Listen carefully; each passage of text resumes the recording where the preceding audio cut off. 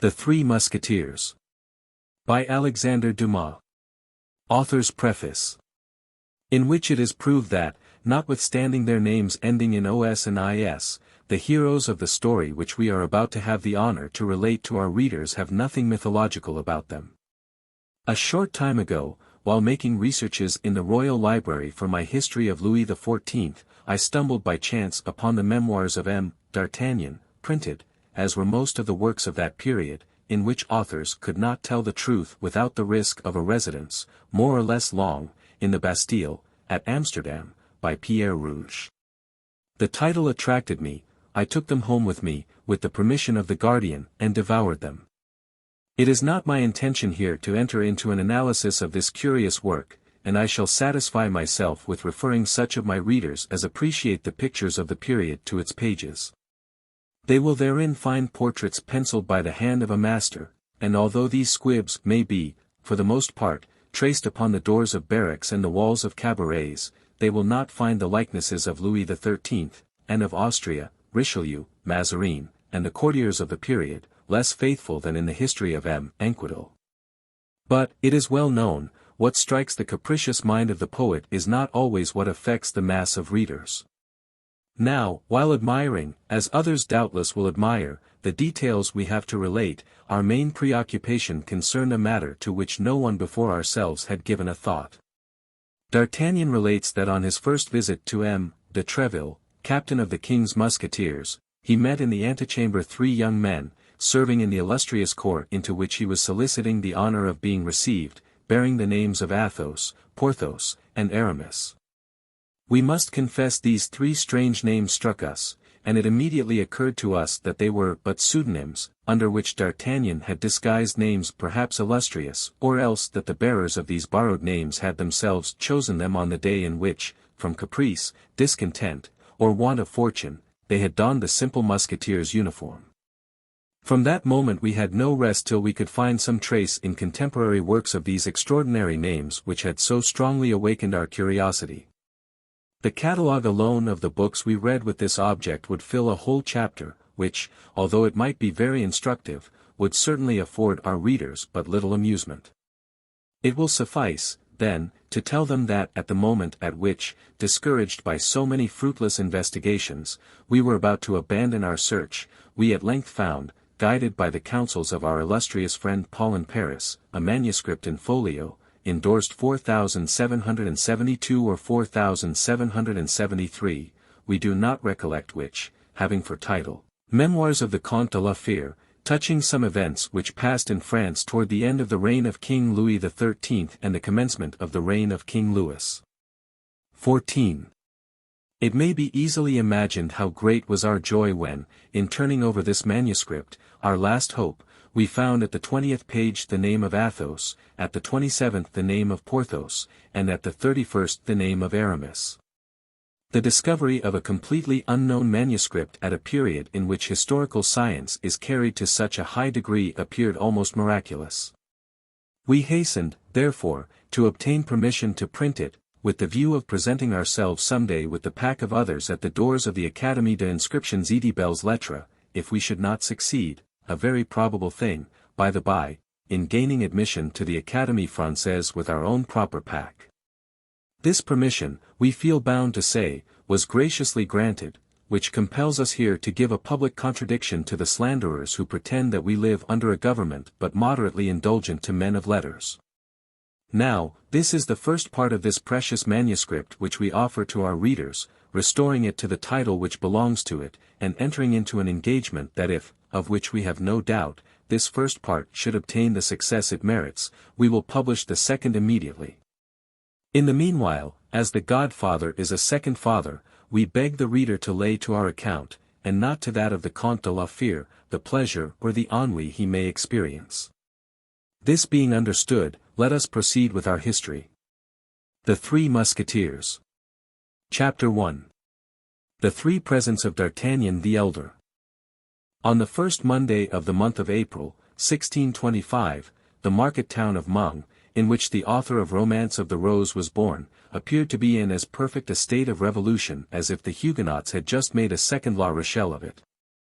Many citizens, seeing the women flying toward the high street, leaving their children crying at the open doors, hastened to don the cuirass, and supporting their somewhat uncertain courage with a musket or a partisan, directed their steps toward the hostelry of the Jolly Miller, before which was gathered, increasing every minute, a compact group, vociferous and full of curiosity. In those times panics were common, and few days passed without some city or other registering in its archives an event of this kind. There were nobles, who made war against each other, there was the king, who made war against the cardinal, there was Spain, which made war against the king. Then, in addition to these concealed or public, secret or open wars, there were robbers, mendicants, Huguenots, wolves, and scoundrels, who made war upon everybody. The citizens always took up arms readily against thieves, wolves or scoundrels, often against nobles or Huguenots, sometimes against the king, but never against the cardinal or Spain. It resulted, then, from this habit that on the said first Monday of April, 1625, the citizens, on hearing the clamour, and seeing neither the red and yellow standard nor the livery of the Duc de Richelieu, rushed toward the hostel of the Jolly Miller. When arrived there, the cause of the hubbub was apparent to all. A young man, we can sketch his portrait at a dash. Imagine to yourself a Don Quixote of 18, a Don Quixote without his corselet, without his coat of mail, without his cuisses, a Don Quixote clothed in a woolen doublet, the blue color of which had faded into a nameless shade between lees of wine and a heavenly azure, face long and brown, high cheekbones, a sign of sagacity, the maxillary muscles enormously developed, an infallible sign by which a Gascon may always be detected, even without his cap, and our young man wore a cap set off with a sort of feather, the eye open and intelligent, the nose hooked, but finely chiseled. Too big for a youth, too small for a grown man, an experienced eye might have taken him for a farmer's son upon a journey had it not been for the long sword which, dangling from a leather baldric, hit against the calves of its owner as he walked, and against the rough side of his steed when he was on horseback. For our young man had a steed which was the observed of all observers. It was a bairn pony, from 12 to 14 years old, yellow in his hide, without a hair in his tail, but not without windgalls on his legs, which, though going with his head lower than his knees, rendering a martingale quite unnecessary, contrived nevertheless to perform his 8 leagues a day. Unfortunately, the qualities of this horse were so well concealed under his strange-colored hide and his unaccountable gait, that at a time when everybody was a connoisseur in horseflesh, the appearance of the aforesaid pony at Mung, which place he had entered about a quarter of an hour before, by the gate of Bugency, produced an unfavourable feeling, which extended to his rider. And this feeling had been more painfully perceived by young D'Artagnan, for so was the Don Quixote of this second Rozinante named, from his not being able to conceal from himself the ridiculous appearance that such a steed gave him, good horseman as he was. He had sighed deeply, therefore, when accepting the gift of the pony from D'Artagnan the elder. He was not ignorant that such a beast was worth at least 20 livres, and the words which had accompanied the present were above all price. "My son," said the old Gascon gentleman, in that pure Béarn patois of which Henry IV could never rid himself, "this horse was born in the house of your father about 13 years ago, and has remained in it ever since, which ought to make you love it. Never sell it, allow it to die tranquilly and honorably of old age, and if you make a campaign with it, take as much care of it as you would of an old servant. At court, provided you have ever the honor to go there," continued D'Artagnan the elder, "an honor to which, remember, your ancient nobility gives you the right, sustain worthily your name of gentleman, which has been worthily borne by your ancestors for 500 years, both for your own sake and the sake of those who belong to you. By the latter I mean your relatives and friends. Endure nothing from anyone except Monsieur the Cardinal and the King. It is by his courage, please observe, by his courage alone, that a gentleman can make his way nowadays. Whoever hesitates for a second perhaps allows the bait to escape which during that exact second fortune held out to him. You are young. You ought to be brave for 2 reasons, the first is that you are a Gascon, and the second is that you are my son. Never fear quarrels, but seek adventures. I have taught you how to handle a sword, you have thews of iron, a wrist of steel. Fight on all occasions. Fight the more for duels being forbidden, since consequently there is twice as much courage in fighting. I have nothing to give you, my son, but 15 crowns, my horse, and the counsels you have just heard. Your mother will add to them a recipe for a certain balsam, which she had from a Bohemian and which has the miraculous virtue of curing all wounds that do not reach the heart. Take advantage of all, and live happily and long. I have but one word to add, and that is to propose an example to you, not mine, for I myself have never appeared at court and have only taken part in religious wars as a volunteer. I speak of M. de Treville, who was formerly my neighbor, and who had the honor to be, as a child, the playfellow of our king, Louis XIII, whom God preserve. Sometimes their play degenerated into battles, and in these battles the king was not always the stronger. The blows which he received increased greatly his esteem and friendship for M. de Treville. Afterward, M. de Treville fought with others, in his first journey to Paris, 5 times, from the death of the late king till the young one came of age, without reckoning wars and sieges, 7 times, and from that date up to the present day, 100 times, perhaps. So that in spite of edicts, ordinances, and decrees, there he is, captain of the Musketeers, that is to say, chief of a legion of Caesars, whom the king holds in great esteem and whom the cardinal dreads, he who dreads nothing, as it is said. Still further, M. de Treville gains 10,000 crowns a year, he is therefore a great noble. He began as you begin. Go to him with this letter, and make him your model in order that you may do as he has done. Upon which M. d'Artagnan the elder girded his own sword round his son, kissed him tenderly on both cheeks, and gave him his benediction. On leaving the paternal chamber, the young man found his mother, who was waiting for him with the famous recipe of which the counsels we have just repeated would necessitate frequent employment. The adieus were on this side longer and more tender than they had been on the other, not that M. d'Artagnan did not love his son, who was his only offspring, but M. d'Artagnan was a man, and he would have considered it unworthy of a man to give way to his feelings, whereas Madame d'Artagnan was a woman, and still more, a mother. She wept abundantly, and, let us speak it to the praise of M. d'Artagnan the younger, notwithstanding the efforts he made to remain firm, as a future musketeer ought, nature prevailed, and he shed many tears, of which he succeeded with great difficulty in concealing the half. The same day the young man set forward on his journey, furnished with the 3 paternal gifts, which consisted, as we have said, of 15 crowns, the horse, and the letter for M. de Treville, the counsels being thrown into the bargain. With such a vade mecum d'Artagnan was morally and physically an exact copy of the hero of Cervantes, to whom we so happily compared him when our duty of an historian placed us under the necessity of sketching his portrait. Don Quixote took windmills for giants, and sheep for armies. D'Artagnan took every smile for an insult, and every look as a provocation, whence it resulted that from Tarbes to Mung his fist was constantly doubled, or his hand on the hilt of his sword, and yet the fist did not descend upon any jaw, nor did the sword issue from its scabbard.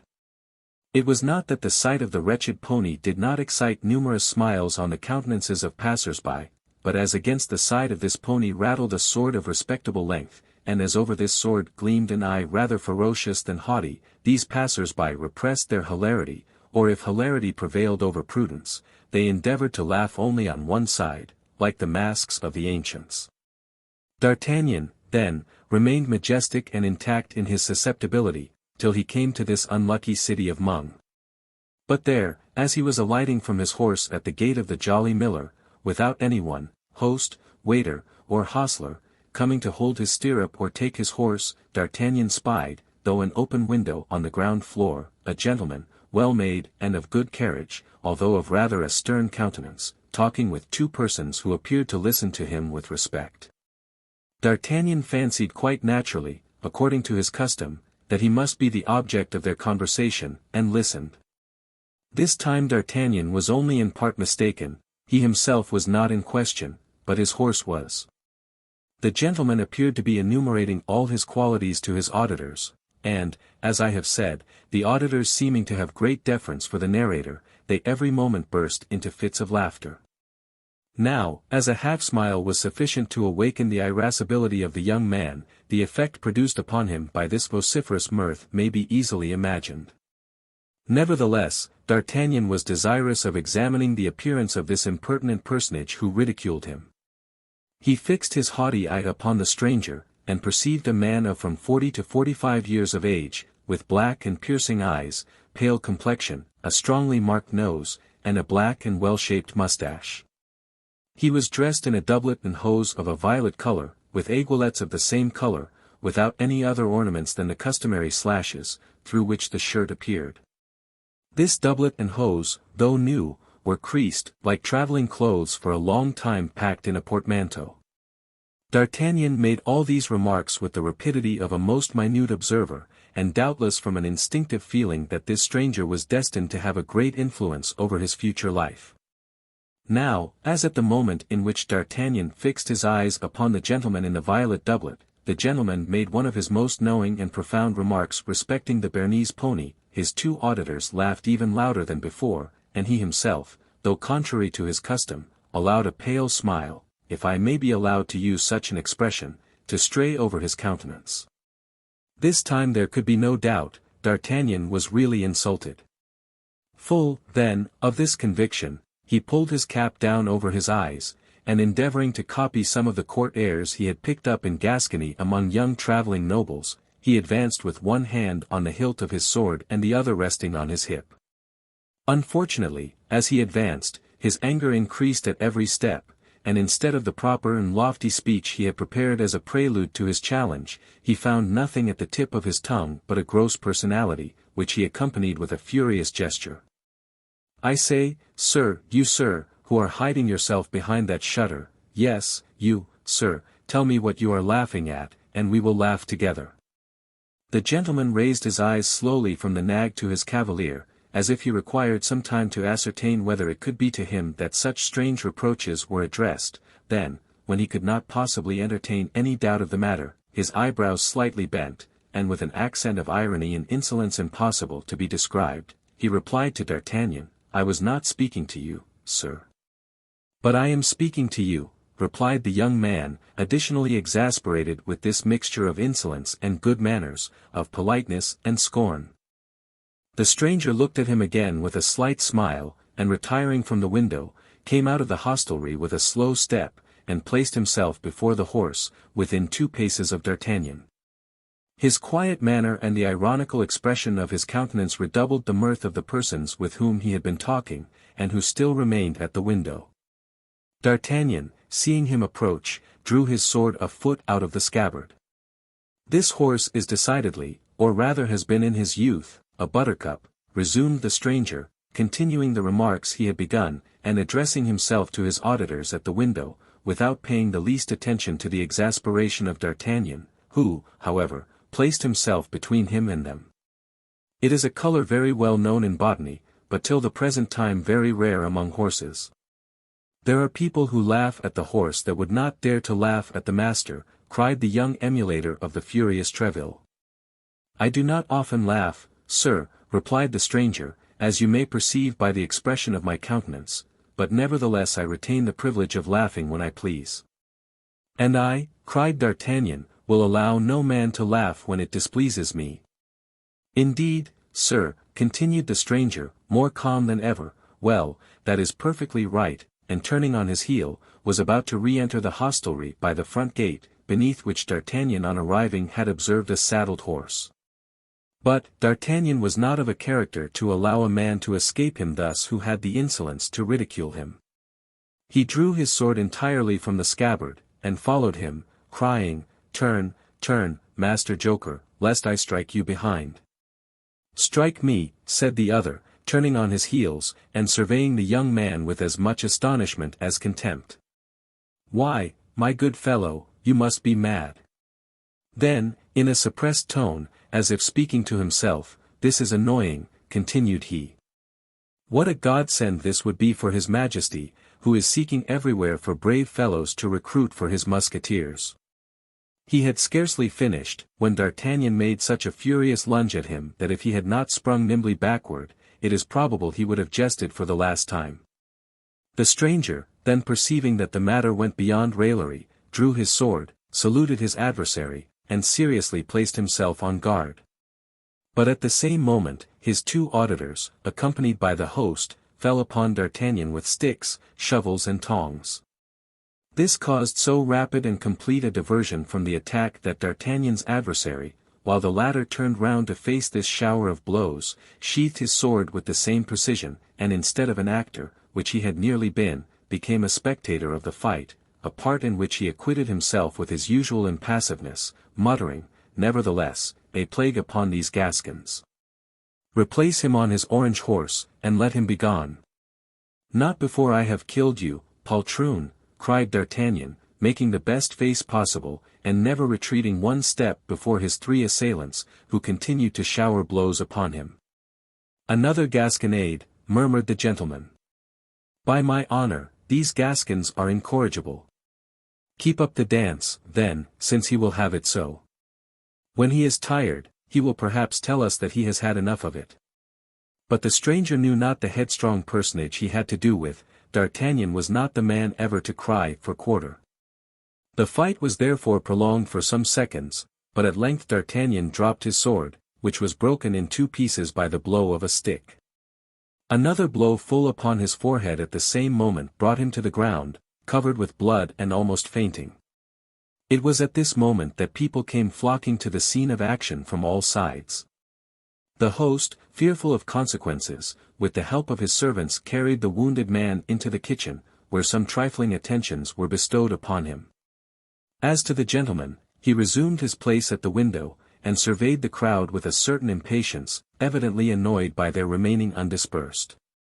"Well, how is it with this madman?" exclaimed he, turning round as the noise of the door announced the entrance of the host, who came in to inquire if he was unhurt.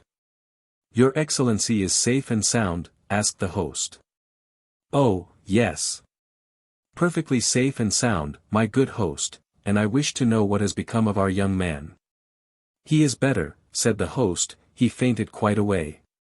"Indeed," said the gentleman.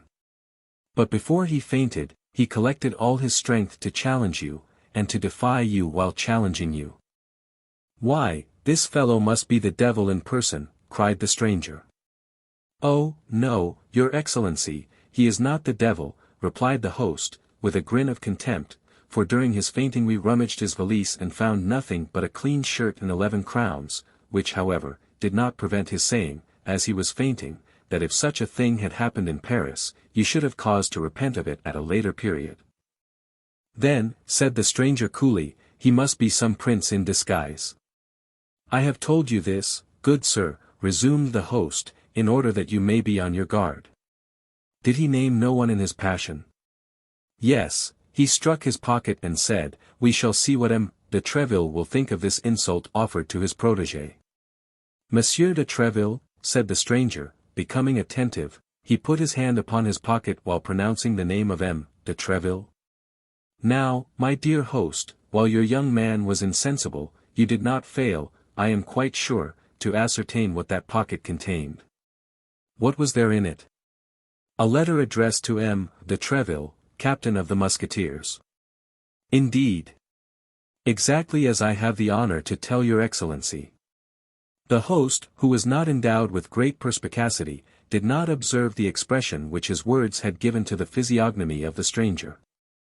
The latter rose from the front of the window, upon the sill of which he had leaned with his elbow, and knitted his brow like a man disquieted. "The devil," murmured he, between his teeth. "Can Treville have set this Gascon upon me?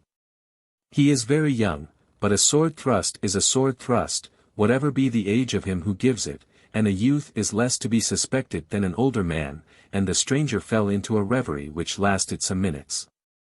A weak obstacle is sometimes sufficient to overthrow a great design. "Host," said he, "could you not contrive to get rid of this frantic boy for me?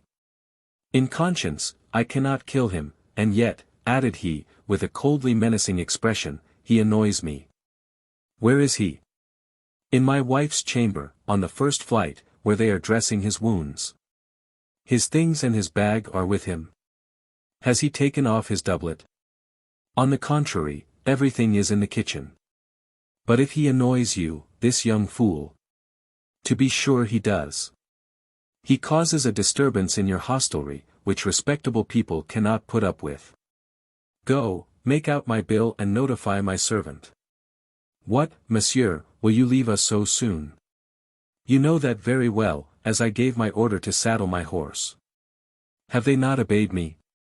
It is done, as your excellency may have observed, your horse is in the great gateway, ready saddled for your departure.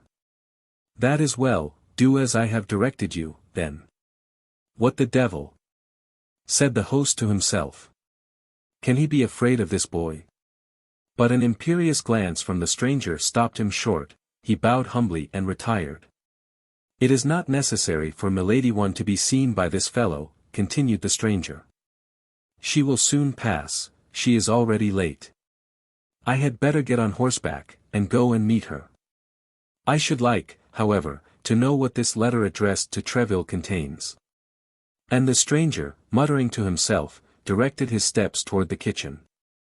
In the meantime, the host, who entertained no doubt that it was the presence of the young man that drove the stranger from his hostelry, reascended to his wife's chamber, and found D'Artagnan just recovering his senses. Giving him to understand that the police would deal with him pretty severely for having sought a quarrel with a great lord, for in the opinion of the host the stranger could be nothing less than a great lord, he insisted that notwithstanding his weakness D'Artagnan should get up and depart as quickly as possible.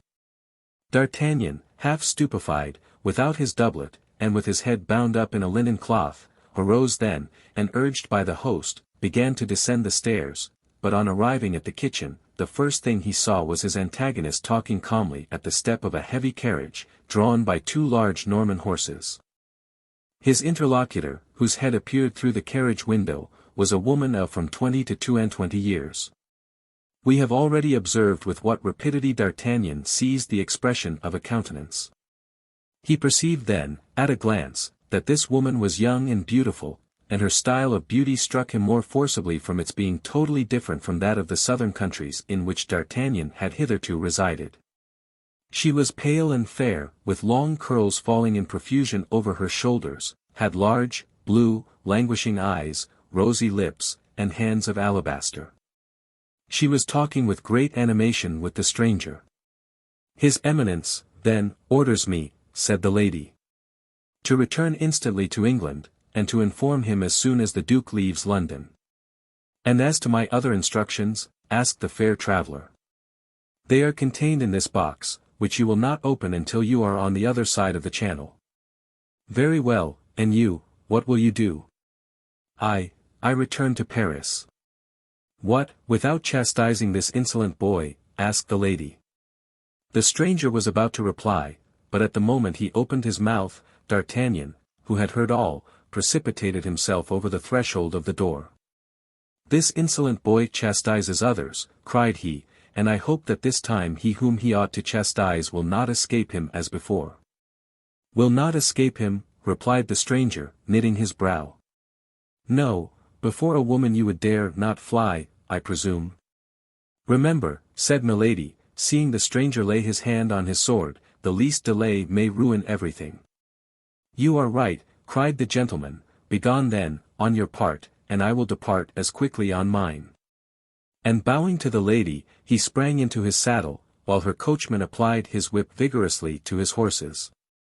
The two interlocutors thus separated, taking opposite directions, at full gallop. Pay him, booby, cried the stranger to his servant, without checking the speed of his horse, and the man, after throwing 2 or 3 silver pieces at the foot of mine host, galloped after his master. Base coward! False gentleman, cried D'Artagnan, springing forward, in his turn, after the servant. But his wound had rendered him too weak to support such an exertion. Scarcely had he gone 10 steps when his ears began to tingle, a faintness seized him, a cloud of blood passed over his eyes, and he fell in the middle of the street, crying still, Coward! Coward! Coward! He is a coward, indeed, grumbled the host, drawing near to D'Artagnan, and endeavoring by this little flattery to make up matters with the young man, as the heron of the fable did with the snail he had despised the evening before. Yes, a base coward, murmured D'Artagnan, but she was very beautiful. What she? Demanded the host. Milady, faltered D'Artagnan, and fainted a second time. Ah, it's all one, said the host, I have lost 2 customers, but this one remains, of whom I am pretty certain for some days to come. There will be 11 crowns gained. It is to be remembered that 11 crowns was just the sum that remained in D'Artagnan's purse. The host had reckoned upon 11 days of confinement at a crown a day, but he had reckoned without his guest. On the following morning at 5 o'clock D'Artagnan arose, and descending to the kitchen without help, asked, among other ingredients the list of which has not come down to us, for some oil, some wine, and some rosemary, and with his mother's recipe in his hand composed a balsam, with which he anointed his numerous wounds, replacing his bandages himself, and positively refusing the assistance of any doctor. D'Artagnan walked about that same evening, and was almost cured by the morrow. But when the time came to pay for his rosemary, this oil, and the wine, the only expense the master had incurred, as he had preserved a strict abstinence, while on the contrary, the yellow horse, by the account of the hostler at least, had eaten 3 times as much as a horse of his size could reasonably be supposed to have done, D'Artagnan found nothing in his pocket but his little old velvet purse with the 11 crowns it contained, for as to the letter addressed to M. de Treville, it had disappeared. The young man commenced his search for the letter with the greatest patience, turning out his pockets of all kinds over and over again, rummaging and re-rummaging in his valise, and opening and reopening his purse, but when he found that he had come to the conviction that the letter was not to be found, he flew, for the 3rd time, into such a rage as was near costing him a fresh consumption of wine, oil, and rosemary, for upon seeing this hot-headed youth become exasperated and threaten to destroy everything in the establishment if his letter were not found, the host seized a spit, his wife a broom handle, and the servants the same sticks they had used the day before. "My letter of recommendation," cried D'Artagnan, "my letter of recommendation. Or, the holy blood, I will spit you all like ortolans." Unfortunately, there was one circumstance which created a powerful obstacle to the accomplishment of this threat, which was, as we have related, that his sword had been in his first conflict broken in 2, and which he had entirely forgotten. Hence, it resulted when D'Artagnan proceeded to draw his sword in earnest, he found himself purely and simply armed with a stump of a sword about 8 or 10 inches in length, which the host had carefully placed in the scabbard. As to the rest of the blade, the master had slyly put that on one side to make himself a larding pin. But this deception would probably not have stopped our fiery young man if the host had not reflected that the reclamation which his guest made was perfectly just. "But, after all," said he, lowering the point of his spit, "where is this letter?" "Yes, where is this letter?" cried D'Artagnan. "In the first place, I warn you that that letter is for M. de Treville, and it must be found, or if it is not found, he will know how to find it." His threat completed the intimidation of the host. After the king and the cardinal, M. de Treville was the man whose name was perhaps most frequently repeated by the military, and even by citizens. There was, to be sure, Father Joseph, but his name was never pronounced but with a subdued voice, such was the terror inspired by his grey eminence, as the cardinal's familiar was called. Throwing down his spit, and ordering his wife to do the same with her broom handle, and the servants with their sticks, he set the first example of commencing an earnest search for the lost letter. "Does the letter contain anything valuable?" demanded the host, after a few minutes of useless investigation. "Zounds! I think it does indeed," cried the Gascon, who reckoned upon this letter for making his way at court. "It contained my fortune." "Bills upon Spain?" asked the disturbed host. "Bills upon His Majesty's private treasury," answered D'Artagnan, who, reckoning upon entering into the king's service in consequence of this recommendation, believed he could make this somewhat hazardous reply without telling of a falsehood. "The devil!" cried the host, at his wit's end. "But it's of no importance," continued D'Artagnan, with natural assurance, "it's of no importance. The money is nothing, that letter was everything. I would rather have lost 1,000 pistoles than have lost it." He would not have risked more if he had said 20,000, but a certain juvenile modesty restrained him. A ray of light all at once broke upon the mind of the host as he was giving himself to the devil upon finding nothing. "That letter is not lost," cried he. "What?" cried D'Artagnan. "No, it has been stolen from you." "Stolen? By whom?" "By the gentleman who was here yesterday. He came down into the kitchen, where your doublet was. He remained there some time alone. I would lay a wager he has stolen it." "Do you think so?" answered D'Artagnan, but little convinced, as he knew better than anyone else how entirely personal the value of this letter was, and saw nothing in it likely to tempt cupidity. The fact was that none of his servants, none of the travelers present, could have gained anything by being possessed of this paper. "Do you say," resumed D'Artagnan, "that you suspect that impertinent gentleman?" "I tell you I am sure of it," continued the host. "When I informed him that your lordship was the protégé of M. de Treville, and that you even had a letter for that illustrious gentleman, he appeared to be very much disturbed, and asked me where that letter was, and immediately came down into the kitchen, where he knew your doublet was." "Then that's my thief," replied D'Artagnan. "I will complain to M. de Treville, and M. de Treville will complain to the king." He then drew 2 crowns majestically from his purse and gave them to the host, who accompanied him, cap in hand, to the gate, and remounted his yellow horse, which bore him without any further accident to the gate of Saint Antoine at Paris, where his owner sold him for 3 crowns, which was a very good price, considering that D'Artagnan had ridden him hard during the last stage. Thus the dealer to whom D'Artagnan sold him for the 9 livres did not conceal from the young man that he only gave that enormous sum for him on the account of the originality of his color. Thus D'Artagnan entered Paris on foot, carrying his little packet under his arm, and walked about till he found an apartment to be let on terms suited to the scantiness of his means. This chamber was a sort of garret, situated in the Rue des Fossoyeurs, near the Luxembourg. As soon as the earnest money was paid, D'Artagnan took possession of his lodging, and passed the remainder of the day in sewing onto his doublet and hose some ornamental braiding which his mother had taken off an almost new doublet of the elder M. D'Artagnan, and which she had given her son secretly. Next he went to the Quai de Ferry to have a new blade put to his sword, and then returned toward the Louvre, inquiring of the first musketeer he met for the situation of the hotel of M. de Treville, which proved to be in the Rue du Vieux Colombier, that is to say, in the immediate vicinity of the chamber hired by D'Artagnan, a circumstance which appeared to furnish a happy augury for the success of his journey. After this, satisfied with the way in which he had conducted himself at Meung, without remorse for the past, confident in the present, and full of hope for the future, he retired to bed and slept the sleep of the brave. This sleep, provincial as it was, brought him to 9 o'clock in the morning, at which hour he rose, in order to repair to the residence of M. de Treville, the 3rd personage in the kingdom, in the paternal estimation. Chapter 2. The antechamber of M. de Treville.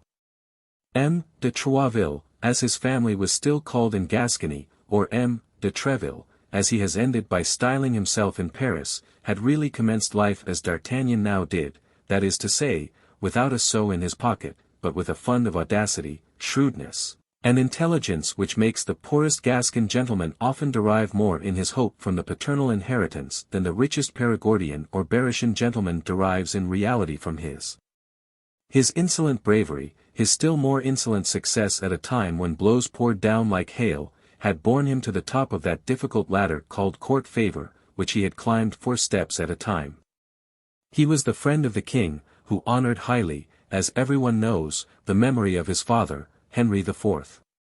The father of M. de Treville had served him so faithfully in his wars against the League that in default of money, a thing to which the Béarnais was accustomed all his life, and who constantly paid his debts with that of which he never stood in need of borrowing, that is to say, with ready wit, in default of money, we repeat, he authorized him, after the reduction of Paris, to assume for his arms a golden lion passant upon gules, with the motto Fidelis et Fortis. This was a great matter in the way of honor, but very little in the way of wealth, so that when the illustrious companion of the great Henry died, the only inheritance he was able to leave his son was his sword and his motto. Thanks to this double gift and the spotless name that accompanied it, M. de Treville was admitted into the household of the young prince where he made such good use of his sword, and was so faithful to his motto, that Louis XIII, one of the good blades of his kingdom, was accustomed to say that if he had a friend who was about to fight, he would advise him to choose as a second, himself first, and Treville next, or even, perhaps, before himself. Thus Louis XIII had a real liking for Treville, a royal liking, a self-interested liking, it is true, but still a liking. At that unhappy period it was an important consideration to be surrounded by such men as Treville. Many might take for their device the epithet strong, which formed the second part of his motto, but very few gentlemen could lay claim to the faithful, which constituted the first. Treville was one of these latter. His was one of those rare organizations, endowed with an obedient intelligence like that of the dog, with a blind valor, a quick eye, and a prompt hand, to whom sight appeared only to be given to see if the king were dissatisfied with anyone, and the hand to strike this displeasing personage, whether a Bismay, a Morevers, a Pulchet de Mere, or a Vitry. In short, up to this period nothing had been wanting to Treville but opportunity, but he was ever on the watch for it, and he faithfully promised himself that he would not fail to seize it by its 3 hairs whenever it came within reach of his hand. At last Louis XIII made Treville the captain of his Musketeers, who were to Louis XIII in devotedness, or rather in fanaticism, what his ordinaries had been to Henry III, and his Scotch Guard to Louis XI. On his part, the cardinal was not behind the king in this respect. When he saw the formidable and chosen body with which Louis XIII had surrounded himself, this second, or rather this first king of France, became desirous that he, too, should have his guard. He had his Musketeers therefore, as Louis XIII had his, and these two powerful rivals vied with each other in procuring, not only from all the provinces of France, but even from all foreign states, the most celebrated swordsmen. It was not uncommon for Richelieu and Louis XIII to dispute over their evening game of chess upon the merits of their servants. Each boasted the bearing and the courage of his own people. While exclaiming loudly against duels and brawls, they excited them secretly to quarrel, deriving an immoderate satisfaction or genuine regret from the success or defeat of their own combatants. We learn this from the memoirs of a man who was concerned in some few of these defeats and in many of these victories. Treville had grasped the weak side of his master, and it was to this address that he owed the long and constant favor of a king who has not left the reputation behind him of being very faithful in his friendships. He paraded his Musketeers before the Cardinal Armand Duplessis with an insolent air which made the grey moustache of his eminence curl with ire. Treville understood admirably the war method of that period, in which he who could not live at the expense of the enemy must live at the expense of his compatriots. His soldiers formed a legion of devil-may-care fellows, perfectly undisciplined toward all but himself. Loose, half-drunk, imposing, the king's Musketeers, or rather de Trevilles, spread themselves about in the cabarets, in the public walks, and the public sports, shouting, twisting their moustaches, clanking their swords, and taking great pleasure in annoying the guards of the cardinal whenever they could fall in with them, then drawing in the open streets, as if it were the best of all possible sports, sometimes killed, but sure in that case to be both wept and avenged, often killing others.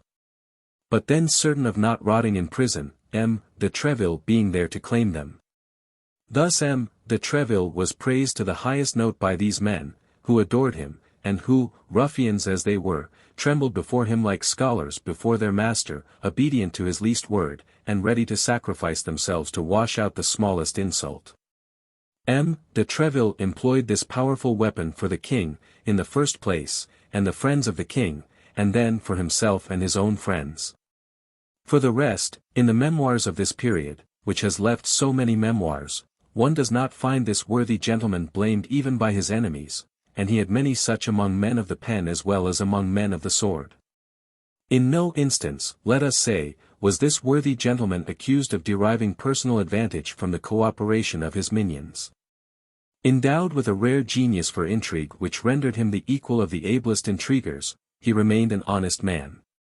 Still further, in spite of sword thrusts which weaken, and painful exercises which fatigue, he had become one of the most gallant frequenters of revels, one of the most insinuating ladies' men, one of the softest whisperers of interesting nothings of his day, the bonnes fortunes of de Treville were talked of as those of M. de Bassompierre had been talked of 20 years before, and that was not saying a little. The captain of the Musketeers was therefore admired, feared, and loved, and this constitutes the zenith of human fortune. Louis XIV absorbed all the smaller stars of his court in his own vast radiance, but his father, a son pluribus impar, left his personal splendor to each of his favorites, his individual value to each of his courtiers. In addition to the leaves of the king and the cardinal, there might be reckoned in Paris at that time more than 200 smaller but still noteworthy leaves. Among these 200 leaves, that of Treville was one of the most sought. The court of his hotel, situated in the Rue du Vieux Colombier, resembled a camp from by 6 o'clock in the morning in summer and 8 o'clock in winter. From 50 to 60 musketeers, who appeared to replace one another in order always to present an imposing number, paraded constantly, armed to the teeth and ready for anything. On one of those immense staircases, upon whose space modern civilization would build a whole house, ascended and descended the office-seekers of Paris, who ran after any sort of favor, gentlemen from the provinces anxious to be enrolled, and servants in all sorts of liveries, bringing and carrying messages between their masters and M. de Treville. In the antechamber, upon long circular benches, reposed the elect, that is to say, those who were called. In this apartment a continued buzzing prevailed from morning till night, while M. de Treville, in his office contiguous to this antechamber, received visits, listened to complaints, gave his orders, and like the king in his balcony at the Louvre, had only to place himself at the window to review both his men and arms. The day on which D'Artagnan presented himself the assemblage was imposing, particularly for a provincial just arriving from his province. It is true that this provincial was a Gascon, and that, particularly at this period, the compatriots of D'Artagnan had the reputation of not being easily intimidated. When he had once passed the massive door covered with long square-headed nails, he fell into the midst of a troop of swordsmen, who crossed one another in their passage, calling out, quarreling, and playing tricks one with another. In order to make one's way amid these turbulent and conflicting waves, it was necessary to be an officer, a great noble, or a pretty woman. It was, then, into the midst of this tumult and disorder that our young man advanced with a beating heart, ranging his long rapier up his lanky leg, and keeping one hand on the edge of his cap, with that half-smile of the embarrassed provincial who wishes to put on a good face. When he had passed one group he began to breathe more freely, but he could not help observing that they turned round to look at him, and for the first time in his life D'Artagnan, who had till that day entertained a very good opinion of himself, felt ridiculous. Arrived at the staircase, it was still worse. There were 4 musketeers on the bottom steps, amusing themselves with the following exercise, while 10 or 12 of their comrades waited upon the landing place to take their turn in the sport. One of them, stationed upon the top stair, naked sword in hand, prevented, or at least endeavored to prevent, the 3 others from ascending. These 3 others fenced against him with their agile swords. D'Artagnan at first took these weapons for foils, and believed them to be buttoned, but he soon perceived by certain scratches that every weapon was pointed and sharpened, and that at each of these scratches not only the spectators, but even the actors themselves, laughed like so many madmen. He who at the moment occupied the upper step kept his adversaries marvelously in check. A circle was formed around them. The conditions required that at every hit the man touched should quit the game, yielding his turn for the benefit of the adversary who had hit him. In 5 minutes 3 were slightly wounded, one on the hand, another on the ear, by the defender of the stair, who himself remained intact, a piece of skill which was worth to him, according to the rules agreed upon, 3 turns of favor. However difficult it might be, or rather as he pretended it was, to astonish our young traveller, this pastime really astonished him. He had seen in his province, that land in which heads become so easily heated, a few of the preliminaries of duels, but the daring of these 4 fencers appeared to him the strongest he had ever heard of even in Gascony. He believed himself transported into that famous country of giants into which Gulliver afterward went and was so frightened, and yet he had not gained the goal, for there were still the landing place and the antechamber. On the landing they were no longer fighting, but amused themselves with stories about women, and in the antechamber, with stories about the court. On the landing D'Artagnan blushed, in the antechamber he trembled. His warm and fickle imagination, which in Gascony had rendered him formidable to young chambermaids, and even sometimes their mistresses, had never dreamed, even in moments of delirium, of half the amorous wonders or a quarter of the feats of gallantry which were here set forth in connection with names the best known and with details the least concealed. But if his morals were shocked on the landing, his respect for the cardinal was scandalized in the antechamber. There, to his great astonishment, D'Artagnan heard the policy which made all Europe tremble criticized aloud and openly, as well as the private life of the cardinal, which so many great nobles had been punished for trying to pry into. That great man who was so revered by D'Artagnan the elder served as an object of ridicule to the Musketeers of Treville, who cracked their jokes upon his bandy legs and his crooked back. Some sang ballads about Madame d'Aiguillon, his mistress, and Madame Cambalet, his niece, while others formed parties and plans to annoy the pages and guards of the Cardinal Duke, all things which appeared to D'Artagnan monstrous impossibilities. Nevertheless, when the name of the king was now and then uttered unthinkingly amid all these cardinal jests, a sort of gag seemed to close for a moment on all these jeering mouths.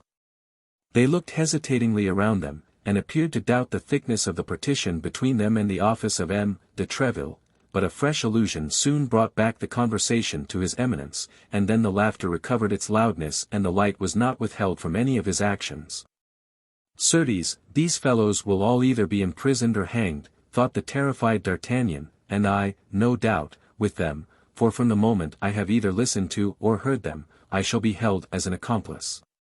What would my good father say, who so strongly pointed out to me the respect due to the cardinal, if he knew I was in the society of such pagans? We have no need, therefore, to say that D'Artagnan dared not join in the conversation, only he looked with all his eyes and listened with all his ears, stretching his 5 senses so as to lose nothing, and despite his confidence on the paternal admonitions, he felt himself carried by his tastes and led by his instincts to praise rather than to blame the unheard of things which were taking place. Although he was a perfect stranger in the court of M. de Treville's courtiers, and this his first appearance in that place, he was at length noticed, and somebody came and asked him what he wanted. At this demand D'Artagnan gave his name very modestly, emphasized the title of compatriot, and begged the servant who had put the question to him to request a moment's audience of M. de Treville, a request which the other, with an air of protection, promised to transmit in due season.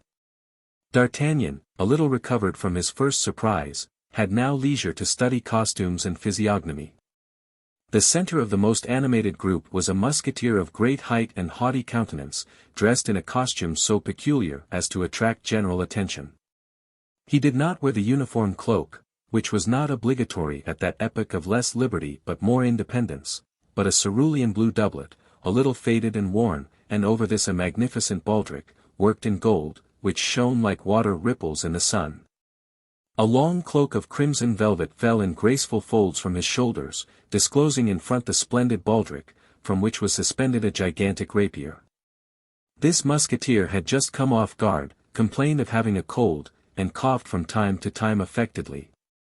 It was for this reason, as he said to those around him, that he had put on his cloak, and while he spoke with a lofty air and twisted his moustache disdainfully, all admired his embroidered baldric, and D'Artagnan more than anyone.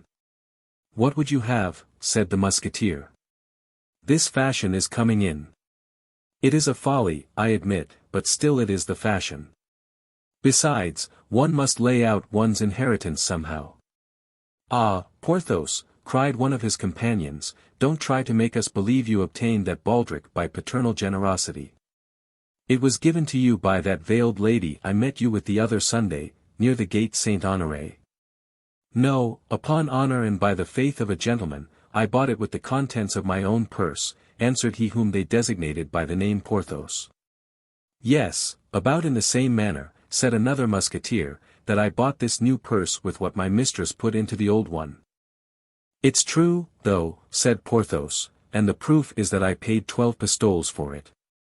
The wonder was increased, though the doubt continued to exist. "Is it not true, Aramis?" said Porthos, turning toward another musketeer. This other musketeer formed a perfect contrast to his interrogator, who had just designated him by the name of Aramis.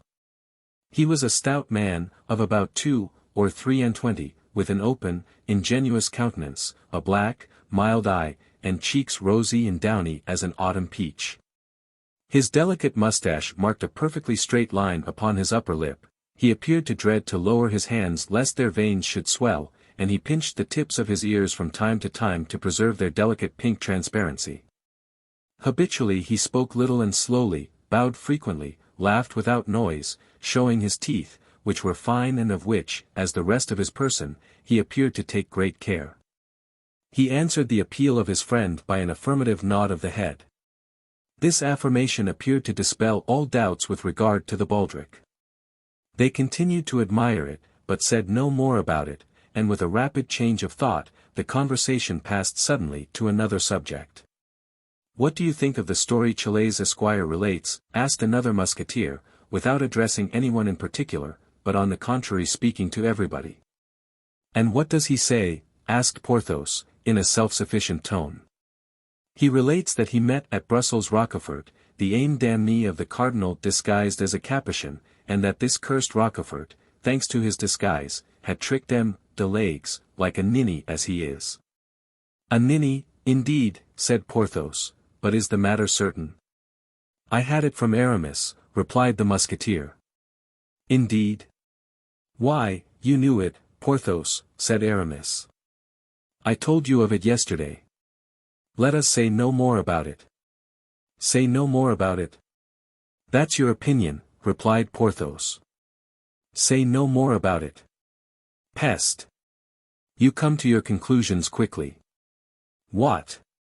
The cardinal sets a spy upon a gentleman, has his letters stolen from him by means of a traitor, a brigand, a rascal, has, with the help of this spy and thanks to this correspondence, Chalais's throat cut, under the stupid pretext that he wanted to kill the king and marry Monsieur to the queen. Nobody knew a word of this enigma. You unraveled it yesterday to the great satisfaction of all, and while we are still gaping with wonder at the news, you come and tell us today, let us say no more about it. Well, then, let us talk about it, since you desire it, replied Aramis, patiently. This Rochefort, cried Porthos, if I were the esquire of poor Chalais, should pass a minute or two very uncomfortably with me. And you would pass rather a sad quarter-hour with the Red Duke, replied Aramis. Oh, the Red Duke! Bravo! Bravo! The Red Duke, cried Porthos, clapping his hands and nodding his head. The Red Duke is capital. I'll circulate that saying, be assured, my dear fellow. Who says this Aramis is not a wit?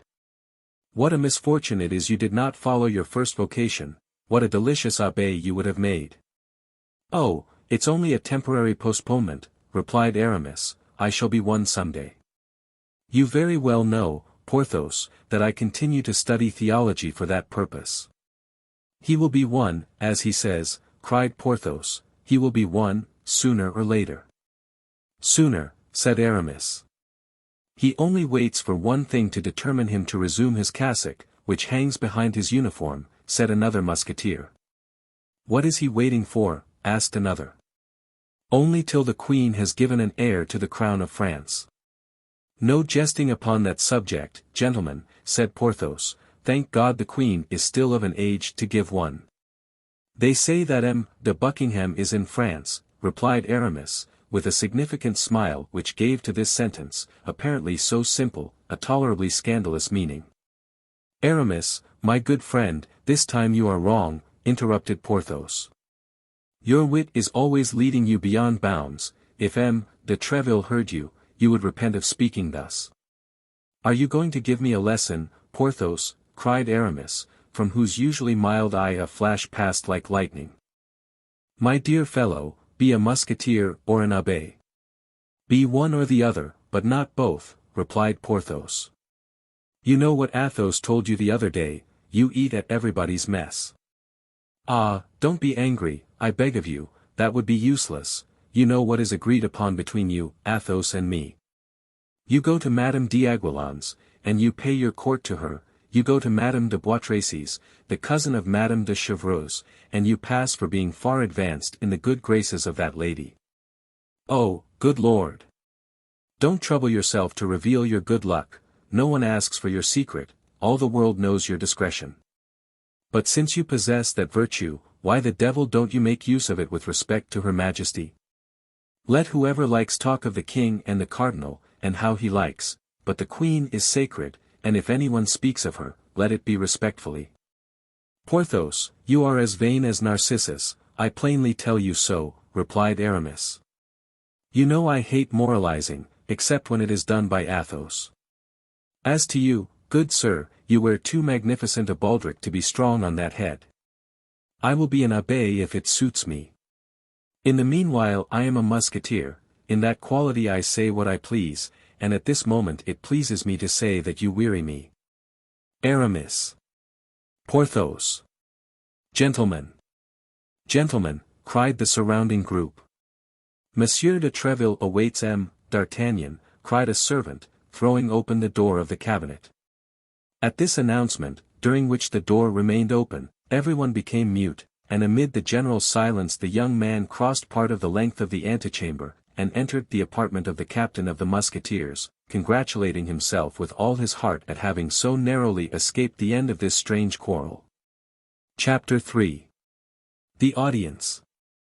De Treville was at the moment in rather ill humor, nevertheless he saluted the young man politely, who bowed to the very ground, and he smiled on receiving D'Artagnan's response, the Béarnese accent of which recalled to him at the same time his youth and his country, a double remembrance which makes a man smile at all ages, but stepping toward the antechamber and making a sign to D'Artagnan with his hand, as if to ask his permission to finish with others before he began with him, he called 3 times, with a louder voice at each time, so that he ran through the intervening tones between the imperative accent and the angry accent. Athos. Porthos. Aramis. The 2 musketeers with whom we have already made acquaintance, and who answered to the last 2 of these 3 names, immediately quitted the group of which they had formed a part, and advanced toward the cabinet, the door of which closed after them as soon as they had entered. Their appearance, although it was not quite at ease, excited by its carelessness, at once full of dignity and submission, the admiration of D'Artagnan, who beheld in these 2 men demigods, and in their leader an Olympian Jupiter, armed with all his thunders. When the 2 musketeers had entered, when the door was closed behind them, when the buzzing murmur of the antechamber, to which the summons which had been made had doubtless furnished fresh food, had recommenced, when de Treville had 3 or 4 times paced in silence, and with a frowning brow, the whole length of his cabinet, passing each time before Porthos and Aramis, who were as upright and silent as if on parade, he stopped all at once full in front of them, and covering them from head to foot with an angry look. Do you know what the king said to me, cried he, and that no longer ago than yesterday evening? Do you know, gentlemen? No, replied the 2 musketeers, after a moment's silence. No, sir, we do not. But I hope that you will do us the honor to tell us, added Aramis, in his politest tone and with his most graceful bow. He told me that he should henceforth recruit his musketeers from among the guards of Monsieur the Cardinal. The guards of the Cardinal. And why so? Asked Porthos, warmly. Because he plainly perceives that his piquet too stands in need of being enlivened by a mixture of good wine. The 2 musketeers reddened to the whites of their eyes. D'Artagnan did not know where he was, and wished himself 100 feet underground. Yes, yes, continued de Treville, growing warmer as he spoke, and His Majesty was right, for, upon my honor, it is true that the musketeers make but a miserable figure at court. The cardinal related yesterday while playing with the king, with an air of condolence very displeasing to me, that the day before yesterday those damned musketeers, those daredevils, he dwelt upon those words with an ironical tone still more displeasing to me, those braggarts, added he, glancing at me with his tiger-cat's eye, had made a riot in the Rue Ferou in a cabaret, and that a party of his guards, I thought he was going to laugh in my face, had been forced to arrest the rioters. Morbleu! You must know something about it. Arrest musketeers. You were among them, you were. Don't deny it, you were recognized, and the cardinal named you. But it's all my fault, yes, it's all my fault, because it is myself who selects my men. You, Aramis, Why the devil did you ask me for a uniform when you would have been so much better in a cassock? And you, Porthos, do you only wear such a fine golden baldric to suspend a sword of straw from it? And Athos, I don't see Athos. Where is he? Ill. Very ill, say you. And of what malady? It is feared that it may be the smallpox, sir, replied Porthos, desirous of taking his turn in the conversation, and what is serious is that it will certainly spoil his face. The smallpox. That's a great story to tell me, Porthos. Sick of the smallpox at his age. No, no, but wounded without doubt, killed, perhaps. Ah, if I knew. Sblood.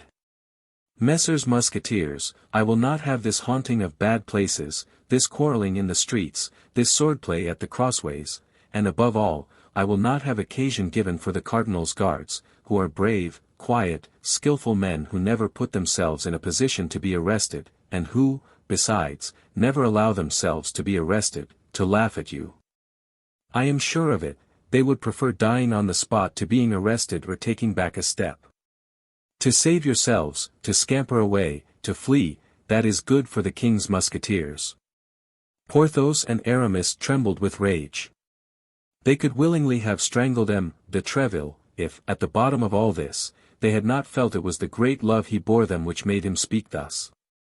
They stamped upon the carpet with their feet, they bit their lips till the blood came, and grasped the hilts of their swords with all their might. All without had heard, as we have said, Athos, Porthos, and Aramis called, and had guessed, from M. de Treville's tone of voice, that he was very angry about something. 10 curious heads were glued to the tapestry and became pale with fury, for their ears, closely applied to the door, did not lose a syllable of what he said, while their mouths repeated as he went on, the insulting expressions of the captain to all the people in the antechamber. In an instant, from the door of the cabinet to the street gate, the whole hotel was boiling. Ah! The king's musketeers are arrested by the guards of the cardinal, are they? Continued M. de Treville, as furious at heart as his soldiers, but emphasizing his words and plunging them, one by one, so to say, like so many blows of a stiletto, into the bosoms of his auditors. What? 6 of his Eminence's guards arrest 6 of his Majesty's musketeers. Morbleu! My part is taken. I will go straight to the Louvre, I will give in my resignation as captain of the king's musketeers to take a lieutenancy in the cardinal's guards, and if he refuses me, morbleu, I will turn abbé. At these words, the murmur without became an explosion, nothing was to be heard but oaths and blasphemies. The Morbleux, the Sang-Dieus, the Morts Touts les Diables, crossed one another in the air. D'Artagnan looked for some tapestry behind which he might hide himself, and felt an immense inclination to crawl under the table. Well, my captain, said Porthos, quite beside himself, the truth is that we were 6 against 6. But we were not captured by fair means, and before we had time to draw our swords, 2 of our party were dead, and Athos, grievously wounded, was very little better. For you know Athos. Well, captain, he endeavored twice to get up, and fell again twice. And we did not surrender, no. They dragged us away by force. On the way we escaped. As for Athos, they believed him to be dead, and left him very quiet on the field of battle, not thinking it worth the trouble to carry him away. That's the whole story. What the devil, captain, one cannot win all one's battles. The great Pompey lost that of Pharsalia, and Francis I, who was, as I have heard say, as good as other folks, nevertheless lost the battle of Pavia. And I have the honor of assuring you that I killed one of them with his own sword, said Aramis, for mine was broken at the first parry.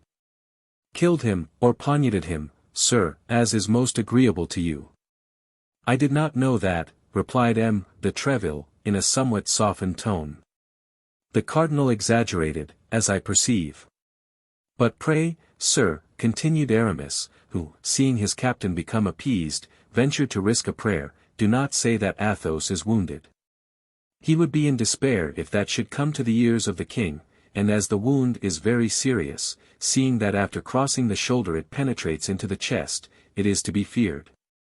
At this instant the tapestry was raised and a noble and handsome head, but frightfully pale, appeared under the fringe.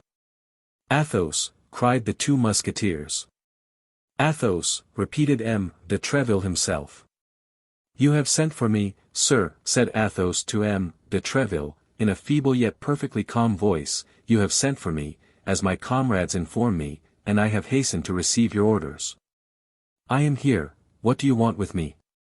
And at these words, the musketeer, in irreproachable costume, belted as usual, with a tolerably firm step, entered the cabinet. M. de Treville, moved to the bottom of his heart by this proof of courage, sprang toward him.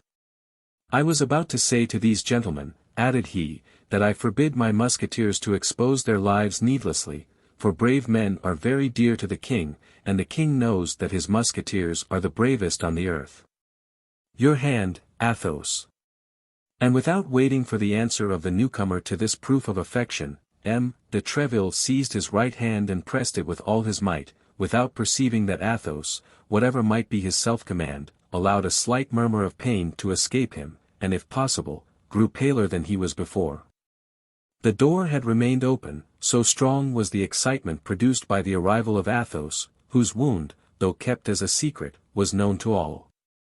A burst of satisfaction hailed the last words of the captain, and 2 or 3 heads, carried away by the enthusiasm of the moment, appeared through the openings of the tapestry. M. de Treville was about to reprehend this breach of the rules of etiquette, when he felt the hand of Athos, who had rallied all his energies to contend against pain, at length overcome by it, fell upon the floor as if he were dead. "A surgeon," cried M. de Treville, "mine. The king's. The best. A surgeon. Or, s blood, my brave Athos will die." At the cries of M. de Treville, the whole assemblage rushed into the cabinet, he not thinking to shut the door against anyone, and all crowded round the wounded man. But all this eager attention might have been useless if the doctor so loudly called for had not chanced to be in the hotel. He pushed through the crowd, approached Athos, still insensible, and as all this noise and commotion inconvenienced him greatly, he required, as the first and most urgent thing, that the musketeer should be carried into an adjoining chamber. Immediately M. de Treville opened and pointed the way to Porthos and Aramis, who bore their comrade in their arms. Behind this group walked the surgeon, and behind the surgeon the door closed. The cabinet of M. de Treville, generally held so sacred, became in an instant the annex of the antechamber. Everyone spoke, harangued, and vociferated, swearing, cursing, and consigning the cardinal and his guards to all the devils. An instant after, Porthos and Aramis re-entered, the surgeon and M. de Treville alone remaining with the wounded. At length, M. de Treville himself returned. The injured man had recovered his senses. The surgeon declared that the situation of the musketeer had nothing in it to render his friends uneasy, his weakness having been purely and simply caused by loss of blood. Then M. de Treville made a sign with his hand, and all retired except D'Artagnan, who did not forget that he had an audience, and with the tenacity of a Gascon remained in his place. When all had gone out and the door was closed, M. de Treville, on turning round, found himself alone with the young man. The event which had occurred had in some degree broken the thread of his ideas. He inquired what was the will of his persevering visitor. D'Artagnan then repeated his name, and in an instant recovering all his remembrances of the present and the past, M. de Treville grasped the situation. "Pardon me," said he, smiling, "pardon me my dear compatriot, but I had wholly forgotten you. But what help is there for it? A captain is nothing but a father of a family, charged with even a greater responsibility than the father of an ordinary family. Soldiers are big children, but as I maintain that the orders of the king, and more particularly the orders of the cardinal, should be executed." D'Artagnan could not restrain a smile. By this smile M. de Treville judged that he had not to deal with a fool, and changing the conversation, came straight to the point. "I respected your father very much," said he. "What can I do for the son? Tell me quickly, my time is not my own." Monsieur, said D'Artagnan, on quitting Tarbes and coming hither, it was my intention to request of you, in remembrance of the friendship which you have not forgotten, the uniform of a musketeer, but after all that I have seen during the last 2 hours, I comprehend that such a favour is enormous, and tremble lest I should not merit it. It is indeed a favour, young man, replied M. de Treville, but it may not be so far beyond your hopes as you believe, or rather as you appear to believe. But His Majesty's decision is always necessary, and I inform you with regret that no one becomes a musketeer without the preliminary ordeal of several campaigns, certain brilliant actions, or a service of 2 years in some other regiment less favoured than ours. D'Artagnan bowed without replying, feeling his desire to don the musketeer's uniform vastly increased by the great difficulties which preceded the attainment of it. But, continued M. de Treville, fixing upon his compatriot a look so piercing that it might be said he wished to read the thoughts of his heart, on account of my old companion, your father, as I have said, I will do something for you, young man. Our recruits from Béarn are not generally very rich, and I have no reason to think matters have much changed in this respect since I left the province. I dare say you have not brought too large a stock of money with you. D'Artagnan drew himself up with a proud air which plainly said, I ask alms of no man. Oh, that's very well, young man, continued M. de Treville, that's all very well. I know these airs. I myself came to Paris with 4 crowns in my purse, and would have fought with anyone who dared to tell me I was not in a condition to purchase the Louvre. D'Artagnan's bearing became still more imposing. Thanks to the sale of his horse, he commenced his career with 4 more crowns than M. de Treville possessed at the commencement of his. You ought, I say, then, to husband the means you have, however large the sum may be, but you ought also to endeavour to perfect yourself in the exercises becoming a gentleman. I will write a letter today to the director of the Royal Academy, and tomorrow he will admit you without any expense to yourself. Do not refuse this little service. Our best-born and richest gentlemen sometimes solicit it without being able to obtain it. You will learn horsemanship, swordsmanship in all its branches, and dancing.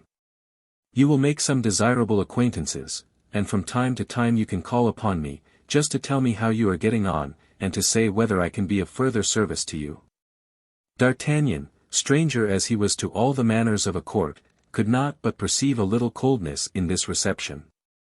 Alas, sir, said he, I cannot but perceive how sadly I missed the letter of introduction which my father gave me to present to you. I certainly am surprised, replied M. de Treville, that you should undertake so long a journey without that necessary passport, the sole resource of us poor Béarnese. I had one, sir, and, thank God, such as I could wish, cried D'Artagnan, but it was perfidiously stolen from me.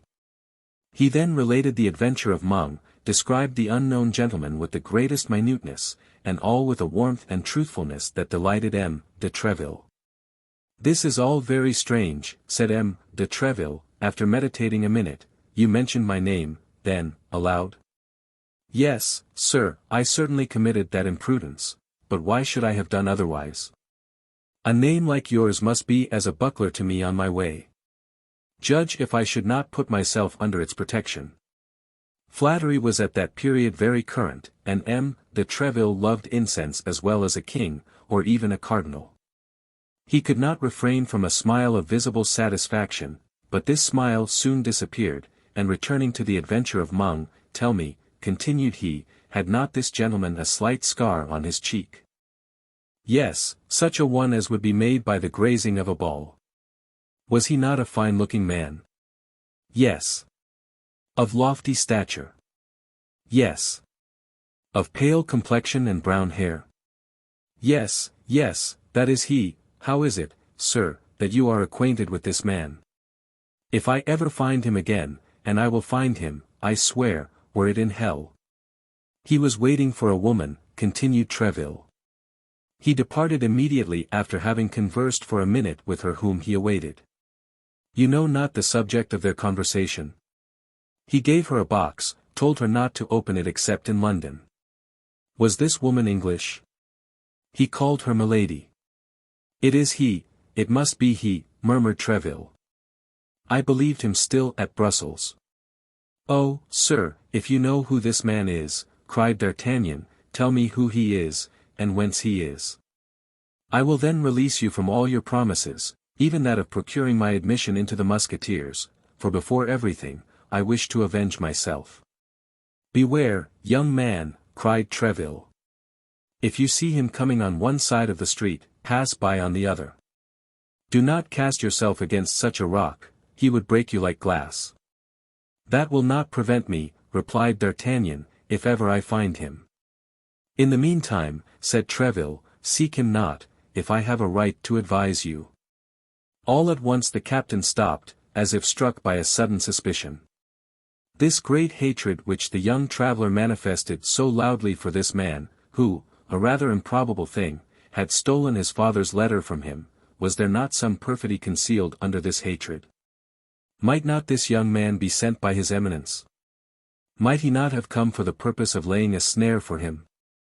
This pretended D'Artagnan, was he not an emissary of the cardinal, whom the cardinal sought to introduce into Treville's house, to place near him, to win his confidence, and afterward to ruin him as had been done in 1,000 other instances? He fixed his eyes upon D'Artagnan even more earnestly than before.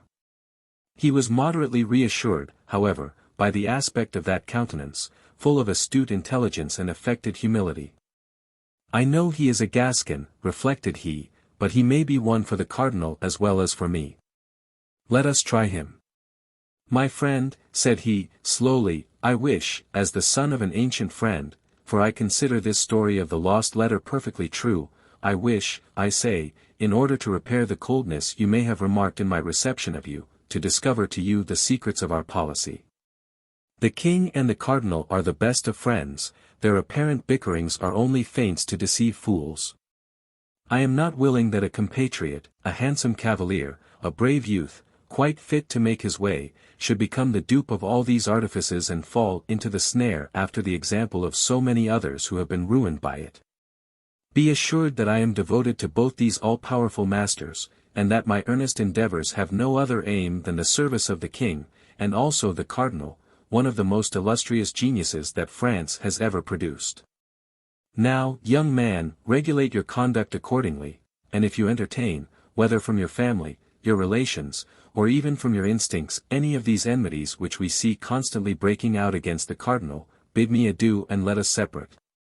I will aid you in many ways, but without attaching you to my person. I hope that my frankness at least will make you my friend, for you are the only young man to whom I have hitherto spoken as I have done to you." Treville said to himself, "If the cardinal has set this young fox upon me, he will certainly not have failed, he, who knows how bitterly I execrate him, to tell his spy that the best means of making his court to me is to rail at him. Therefore, in spite of all my protestations, if it be as I suspect, my cunning gossip will assure me that he holds his eminence in horror." It, however, proved otherwise. D'Artagnan answered, with the greatest simplicity, "I came to Paris with exactly such intentions. My father advised me to stoop to nobody but the king, the cardinal, and yourself, whom he considered the first 3 personages in France." D'Artagnan added M. de Treville to the others, as may be perceived, but he thought this addition would do no harm. "I have the greatest veneration for the cardinal," continued he, "and the most profound respect for his actions. So much the better for me, sir, if you speak to me, as you say, with frankness, for then you will do me the honor to esteem the resemblance of our opinions, but if you have entertained any doubt, as naturally you may, I feel that I am ruining myself by speaking the truth. But I still trust you will not esteem me the less for it, and that is my object beyond all others." M. de Treville was surprised to the greatest degree. So much penetration, so much frankness, created admiration, but did not entirely remove his suspicions. The more this young man was superior to others, the more he was to be dreaded if he meant to deceive him.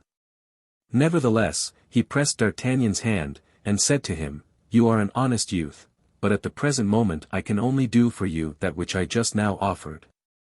My hotel will be always open to you. Hereafter, being able to ask for me at all hours, and consequently to take advantage of all opportunities, you will probably obtain that which you desire. That is to say," replied D'Artagnan, that you will wait until I have proved myself worthy of it.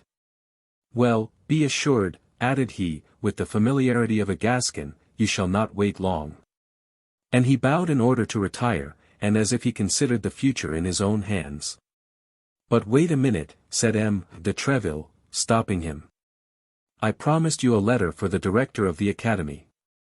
Are you too proud to accept it, young gentleman? No, sir, said D'Artagnan, and I will guard it so carefully that I will be sworn it shall arrive at its address, and woe be to him who shall attempt to take it from me. M. de Treville smiled at this flourish, and leaving his young man compatriot in the embrasure of the window, where they had talked together, he seated himself at a table in order to write the promised letter of recommendation. While he was doing this, D'Artagnan, having no better employment, amused himself with beating a march upon the window and with looking at the Musketeers, who went away, one after another, following them with his eyes until they disappeared. M. de Treville, after having written the letter, sealed it, and rising, approached the young man in order to give it to him. But at the very moment when D'Artagnan stretched out his hand to receive it, M. de Treville was highly astonished to see his protégé make a sudden spring, become crimson with passion, and rush from the cabinet crying, "S'blood, he shall not escape me this time." "And who?" asked M. de Treville. "He, my thief," replied D'Artagnan. "Ah, the traitor," and he disappeared.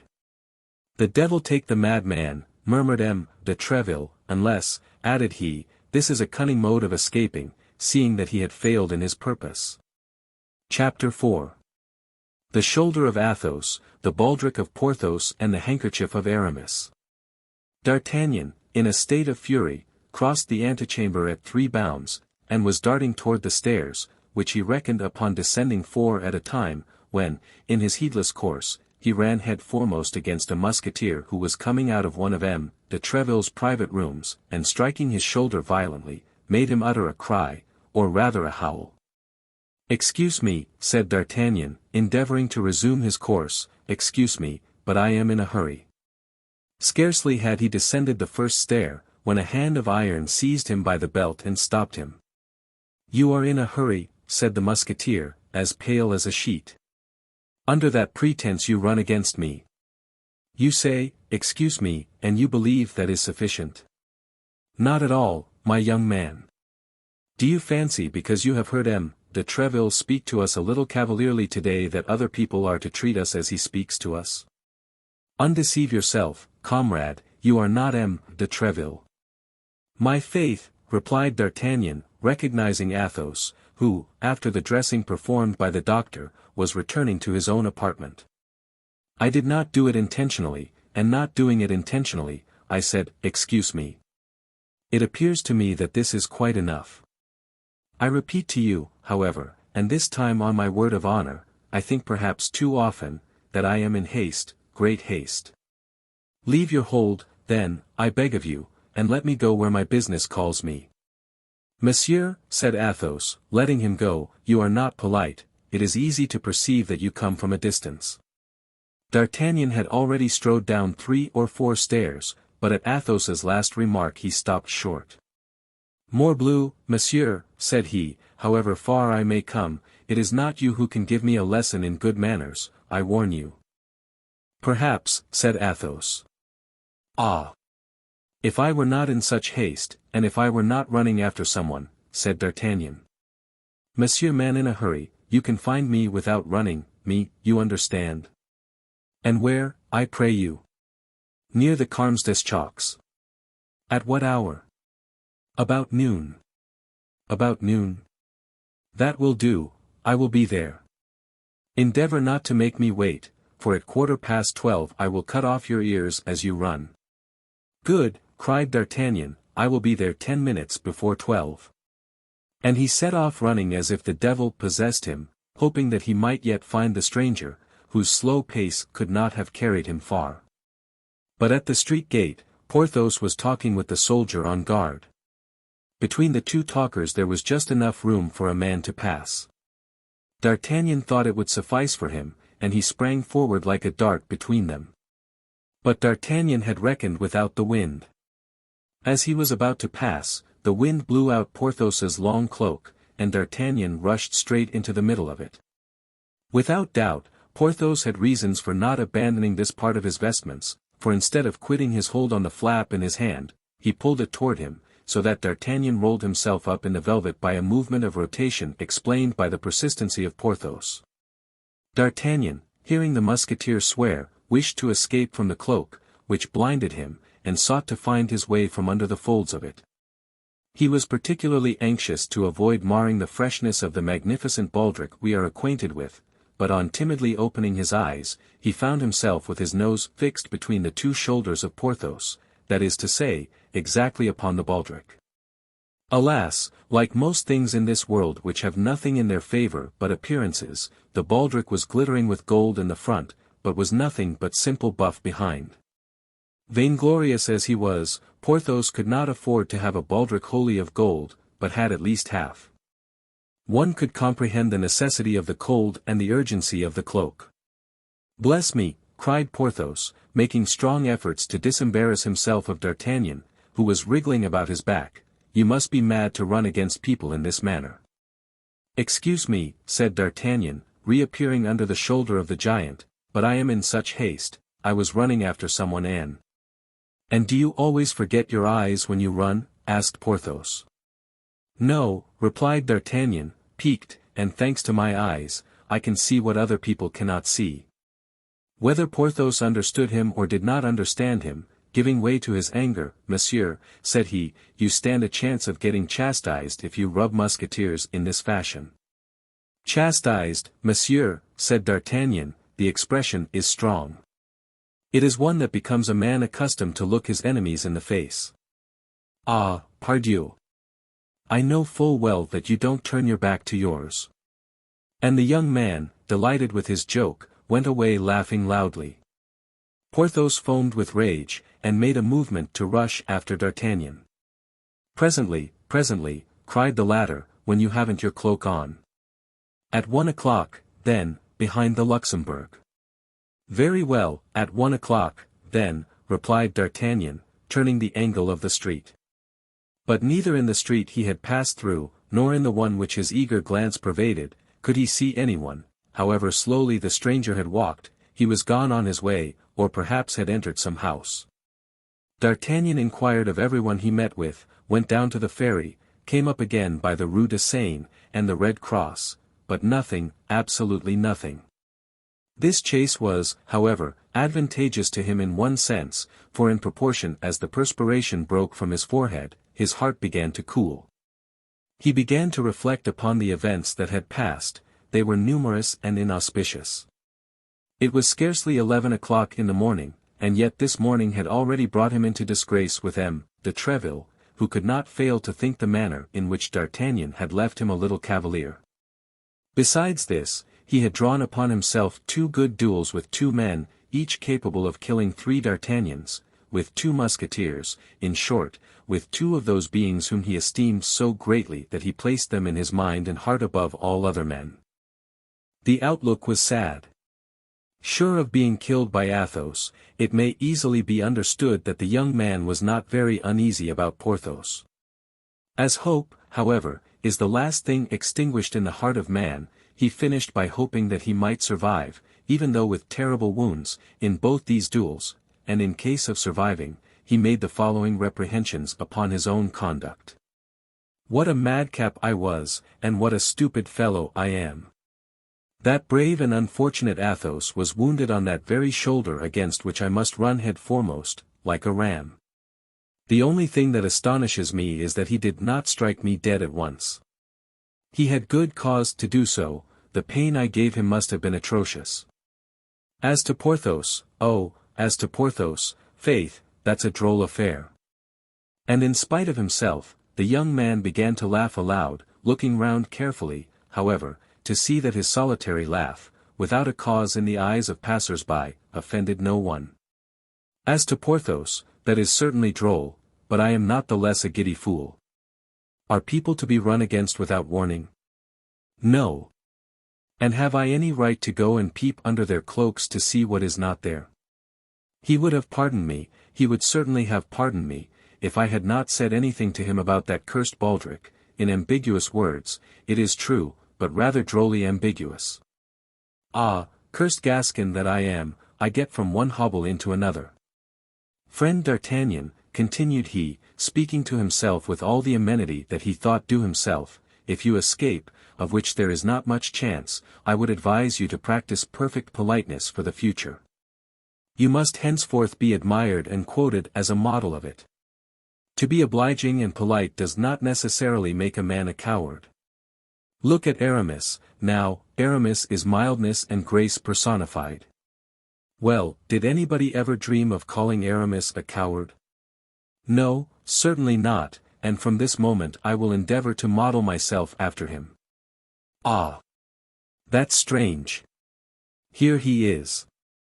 D'Artagnan, walking and soliloquizing, had arrived within a few steps of the Hôtel d'Aiguillon, and in front of that hotel perceived Aramis, chatting gaily with three gentlemen, but as he had not forgotten that it was in presence of this young man that M. de Treville had been so angry in the morning, and as a witness of the rebuke the Musketeers had received was not likely to be at all agreeable, he pretended not to see him. D'Artagnan, on the contrary, quite full of his plans of conciliation and courtesy, approached the young men with a profound bow, accompanied by a most gracious smile.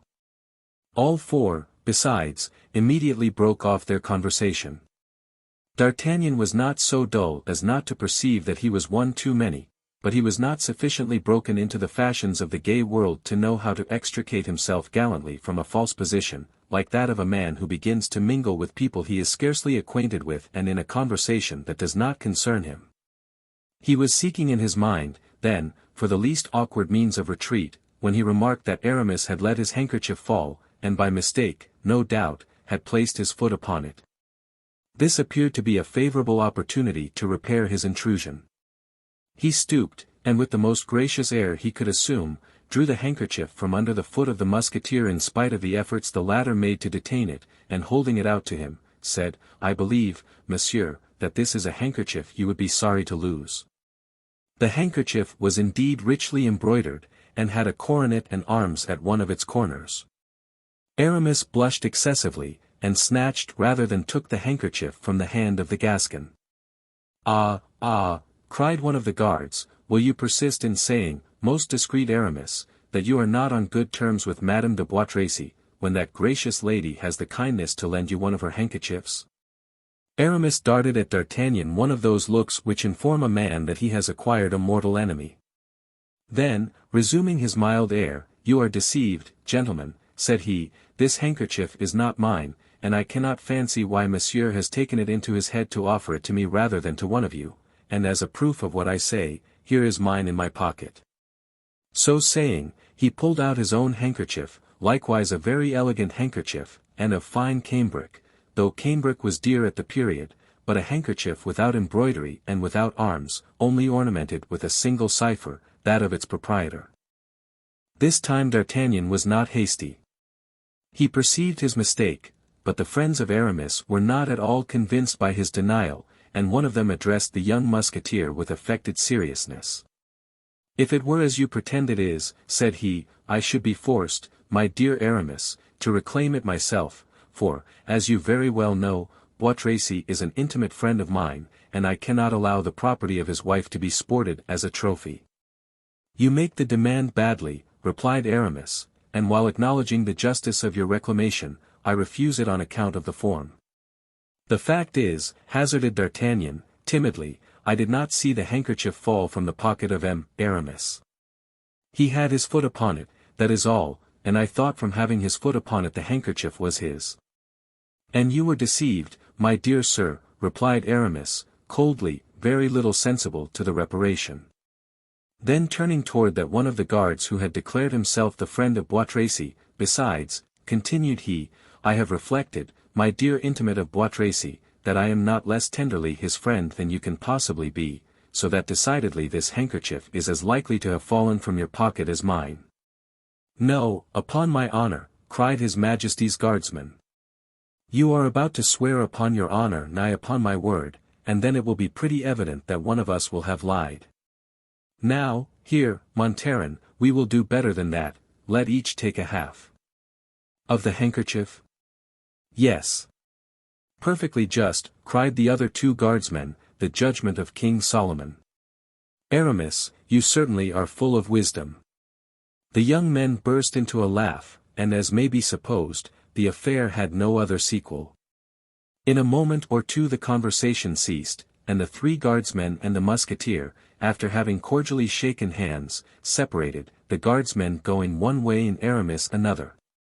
Now is my time to make peace with this gallant man, said D'Artagnan to himself, having stood on one side during the whole of the latter part of the conversation, and with this good feeling drawing near to Aramis, who was departing without paying any attention to him. Monsieur, said he, you will excuse me, I hope. Ah, monsieur, interrupted Aramis, permit me to observe to you that you have not acted in this affair as a gallant man ought.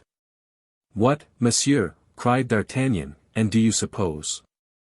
I suppose, monsieur, that you are not a fool, and that you knew very well, although coming from Gascony, that people do not tread upon handkerchiefs without a reason. What the devil? Paris is not paved with cambric. Monsieur, you act wrongly in endeavoring to mortify me, said D'Artagnan, in whom the natural quarrelsome spirit began to speak more loudly than his pacific resolutions. I am from Gascony, it is true, and since you know it, there is no occasion to tell you that Gascons are not very patient, so that when they have begged to be excused once, were it even for a folly, they are convinced that they have done already at least as much again as they ought to have done. Monsieur, what I say to you about the matter, said Aramis, is not for the sake of seeking a quarrel.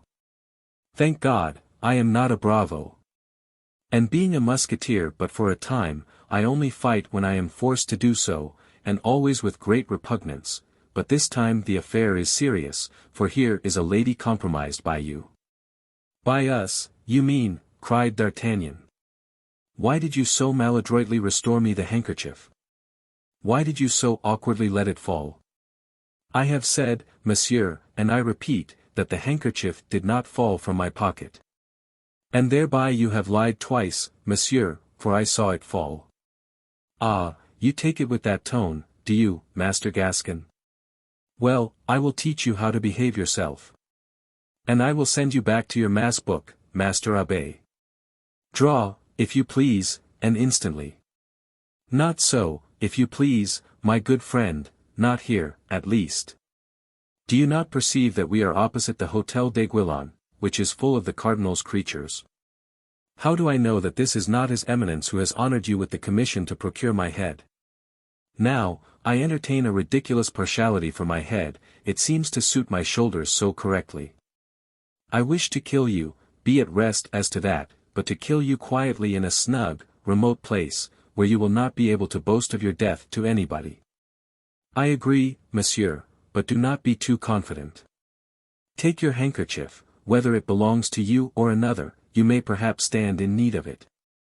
Monsieur is a Gascon, asked Aramis. Yes. Does not postpone an interview through prudence.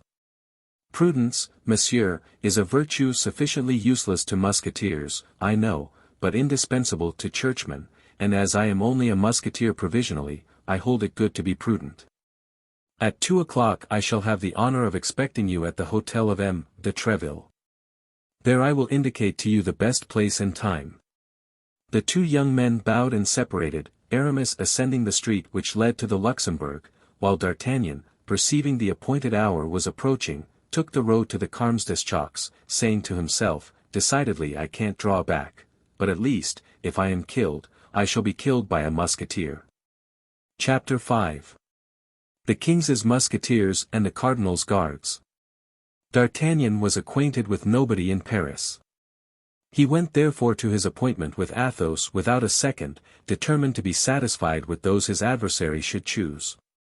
Besides, his intention was formed to make the brave musketeer all suitable apologies, but without meanness or weakness, fearing that might result from this duel which generally results from an affair of this kind, when a young and vigorous man fights with an adversary who is wounded and weakened.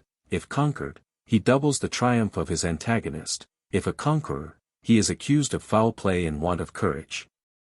Now, we must have badly painted the character of our adventure-seeker, or our readers must have already perceived that D'Artagnan was not an ordinary man, therefore, while repeating to himself that his death was inevitable, he did not make up his mind to die quietly, as one less courageous and less restrained might have done in his place. He reflected upon the different characters of those with whom he was going to fight, and began to view his situation more clearly. He hoped, by means of loyal excuses, to make a friend of Athos, whose lordly air and austere bearing pleased him much. He flattered himself he should be able to frighten Porthos with the adventure of the baldric, which he might, if not killed upon the spot, relate to everybody, a recital which, well managed, would cover Porthos with ridicule. As to the astute Aramis, he did not entertain much dread of him, and supposing he should be able to get so far, he determined to dispatch him in good style, or at least, by hitting him in the face, as Caesar recommended his soldiers do to those of Pompey, to damage forever the beauty of which he was so proud. In addition to this, D'Artagnan possessed that invincible stock of resolution which the counsels of his father had implanted in his heart, endure nothing from anyone but the king, the cardinal, and M. de Treville. He flew, then, rather than walked, toward the convent of the Carmes Déchaussés, or rather Deschaux, as it was called at that period, a sort of building without a window, surrounded by barren fields, an accessory to the prose clerks, and which was generally employed as the place for the duels of men who had no time to lose. When D'Artagnan arrived in sight of the bare spot of ground which extended along the foot of the monastery, Athos had been waiting about 5 minutes, and 12 o'clock was striking. He was, then, as punctual as the Samaritan woman, and the most rigorous casuist with regard to duels could have nothing to say. Athos, who still suffered grievously from his wound, though it had been dressed anew by M. de Treville's surgeon, was seated on a post and waiting for his adversary with hat in hand, his feather even touching the ground. "Monsieur," said Athos, "I have engaged 2 of my friends as seconds, but these 2 friends are not yet come, at which I am astonished, as it is not at all their custom." "I have no seconds on my part, monsieur," said D'Artagnan, "for having only arrived yesterday in Paris, I as yet know no one but M. de Treville, to whom I was recommended by my father, who has the honor to be, in some degree, one of his friends." Athos reflected for an instant. "You know no one but M. de Treville?" he asked. "Yes, monsieur, I know only him." "Well, but then," continued Athos, speaking half to himself, "if I kill you, I shall have the air of a boyslayer." "Not too much so," replied D'Artagnan, with a bow that was not deficient in dignity, "since you do me the honor to draw a sword with me while suffering from a wound which is very inconvenient." "Very inconvenient, upon my word, and you hurt me devilishly, I can tell you. But I will take the left hand, it is my custom in such circumstances. Do not fancy that I do you a favor, I use either hand easily. And it will be even a disadvantage to you, a left-handed man is very troublesome to people who are not prepared for it. I regret I did not inform you sooner of this circumstance." "You have truly, monsieur," said D'Artagnan, bowing again, "a courtesy, for which, I assure you, I am very grateful." "You confuse me," replied Athos, with his gentlemanly air, "let us talk of something else, if you please." "Ah, blood, how you have hurt me! My shoulder quite burns." "If you would permit me," said D'Artagnan, with timidity. "What, monsieur?" "I have a miraculous balsam for wounds, a balsam given to me by my mother and of which I have made a trial upon myself." "Well?" "Well, I am sure that in less than 3 days this balsam would cure you, and at the end of 3 days, when you would be cured, well, sir, it would still do me a great honor to be your man."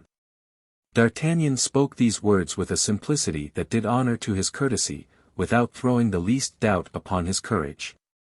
"Pardieu, monsieur," said Athos, "that's a proposition that pleases me, not that I can accept it, but a league off it savors of the gentleman." Thus spoke and acted the gallant knights of the time of Charlemagne, in whom every cavalier ought to seek his model. Unfortunately, we do not live in the times of the great emperor, we live in the times of the cardinal, and 3 days hence, however well the secret might be guarded, it would be known, I say, that we were to fight and our combat would be prevented. I think these fellows will never come. "If you are in haste, monsieur," said D'Artagnan, with the same simplicity with which a moment before he had proposed to him to put off the duel for 3 days, and if it be your will to dispatch me at once, do not inconvenience yourself, I pray you. There is another word which pleases me, cried Athos, with a gracious nod to D'Artagnan. That did not come from a man without a heart.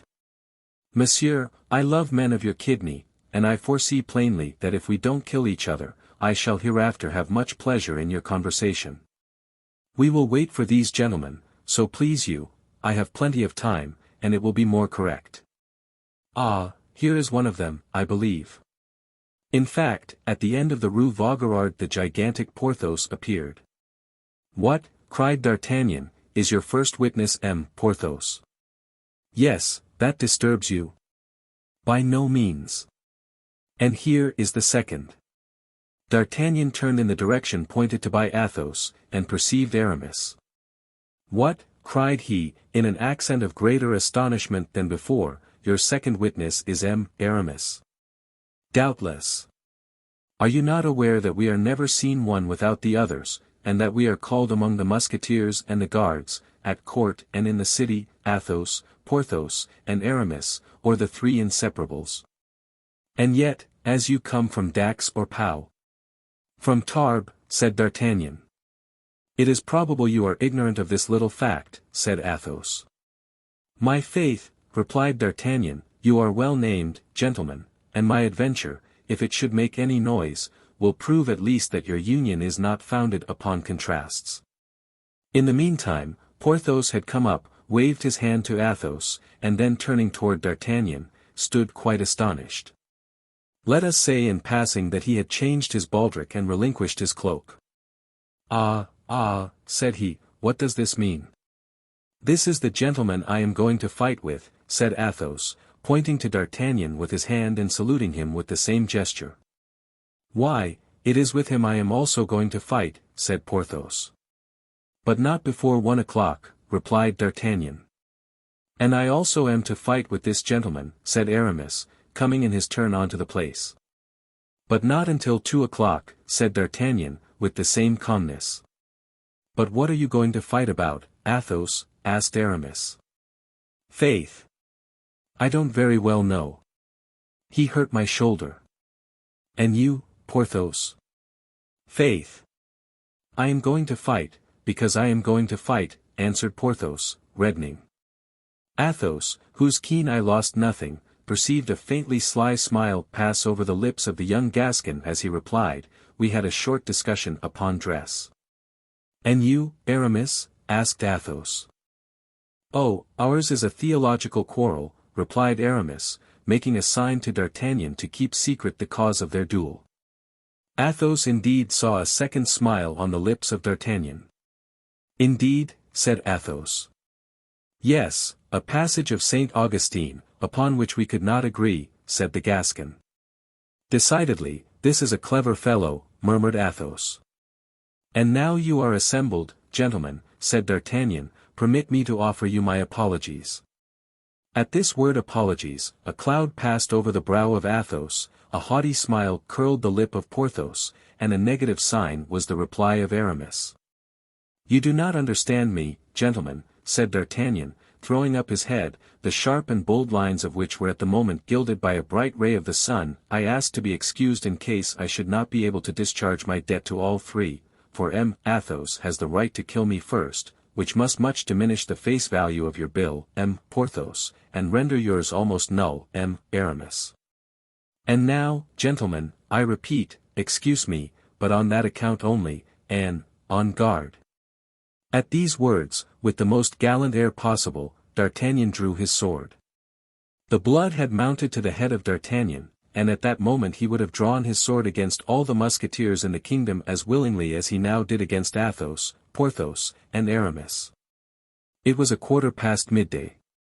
The sun was in its zenith, and the spot chosen for the scene of the duel was exposed to its full ardor. It is very hot, said Athos, drawing his sword in its turn, and yet I cannot take off my doublet, for I just now felt my wound begin to bleed again, and I should not like to annoy Monsieur with the sight of blood which he has not drawn from me himself. That is true, Monsieur, replied D'Artagnan, and whether drawn by myself or another, I assure you I shall always view with regret the blood of so brave a gentleman.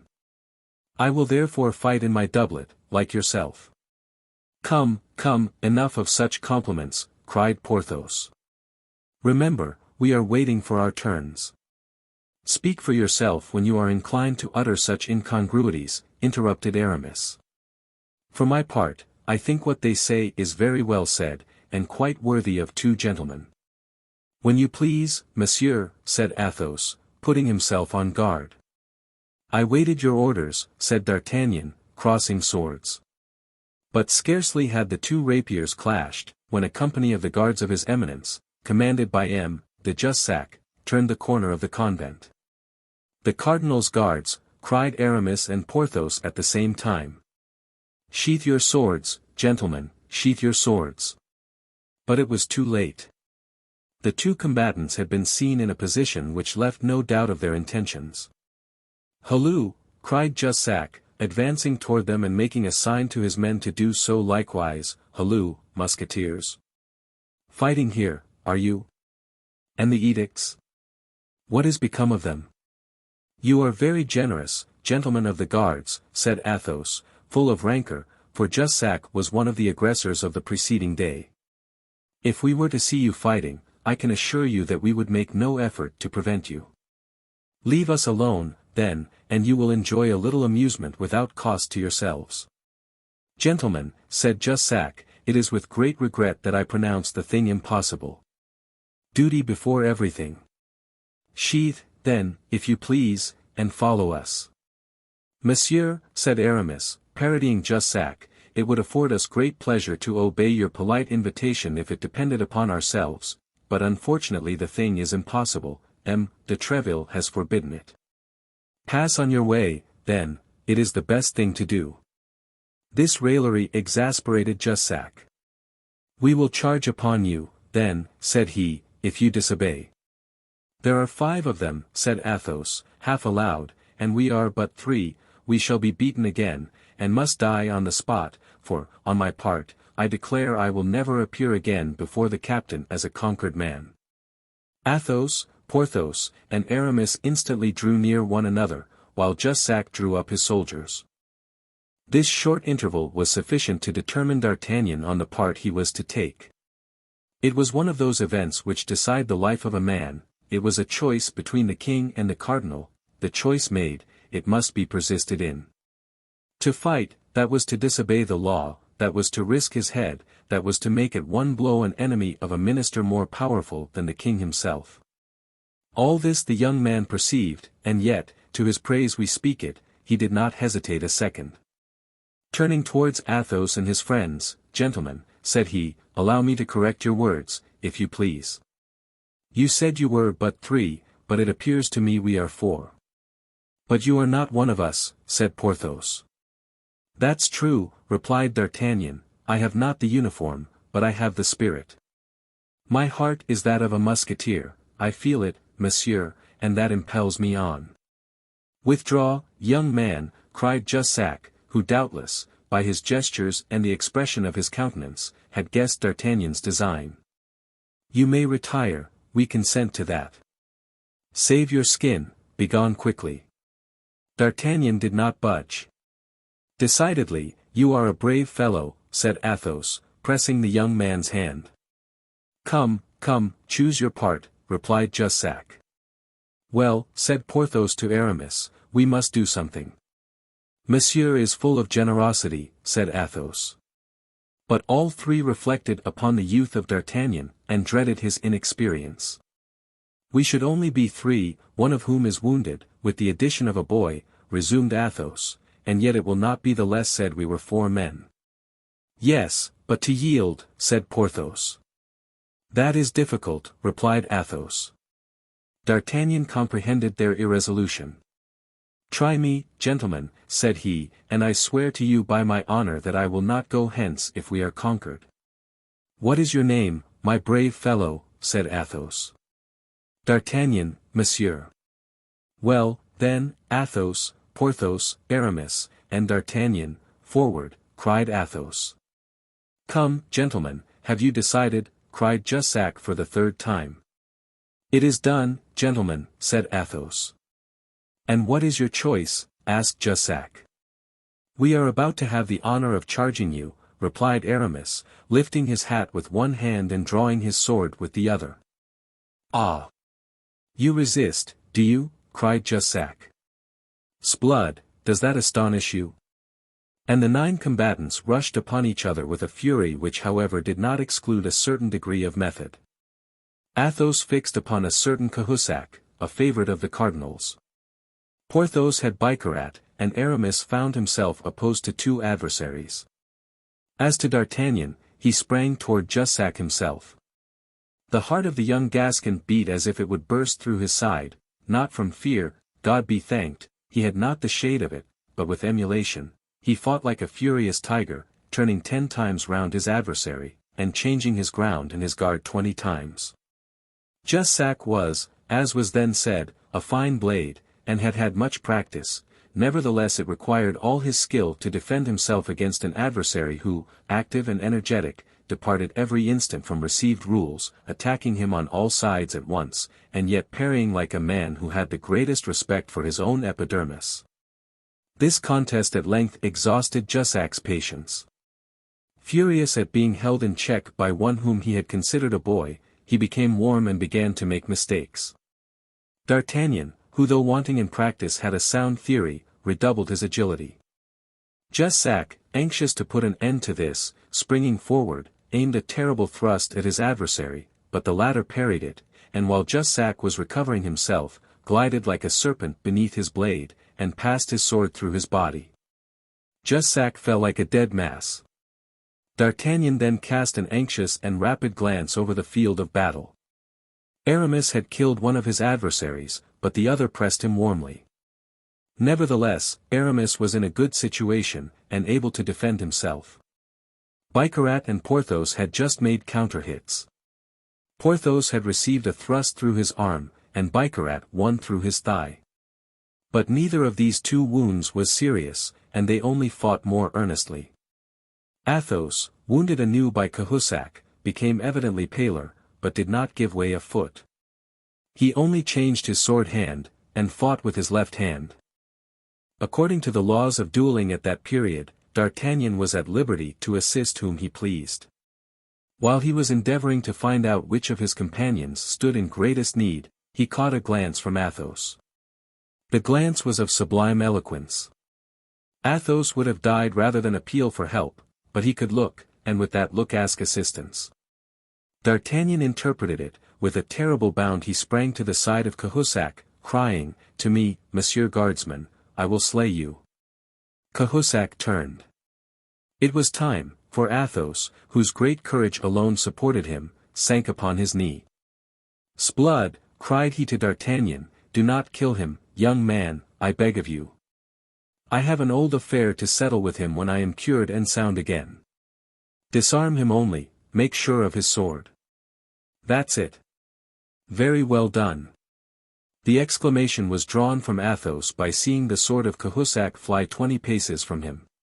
D'Artagnan and Cahusac sprang forward at the same instant, the one to recover, the other to obtain, the sword, but D'Artagnan, being the more active, reached it first and placed his foot upon it. Cahusac immediately ran to the guardsman whom Aramis had killed, seized his rapier, and returned toward D'Artagnan, but on his way he met Athos, who during his relief which D'Artagnan had procured him had recovered his breath, and who, for fear that D'Artagnan would kill his enemy, wished to resume the fight. D'Artagnan perceived that it would be disobliging Athos not to leave him alone, and in a few minutes Cahusac fell, with a sword thrust through his throat. At the same instant Aramis placed his sword point on the breast of his fallen enemy, and forced him to ask for mercy. There only then remained Porthos and Bicarat. Porthos made 1,000 flourishes, asking Bicarat what o'clock it could be, and offering him his compliments upon his brother's having just obtained a company in the regiment of Navarre, but, jest as he might, he gained nothing. Bicarat was one of those iron men who never fell dead. Nevertheless, it was necessary to finish. The watch might come up and take all the combatants, wounded or not, royalists or cardinalists. Athos, Aramis, and D'Artagnan surrounded Bicarat, and required him to surrender. Though alone against all and with a wound in his thigh, Bicarat wished to hold out, but Jussac, who had risen upon his elbow, cried out to him to yield. Bicarat was a Gascon, as D'Artagnan was. He turned a deaf ear, and contented himself with laughing, and between two parries finding time to point to a spot of earth with his sword. "Here," cried he, parodying a verse of the Bible, "here will Bicarat die, for I only am left, and they seek my life. But there are 4 against you, leave off, I command you." "Ah, if you command me, that's another thing," said Bicarat. "As you are my commander, it is my duty to obey." And springing backward, he broke his sword across his knee to avoid the necessity of surrendering it, threw the pieces over the convent wall, and crossed him arms, whistling a cardinalist air. Bravery is always respected, even in an enemy.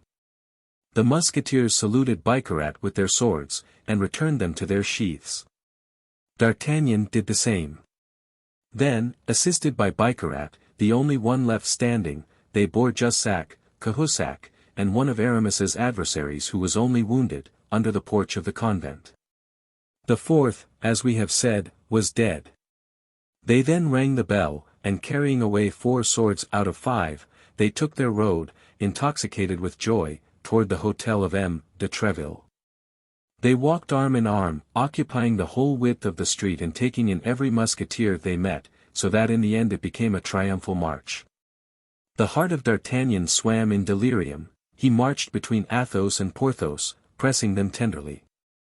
"If I am not yet a musketeer," said he to his new friends, as he passed through the gateway of M. de Treville's hotel, "at least I have entered upon my apprenticeship, haven't I?" Chapter 6. His Majesty King Louis XIII. This affair made a great noise. M. de Treville scolded his musketeers in public, and congratulated them in private, but as no time was to be lost in gaining the king, M. de Treville hastened to report himself at the Louvre. It was already too late. The king was closeted with the cardinal, and M. de Treville was informed that the king was busy and could not receive him at that moment. In the evening M. de Treville attended the king's gaming table.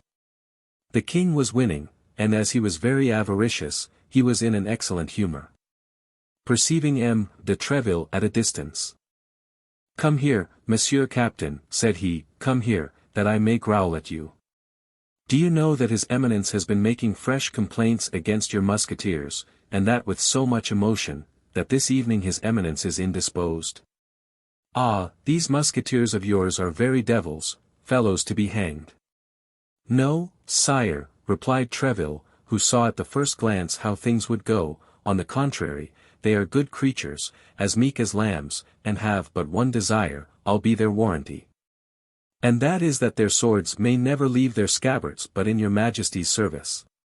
"But what are they to do?" "The guards of Monsieur the Cardinal are forever seeking quarrels with them, and for the honor of the corps even, the poor young men are obliged to defend themselves."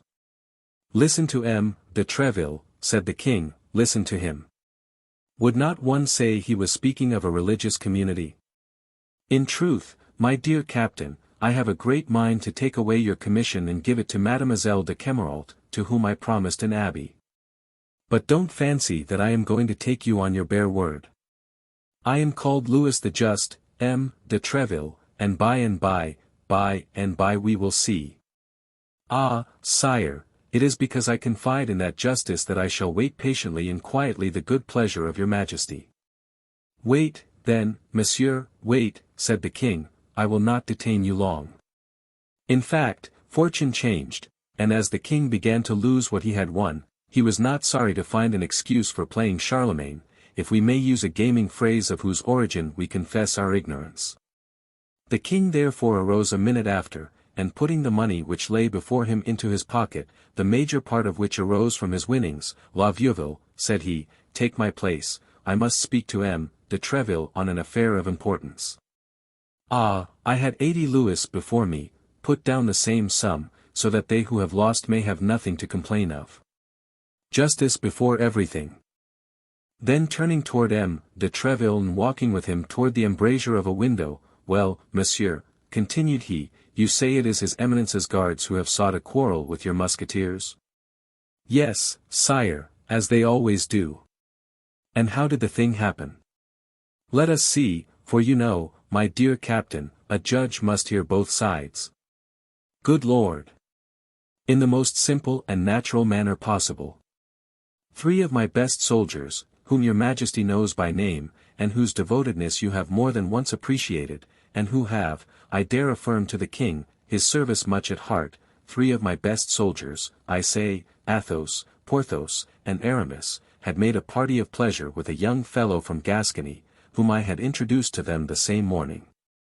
The party was to take place at Saint-Germain, I believe, and they had appointed to meet at the Carmes des Chocs, when they were disturbed by de Jussac, Cahusac, Bicarat, and 2 other guardsmen, who certainly did not go there in such a numerous company without some ill intention against the edicts. Ah! You incline me to think so, said the king. There is no doubt they went thither to fight themselves. I do not accuse them, sire, but I leave your majesty to judge what 5 armed men could possibly be going to do in such a deserted place as the neighborhood of the convent de Carmes. Yes, you are right, Treville, you are right. Then, upon seeing my musketeers they changed their minds, and forgot their private hatred for partisan hatred, for your majesty cannot be ignorant that the musketeers, who belong to the king and nobody but the king, are the natural enemies of the guardsmen, who belong to the cardinal. Yes, Treville, yes, said the king, in a melancholy tone, and it is very sad, believe me, to see thus 2 parties in France, 2 heads to royalty. But all this will come to an end, Treville, will come to an end. You say, then, that the guardsmen sought a quarrel with the musketeers? I say that it is probable that things have fallen out so, but I will not swear to it, sire. You know how difficult it is to discover the truth, and unless a man be endowed with that admirable instinct which causes Louis XIII to be named the Just. You are right, Treville, but they were not alone, your musketeers. They had a youth with them. Yes, sire, and 1 wounded man, so that 3 of the king's musketeers, 1 of whom was wounded, and a youth not only maintained their ground against 5 of the most terrible of the cardinal's guardsmen, but absolutely brought 4 of them to earth. Why, this is a victory, cried the king, all radiant, a complete victory. Yes, sire, as complete as that of the bridge of Sceaux. 4 men, 1 of them wounded, and a youth, say you. 1 hardly a young man, but who, however, behaved himself so admirably on this occasion that I will take the liberty of recommending him to your majesty. How does he call himself? D'Artagnan, sire, he is the son of one of my oldest friends, the son of a man who served under the king your father, of glorious memory, in the Civil War. And you say this young man behaved himself well? Tell me how, Treville, you know how I delight in accounts of war and fighting. And Louis XIII twisted his mustache proudly, placing his hand upon his hip.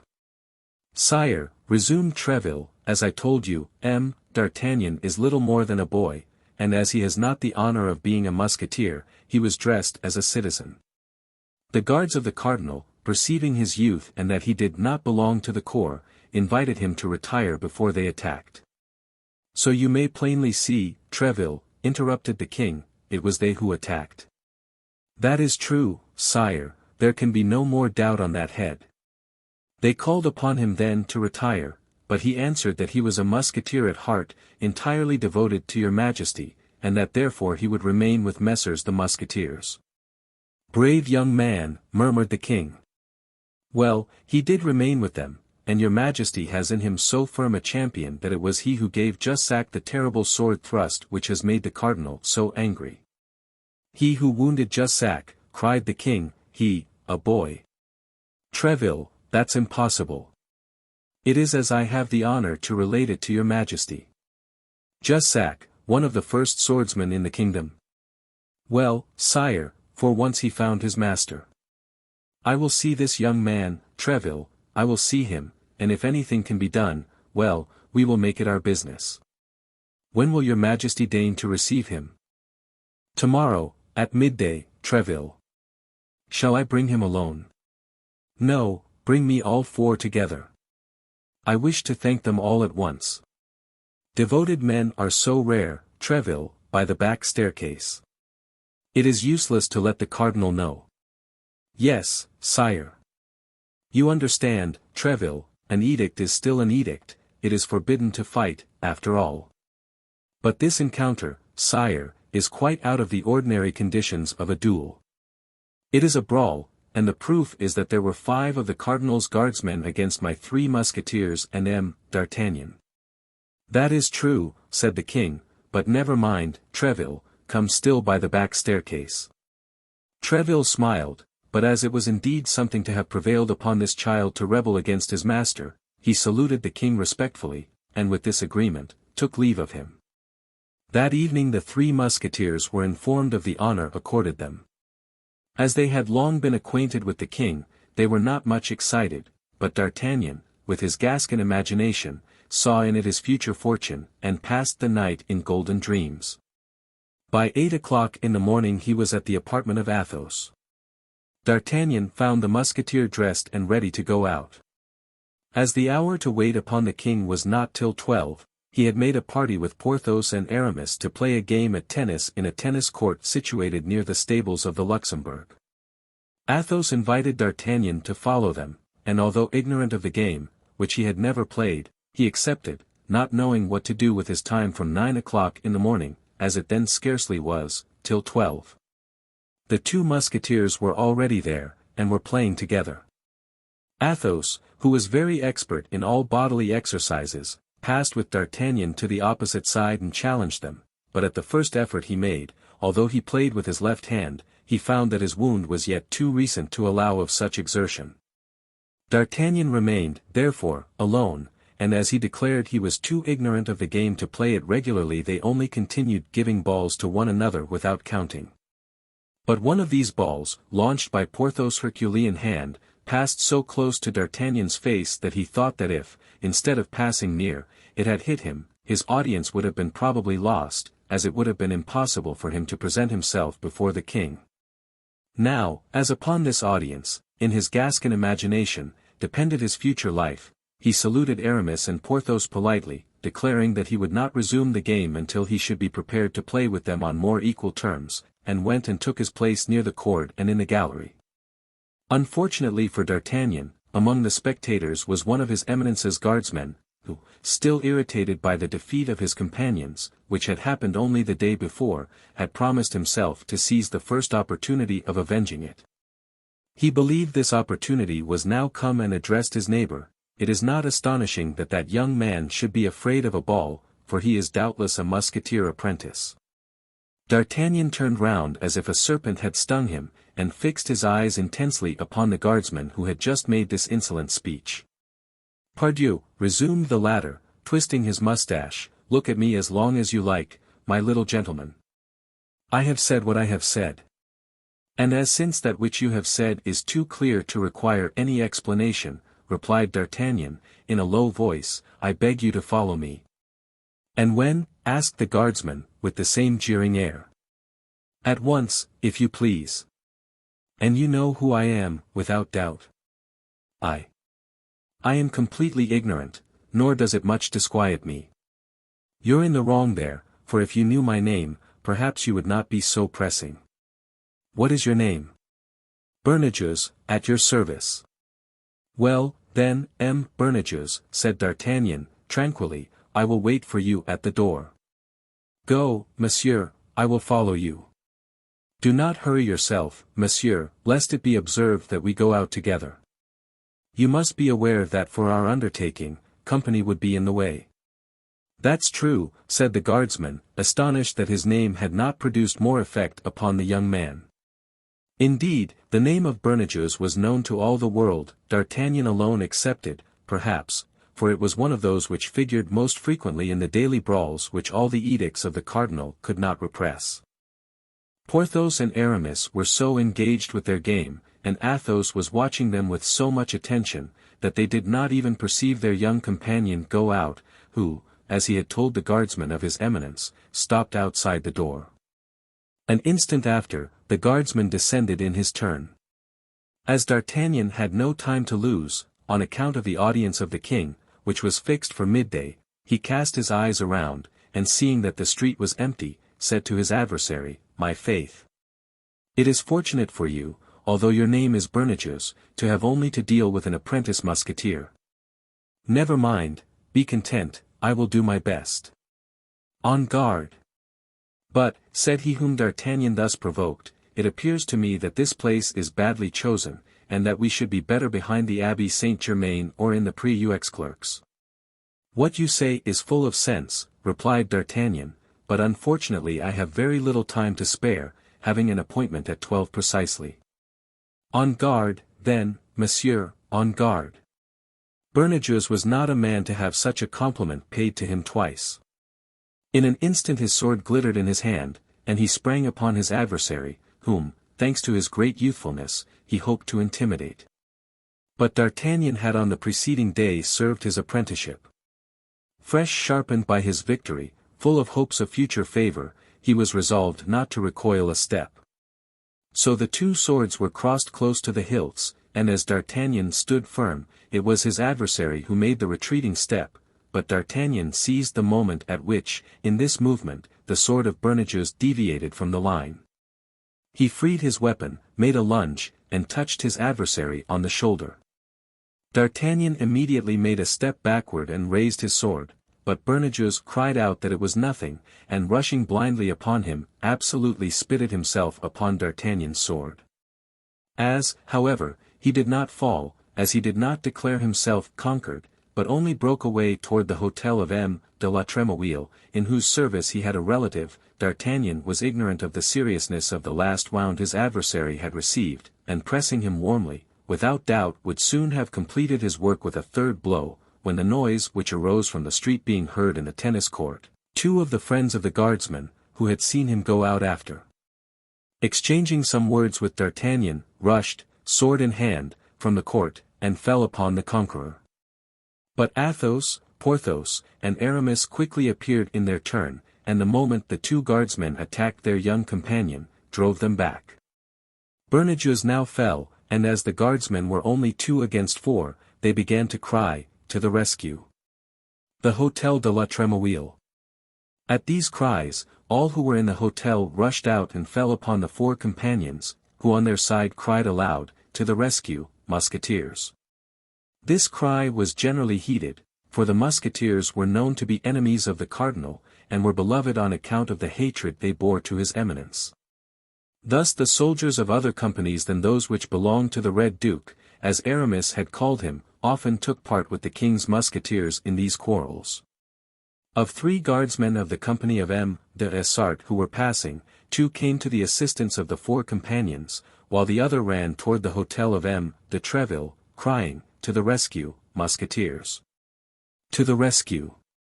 As usual, this hotel was full of soldiers of this company, who hastened to the succor of their comrades. The melee became general, but strength was on the side of the Musketeers. The Cardinal's guards and M. de la Trémouille's people retreated into the hotel, the doors of which they closed just in time to prevent their enemies from entering with them. As to the wounded man, he had been taken in at once, and, as we have said, in a very bad state. Excitement was at its height among the Musketeers and their allies, and they even began to deliberate whether they should not set fire to the hotel to punish the insolence of M. de la Trémouille's domestics in daring to make a sortie upon the king's Musketeers. The proposition had been made, and received with enthusiasm, when fortunately 11 o'clock struck. D'Artagnan and his companions remembered their audience, and as they would very much have regretted that such an opportunity should be lost, they succeeded in calming their friends, who contented themselves with hurling some paving stones against the gates, but the gates were too strong. They soon tired of the sport. Besides, those who must be considered the leaders of the enterprise had quit the group and were making their way toward the hotel of M. de Treville, who was waiting for them, already informed of this fresh disturbance. "Quick to the Louvre," said he, "to the Louvre without losing an instant, and let us endeavor to see the king before he is prejudiced by the cardinal. We will describe the thing to him as a consequence of the affair of yesterday, and the 2 will pass off together." M. de Treville, accompanied by the 4 young fellows, directed his course toward the Louvre, but to the great astonishment of the captain of the Musketeers, he was informed that the king had gone stag hunting in the forest of Saint-Germain. De Treville required this intelligence to be repeated to him twice, and each time his companions saw his brow become darker. "Had his Majesty," asked he, "any intention of holding this hunting party yesterday?" "No, your Excellency," replied the valet de chambre, "the master of the hounds came this morning to inform him that he had marked down a stag." At first the king answered that he would not go, but he could not resist his love of sport, and set out after dinner. "And the king has seen the cardinal?" asked de Treville. "In all probability he has," replied the valet, "for I saw the horses harnessed to his eminence's carriage this morning, and when I asked where he was going, they told me, to Saint-Germain." "He is beforehand with us," said de Treville.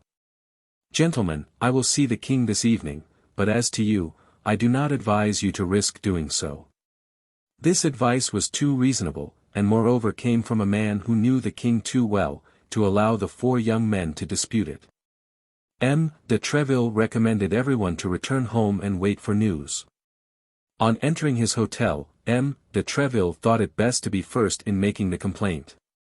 He sent one of his servants to de la Tremouille with a letter in which he begged of him to eject the cardinal's guardsmen from his house, and to reprimand his people for their audacity in making sortie against the king's musketeers.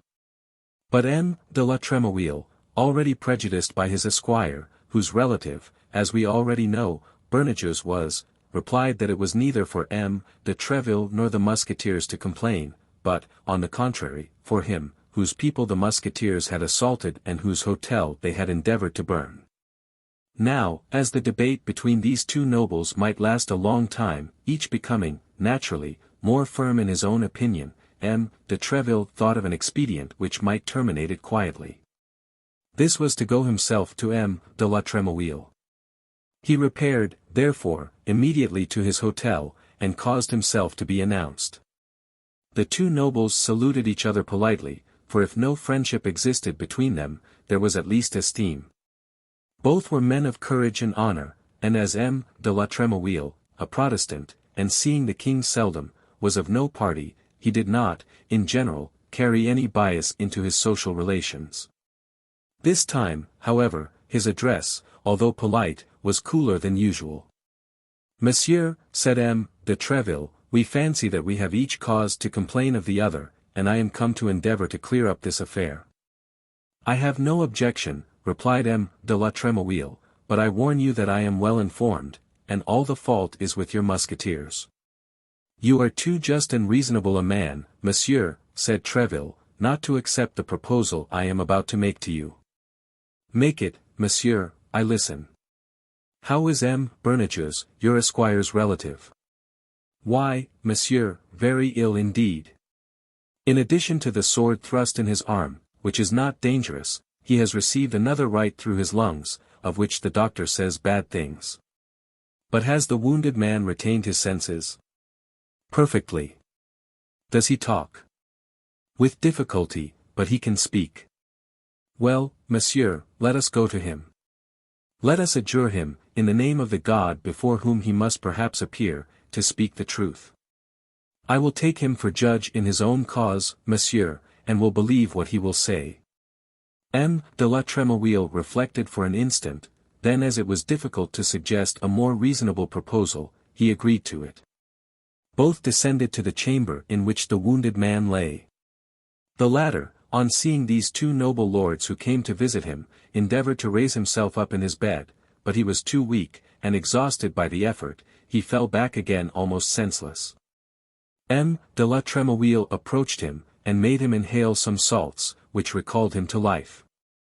Then de Treville, unwilling that it should be thought that he had influenced the wounded man, requested de la Tremouille to interrogate him himself. That happened which de Treville had foreseen. Placed between life and death, as Bernajoux was, he had no idea for a moment of concealing the truth, and he described to the two nobles the affair exactly as it had passed. This was all that de Treville wanted. He wished Bernajoux a speedy convalescence, took leave of de la Tremouille, returned to his hotel, and immediately sent word to the 4 friends that he awaited their company at dinner. M. de Treville entertained good company, wholly anti-cardinalist, though. It may easily be understood, therefore, that the conversation during the whole of dinner turned upon the 2 checks that his Eminence's guardsmen had received. Now, as D'Artagnan had been the hero of these 2 fights, it was upon him that all the felicitations fell, which Athos, Porthos, and Aramis abandoned to him, not only as good comrades, but as men who had so often had their turn that they could very well afford him his. Towards 6 o'clock M. de Treville announced that it was time to go to the Louvre, but as the hour of audience granted by His Majesty was past, instead of claiming the entree by the back stairs, he placed himself with the 4 young men in the antechamber. The king had not yet returned from hunting. Our young men had been waiting about half an hour, amid a crowd of courtiers, when all the doors were thrown open, and His Majesty was announced. At his announcement D'Artagnan felt himself tremble to the very marrow of his bones. The coming instant would in all probability decide the rest of his life. His eyes therefore were fixed in a sort of agony upon the door through which the king must enter. Louis XIII appeared, walking fast. He was in hunting costume covered with dust, wearing large boots, and holding a whip in his hand. At the first glance, D'Artagnan judged that the mind of the king was stormy. This disposition, visible as it was in His Majesty, did not prevent the courtiers from ranging themselves along his pathway. In royal antechambers it is worth more to be viewed with an angry eye than not to be seen at all. The 3 Musketeers therefore did not hesitate to make a step forward. D'Artagnan on the contrary remained concealed behind them, but although the king knew Athos, Porthos, and Aramis personally, he passed before them without speaking or looking, indeed, as if he had never seen them before. As for M. de Treville, when the eyes of the king fell upon him, he sustained the look with so much firmness that it was the king who dropped his eyes, after which His Majesty, grumbling, entered his apartment. "Matters go but badly," said Athos, smiling, "and we shall not be made chevaliers of the order this time." "Wait here 10 minutes, said M. de Treville, "and if at the expiration of 10 minutes you do not see me come out, return to my hotel, for it will be useless for you to wait for me longer." The 4 young men waited 10 minutes, a quarter of an hour, 20 minutes, and seeing that M. de Treville did not return, went away very uneasy as to what was going to happen.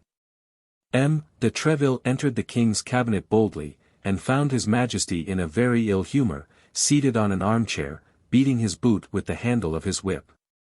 This, however, did not prevent his asking, with the greatest coolness, after His Majesty's health.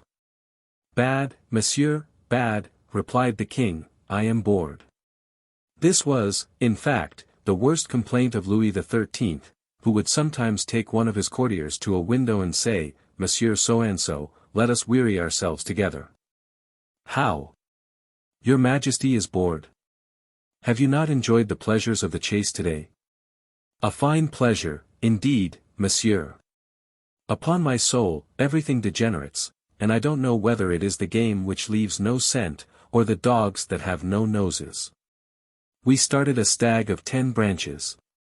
We chased him for 6 hours, and when he was near being taken, when Street Simon was already putting his horn to his mouth to sound the halali, crack, all the pack takes the wrong scent and sets off after a 2-year-older. I shall be obliged to give up hunting, as I have given up hawking. Ah, I am an unfortunate king, M. de Treville.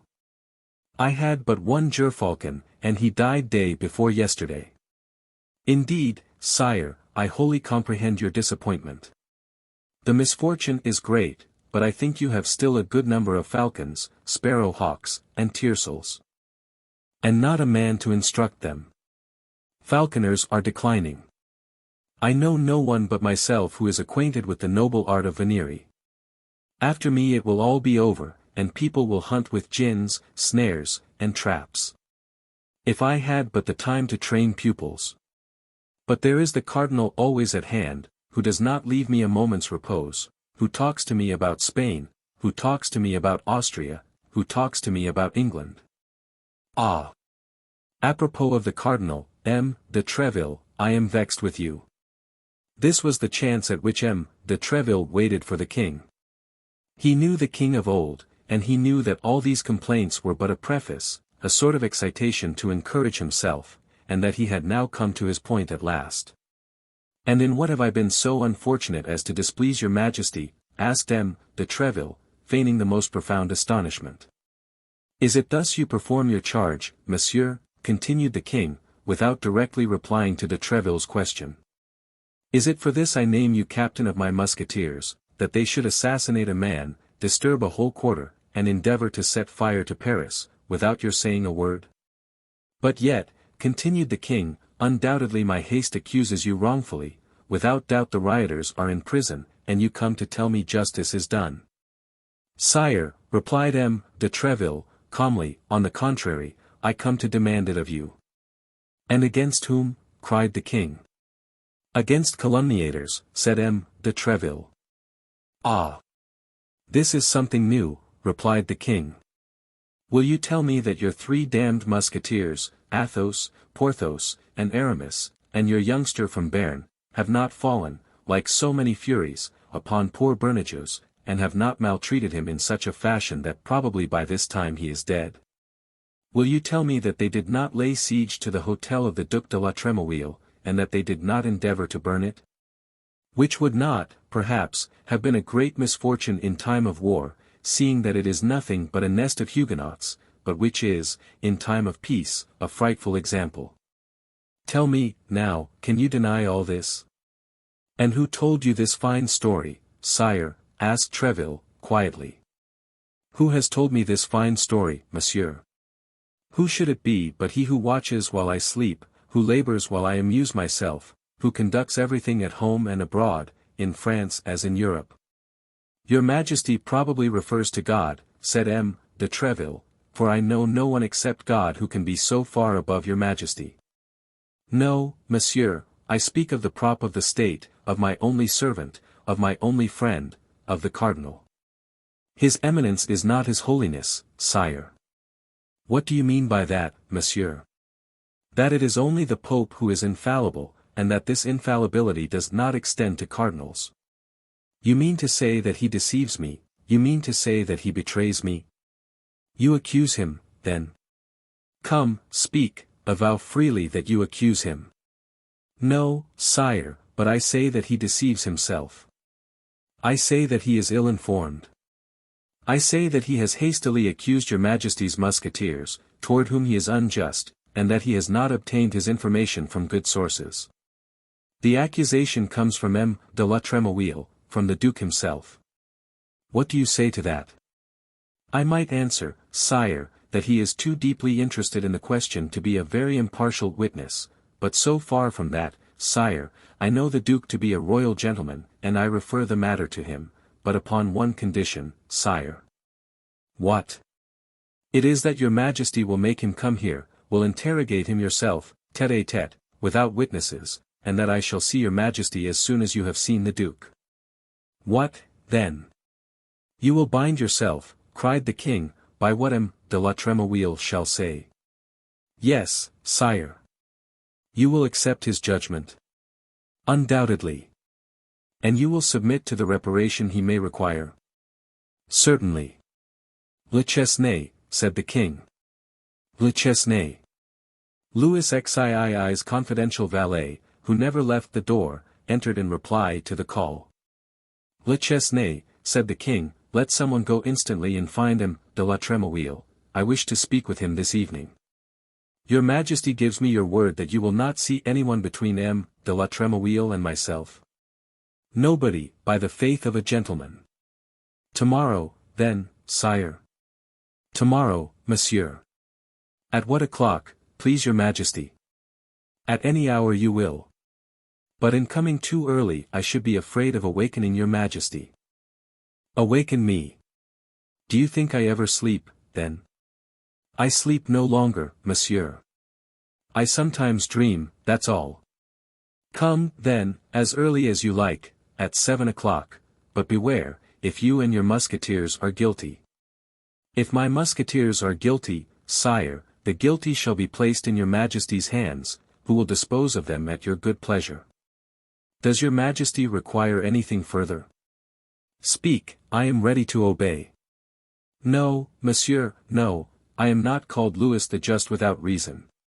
Tomorrow, then, monsieur, tomorrow. Till then, God preserve your majesty. However ill the king might sleep, M. de Treville slept still worse. He had ordered his 3 musketeers and their companion to be with him at 6:30 in the morning. He took them with him, without encouraging them or promising them anything, and without concealing from them that their luck, and even his own, depended upon the cast of the dice. Arrived at the foot of the back stairs, he desired them to wait. If the king was still irritated against them, they would depart without being seen. If the king consented to see them, they would only have to be called. On arriving at the king's private antechamber, M. de Treville found Le Chesnay, who informed him that they had not been able to find M. de la Tremouille on the preceding evening at his hotel, that he returned too late to present himself at the Louvre, that he had only that moment arrived and that he was at that very hour with the king. This circumstance pleased M. de Treville much, as he thus became certain that no foreign suggestion could insinuate itself between M. de la Tremouille's testimony and himself. In fact, 10 minutes had scarcely passed away when the door of the king's closet opened, and M. de Treville saw M. de la Tremouille come out. The duke came straight up to him, and said, Monsieur de Treville, His Majesty has just sent for me in order to inquire respecting the circumstances which took place yesterday at my hotel. I have told him the truth, that is to say, that the fault lay with my people, and that I was ready to offer you my excuses. Since I have the good fortune to meet you, I beg you to receive them, and to hold me always as one of your friends. Monsieur the Duke, said M. de Treville, I was so confident of your loyalty that I required no other defender before His Majesty than yourself. I find that I have not been mistaken, and I thank you that there is still one man in France of whom may be said, without disappointment, what I have said of you. That's well said, cried the king, who had heard all these compliments through the open door, only tell him, Treville, since he wishes to be considered your friend, that I also wish to be one of his, but he neglects me, that it is nearly 3 years since I have seen him, and that I never do see him unless I send for him. Tell him all this for me, for these are things which a king cannot say for himself. Thanks, sire, thanks, said the duke, but your majesty may be assured that it is not those, I do not speak of M. de Treville, whom your majesty sees at all hours of the day that are most devoted to you. Ah! You have heard what I said. So much the better, Duke, so much the better, said the king, advancing toward the door. Ah! It is you, Treville. Where are your musketeers? I told you the day before yesterday to bring them with you, why have you not done so? They are below, sire, and with your permission Le Chesnay will bid them come up. Yes, yes, let them come up immediately. It is nearly 8 o'clock, and at 9 I expect a visit. Go, M. Duke, and return often. Come in, Treville. The duke saluted and retired. At the moment he opened the door, the 3 musketeers and D'Artagnan, conducted by Le Chesnay, appeared at the top of the staircase. Come in, my braves, said the king, come in, I am going to scold you. The musketeers advanced, bowing, D'Artagnan following closely behind them. What the devil, continued the king. 7 of his Eminence's guards placed hors de combat by you 4 in 2 days. That's too many, gentlemen, too many. If you go on so, his Eminence will be forced to renew his company in 3 weeks, and I to put the edicts in force in all their rigor.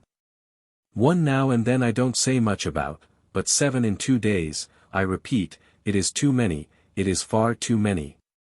Therefore, sire, your majesty sees that they are come, quite contrite and repentant, to offer you their excuses. Quite contrite and repentant. Hem, said the king. I place no confidence in their hypocritical faces. In particular, there is one yonder of a Gascon look. Come hither, monsieur. D'Artagnan, who understood that it was to him this compliment was addressed, approached, assuming a most deprecating air. Why, you told me he was a young man. This is a boy, Treville, a mere boy.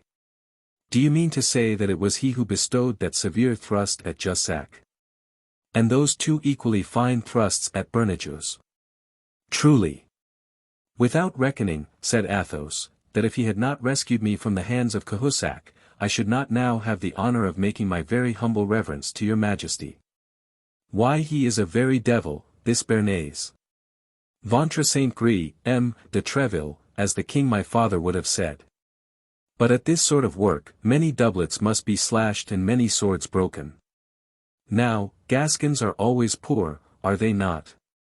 Sire, I can assert that they have hitherto discovered no gold mines in their mountains, though the Lord owes them this miracle in recompense for the manner in which they supported the pretensions of the king your father. Which is to say that the Gascons made a king of me, myself, seeing that I am my father's son, is it not, Treville? Well, happily, I don't say nay to it. Le Chesnay, go and see if by rummaging all my pockets you can find 40 pistoles, and if you can find them, bring them to me. And now let us see, young man, with your hand upon your conscience, how did all this come to pass?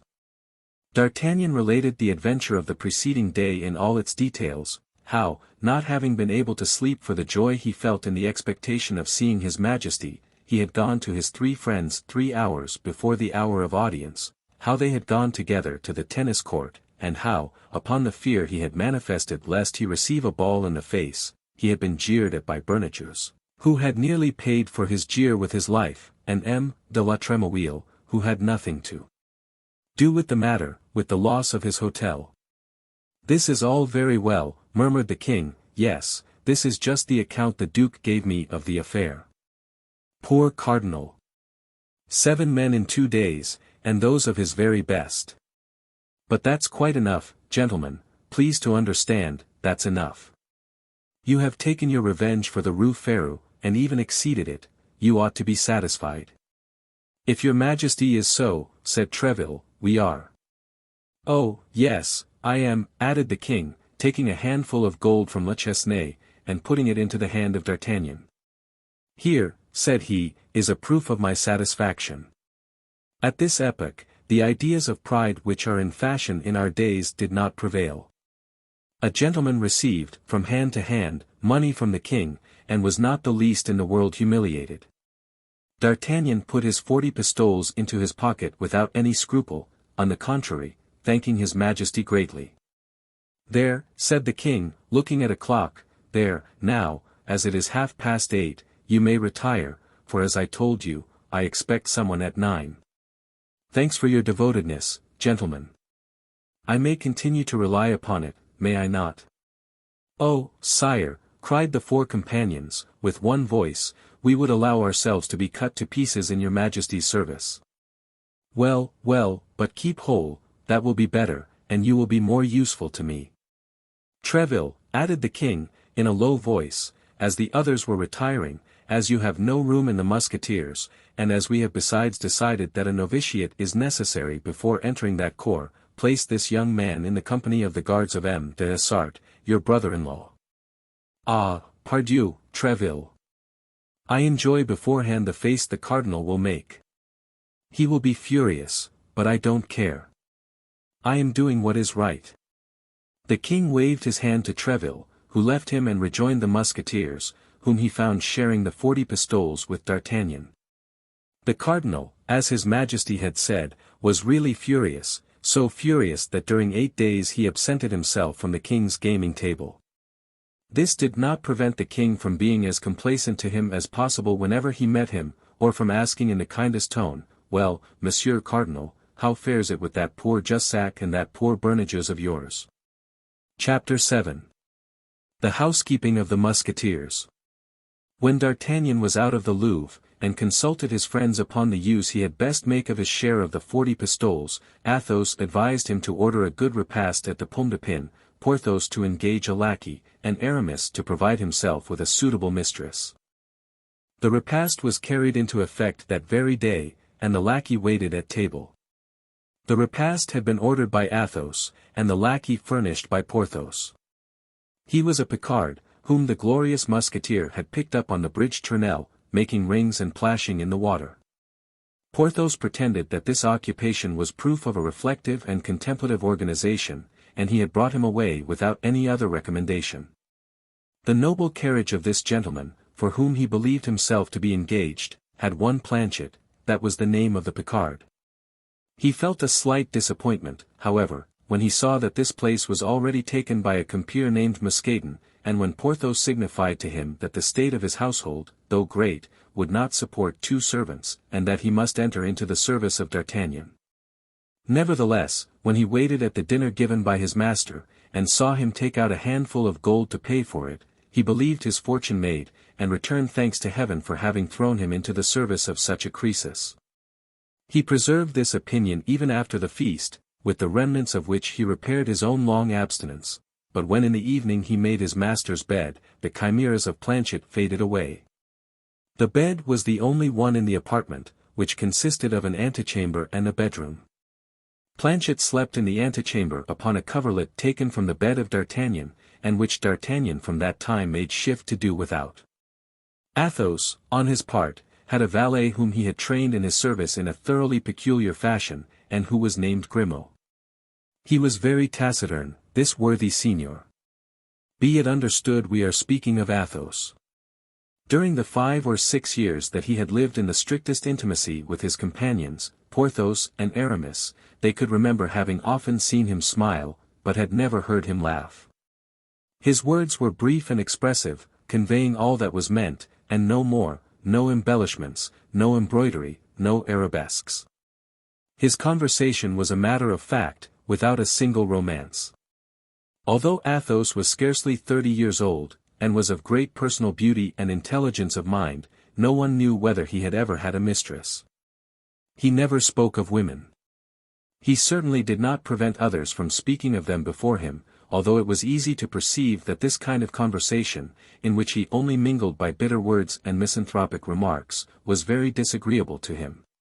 His reserve, his roughness, and his silence made almost an old man of him. He had, then, in order not to disturb his habits, accustomed Grimaud to obey him upon a simple gesture or upon a simple movement of his lips.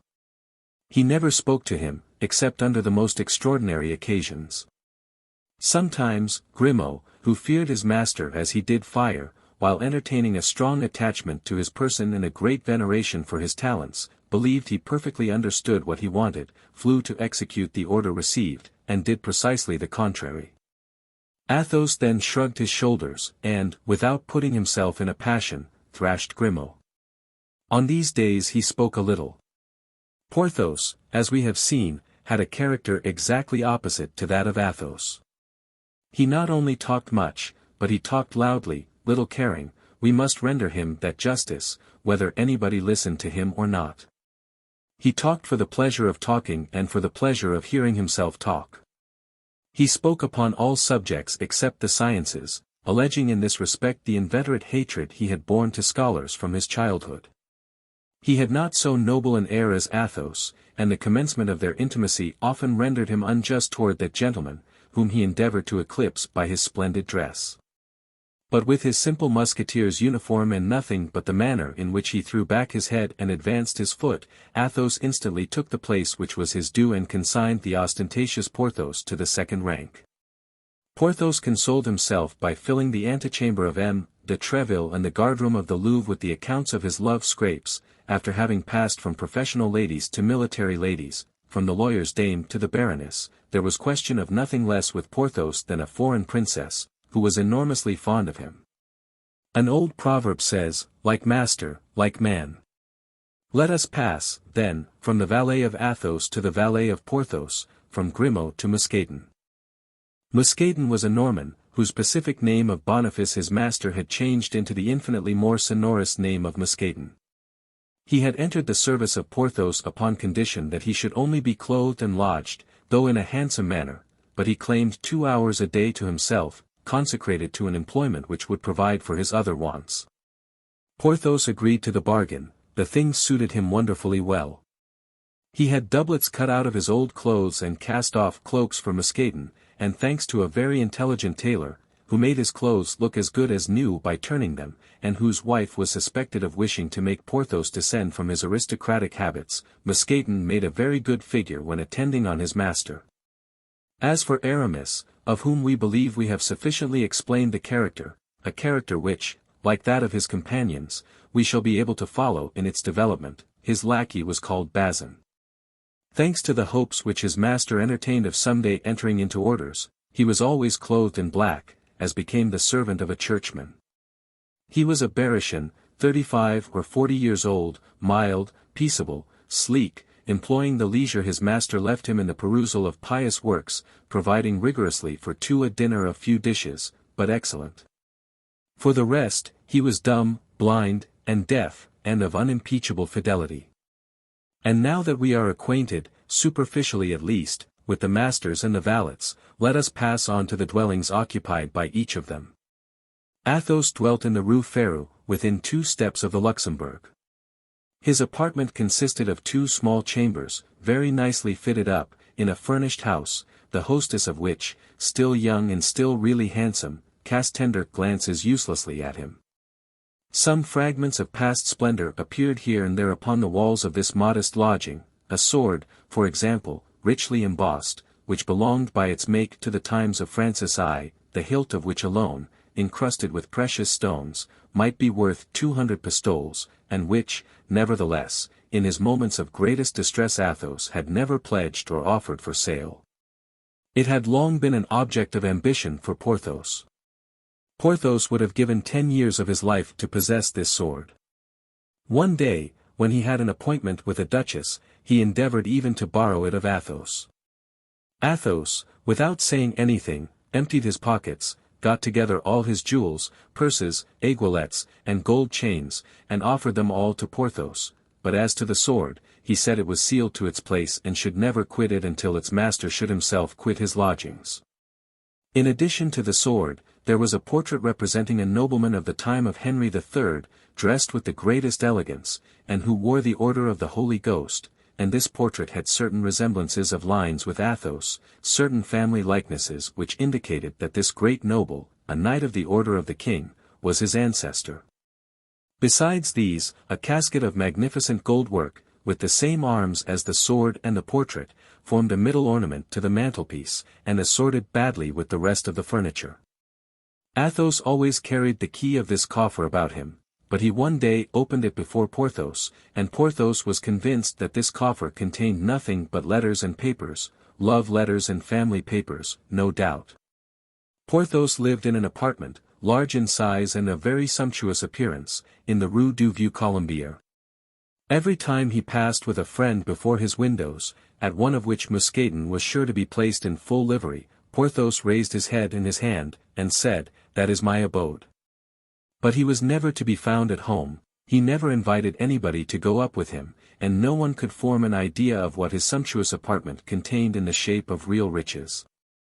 As to Aramis, he dwelt in a little lodging composed of a boudoir, an eating room, and a bedroom, which room, situated, as the others were, on the ground floor, looked out upon a little fresh green garden, shady and impenetrable to the eyes of his neighbors. With regard to D'Artagnan, we know how he was lodged, and we have already made acquaintance with his lackey, Master Planchet. D'Artagnan, who was by nature very curious, as people generally are who possess the genius of intrigue, did all he could to make out who Athos, Porthos, and Aramis really were, for under these pseudonyms each of these young men concealed his family name, Athos in particular, who, a league away, savoured of nobility. He addressed himself then to Porthos to gain information respecting Athos and Aramis, and to Aramis in order to learn something of Porthos. Unfortunately Porthos knew nothing of the life of his silent companion but what revealed itself. It was said Athos had met with great crosses in love, and that a frightful treachery had forever poisoned the life of this gallant man. What could this treachery be? All the world was ignorant of it. As to Porthos, except his real name, as was the case with those of his 2 comrades, his life was very easily known. Vain and indiscreet, it was as easy to see through him as through a crystal. The only thing to mislead the investigator would have been belief in all the good things he said of himself. With respect to Aramis, though having the air of having nothing secret about him, he was a young fellow made up of mysteries, answering little to questions put to him about others, and having learned from him the report which prevailed concerning the success of the musketeer with a princess, wished to gain a little insight into the amorous adventures of his interlocutor. "And you, my dear companion," said he, "you speak of the baronesses, countesses, and princesses of others?" "Pardieu! I spoke of them because Porthos talked of them himself, because he had paraded all these fine things before me. But be assured, my dear D'Artagnan, that if I had obtained them from any other source, or if they had been confided to me, there exists no confessor more discreet than myself." "Oh, I don't doubt that," replied D'Artagnan, "but it seems to me that you are tolerably familiar with coats of arms, a certain embroidered handkerchief, for instance, to which I owe the honor of your acquaintance."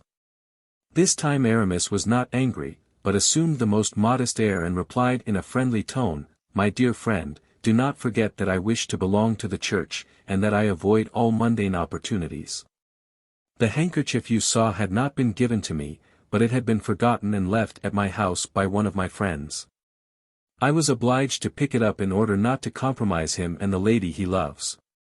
As for myself, I neither have, nor desire to have, a mistress, following in that respect the very judicious example of Athos, who has none any more than I have. But what the devil? You are not a priest, you are a musketeer. A musketeer for a time, my friend, as the cardinal says, a musketeer against my will, but a churchman at heart, believe me. Athos and Porthos dragged me into this to occupy me. I had, at the moment of being ordained, a little difficulty with, but that would not interest you, and I am taking up your valuable time." "Not at all, it interests me very much," cried D'Artagnan, "and at this moment I have absolutely nothing to do." "Yes, but I have my breviary to repeat," answered Aramis, "then some verses to compose, which Madame d'Aiguillon begged of me. Then I must go to the Rue Saint-Honoré in order to purchase some rouge for Madame de Chevreuse. So you see, my dear friend, that if you are not in a hurry, I am very much in a hurry." Aramis held out his hand in a cordial manner to his young companion, and took leave of him. Notwithstanding all the pains he took, D'Artagnan was unable to learn any more concerning his three new-made friends. He formed, therefore, the resolution of believing for the present all that was said of their past, hoping for more certain and extended revelations in the future. In the meanwhile, he looked upon Athos as an Achilles, Porthos as an Ajax, and Aramis as a Joseph. As to the rest, the life of the four young friends was joyous enough. Athos played, and that as a rule unfortunately. Nevertheless, he never borrowed a sou of his companions, although his purse was ever at their service, and when he had played upon honor, he always awakened his creditor by 6 o'clock the next morning to pay the debt of the preceding evening. Porthos had his fits. On the days when he won he was insolent and ostentatious, if he lost, he disappeared completely for several days, after which he reappeared with a pale face and thinner person, but with money in his purse. As to Aramis, he never played. He was the worst musketeer and the most unconvivial companion imaginable. He had always something or other to do. Sometimes in the midst of dinner, when everyone, under the attraction of wine and in the warmth of conversation, believed they had 2 or 3 hours longer to enjoy themselves at table, Aramis looked at his watch, arose with a bland smile, and took leave of the company, to go, as he said, to consult a casuist with whom he had an appointment. At other times he would return home to write a treatise, and requested his friends not to disturb him. At this Athos would smile, with his charming, melancholy smile, which so became his noble countenance, and Porthos would drink, swearing that Aramis would never be anything but a village cure. Planchet, D'Artagnan's valet, supported his good fortune nobly. He received 30 sous per day, and for a month he returned to his lodgings gay as a chaffinch, and affable toward his master.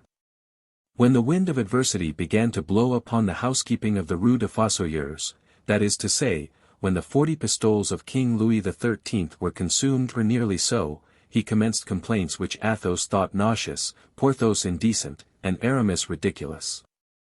Athos counseled D'Artagnan to dismiss the fellow, Porthos was of the opinion that he should give him a good thrashing first, and Aramis contended that a master should never attend to anything but the civilities paid to him. "This is all very easy for you to say," replied D'Artagnan, "for you, Athos, who live like a dumb man with Grimaud, who forbid him to speak, and consequently never exchange ill words with him, for you, Porthos, who carry matters in such a magnificent style, and are a god to your valet, Mousqueton, and for you, Aramis, who, always abstracted by your theological studies, inspire your servant, Bazin, a mild, religious man, with a profound respect, but for me, who am without any settled means and without resources, for me, who am neither a musketeer nor even a guardsman, what am I to do to inspire either the affection, the terror, or the respect in Planchet?" "This is serious," answered the three friends, "it is a family affair. It is with valets as with wives, they must be placed at once upon the footing in which you wish them to remain. Reflect upon it." D'Artagnan did reflect, and resolved to thrash Planchet provisionally, which he did with the conscientiousness that D'Artagnan carried into everything. After having well beaten him, he forbade him to leave his service without his permission. "For," added he, "the future cannot fail to mend, I inevitably look for better times. Your fortune is therefore made if you remain with me, and I am too good a master to allow you to miss such a chance by granting you the dismissal you require." This manner of acting roused much respect for D'Artagnan's policy among the Musketeers. Planchet was equally seized with admiration, and said no more about going away. The life of the four young men had become fraternal. D'Artagnan, who had no settled habits of his own, as he came from his province into the midst of a world quite new to him, fell easily into the habits of his friends. They rose about 8 o'clock in the winter, about 6 in summer, and went to take the countersign and see how things went on at M. de Treville's. D'Artagnan, although he was not a musketeer, performed the duty of one with remarkable punctuality. He went on guard because he always kept company with whoever of his friends was on duty. He was well known at the Hotel of the Musketeers, where everyone considered him a good comrade. M. de Treville, who had appreciated him at the first glance and who bore him a real affection, never ceased recommending him to the king. On their side, the three musketeers were much attached to their young comrade. The friendship which united these four men, and the need they felt of seeing another 3 or 4 times a day, whether for dueling, business, or pleasure, caused them to be continually running after one another like shadows, and the inseparables were constantly to be met with seeking one another, from the Luxembourg to the Place Saint-Sulpice, or from the Rue du Vieux Colombier to the Luxembourg. In the meanwhile the promises of M. de Treville went on prosperously. One fine morning the king commanded M. de Chevalier d'Essart to admit D'Artagnan as a cadet in his company of guards. D'Artagnan, with a sigh, donned his uniform, which he would have exchanged for that of a musketeer at the expense of 10 years of his existence. But M. de Treville promised this favor after a novitiate of 2 years, a novitiate which might besides be abridged if an opportunity should present itself for D'Artagnan to render the king any signal service, or to distinguish himself by some brilliant action. Upon this promise D'Artagnan withdrew, and the next day he began service. Then it became the turn of Athos, Porthos, and Aramis to mount guard with D'Artagnan when he was on duty. The company of M. le Chevalier d'Essart thus received 4 instead of 1 when it admitted D'Artagnan. Chapter 8. Concerning a court intrigue. In the meantime, the 40 pistoles of King Louis XIII, like all other things of this world, after having had a beginning had an end, and after this end our 4 companions began to be somewhat embarrassed. At first, Athos supported the association for a time with his own means. Porthos succeeded him, and thanks to one of those disappearances to which he was accustomed, he was able to provide for the wants of all for a fortnight. At last it became Aramis's turn, who performed it with a good grace and who succeeded, as he said, by selling some theological books, in procuring a few pistoles. Then, as they had been accustomed to do, they had recourse to M. de Treville, who made some advances on their pay, but these advances could not go far with 3 musketeers who were already much in arrears and a guardsman who as yet had no pay at all. At length when they found they were likely to be really in want, they got together, as a last effort, 8 or 10 pistoles, with which Porthos went to the gaming table. Unfortunately he was in a bad vein, he lost all, together with 25 pistoles for which he had given his word. Then the inconvenience became distress. The hungry friends, followed by their lackeys, were seen haunting the quays and guard rooms, picking up among their friends abroad all the dinners they could meet with, for according to the advice of Aramis, it was prudent to sow repasts right and left in prosperity, in order to reap a few in time of need. Athos was invited 4 times, and each time took his friends and their lackeys with him. Porthos had 6 occasions, and contrived in the same manner that his friends should partake of them. Aramis had 8 of them. He was a man, as must have been already perceived, who made but little noise, and yet was much sought after. As to D'Artagnan, who as yet knew nobody in the capital, he only found 1 chocolate breakfast at the house of a priest of his own province, and 1 dinner at the house of a cornet of the guards. He took his army to the priests, where they devoured as much provision as would have lasted him for 2 months, and to the cornets, who performed wonders, but as Planchet said, people do not eat at once for all time, even when they eat a good deal. D'Artagnan thus felt himself humiliated in having only procured 1 meal and a half for his companions, as the breakfast at the priest's could only be counted as half a repast, in return for the feasts which Athos, Porthos, and Aramis had procured him. He fancied himself a burden to the society, forgetting in his perfectly juvenile good faith that he had fed this society for a month, and he set his mind actively to work. He reflected that this coalition of 4 young, brave, enterprising, and active men ought to have some other object than swaggering walks, fencing lessons, and practical jokes, more or less witty. In fact, for men such as they were, for men devoted to one another, from their purses to their lives, for men always supporting one another, never yielding, executing singly or together the resolutions formed in common, for arms threatening the 4 cardinal points or turning toward a single point, must inevitably, either subterraneously, in open day, by mining, in the trench, by cunning, or by force, open themselves a way toward the object they wished to attain, however well it might be defended, or however distant it may seem. The only thing that astonished D'Artagnan was that his friends had never thought of this. He was thinking by himself, and even seriously racking his brain to find a direction for this single force 4 times multiplied, with which he did not doubt, as with the lever for which Archimedes sought, they should succeed in moving the world, when someone tapped gently at his door. D'Artagnan awakened Planchet and ordered him to open it. From this phrase, D'Artagnan awakened Planchet, the reader must not suppose it was night, or that day was hardly come. No, it had just struck 4. Planchet, 2 hours before, had asked his master for some dinner, and he had answered him with the proverb, "He who sleeps, dines." And Planchet dined by sleeping. A man was introduced of simple mien, who had the appearance of a tradesman. Planchet, by way of dessert, would have liked to hear the conversation, but the citizen declared to D'Artagnan that, what he had to say being important and confidential, he desired to be left alone with him. D'Artagnan dismissed Planchet, and requested his visitor to be seated.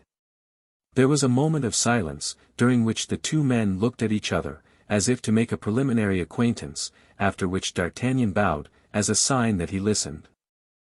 "I have heard D'Artagnan spoken of as a very brave young man," said the citizen, "and this reputation which he justly enjoys had decided me to confide a secret to him." "Speak, monsieur, speak," said D'Artagnan, who instinctively scented something advantageous. The citizen made a fresh pause and continued, "I have a wife who is seamstress to the queen, monsieur, and who is not deficient in either virtue or beauty. I was induced to marry her about 3 years ago, although she had but very little dowry, because Laporte, the queen's cloak-bearer, is her godfather, and befriends her." "Well, monsieur?" asked D'Artagnan. "Well," resumed the citizen, "well, monsieur, my wife was abducted yesterday morning, as she was coming out of her workroom." "And by whom was your wife abducted?" "I know nothing surely, monsieur, but I suspect someone." "And who is the person whom you suspect?" "A man who has pursued her a long time." "The devil! But allow me to tell you, monsieur, continued the citizen, that I am convinced that there is less love than politics in all this. Less love than politics, replied D'Artagnan, with a reflective air, and what do you suspect? I do not know whether I ought to tell you what I suspect. Monsieur, I beg you to observe that I ask you absolutely nothing. It is you who have come to me. It is you who have told me that you had a secret to confide in me. Act, then, as you think proper, there is still time to withdraw. No, monsieur, no, you appear to be an honest young man, and I will have confidence in you. I believe, then, that it is not on account of any intrigues of her own that my wife has been arrested, but because of those of a lady much greater than herself. Ah, ah! Can it be on account of the amours of Madame de Bois Tracy, said D'Artagnan, wishing to have the air, in the eyes of the citizen, of being posted as to court affairs. Higher, monsieur, higher. Of Madame d'Aiguillon. Still higher. Of Madame de Chevreuse. Of the, D'Artagnan checked himself. Yes, monsieur, replied the terrified citizen, in a tone so low that he was scarcely audible. And with whom? With whom can it be, if not the Duke of? The Duke of? Yes, monsieur, replied the citizen, giving a still fainter intonation to his voice. But how do you know all this? How do I know it? Yes, how do you know it? No half-confidence, or, you understand. I know it from my wife, monsieur, from my wife herself. Who learns it from whom? From M. Laporte. Did I not tell you that she was the goddaughter of M. Laporte, the confidential man of the Queen? Well, M. Laporte placed her near Her Majesty in order that our poor Queen might at least have someone in whom she could place confidence, abandoned as she is by the King, watched as she is by the Cardinal, betrayed as she is by everybody. Ah, ah! It begins to develop itself, said D'Artagnan. Now, my wife came home 4 days ago, monsieur. One of her conditions was that she should come and see me twice a week, for, as I had the honor to tell you, my wife loves me dearly. My wife, then, came and confided to me that the Queen at that very moment entertained great fears. Truly. Yes. The Cardinal, as it appears, pursues her and persecutes her more than ever. He cannot pardon her the history of the saraband. You know the history of the saraband? Pardieu. Know it, replied D'Artagnan, who knew nothing about it, but who wished to appear to know everything that was going on. So that now it is no longer hatred, but vengeance. Indeed. And the Queen believes. Well, what does the Queen believe? She believes that someone has written to the Duke of Buckingham in her name. In the Queen's name? Yes, to make him come to Paris, and when once come to Paris, to draw him into some snare. The devil! But your wife, monsieur, what has she to do with all this? Her devotion to the Queen is known, and they wish either to remove her from her mistress, or to intimidate her, in order to obtain Her Majesty's secrets, or to seduce her and make use of her as a spy. That is likely, said D'Artagnan, but the man who has abducted her, do you know him? I have told you that I believe I know him. His name? I do not know that. What I do know is that he is a creature of the Cardinal, his evil genius. But you have seen him? Yes, my wife pointed him out to me one day. Has he anything remarkable about him by which one may recognize him? Oh, certainly, he is a noble of very lofty carriage, black hair, swarthy complexion, piercing eye, white teeth, and has a scar on his temple. A scar on his temple, cried D'Artagnan, and with that, white teeth, a piercing eye, dark complexion, black hair, and haughty carriage, why, that's my man of Mung. He is your man, do you say? Yes, yes, but that has nothing to do with it. No, I am wrong. On the contrary, that simplifies the matter greatly.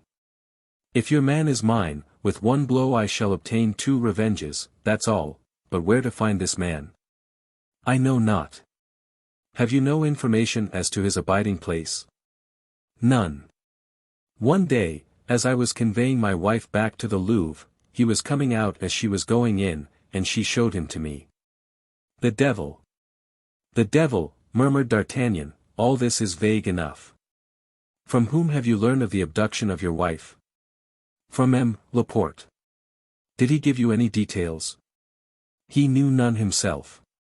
And you have learned nothing from any other quarter? Yes, I have received. What? I fear I am committing a great imprudence. You always come back to that, but I must make you see this time that it is too late to retreat. I do not retreat, mordieu, cried the citizen, swearing in order to rouse his courage. Besides, by the faith of Bonacieux. You call yourself Bonacieux? Interrupted D'Artagnan. Yes, that is my name. You said, then, by the word of Bonacieux. Pardon me for interrupting you, but it appears to me that that name is familiar to me. Possibly, monsieur. I am your landlord. Ah, said D'Artagnan, half rising and bowing, you are my landlord? Yes, monsieur, yes.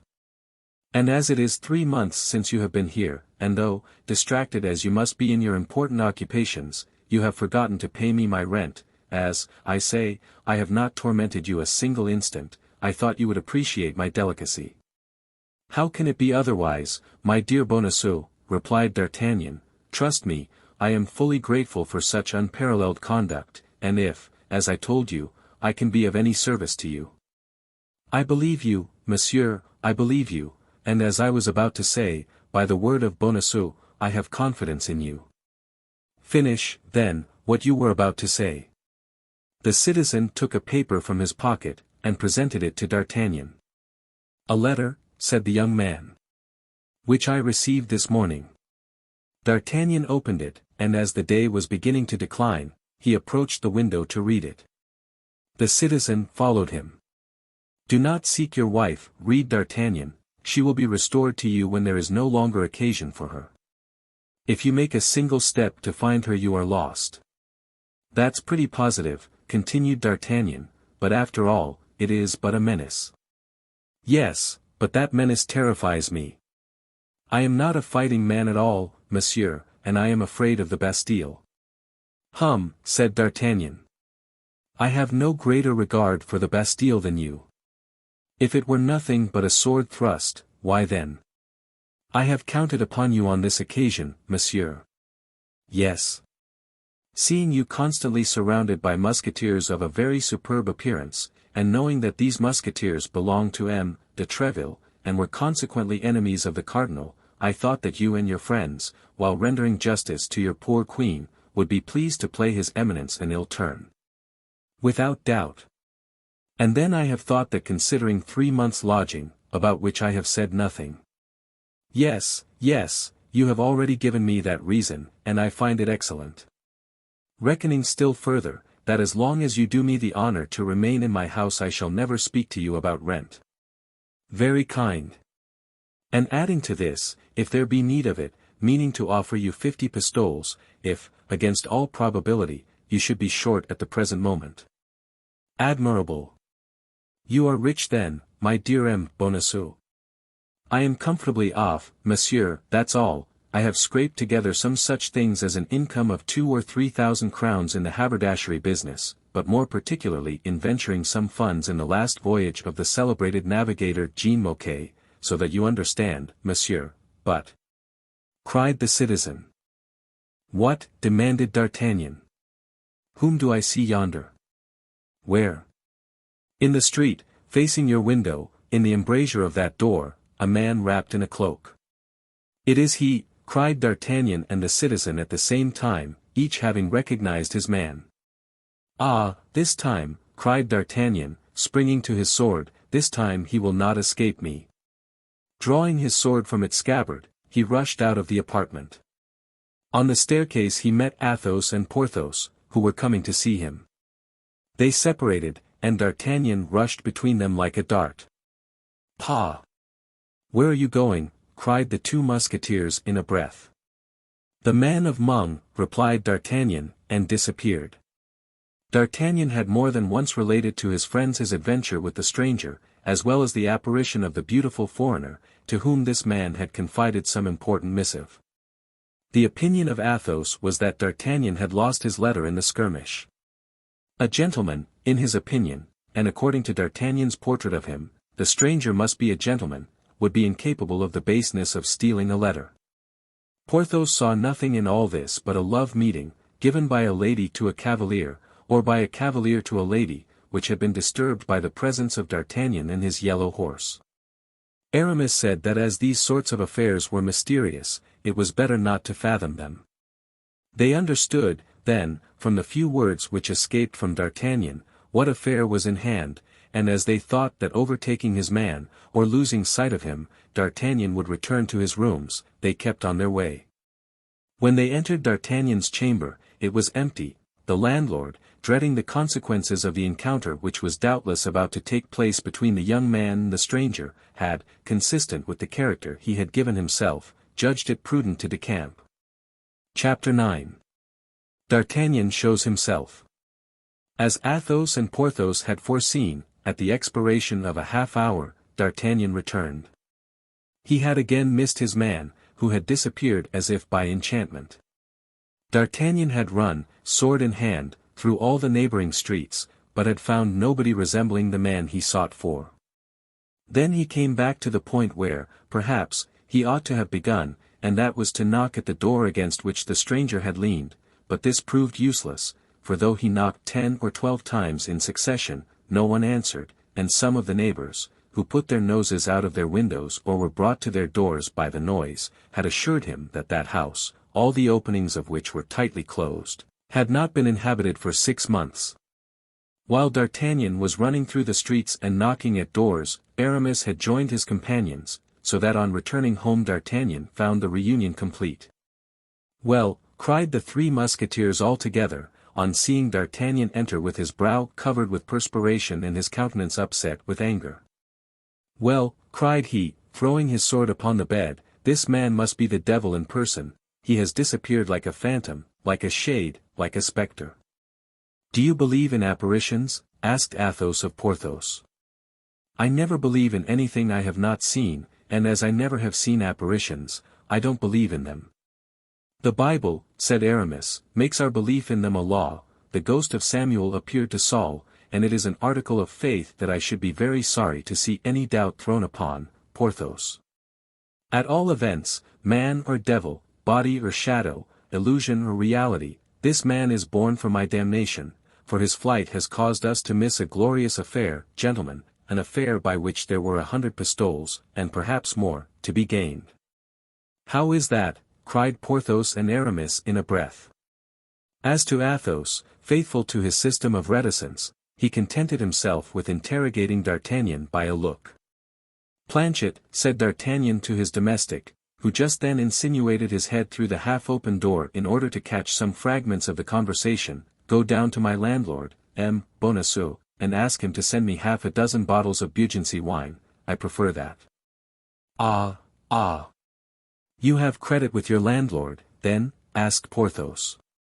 "Yes," replied D'Artagnan, "from this very day, and mind, if the wine is bad, we will send him to find better." "We must use, and not abuse," said Aramis, sententiously. "I always said that D'Artagnan had the longest head of the 4, said Athos, who, having uttered his opinion, to which D'Artagnan replied with a bow, immediately resumed his accustomed silence. "But come, what is this about?" asked Porthos. "Yes," said Aramis, "impart it to us, my dear friend, unless the honor of any lady be hazarded by this confidence. In that case you would do better to keep it to yourself." "Be satisfied," replied D'Artagnan, "the honor of no one will have cause to complain of what I have to tell." He then related to his friends, word for word, all that had passed between him and his host, and how the man who had abducted the wife of his worthy landlord was the same with whom he had had the difference at the hostelry of the Jolly Miller. "Your affair is not bad," said Athos, after having tasted like a connoisseur and indicated by a nod of his head that he thought the wine good, "and one may draw 50 or 60 pistoles from this good man. Then there only remains to ascertain whether these 50 or 60 pistoles are worth the risk of 4 heads. "But observe," cried D'Artagnan, "that there is a woman in the affair, a woman carried off, a woman who is doubtless threatened, tortured perhaps, and all because she is faithful to her mistress. Beware, D'Artagnan, beware, said Aramis. You grow a little too warm, in my opinion, about the fate of Madame Bonacieux. Woman was created for our destruction, and it is from her we inherit all our miseries. At this speech of Aramis, the brow of Athos became clouded and he bit his lips. It is not Madame Bonacieux about whom I am anxious, cried D'Artagnan, but the queen, whom the king abandons, whom the cardinal persecutes, and who sees the heads of all her friends fall, one after the other. Why does she love what we hate most in the world, the Spaniards and the English? Spain is her country, replied D'Artagnan, and it is very natural that she should love the Spanish, who are the children of the same soil as herself. As to the second reproach, I have heard it said that she does not love the English, but an Englishman. Well, and by my faith, said Athos, it must be acknowledged that this Englishman is worthy of being loved. I never saw a man with a nobler air than his. Without reckoning that he dresses as nobody else can, said Porthos.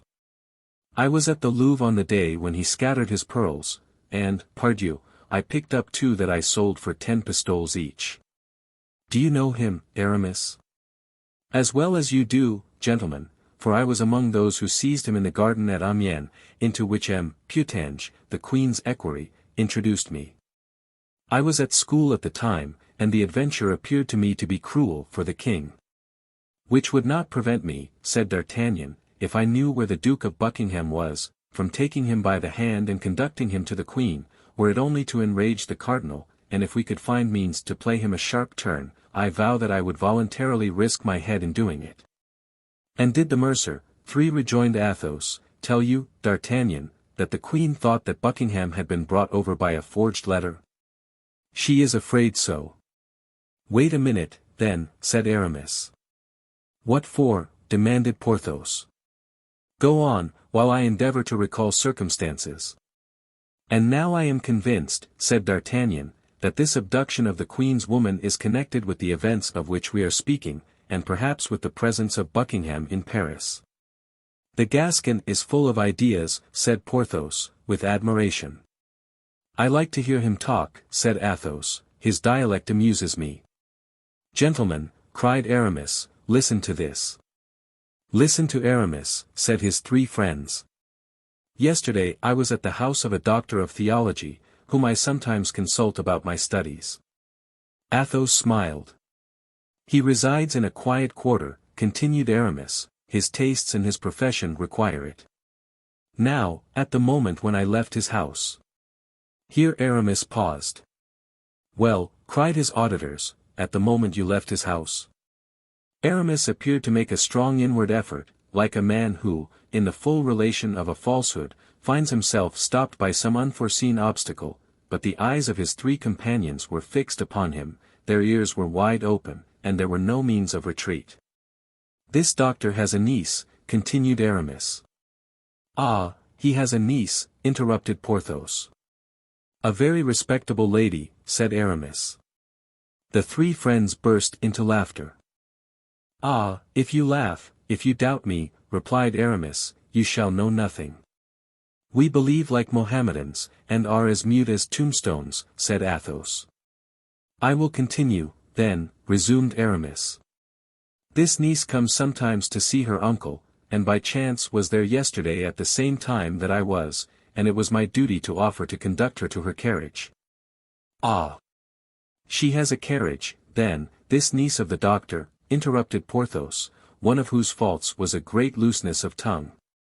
A nice acquaintance, my friend. Porthos, replied Aramis, I have had the occasion to observe to you more than once that you are very indiscreet, and that is injurious to you among the women. Gentlemen, gentlemen, cried D'Artagnan, who began to get a glimpse of the result of the adventure, the thing is serious. Let us try not to jest, if we can. Go on Aramis, go on. All at once, a tall, dark gentleman, just like yours, D'Artagnan. The same, perhaps, said he. Possibly, continued Aramis, came toward me, accompanied by 5 or 6 men who followed about 10 paces behind him, and in the politest tone, Duke, said he to me, and you madam, continued he, addressing the lady on my arm. The doctor's niece? Hold your tongue, Porthos, said Athos, you are insupportable.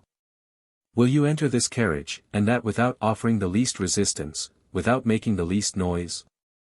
He took you for Buckingham, cried D'Artagnan. I believe so, replied Aramis. But the lady? Asked Porthos. He took her for the queen, said D'Artagnan. Just so, replied Aramis. The Gascon is the devil, cried Athos, nothing escapes him. The fact is, said Porthos, Aramis is of the same height, and something of the shape of the duke, but it nevertheless appears to me that the dress of a musketeer. I wore an enormous cloak, said Aramis. In the month of July. The devil, said Porthos. Is the doctor afraid that you may be recognized? I can comprehend that the spy may have been deceived by the person, but the face. I had a large hat, said Aramis. Oh, good Lord, cried Porthos, what precautions for the study of theology. Gentlemen, said D'Artagnan, do not let us lose our time in jesting. Let us separate, and let us seek the mercer's wife, that is the key of the intrigue. A woman of such inferior condition. Can you believe so? Said Porthos, protruding his lips with contempt.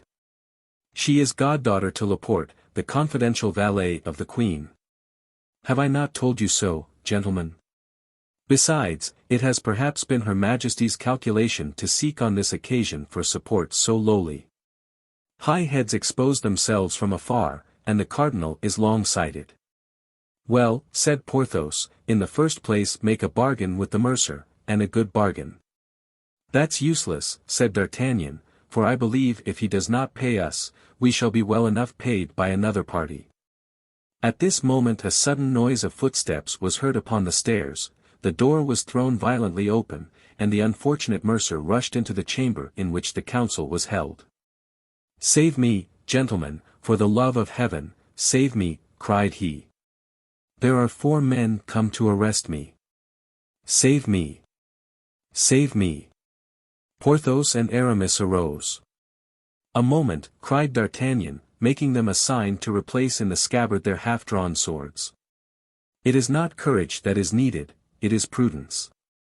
And yet, cried Porthos, we will not leave. You will leave D'Artagnan to act as he thinks proper, said Athos. He has, I repeat, the longest head of the 4, and for my part declare that I will obey him. Do as you think best, D'Artagnan. At this moment the 4 guards appeared at the door of the antechamber, but seeing 4 musketeers standing, and their swords by their sides, they hesitated about going farther. Come in, gentlemen, come in, called D'Artagnan, you are here in my apartment, and we are all faithful servants of the king and cardinal. Then, gentlemen, you will not oppose our executing the orders we have received, asked one who appeared to be the leader of the party. On the contrary, gentlemen, we would assist you if it were necessary. What does he say? Grumbled Porthos. You are a simpleton, said Athos. Silence. But you promised me, whispered the poor mercer. We can only save you by being free ourselves, replied D'Artagnan, in a rapid, low tone, and if we appear inclined to defend you, they will arrest us with you. It seems, nevertheless. Come, gentlemen, come, said D'Artagnan, aloud, I have no motive for defending monsieur. I saw him today for the first time, and he can tell you on what occasion, he came to demand the rent of my lodging. Is that not true, M. Bonacieux? Answer. That is the very truth, cried the mercer, but M. does not tell you. Silence, with respect to me, silence, with respect to my friends, silence about the Queen, above all, or you will ruin everybody without saving yourself. Come, gentlemen, remove the fellow. And D'Artagnan pushed the half-stupefied mercer among the guards, saying to him, You are a shabby old fellow, my dear. You come to demand money of me, of a musketeer. To prison with him. Gentlemen, once more, take him to prison, and keep him under key as long as possible, that will give me time to pay him. The officers were full of thanks, and took away their prey. As they were going down, D'Artagnan laid his hand on the shoulder of their leader. "May I not drink to your health, and you to mine?" said D'Artagnan, filling 2 glasses with the Beaugency wine which he had obtained from the liberality of M. Bonacieux. "That will do me great honor," said the leader of the posse, "and I accept thankfully." "Then to yours, monsieur, what is your name?" "Boisrenard." "Monsieur Boisrenard." "To yours, my gentleman." "What is your name, in your turn, if you please?" "D'Artagnan." "To yours, monsieur." "And above all others," cried D'Artagnan, as if carried away by his enthusiasm, "to that of the king and the cardinal." The leader of the posse would perhaps have doubted the sincerity of D'Artagnan if the wine had been bad, but the wine was good, and he was convinced. "What diabolical villainy you have performed here," said Porthos, when the officer had rejoined his companions and the 4 friends found themselves alone. "Shame, shame, for 4 Musketeers to allow an unfortunate fellow who cried for help to be arrested in their midst. And a gentleman to hobnob with a bailiff." "Porthos," said Aramis, "Athos has already told you that you are a simpleton, and I am quite of his opinion. D'Artagnan, you are a great man, and when you occupy M. de Treville's place, I will come and ask your influence to secure me an abbey." "Well, I am in a maze," said Porthos. "Do you approve of what D'Artagnan has done?" "Parbleu! Indeed I do," said Athos. "I not only approve of what he has done, but I congratulate him upon it." "And now, gentlemen," said D'Artagnan, without stopping to explain his conduct to Porthos, "all for one for all, that is our motto, is it not?" "And yet," said Porthos. "Hold out your hand and swear," cried Athos and Aramis at once. Overcome by example, grumbling to himself, nevertheless, Porthos stretched out his hand, and the 4 friends repeated with one voice the formula dictated by D'Artagnan. "All for one for all. That's well. Now let us everyone retire to his own home," said D'Artagnan, as if he had done nothing but command all his life, and attention. "For from this moment we are at feud with the cardinal." Chapter 10. A mousetrap in the 17th century. The invention of the mousetrap does not date from our days. As soon as societies, in forming, had invented any kind of police, that police invented mousetraps. As perhaps our readers are not familiar with the slang of the Rue de Jerusalem, and as it is 15 years since we applied this word for the first time to this thing, allow us to explain to them what is a mousetrap. When in a house, of whatever kind it may be, an individual suspected of any crime is arrested, the arrest is held secret. 4 or 5 men are placed in ambuscade in the first room. The door is open to all who knock. It is closed after them, and they are arrested, so that at the end of 2 or 3 days they have in their power almost all the habitués of the establishment. And that is a mousetrap.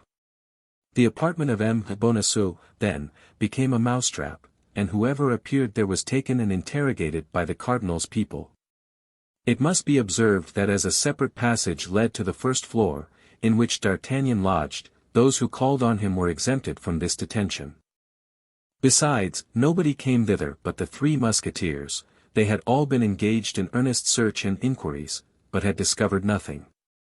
Athos had even gone so far as to question M. de Treville, a thing which, considering the habitual reticence of the worthy Musketeer, had very much astonished his captain. But M. de Treville knew nothing, except that the last time he had seen the cardinal, the king, and the queen, the cardinal looked very thoughtful, the king uneasy, and the redness of the queen's eyes denoted that she had been sleepless or tearful. But this last circumstance was not striking, as the queen since her marriage had slept badly and wept much. M. de Treville requested Athos, whatever might happen, to be observant of his duty to the king, but particularly to the queen, begging him to convey his desires to his comrades. As to D'Artagnan, he did not budge from his apartment. He converted his chamber into an observatory. From his windows he saw all the visitors who were caught.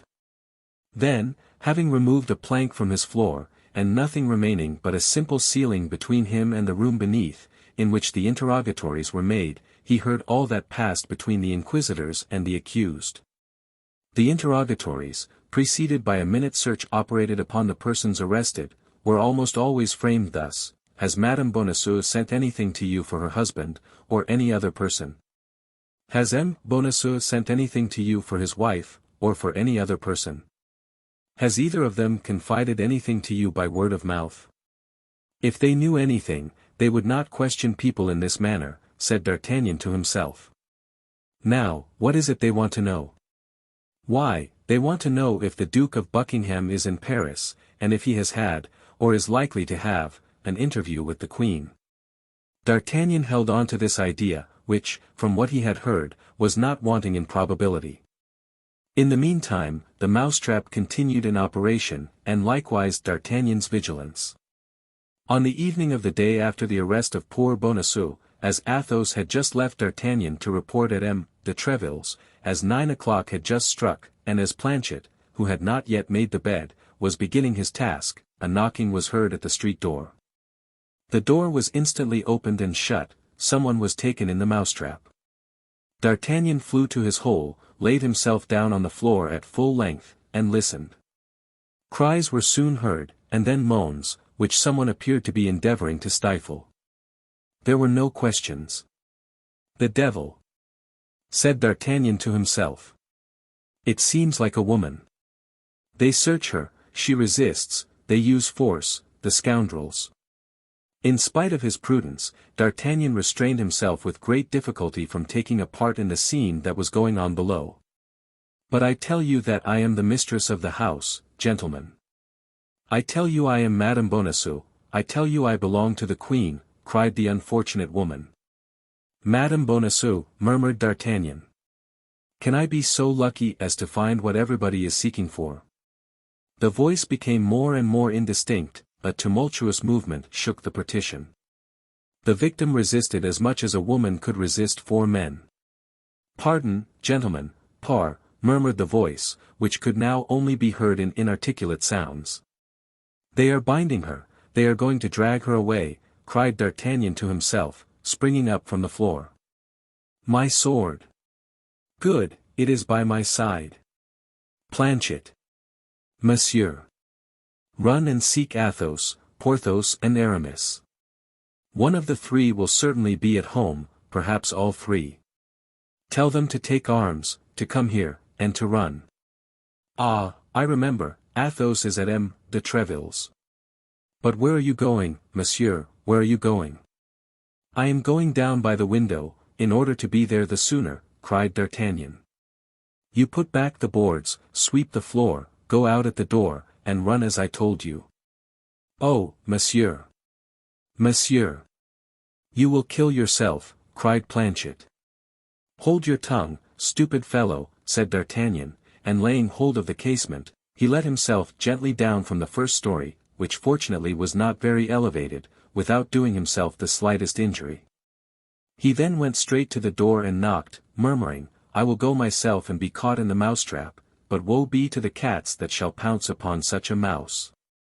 The knocker had scarcely sounded under the hand of the young man before the tumult ceased, steps approached, the door was opened, and D'Artagnan, sword in hand, rushed into the rooms of M. Bonacieux, the door of which, doubtless acted upon by a spring, closed after him.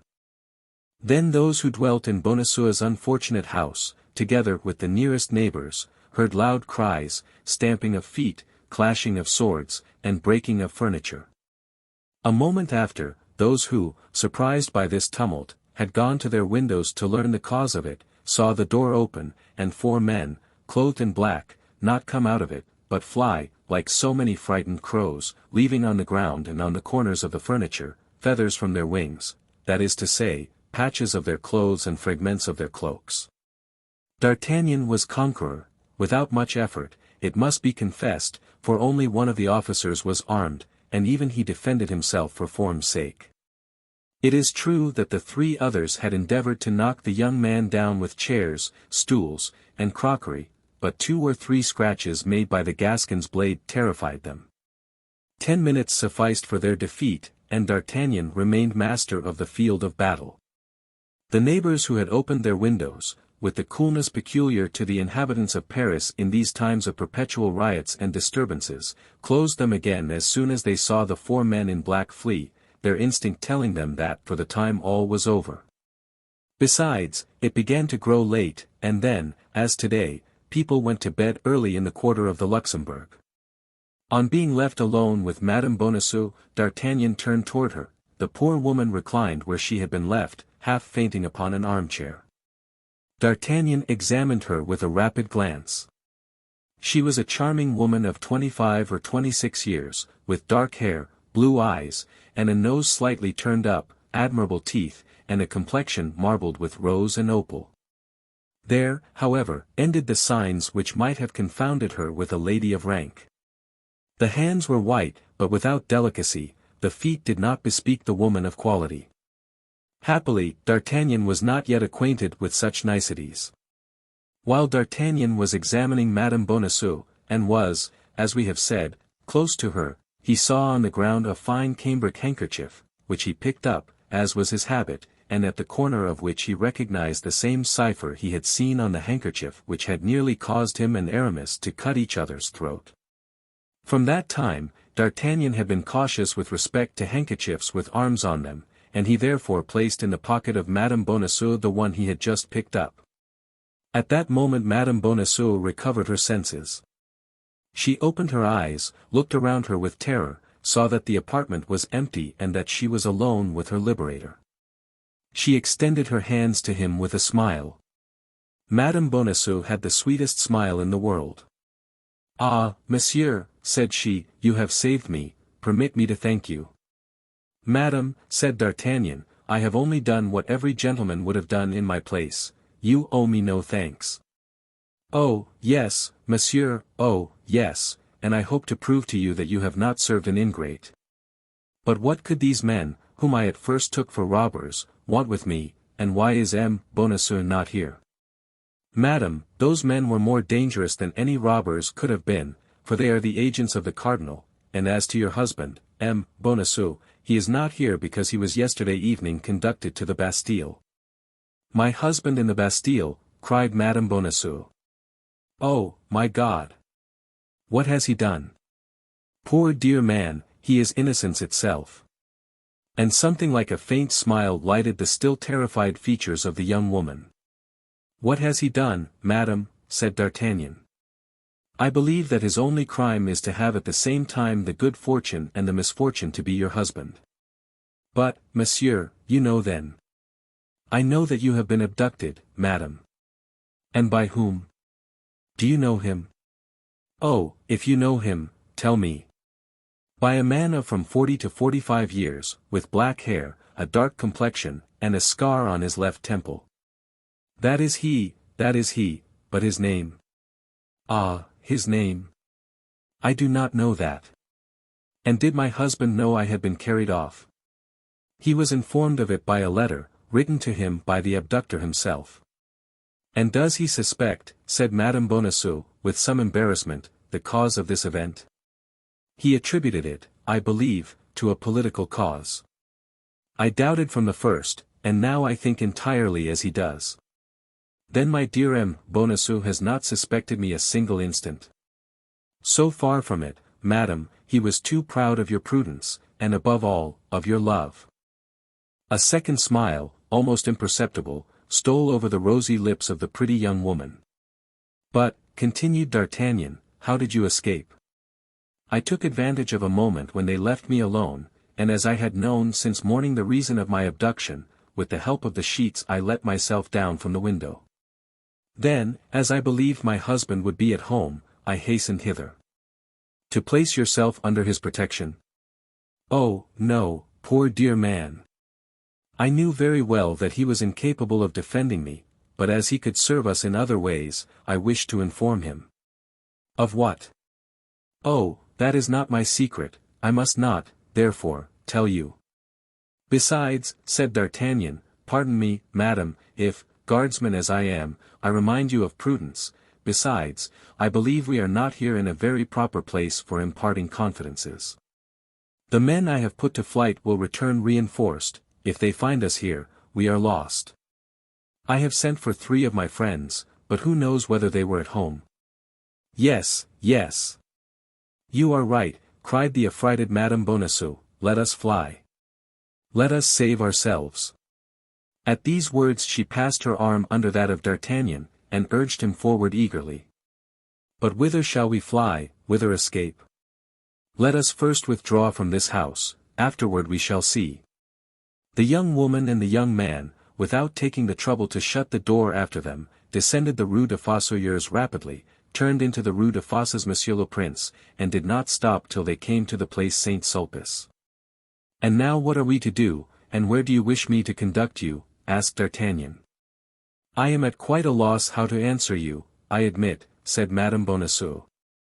My intention was to inform M. Laporte, through my husband, in order that M. Laporte might tell us precisely what had taken place at the Louvre in the last 3 days, and whether there is any danger in presenting myself there. But I, said D'Artagnan, can go and inform M. Laporte. No doubt you could, only there is one misfortune, and that is that M. Bonacieux is known at the Louvre, and would be allowed to pass, whereas you are not known there, and the gate would be closed against you. Ah, bah, said D'Artagnan, you have at some wicket of the Louvre a concierge who is devoted to you, and who, thanks to a password, would. Madame Bonacieux looked earnestly at the young man. And if I give you this password, said she, would you forget it as soon as you used it? By my honor, by the faith of a gentleman, said D'Artagnan, with an accent so truthful that no one could mistake it. Then I believe you. You appear to be a brave young man. Besides, your fortune may perhaps be the result of your devotedness.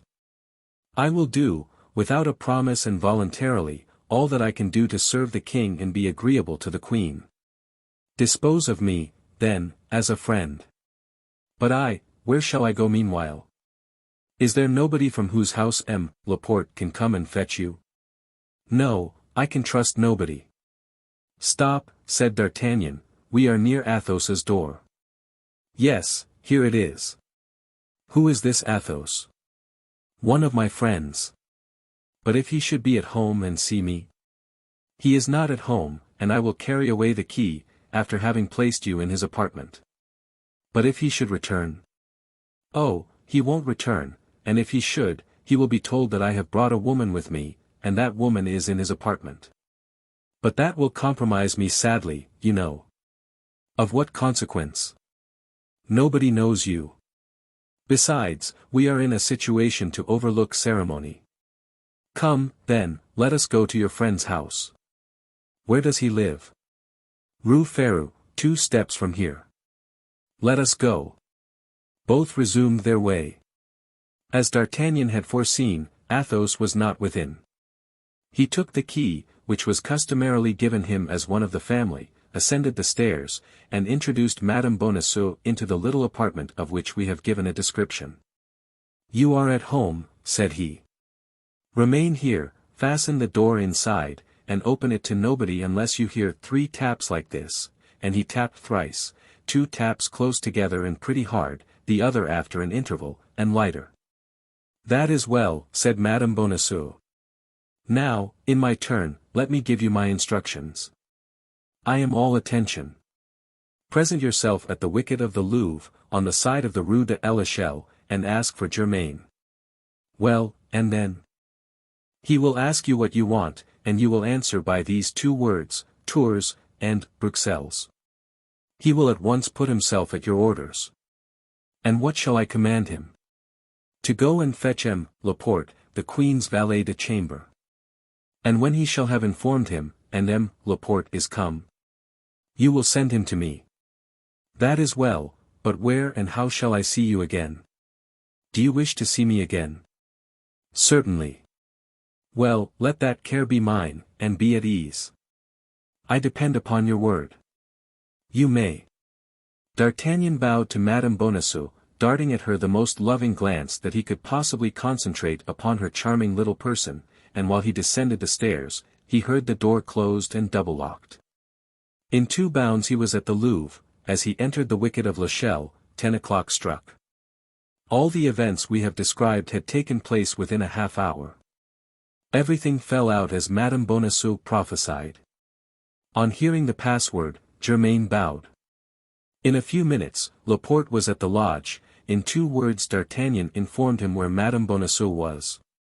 Laporte assured himself, by having it twice repeated, of the accurate address, and set off at a run. Hardly, however, had he taken 10 steps before he returned. "Young man," said he to D'Artagnan, "a suggestion." "What?" "You may get into trouble by what has taken place." "You believe so?" "Yes." "Have you any friend whose clock is too slow?" "Well, go and call upon him, in order that he may give evidence of your having been with him at 9:30. In a court of justice that is called an alibi." D'Artagnan found his advice prudent. He took to his heels, and was soon at M. de Treville's, but instead of going into the saloon with the rest of the crowd, he asked to be introduced to M. de Treville's office. As D'Artagnan so constantly frequented the hotel, no difficulty was made in complying with his request, and a servant went to inform M. de Treville that his young compatriot, having something important to communicate, solicited a private audience. 5 minutes after, M. de Treville was asking D'Artagnan what he could do to serve him, and what caused his visit at so late an hour.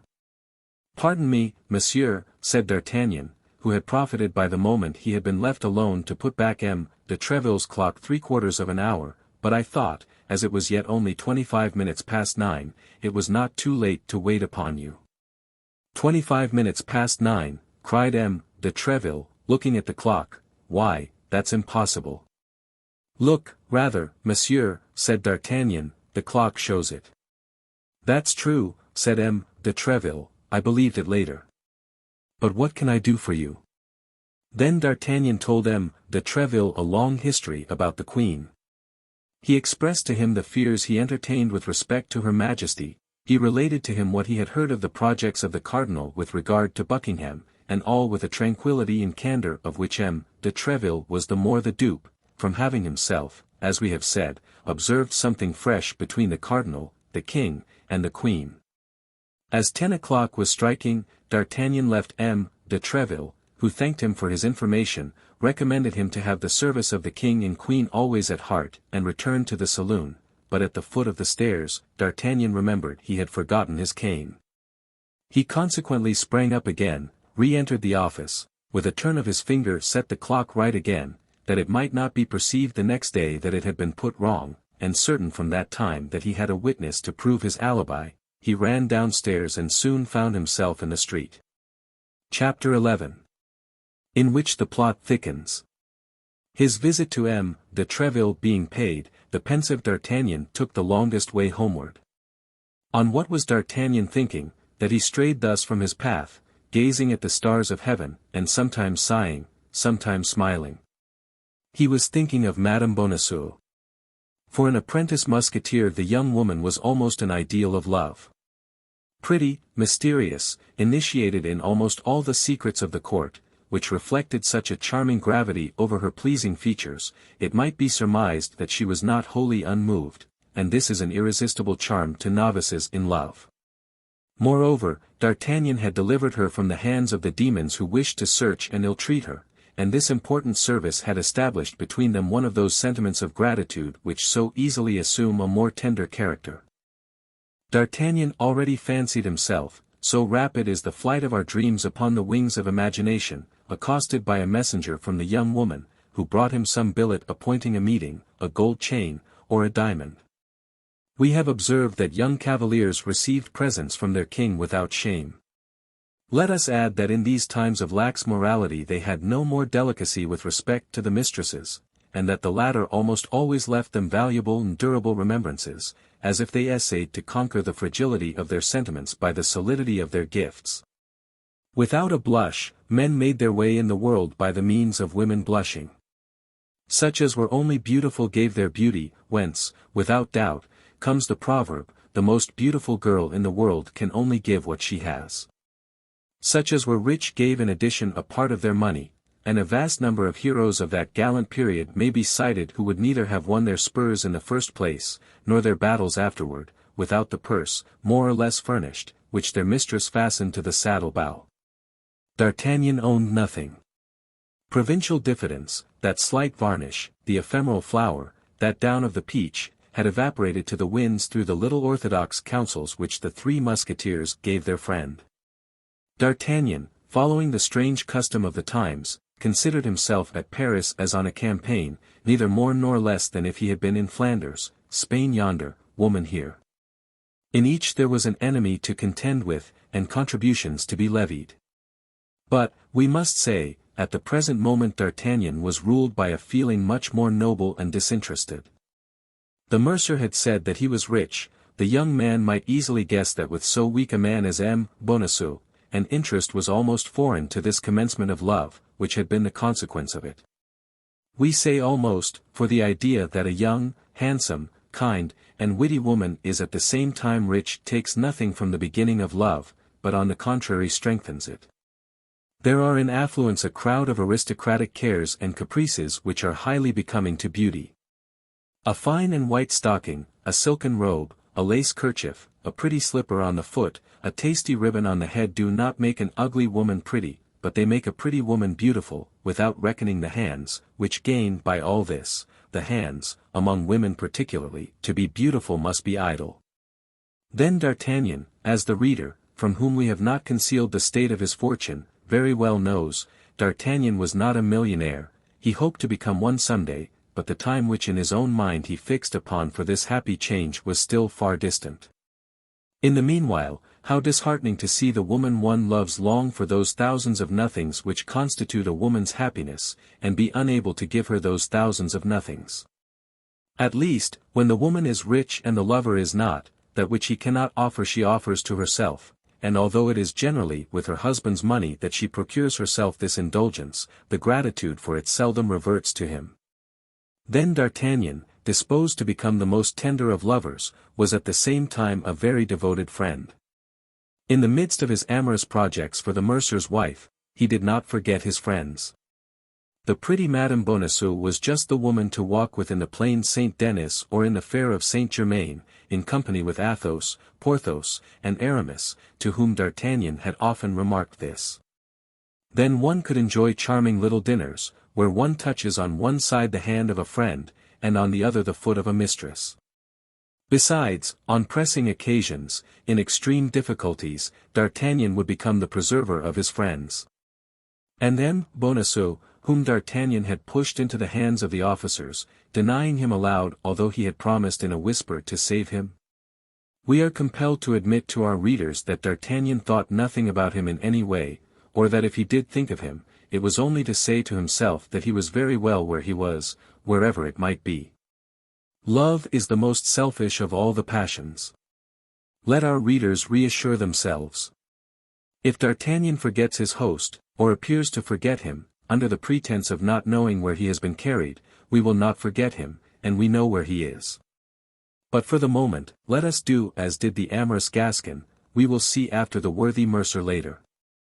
D'Artagnan, reflecting on his future amours, addressing himself to the beautiful night, and smiling at the stars, ascended the Rue Cherish-Midi, or Chase-Midi, as it was then called. As he found himself in the quarter in which Aramis lived, he took it into his head to pay his friend a visit in order to explain the motives which had led him to send Planchet with a request that he would come instantly to the mousetrap. Now, if Aramis had been at home when Planchet came to his abode, he had doubtless hastened to the Rue des Fossoyeurs, and finding nobody there but his other two companions perhaps, they would not be able to conceive what all this meant. This mystery required an explanation, at least, so D'Artagnan declared to himself. He likewise thought this was an opportunity for talking about pretty little Madame Bonacieux, of whom his head, if not his heart, was already full. We must never look for discretion in first love.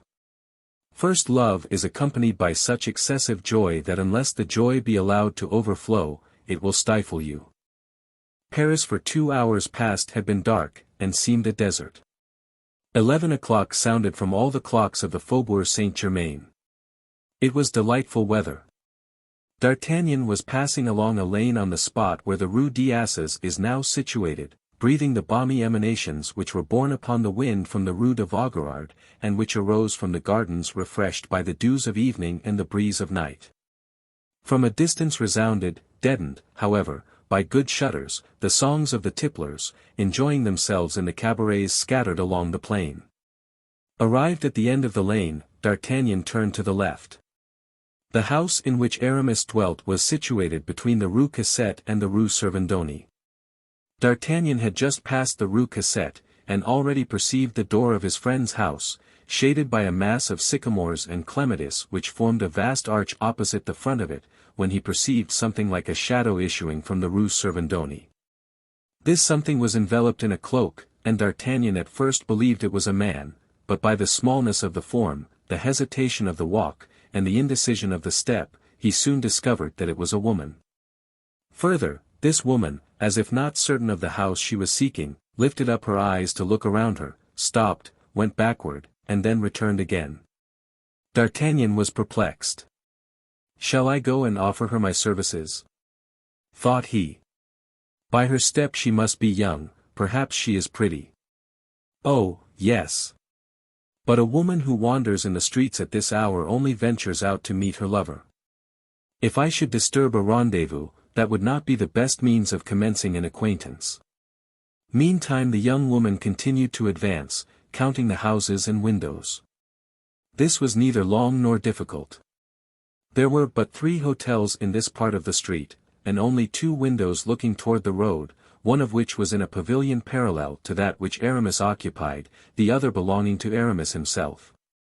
"Pardieu!" said D'Artagnan to himself, to whose mind the niece of the theologian reverted, "Pardieu, it would be droll if this belated dove should be in search of our friend's house. But on my soul, it looks so. Ah, my dear Aramis, this time I shall find you out." And D'Artagnan, making himself as small as he could, concealed himself in the darkest side of the street near a stone bench placed at the back of a niche. The young woman continued to advance, and in addition to the lightness of her step, which had betrayed her, she emitted a little cough which denoted a sweet voice. D'Artagnan believed this cough to be a signal. Nevertheless, whether the cough had been answered by a similar signal which had fixed the irresolution of the nocturnal seeker, or whether without this aid she saw that she had arrived at the end of her journey, she resolutely drew near to Aramis's shutter, and tapped, at 3 equal intervals, with her bent finger. "This is all very fine, dear Aramis," murmured D'Artagnan. "Ah, Monsieur Hypocrite, I understand how you study theology." The 3 blows were scarcely struck, when the inside blind was opened and a light appeared through the panes of the outside shutter. "Ah, ah," said the listener, "not through doors, but through windows. Ah, this visit was expected. We shall see the windows open, and the lady enter by escalade. Very pretty." But to the great astonishment of D'Artagnan, the shutter remained closed. Still more, the light which had shone for an instant disappeared, and all was again in obscurity. D'Artagnan thought this could not last long, and continued to look with all his eyes and listen with all his ears. He was right, at the end of some seconds 2 sharp taps were heard inside. The young woman in the street replied by a single tap, and the shutter was opened a little way. It may be judged whether D'Artagnan looked or listened with avidity. Unfortunately the light had been removed into another chamber, but the eyes of the young man were accustomed to the night. Besides, the eyes of the Gascons have, as it is asserted, like those of cats, the faculty of seeing in the dark.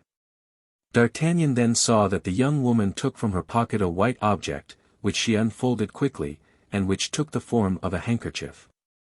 She made her interlocutor observe the corner of this unfolded object. This immediately recalled to D'Artagnan's mind the handkerchief which he had found at the feet of Madame Bonacieux, which had reminded him of that which he had dragged from under the feet of Aramis. What the devil could that handkerchief signify? Placed where he was, D'Artagnan could not perceive the face of Aramis. We say Aramis, because the young man entertained no doubt that it was his friend who held this dialogue from the interior with the lady of the exterior. Curiosity prevailed over prudence, and profiting by the preoccupation into which the sight of the handkerchief appeared to have plunged the 2 personages now on the scene, he stole from his hiding-place, and quick as lightning, but stepping with utmost caution, he ran and placed himself close to the angle of the wall, from which his eye could pierce the interior of Aramis's room. Upon gaining this advantage D'Artagnan was near uttering a cry of surprise. It was not Aramis who was conversing with the nocturnal visitor, it was a woman. D'Artagnan, however, could only see enough to recognize the form of her vestments, not enough to distinguish her features. At the same instant the woman inside drew a second handkerchief from her pocket, and exchanged it for that which had just been shown to her. Then some words were spoken by the two women. At length the shutter closed. The woman who was outside the window turned round, and passed within 4 steps of D'Artagnan, pulling down the hood of her mantle, but the precaution was too late. D'Artagnan had already recognized Madame Bonacieux. Madame Bonacieux. The suspicion that it was she had crossed the mind of D'Artagnan when she drew the handkerchief from her pocket, but what probability was there that Madame Bonacieux, who had sent for M. Laporte in order to be reconducted to the Louvre, should be running about the streets of Paris at 11:30 at night, at the risk of being abducted a second time? This must be, then, an affair of importance, and what is the most important affair to a woman of 25? Love.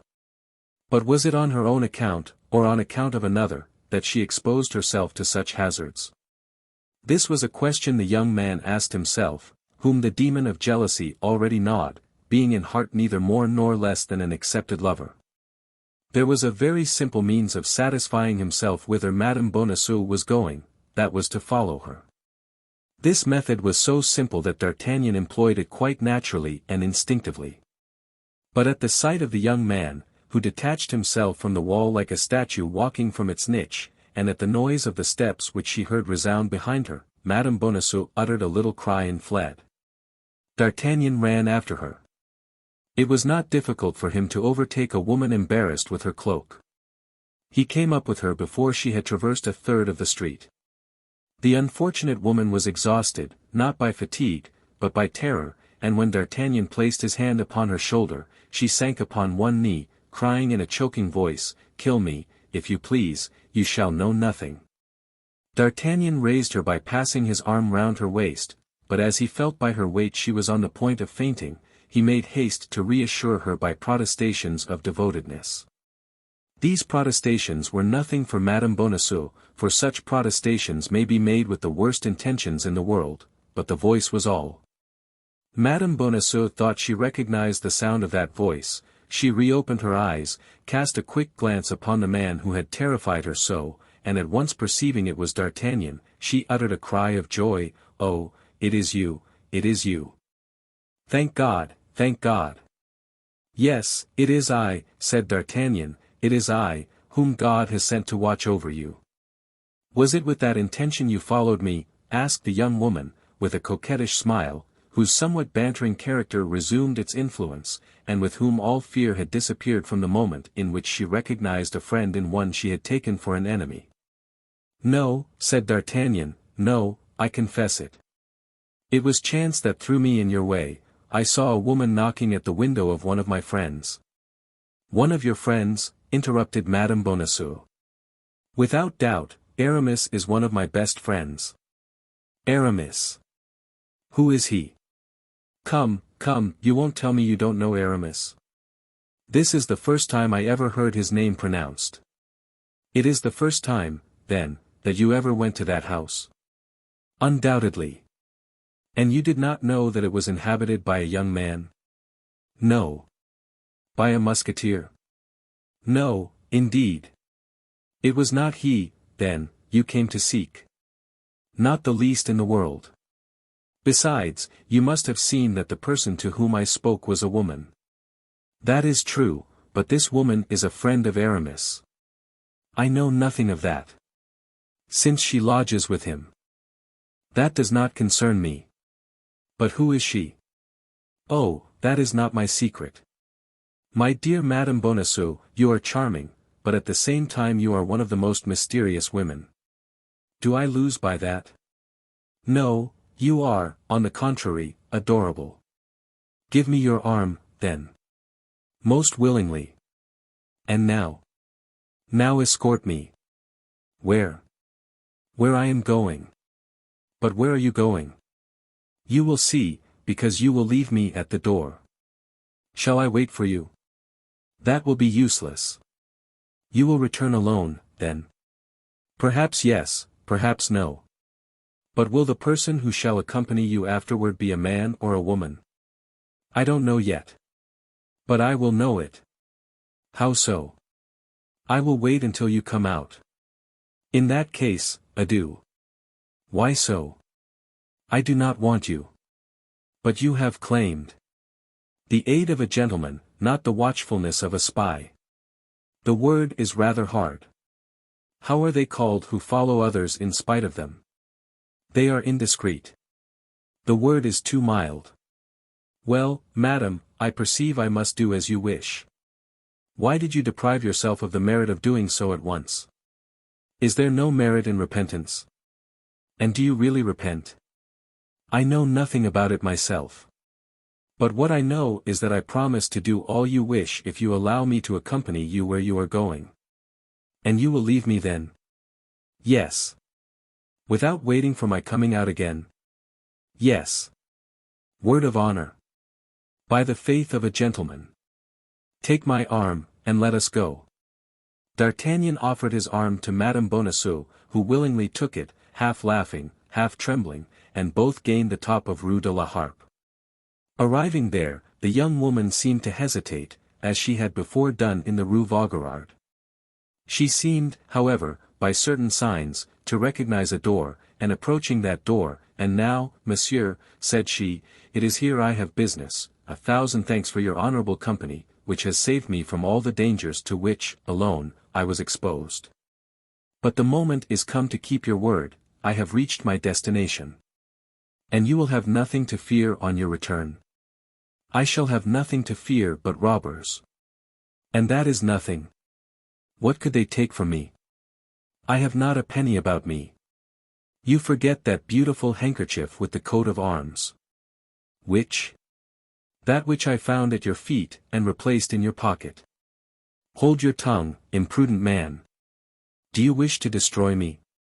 You see very plainly that there is still danger for you, since a single word makes you tremble, and you confess that if that word were heard you would be ruined. Come, come, madam, cried D'Artagnan, seizing her hands, and surveying her with an ardent glance, come, be more generous. Confide in me. Have you not read in my eyes that there is nothing but devotion and sympathy in my heart? Yes, replied Madame Bonacieux, therefore, ask my own secrets, and I will reveal them to you, but those of others, that is quite another thing. Very well, said D'Artagnan, I shall discover them, as these secrets may have an influence over your life, these secrets must become mine. Beware of what you do, cried the young woman, in a manner so serious as to make D'Artagnan start in spite of himself. Oh, meddle in nothing which concerns me. Do not seek to assist me in that which I am accomplishing. This I ask of you in the name of the interest with which I inspire you, in the name of the service you have rendered me and which I never shall forget while I have life. Rather, place faith in what I tell you. Have no more concern about me, I exist no longer for you, any more than if you had never seen me. Must Aramis do as much as I, madam? Said D'Artagnan, deeply piqued. This is the second or third time, monsieur, that you have repeated that name, and yet I have told you that I do not know him. You do not know the man at whose shutter you have just knocked. Indeed, madam, you believe me too credulous. Confess that it is for the sake of making me talk that you invent this story and create this personage.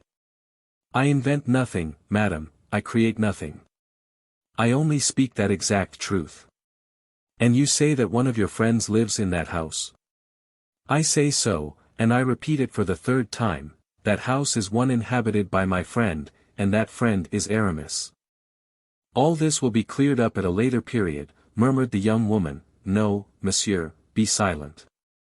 If you could see my heart, said D'Artagnan, you would there read so much curiosity that you would pity me and so much love that you would instantly satisfy my curiosity. We have nothing to fear from those who love us. You speak very suddenly of love, monsieur, said the young woman, shaking her head. That is because love has come suddenly upon me, and for the first time, and because I am only 20. The young woman looked at him furtively.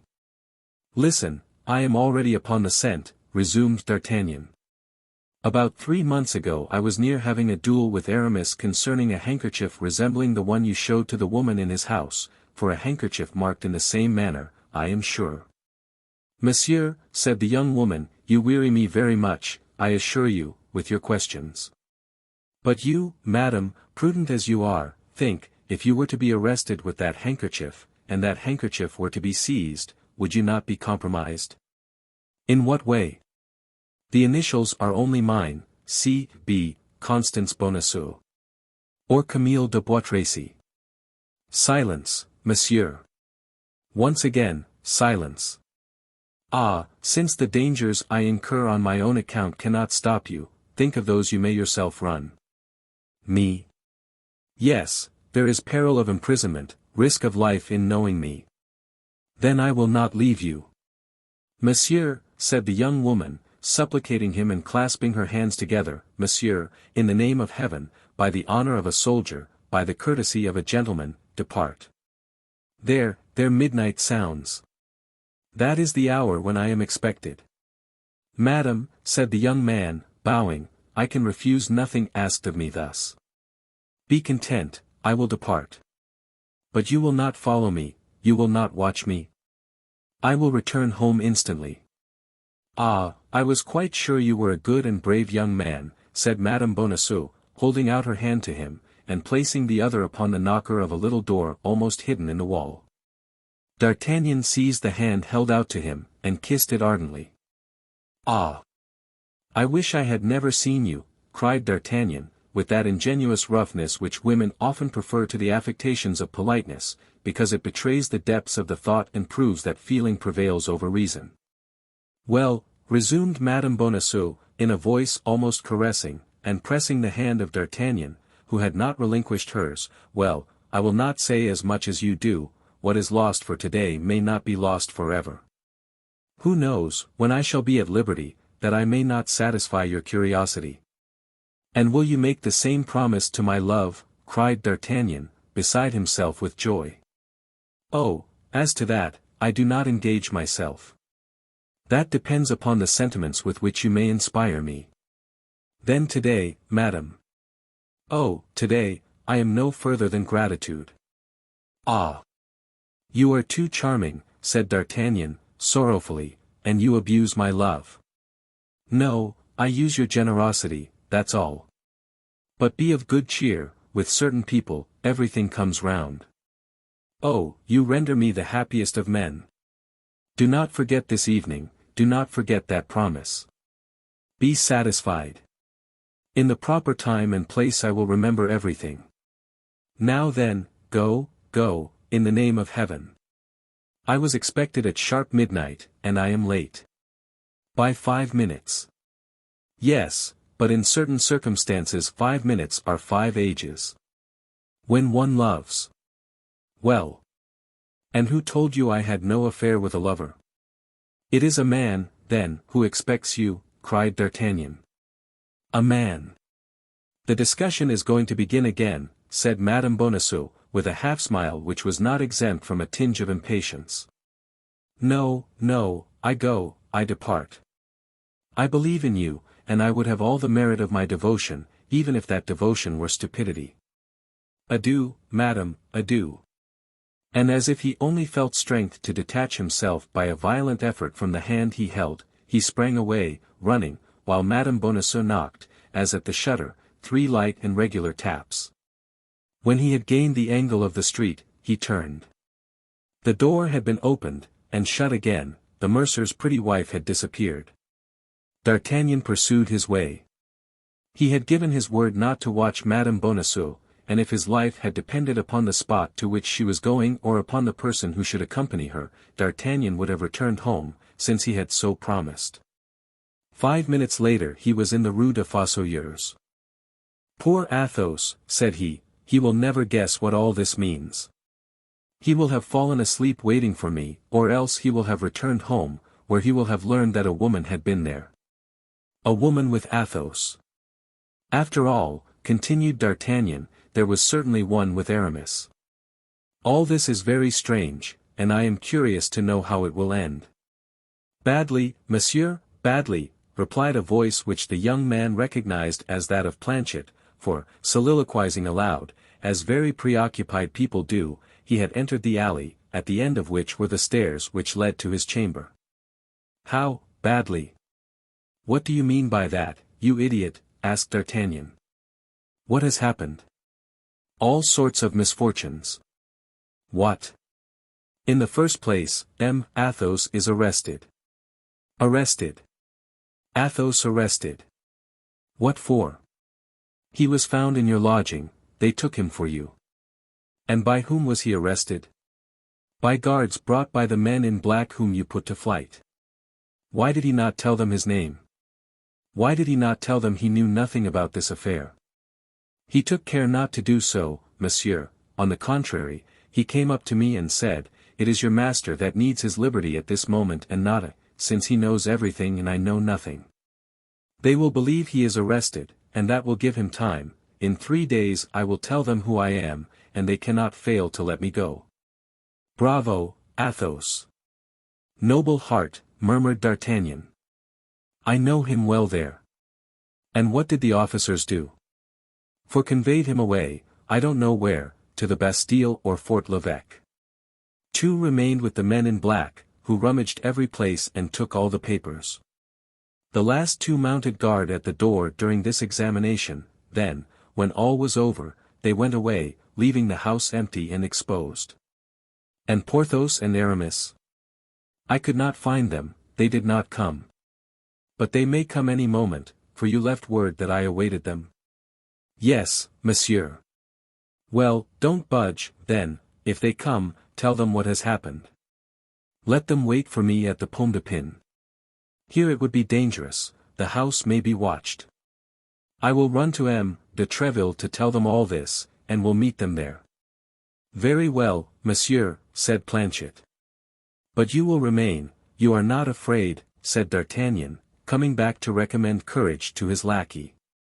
"Be easy, monsieur," said Planchet, "you do not know me yet. I am brave when I set about it. It is all in beginning. Besides, I am a Picard." "Then it is understood," said D'Artagnan, "you would rather be killed than desert your post." "Yes, monsieur, and there is nothing I would not do to prove to monsieur that I am attached to him." "Good," said D'Artagnan to himself. "It appears that the method I have adopted with this boy is decidedly the best. I shall use it again upon occasion." And with all the swiftness of his legs, already a little fatigued, however, with the perambulations of the day, D'Artagnan directed his course toward de Treville's. De Treville was not at his hotel. His company was on guard at the Louvre, he was at the Louvre with his company. It was necessary to reach de Treville, it was important that he should be informed of what was passing. D'Artagnan resolved to try and enter the Louvre. His costume of guardsman in the company of de Essart ought to be his passport. He therefore went down the Rue de Petit Augustins, and came up to the quay, in order to take the new bridge. He had at first an idea of crossing by the ferry, but on gaining the riverside, he had mechanically put his hand into his pocket and perceived that he had not wherewithal to pay his passage. As he gained the top of the Rue Guénégaud, he saw 2 persons coming out of the Rue Dauphine whose appearance very much struck him. Of the 2 persons who composed this group, one was a man and the other a woman. The woman had the outline of Madame Bonacieux, the man resembled Aramis so much as to be mistaken for him. Besides, the woman wore that black mantle which D'Artagnan could still see outlined on the shutter of the Rue de Vaugirard and on the door of the Rue de la Harpe. Still further, the man wore the uniform of a musketeer. The woman's hood was pulled down, and the man held a handkerchief to his face. Both, as this double precaution indicated, had an interest in not being recognized. They took the bridge. That was D'Artagnan's road, as he was going to the Louvre. D'Artagnan followed them. He had not gone 20 steps before he became convinced that the woman was really Madame Bonacieux and that the man was Aramis. He felt at that instant all the suspicions of jealousy agitating his heart. He felt himself doubly betrayed, by his friend and by her whom he already loved like a mistress. Madame Bonacieux had declared to him, by all the gods, that she did not know Aramis, and a quarter of an hour after having made this assertion, he found her hanging on the arm of Aramis. D'Artagnan did not reflect that he had only known the mercer's pretty wife for 3 hours, that she owed him nothing but a little gratitude for having delivered her from the men in black, who wished to carry her off, and that she had promised him nothing. He considered himself an outraged, betrayed, and ridiculed lover. Blood and anger mounted to his face, he was resolved to unravel the mystery. The young man and young woman perceived they were watched, and redoubled their speed. D'Artagnan determined upon his course. He passed them, then returned so as to meet them exactly before the Samaritaine, which was illuminated by a lamp which threw its light over all that part of the bridge. D'Artagnan stopped before them, and they stopped before him. "What do you want, monsieur?" demanded the Musketeer, recoiling a step, and with a foreign accent, which proved to D'Artagnan that he was deceived in one of his conjectures. "It is not Aramis," cried he. "No, monsieur, it is not Aramis, and by your exclamation I perceive you have mistaken me for another, and pardon you."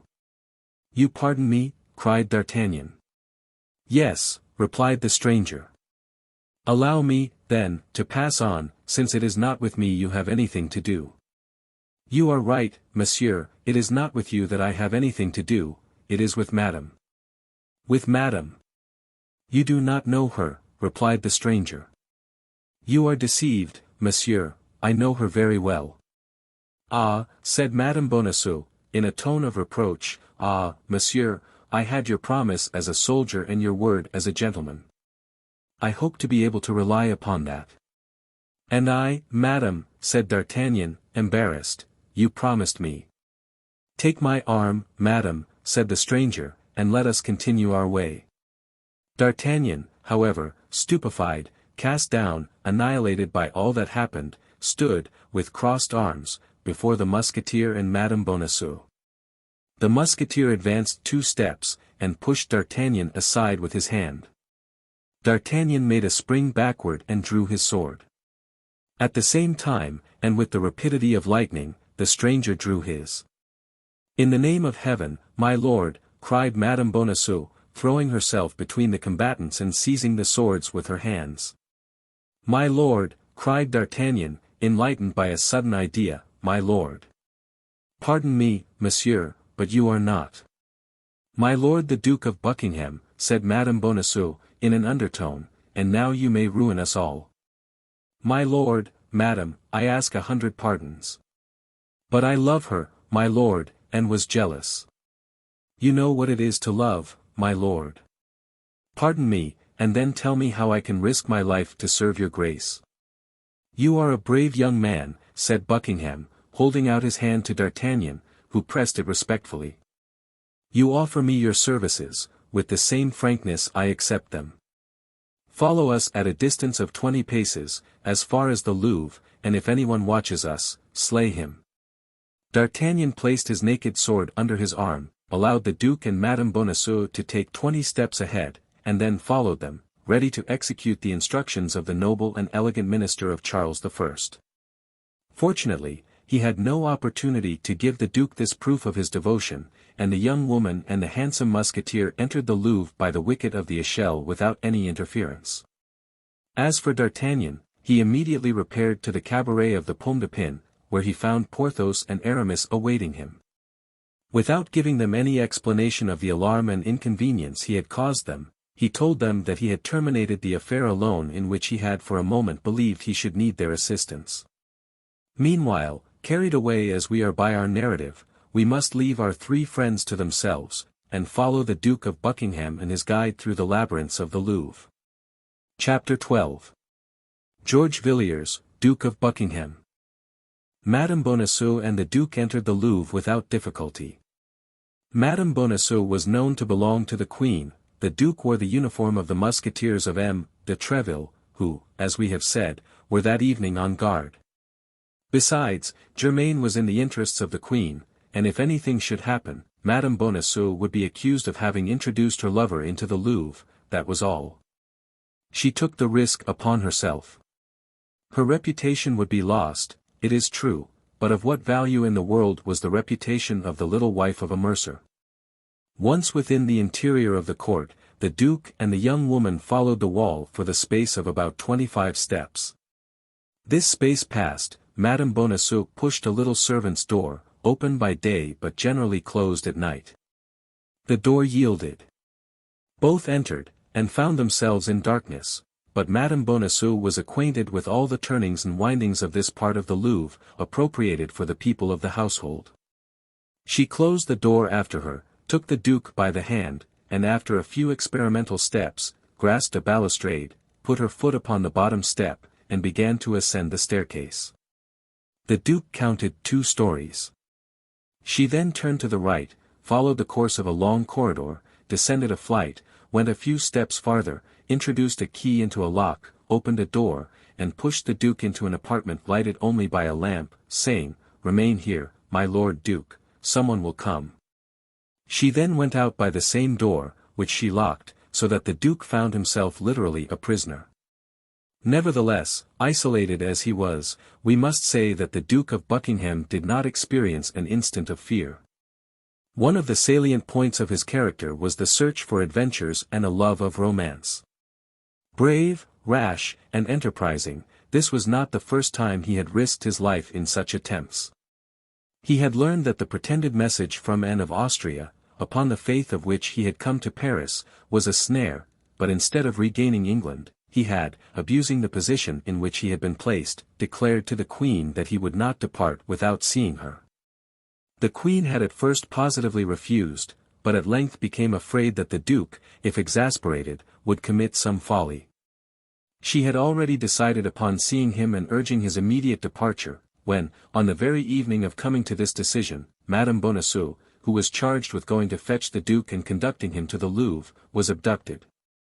For 2 days no one knew what had become of her, and everything remained in suspense, but once free, and placed in communication with Laporte, matters resumed their course, and she accomplished the perilous enterprise which, but for her arrest, would have been executed 3 days earlier. Buckingham, left alone, walked toward a mirror. His musketeer's uniform became him marvellously. At 35, which was then his age, he passed, with just title, for the handsomest gentleman and the most elegant cavalier of France or England. The favorite of 2 kings, immensely rich, all-powerful in a kingdom which he disordered at his fancy and calmed again at his caprice, George Villiers, Duke of Buckingham, had lived one of those fabulous existences which survive, in the course of centuries, to astonish posterity. Sure of himself, convinced of his own power, certain that the laws which rule other men could not reach him, he went straight to the object he aimed at, even where this object were so elevated and so dazzling that it would have been madness for any other even to have contemplated it. It was thus he had succeeded in approaching several times the beautiful and proud Anne of Austria, and in making himself loved by dazzling her. George Villiers placed himself before the glass, as we have said, restored the undulations to his beautiful hair, which the weight of his hat had disordered, twisted his mustache, and, his heart swelling with joy, happy and proud at being near the moment he had so long sighed for, he smiled upon himself with pride and hope. At this moment a door concealed in the tapestry opened, and a woman appeared. Buckingham saw this apparition in the glass, he uttered a cry. It was the Queen. Anne of Austria was then 26 or 27 years of age, that is to say, she was in the full splendor of her beauty. Her carriage was that of a queen or a goddess, her eyes, which cast the brilliancy of emeralds, were perfectly beautiful, and yet were at the same time full of sweetness and majesty.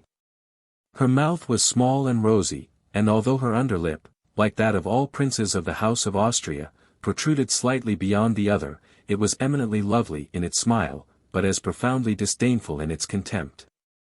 Her skin was admired for its velvety softness, her hands and arms were of surpassing beauty, all the poets of the time singing them as incomparable. Lastly, her hair, which, from being light in her youth, had become chestnut, and which she wore curled very plainly, and with much powder, admirably set off her face, in which the most rigid critic could only have desired a little less rouge, and the most fastidious sculptor a little more fineness in the nose. Buckingham remained for a moment dazzled.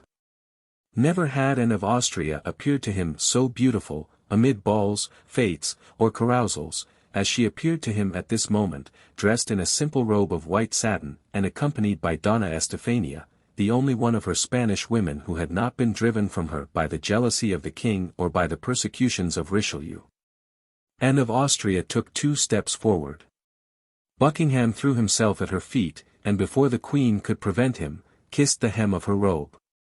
"Duke, you already know that it is not I who caused you to be written to." "Yes, yes, madam." "Yes, your majesty," cried the duke. "I know that I must have been mad, senseless, to believe that snow would become animated or marble warm, but what then? They who love believe easily in love. Besides, I have lost nothing by this journey because I see you."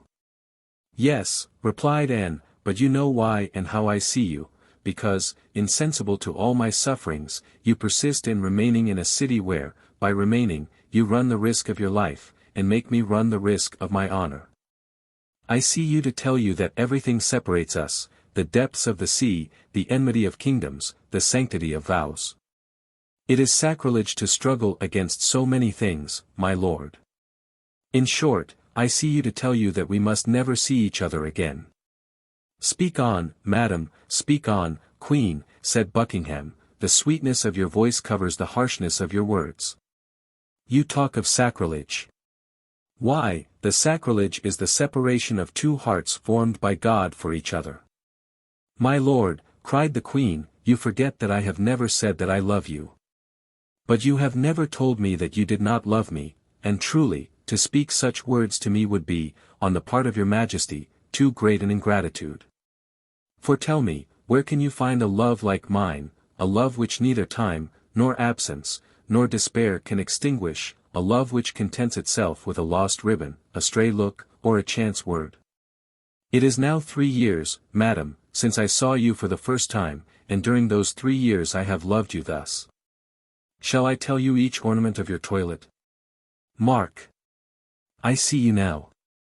You were seated upon cushions in the Spanish fashion, you wore a robe of green satin embroidered with gold and silver, hanging sleeves knotted upon your beautiful arms, those lovely arms, with large diamonds. You wore a close ruff, a small cap upon your head of the same color as your robe, and in that cap a heron's feather. Hold. Hold. I shut my eyes, and I can see you as you then were, I open them again, and I see what you are now, 100 times more beautiful. What folly, murmured Anne of Austria, who had not the courage to find fault with the Duke for having so well preserved her portrait in his heart, what folly to feed a useless passion with such remembrances. And upon what then must I live? I have nothing but memory. It is my happiness, my treasure, my hope. Every time I see you is a fresh diamond which I enclose in the casket of my heart.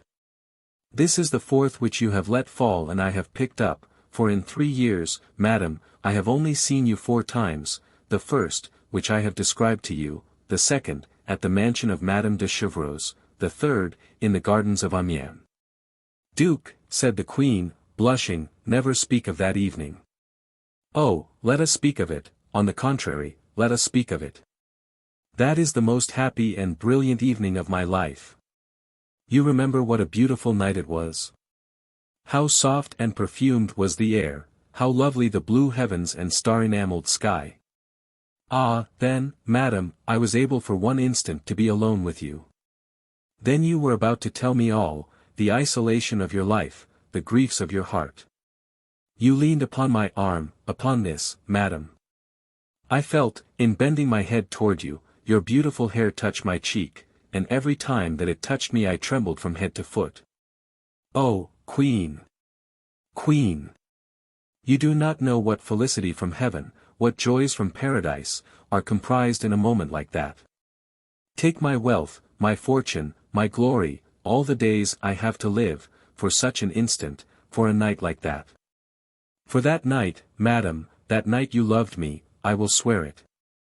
My lord, yes, it is possible that the influence of the place, the charm of the beautiful evening, the fascination of your look, the 1,000 circumstances, in short, which sometimes unite to destroy a woman, were grouped around me on that fatal evening, but, my lord, you saw the queen come to the aid of the woman who faltered.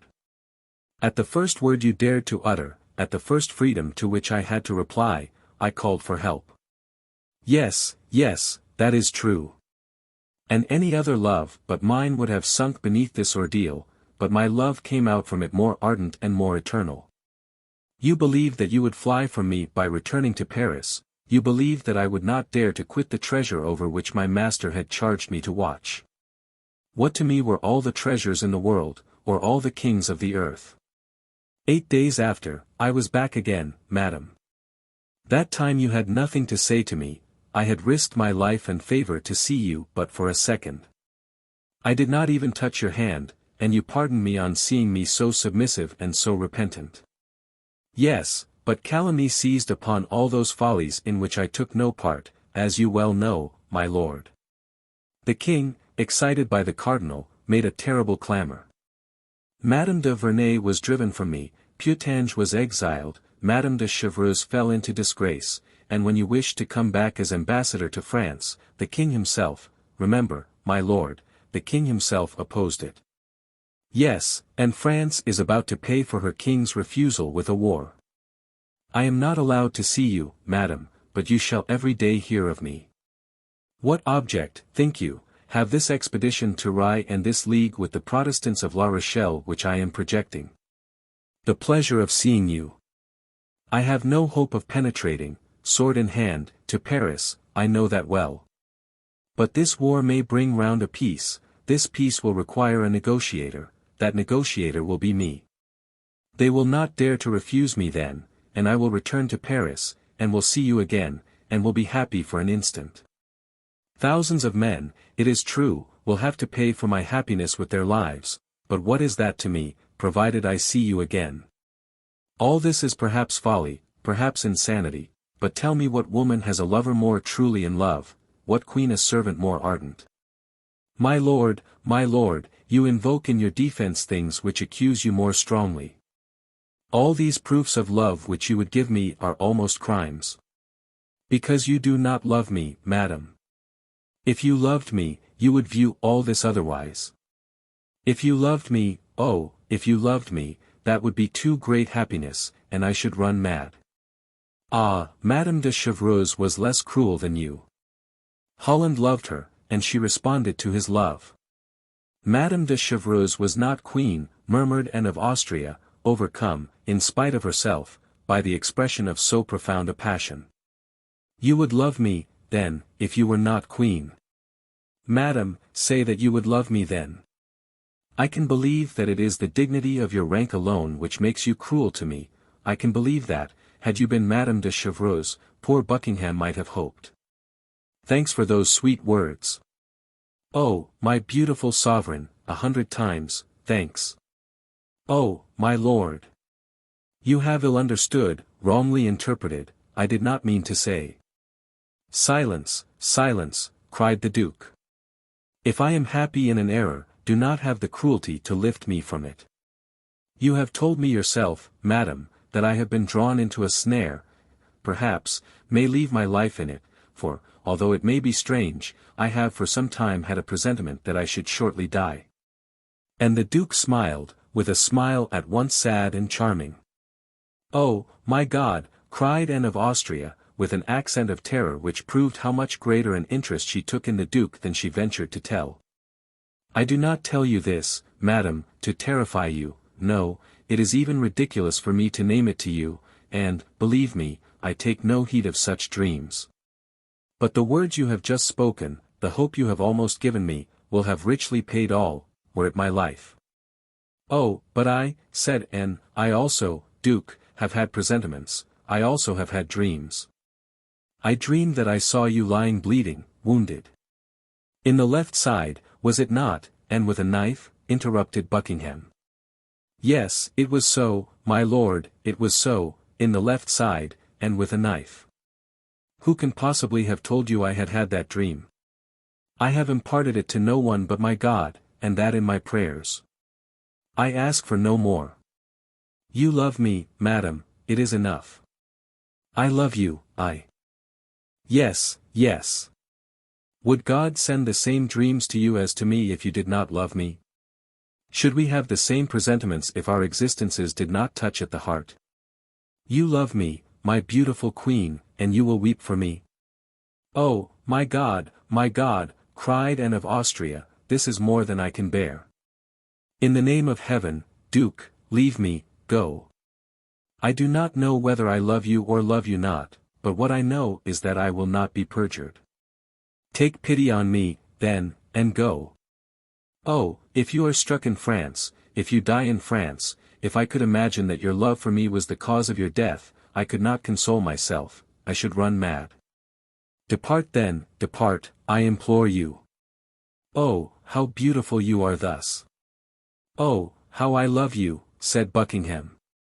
Go, go, I implore you, and return hereafter. Come back as ambassador, come back as minister, come back surrounded with guards who will defend you, with servants who will watch over you, and then I shall no longer fear for your days, and I shall be happy in seeing you.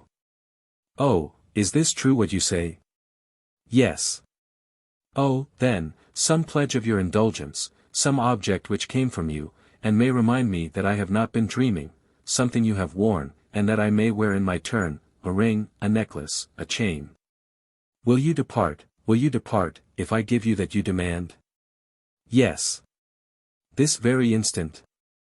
Yes. You will leave France, you will return to England? I will, I swear to you. Wait, then, wait. Anne of Austria re-entered her apartment, and came out again almost immediately, holding a rosewood casket in her hand, with her cipher encrusted with gold. Here, my lord, here, said she, keep this in memory of me. Buckingham took the casket, and fell a second time on his knees. You have promised me to go, said the queen. And I keep my word. Your hand, madam, your hand, and I depart.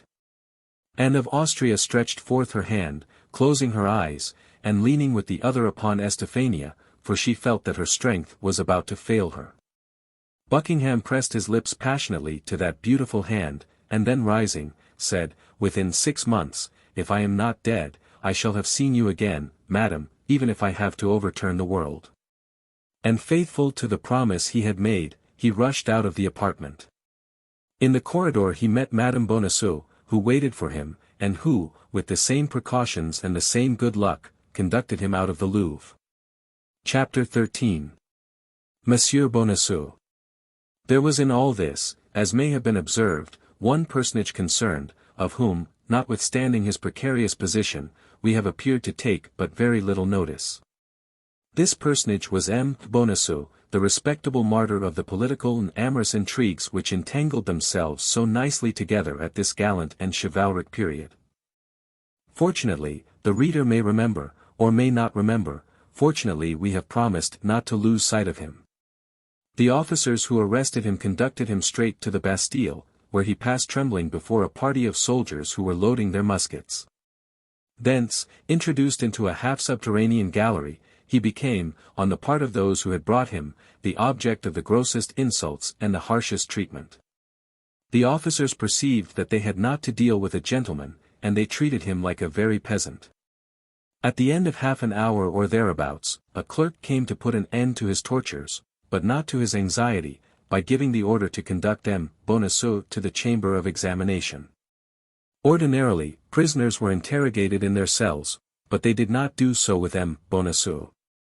2 guards attended the mercer who made him traverse a court and enter a corridor in which were 3 sentinels, opened a door and pushed him unceremoniously into a low room, where the only furniture was a table, a chair, and a commissary.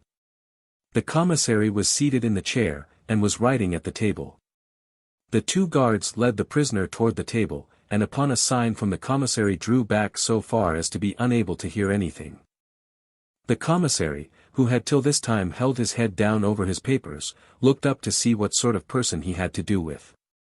This commissary was a man of very repulsive mien, with a pointed nose, with yellow and salient cheekbones, with eyes small but keen and penetrating, and an expression of countenance resembling at once the polecat and the fox. His head, supported by a long and flexible neck, issued from his large black robe, balancing itself with a motion very much like that of the tortoise thrusting his head out of his shell. He began by asking M. Bonacieux his name, age, condition, and abode. The accused replied that his name was Jacques-Michel Bonacieux, that he was 51 years old, a retired mercer, and lived Rue des Fossoyeurs, number 14. The commissary then, instead of continuing to interrogate him, made him a long speech upon the danger there is for an obscure citizen to meddle with public matters. He complicated this exordium by an exposition in which he painted the power and the deeds of the cardinal, that incomparable minister, that conqueror of past ministers, that example for ministers to come, deeds and power which none could thwart with impunity. After this second part of his discourse, fixing his hawk's eye upon poor Bonacieux, he bade him reflect upon the gravity of his situation. The reflections of the mercer were already made. He cursed the instant when M. Laporte formed the idea of marrying him to his goddaughter, and particularly the moment when that goddaughter had been received as Lady of the Linen to Her Majesty. At bottom the character of M. Bonacieux was one of profound selfishness mixed with sordid avarice, the whole seasoned with extreme cowardice. The love with which his young wife had inspired him was a secondary sentiment, and was not strong enough to contend with the primitive feelings we have just enumerated. Bonacieux indeed reflected on what had just been said to him. But, Monsieur Commissary, said he, calmly, believe that I know and appreciate, more than anybody, the merit of the incomparable eminence by whom we have the honor to be governed. Indeed, asked the commissary, with an air of doubt. If that is really so, how came you in the Bastille? How I came there, or rather why I am there, replied Bonacieux, that is entirely impossible for me to tell you, because I don't know myself, but to a certainty it is not for having, knowingly at least, disobliged Monsieur the Cardinal. You must, nevertheless, have committed a crime, since you are here and are accused of high treason. Of high treason, cried Bonacieux, terrified, of high treason. How is it possible for a poor mercer, who detests Huguenots and who abhors Spaniards, to be accused of high treason? Consider, monsieur, the thing is absolutely impossible. Monsieur Bonacieux, said the commissary, looking at the accused as if his little eyes had the faculty of reading to the very depths of hearts, you have a wife? Yes, monsieur, replied the mercer, in a tremble, feeling that it was at this point affairs were likely to become perplexing, that is to say, I had one. What, you had one? What have you done with her, then, if you have her no longer? They have abducted her, monsieur. They have abducted her. Ah! Bonacieux inferred from this, that the affair grew more and more intricate. They have abducted her, added the commissary, and do you know the man who has committed this deed? I think I know him. Who is he? Remember that I affirm nothing, monsieur the commissary, and that I only suspect. Whom do you suspect? Come, answer freely. M. Bonacieux was in the greatest perplexity possible. Had he better deny everything or tell everything? By denying all, it might be suspected that he must know too much to avow, by confessing all he might prove his good will. He decided, then, to tell all. I suspect, said he, a tall, dark man, of lofty carriage, who has the air of a great lord. He has followed us several times, as I think, when I have waited for my wife at the wicket of the Louvre to escort her home. The commissary now appeared to experience a little uneasiness. And his name, said he. Oh, as to his name, I know nothing about it, but if I were ever to meet him, I should recognize him in an instant, I will answer for it, were he among 1,000 persons. The face of the commissary grew still darker. You should recognize him among 1,000, say you, continued he. That is to say, cried Bonacieux, who saw he had taken a false step, that is to say. You have answered that you should recognize him, said the commissary. That is all very well, and enough for today. Before we proceed further, someone must be informed that you know the ravisher of your wife. But I have not told you that I know him, cried Bonacieux, in despair. I told you, on the contrary. Take away the prisoner, said the commissary to the 2 guards. Where must we place him? Demanded the chief. In a dungeon. Which? Good Lord! In the first one handy, provided it is safe, said the commissary, with an indifference which penetrated poor Bonacieux with horror. Alas, alas! Said he to himself, misfortune is over my head, my wife must have committed some frightful crime. They believe me her accomplice, and will punish me with her. She must have spoken, she must have confessed everything, a woman is so weak. A dungeon. The first he comes to. That's it. A night is soon past, and tomorrow to the wheel, to the gallows. Oh, my God, have pity on me. Without listening the least in the world to the lamentations of M. Bonacieux, lamentations to which, besides, they must have been pretty well accustomed, the two guards took the prisoner each by an arm, and led him away, while the commissary wrote a letter in haste and dispatched it by an officer in waiting. Bonacieux could not close his eyes, not because his dungeon was so very disagreeable, but because his uneasiness was so great. He sat all night on his stool, starting at the least noise, and when the first rays of the sun penetrated into his chamber, the dawn itself appeared to him to have taken funereal tints. All at once he heard his bolts drawn, and made a terrified bound. He believed they were come to conduct him to the scaffold, so that when he saw merely and simply, instead of the executioner he expected, only his commissary of the preceding evening, attended by his clerk, he was ready to embrace them both.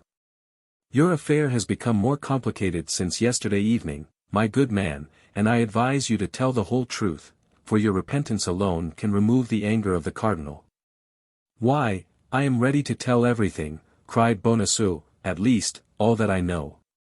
Interrogate me, I entreat you. Where is your wife, in the first place? Why, did not I tell you she had been stolen from me?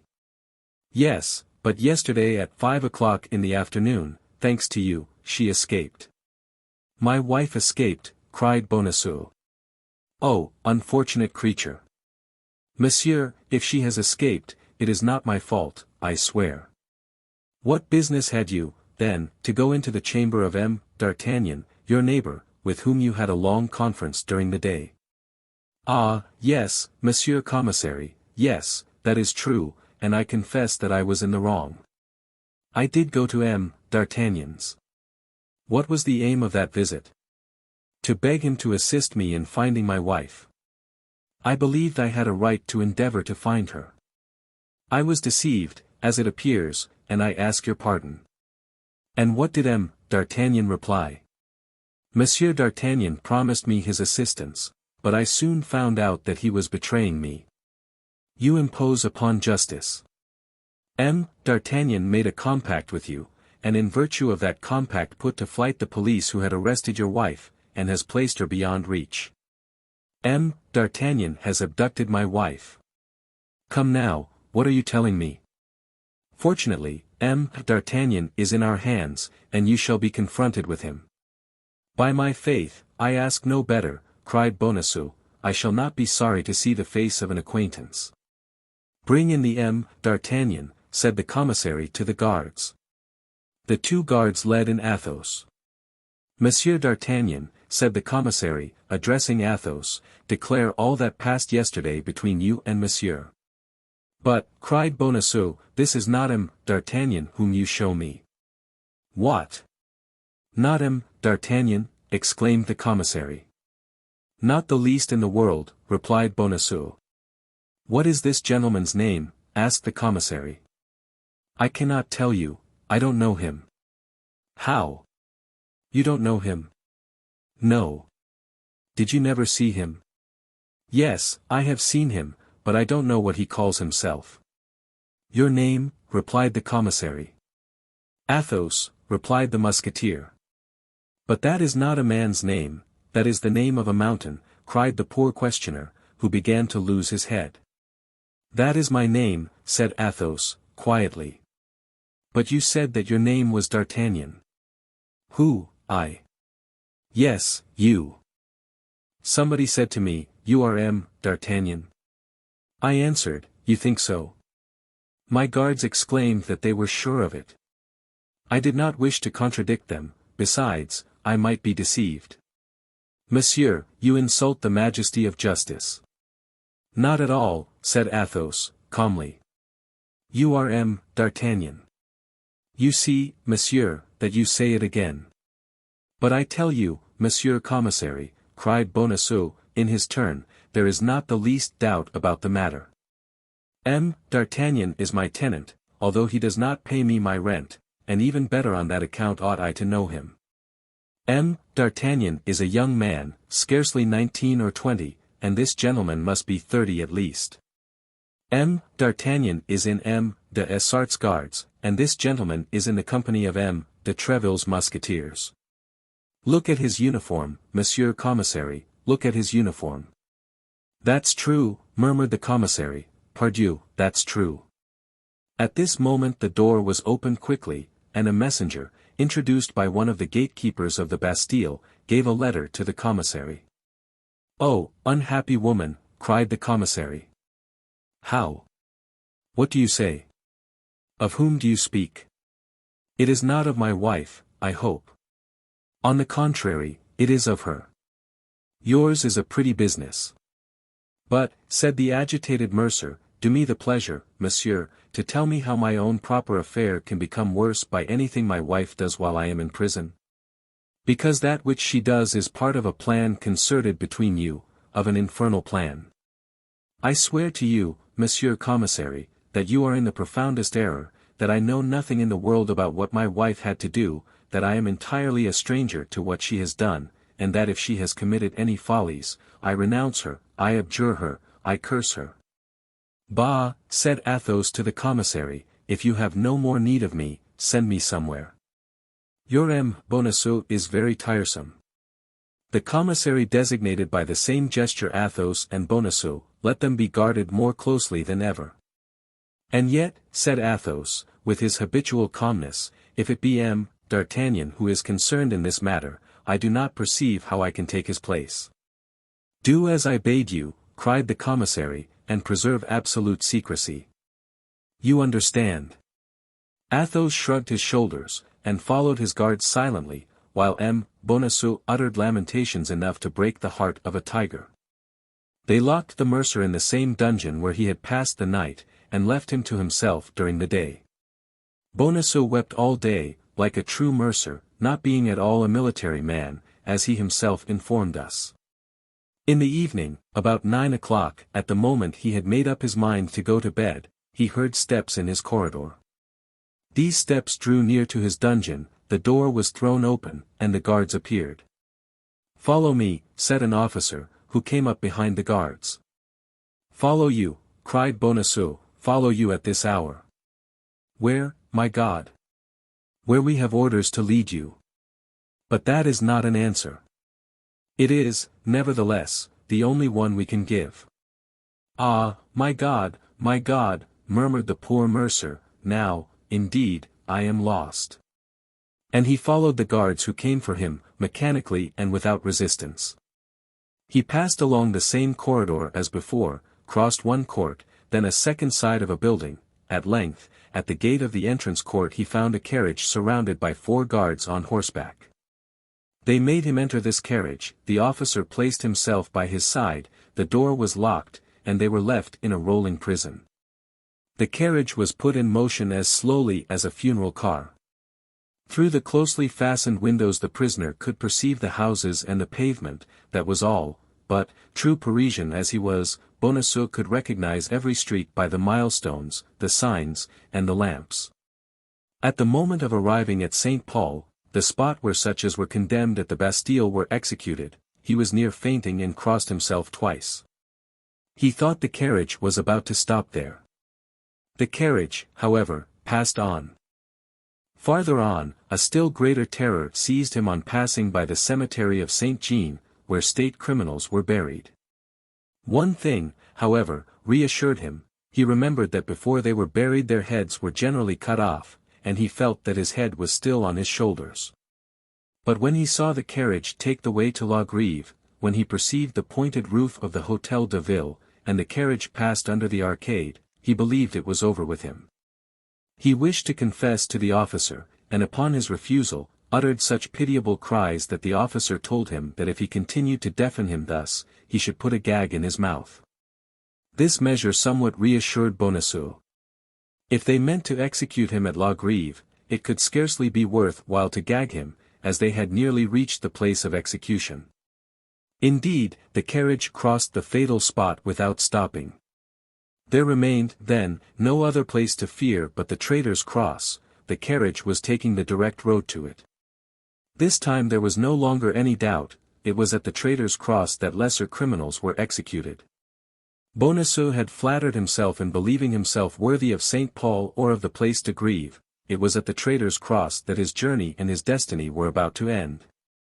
He could not yet see that dreadful cross, but he felt somehow as if it were coming to meet him. When he was within 20 paces of it, he heard a noise of people and the carriage stopped. This was more than poor Bonacieux could endure. Depressed as he was by the successive emotions which he had experienced, he uttered a feeble groan which might have been taken for the last sigh of a dying man, and fainted. Chapter 14. The Man of Meung. The crowd was caused, not by the expectation of a man to be hanged, but by the contemplation of a man who was hanged. The carriage, which had been stopped for a minute, resumed its way, passed through the crowd, threaded the Rue Saint-Honoré, turned into the Rue de Bons-Enfants, and stopped before a low door. The door opened, 2 guards received Bonacieux in their arms from the officer who supported him. They carried him through an alley, up a flight of stairs, and deposited him in an antechamber. All these movements had been effected mechanically, as far as he was concerned. He had walked as one walks in a dream, he had a glimpse of objects as through a fog. His ears had perceived sounds without comprehending them. He might have been executed at that moment without his making a single gesture in his own defense or uttering a cry to implore mercy. He remained on the bench, with his back leaning against the wall and his hands hanging down, exactly on the spot where the guards placed him. On looking around him, however, as he could perceive no threatening object, as nothing indicated that he ran any real danger, as the bench was comfortably covered with a well-stuffed cushion, as the wall was ornamented with a beautiful Cordova leather, and as large red damask curtains, fastened back by gold clasps, floated before the window, he perceived by degrees that his fear was exaggerated, and he began to turn his head to the right and the left, upward and downward. At this movement, which nobody opposed, he resumed a little courage, and ventured to draw up one leg and then the other. At length, with the help of his 2 hands he lifted himself from the bench, and found himself on his feet. At this moment an officer with a pleasant face opened a door, continued to exchange some words with a person in the next chamber and then came up to the prisoner. "Is your name Bonacieux?" said he. "Yes, monsieur officer," stammered the mercer, "more dead than alive, at your service." "Come in," said the officer. And he moved out of the way to let the mercer pass. The latter obeyed without reply, and entered the chamber, where he appeared to be expected. It was a large cabinet, close and stifling, with the walls furnished with arms offensive and defensive, and in which there was already a fire, although it was scarcely the end of the month of September. A square table, covered with books and papers, upon which was unrolled an immense plan of the city of La Rochelle, occupied the center of the room. Standing before the chimney was a man of middle height, of a haughty, proud mien, with piercing eyes, a large brow, and a thin face, which was made still longer by a royal, or imperial, as it is now called, surmounted by a pair of mustaches. Although this man was scarcely 36 or 37 years of age, hair, mustaches, and royal, all began to be grey. This man, except a sword, had all the appearance of a soldier, and his buff boots, still slightly covered with dust, indicated that he had been on horseback in the course of the day. This man was Armand Jean Duplessis, Cardinal de Richelieu, not such as he is now represented, broken down like an old man, suffering like a martyr, his body bent, his voice failing, buried in a large armchair as in an anticipated tomb, no longer living but by the strength of his genius, and no longer maintaining the struggle with Europe but by the eternal application of his thoughts, but such as he really was at this period, that is to say, an active and gallant cavalier, already weak of body, but sustained by that moral power which made of him one of the most extraordinary men that ever lived, preparing, after having supported the Duc de Nevers in his duchy of Mantua, after having taken Nîmes, Castres, and Uzes, to drive the English from the Isle of Rye and lay siege to La Rochelle. At first sight, nothing denoted the cardinal, and it was impossible for those who did not know his face to guess in whose presence they were. The poor mercer remained standing at the door, while the eyes of the personage we have just described were fixed upon him, and appeared to wish to penetrate even into the depths of the past. "Is this that Bonacieux?" asked he, after a moment of silence. "Yes, Monseigneur," replied the officer. "That's well. Give me those papers, and leave us." The officer took from the table the papers pointed out, gave them to him who asked for them, bowed to the ground, and retired. Bonacieux recognized in these papers his interrogatories of the Bastille. From time to time the man by the chimney raised his eyes from the writings, and plunged them like poniards into the heart of the poor mercer. At the end of 10 minutes of reading and 10 seconds of examination, the cardinal was satisfied. "That head has never conspired," murmured he, "but it matters not, we will see." "You are accused of high treason," said the cardinal, slowly. "So I have been told already, Monseigneur," cried Bonacieux, giving his interrogator the title he had heard the officer give him, "but I swear to you that I know nothing about it." The cardinal repressed a smile. "You have conspired with your wife, with Madame de Chevreuse, and with my Lord Duke of Buckingham." "Indeed, Monseigneur," responded the mercer, "I have heard her pronounce all those names." "And on what occasion?" "She said that the Cardinal de Richelieu had drawn the Duke of Buckingham to Paris to ruin him and to ruin the Queen." "She said that?" cried the cardinal, with violence. "Yes, Monseigneur, but I told her she was wrong to talk about such things, and that his Eminence was incapable." "Hold your tongue. You are stupid," replied the cardinal. "That's exactly what my wife said, Monseigneur." "Do you know who carried off your wife?" "No, Monseigneur." "You have suspicions, nevertheless." "Yes, Monseigneur, but these suspicions appeared to be disagreeable to Monsieur the Commissary, and I no longer have them." "Your wife has escaped." "Did you know that?" "No, Monseigneur. I learned it since I have been in prison, and that from the conversation of Monsieur the Commissary, an amiable man." The cardinal repressed another smile. "Then you are ignorant of what has become of your wife since her flight?" "Absolutely, Monseigneur, but she has most likely returned to the Louvre." "At 1 o'clock this morning she had not returned." "My God!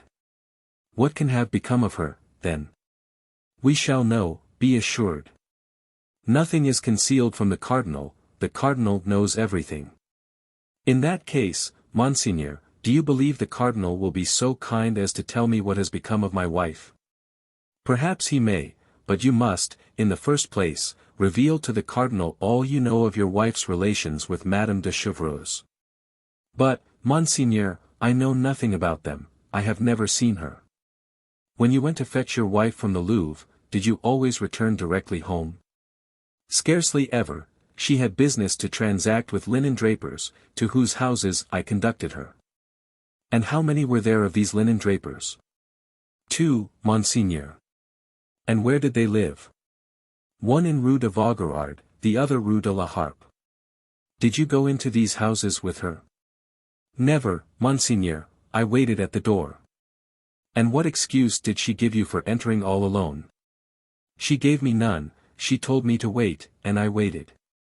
"You are a very complacent husband, my dear M. Bonacieux," said the cardinal. "He calls me his dear monsieur," said the mercer to himself. "Peste! Matters are going all right. Should you know those doors again?" "Yes." "Do you know the numbers?" "Yes." "What are they?" "Number 25 in the Rue de Vaugirard, 75 in the Rue de Louisiana Harpe." "That's well," said the cardinal. At these words he took up a silver bell, and rang it. The officer entered. "Go," said he, in a subdued voice, "and find Rochefort. Tell him to come to me immediately, if he has returned."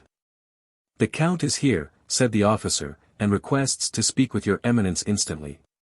"Let him come in, then," said the cardinal, quickly. The officer sprang out of the apartment with that alacrity which all the servants of the cardinal displayed in obeying him. "To your Eminence," murmured Bonacieux, rolling his eyes round in astonishment. 5 seconds has scarcely elapsed after the disappearance of the officer, when the door opened, and a new personage entered. "It is he," cried Bonacieux. "He? What he?" asked the cardinal. "The man who abducted my wife." The cardinal rang a second time. The officer reappeared. "Place this man in the care of his guards again, and let him wait till I send for him." "No, Monseigneur, no, it is not he," cried Bonacieux. "No, I was deceived. This is quite another man, and does not resemble him at all. Monsieur is, I am sure, an honest man." "Take away that fool," said the cardinal. The officer took Bonacieux by the arm, and led him into the antechamber, where he found his 2 guards. The newly introduced personage followed Bonacieux impatiently with his eyes till he had gone out, and the moment the door closed, "They have seen each other," said he, approaching the cardinal eagerly. "Who?" asked his eminence. "He and she." "The queen and the duke," cried Richelieu. "Yes." "Where?" "At the Louvre." "Are you sure of it?" "Perfectly sure." "Who told you of it?" "Madame de Lannoy, who is devoted to your eminence, as you know." "Why did she not let me know sooner?" Whether by chance or mistrust, the queen made Madame de Segis sleep in her chamber, and detained her all day. "Well, we are beaten. Now let us try to take our revenge." "I will assist you with all my heart, Monseigneur, be assured of that." "How did it come about?" "At 12:30 the queen was with her women." "Where?" "In her bedchamber." "Go on." "When someone came and brought her a handkerchief from her laundress." "And then?" "The queen immediately exhibited strong emotion, and despite the rouge with which her face was covered evidently turned pale." "And then?" "She then arose, and with altered voice, 'Ladies,' said she, 'wait for me 10 minutes, I shall soon return.' She then opened the door of her alcove, and went out." "Why did not Madame de Lannoy come and inform you instantly?" "Nothing was certain, besides, Her Majesty had said, 'Ladies, wait for me,' and she did not dare to disobey the queen." "How long did the queen remain out of the chamber?" "3/4 of an hour." "None of her women accompanied her?" "Only Donna Estefania."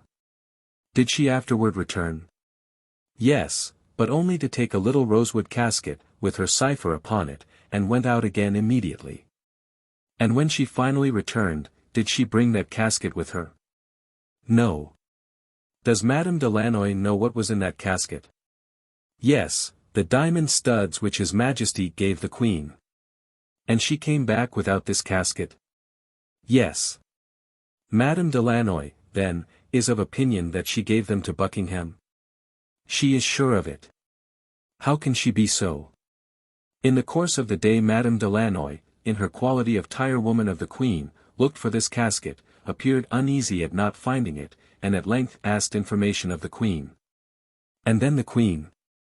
"The Queen became exceedingly red, and replied that having in the evening broken one of those studs, she had sent it to her goldsmith to be repaired.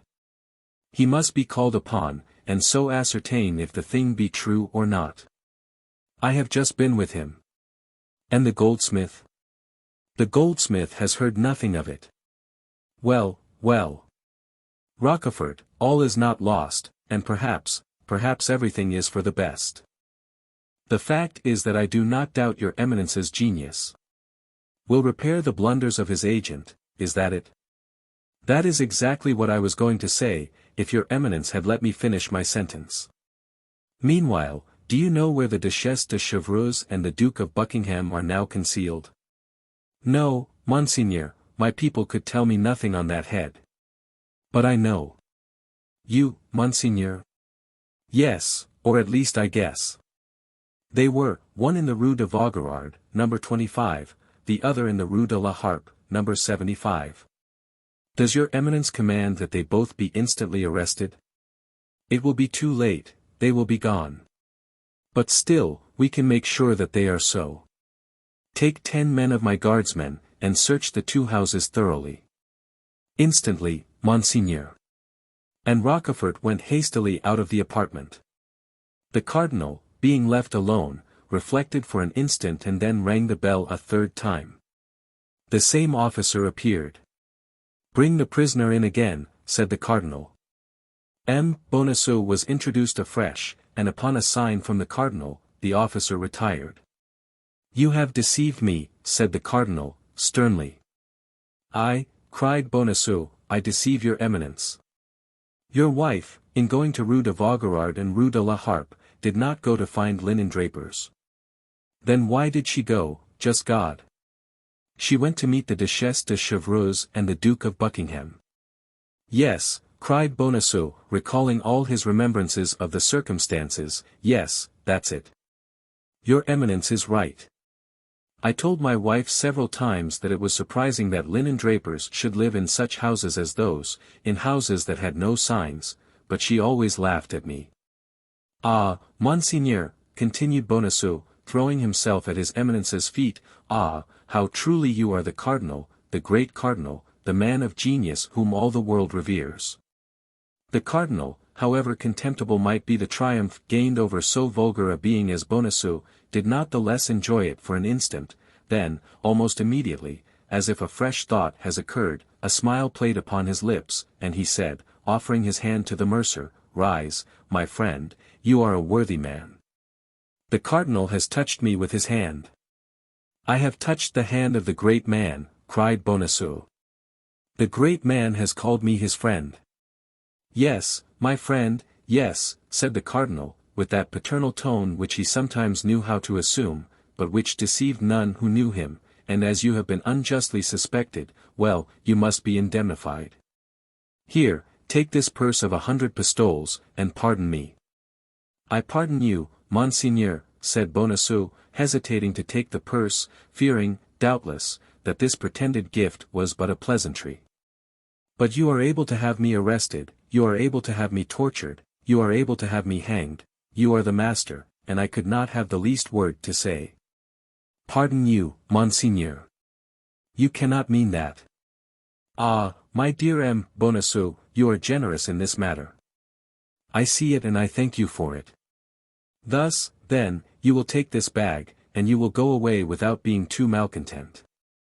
"I go away enchanted." "Farewell, then, or rather, au revoir, for I hope we shall meet again. Whenever Monseigneur wishes, I am always at his eminence's orders.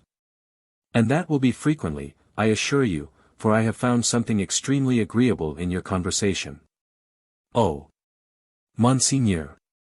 Au revoir, Bonacieux, au revoir." And the cardinal made him a sign with his hand, to which Bonacieux replied by bowing to the ground. He then went out backward, and when he was in the antechamber the cardinal heard him, in his enthusiasm, crying aloud, "Long life to Monseigneur! Long life to his eminence! Long life to the great cardinal!" The cardinal listened with a smile to this vociferous manifestation of the feelings of Bonacieux, and then, when Bonacieux's cries were no longer audible, "Good," said he, "that man would henceforward lay down his life for me." And the cardinal began to examine with the greatest attention the map of La Rochelle, which, as we have said, lay open on the desk, tracing with a pencil the line in which the famous dike was to pass which, 18 months later, shut up the port of the besieged city. As he was in the deepest of his strategic meditations, the door opened, and Rochefort returned. "Well," said the cardinal, eagerly, rising with a promptitude which proved the degree of importance he attached to the commission with which he had charged the count. "Well," said the latter, "a young woman of about 26 or 28 years of age, and a man of from 35 to 40, have indeed lodged at the two houses pointed out by your eminence, but the woman left last night, and the man this morning." "It was they," cried the cardinal, looking at the clock, "and now it is too late to have them pursued. The Duchess is at Tours, and the Duke at Boulogne. It is in London they must be found. What are your eminence's orders?" "Not a word of what has passed. Let the Queen remain in perfect security, let her be ignorant that we know her secret. Let her believe that we are in search of some conspiracy or other. Send me the keeper of the seals, Seguier." "And that man, what has your eminence done with him?" "What man?" asked the cardinal. "That Bonacieux." I have done with him all that could be done. I have made him a spy upon his wife." The Comte de Rochefort bowed like a man who acknowledges the superiority of the master as great, and retired. Left alone, the cardinal seated himself again and wrote a letter, which he secured with his special seal. Then he rang. The officer entered for the 4th time. "Tell Vitry to come to me," said he, "and tell him to get ready for a journey." An instant after, the man he asked for was before him, booted and spurred. "Vitry," said he, "you will go with all speed to London. You must not stop an instant on the way. You will deliver this letter to Milady. Here is an order for 200 pistoles, call upon my treasurer and get the money. You shall have as much again if you are back within 6 days, and have executed your commission well." The messenger, without replying a single word, bowed, took the letter, with the order for the 200 pistoles, and retired. Here is what the letter contained. "Milady, be at the first ball at which the Duke of Buckingham shall be present. He will wear on his doublet 12 diamond studs, get as near to him as you can, and cut off 2. As soon as these studs shall be in your possession, inform me." Chapter 15. Men of the Robe and Men of the Sword. On the day after these events had taken place, Athos not having reappeared, M. de Treville was informed by D'Artagnan and Porthos of the circumstance. As to Aramis, he had asked for leave of absence for 5 days, and was gone, it was said, to Rouen on family business. M. de Treville was the father of his soldiers. The lowest or the least known of them, as soon as he assumed the uniform of the company, was as sure of his aid and support as if he had been his own brother. He repaired, then, instantly to the office of the lieutenant criminal. The officer who commanded the post of the Red Cross was sent for, and by successive inquiries they learned that Athos was then lodged in Fort l'Evêque.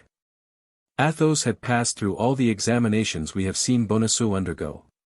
We were present at the scene in which the 2 captives were confronted with each other.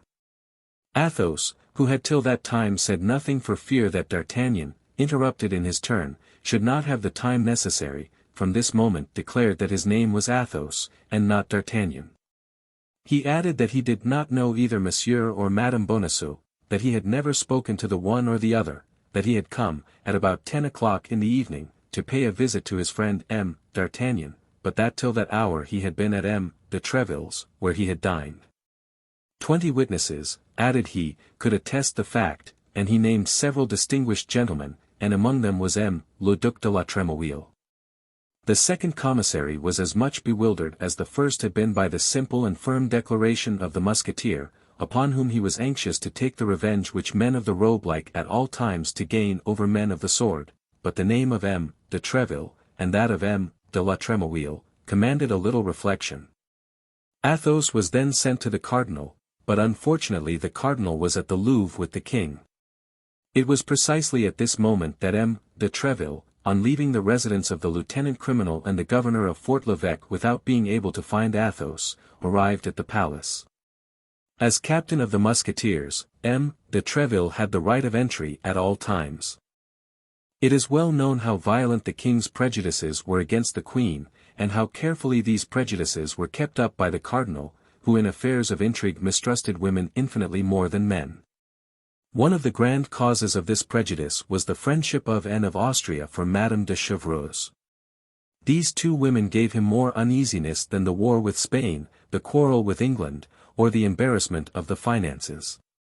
In his eyes and to his conviction, Madame de Chevreuse not only served the queen in her political intrigues, but, what tormented him still more, in her amorous intrigues. At the first word the cardinal spoke of Madame de Chevreuse, who, though exiled to Tours and believed to be in that city, had come to Paris, remained there 5 days, and outwitted the police, the king flew into a furious passion. Capricious and unfaithful, the king wished to be called Louis the Just and Louis the Chaste.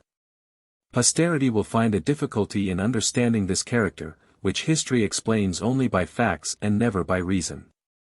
But when the cardinal added that not only Madame de Chevreuse had been in Paris, but still further, that the queen had renewed with her one of those mysterious correspondences which at that time was named a cabal, when he affirmed that he, the cardinal, was about to unravel the most closely twisted thread of this intrigue, that at the moment of arresting in the very act, with all the proofs about her, the Queen's emissary to the exiled Duchess, a musketeer had dared to interrupt the course of justice violently, by falling sword in hand upon the honest men of the law, charged with investigating impartially the whole affair in order to place it before the eyes of the King. Louis XIII could not contain himself, and he made a step toward the Queen's apartment with that pale and mute indignation which, when it broke out, led this prince to the commission of the most pitiless cruelty. And yet, in all this, the cardinal had not yet said a word about the Duke of Buckingham. At this instant M. de Treville entered, cool, polite, and in irreproachable costume. Informed of what had passed by the presence of the cardinal and the alteration in the king's countenance, M. de Treville felt himself something like Samson before the Philistines. Louis XIII had already placed his hand on the knob of the door. At the noise of M. de Treville's entrance he turned round. "You arrive in good time, monsieur," said the king, who, when his passions were raised to a certain point, could not dissemble. "I have learned some fine things concerning your musketeers." "And I," said Treville, coldly, "I have some pretty things to tell your majesty concerning these gownsmen." "What?" said the king, with hauteur. "I have the honor to inform your majesty," continued M. de Treville, in the same tone, "that a party of procureurs, commissaries, and men of the police, very estimable people, but very inveterate, as it appears, against the uniform, have taken upon themselves to arrest in a house, to lead away through the open street, and throw into Fort l'Evêque, all upon an order which they have refused to show me, one of my, or rather your musketeers, sire, of irreproachable conduct, of an almost illustrious reputation, and whom your majesty knows favorably, M. Athos." "Athos," said the king, mechanically, "yes, certainly I know that name." "Let your majesty remember," said Treville, "that M. Athos is the musketeer who, in the annoying duel which you are acquainted with, had the misfortune to wound M. de Cahusac so seriously. Apropos, monseigneur," continued Treville, addressing the cardinal, "Monsieur de Cahusac is quite recovered, is he not?" "Thank you," said the cardinal, biting his lips with anger. "Athos, then, went to pay a visit to one of his friends absent at the time," continued Treville, "to a young Béarnais, a cadet in his Majesty's Guards, the company of M. de Essart, but scarcely had he arrived at his friend's and taken up a book, while waiting his return, when a mixed crowd of bailiffs and soldiers came and laid siege to the house, broke open several doors." The cardinal made the king a sign, which signified, "That was on account of the affair about which I spoke to you." "We all know that," interrupted the king, "for all that was done for our service." "Then," said Treville, "it was also for your majesty's service that one of my musketeers, who was innocent, has been seized, that he has been placed between two guards like a malefactor, and that this gallant man, who has 10 times shed his blood in your majesty's service and is ready to shed it again, has been paraded through the midst of an insolent populace." "Bah," said the king, who began to be shaken, "was it so managed?" "Monsieur de Treville," said the cardinal, with the greatest phlegm, "does not tell your majesty that this innocent musketeer, this gallant man, had only an hour before attacked, sword in hand, for commissaries of inquiry, who were delegated by myself to examine into an affair of the highest importance." "I defy your eminence to prove it," cried Treville, with his Gascon freedom and military frankness, "for 1 hour before, M. Athos, I will confide it to your majesty, is really a man of the highest quality, did me the honor after having dined with me to be conversing in the saloon of my hotel, with the Duc de la Trémouille and the Comte de Caylus, who happened to be there." The king looked at the cardinal. "A written examination attests it," said the cardinal, replying aloud to the mute interrogation of his majesty, "and the ill-treated people have drawn up the following, which I have the honor to present to your majesty." "And is the written report of the gownsmen to be placed in comparison with the word of honor of a swordsman?" replied Treville haughtily. "Come, come, Treville, hold your tongue," said the king.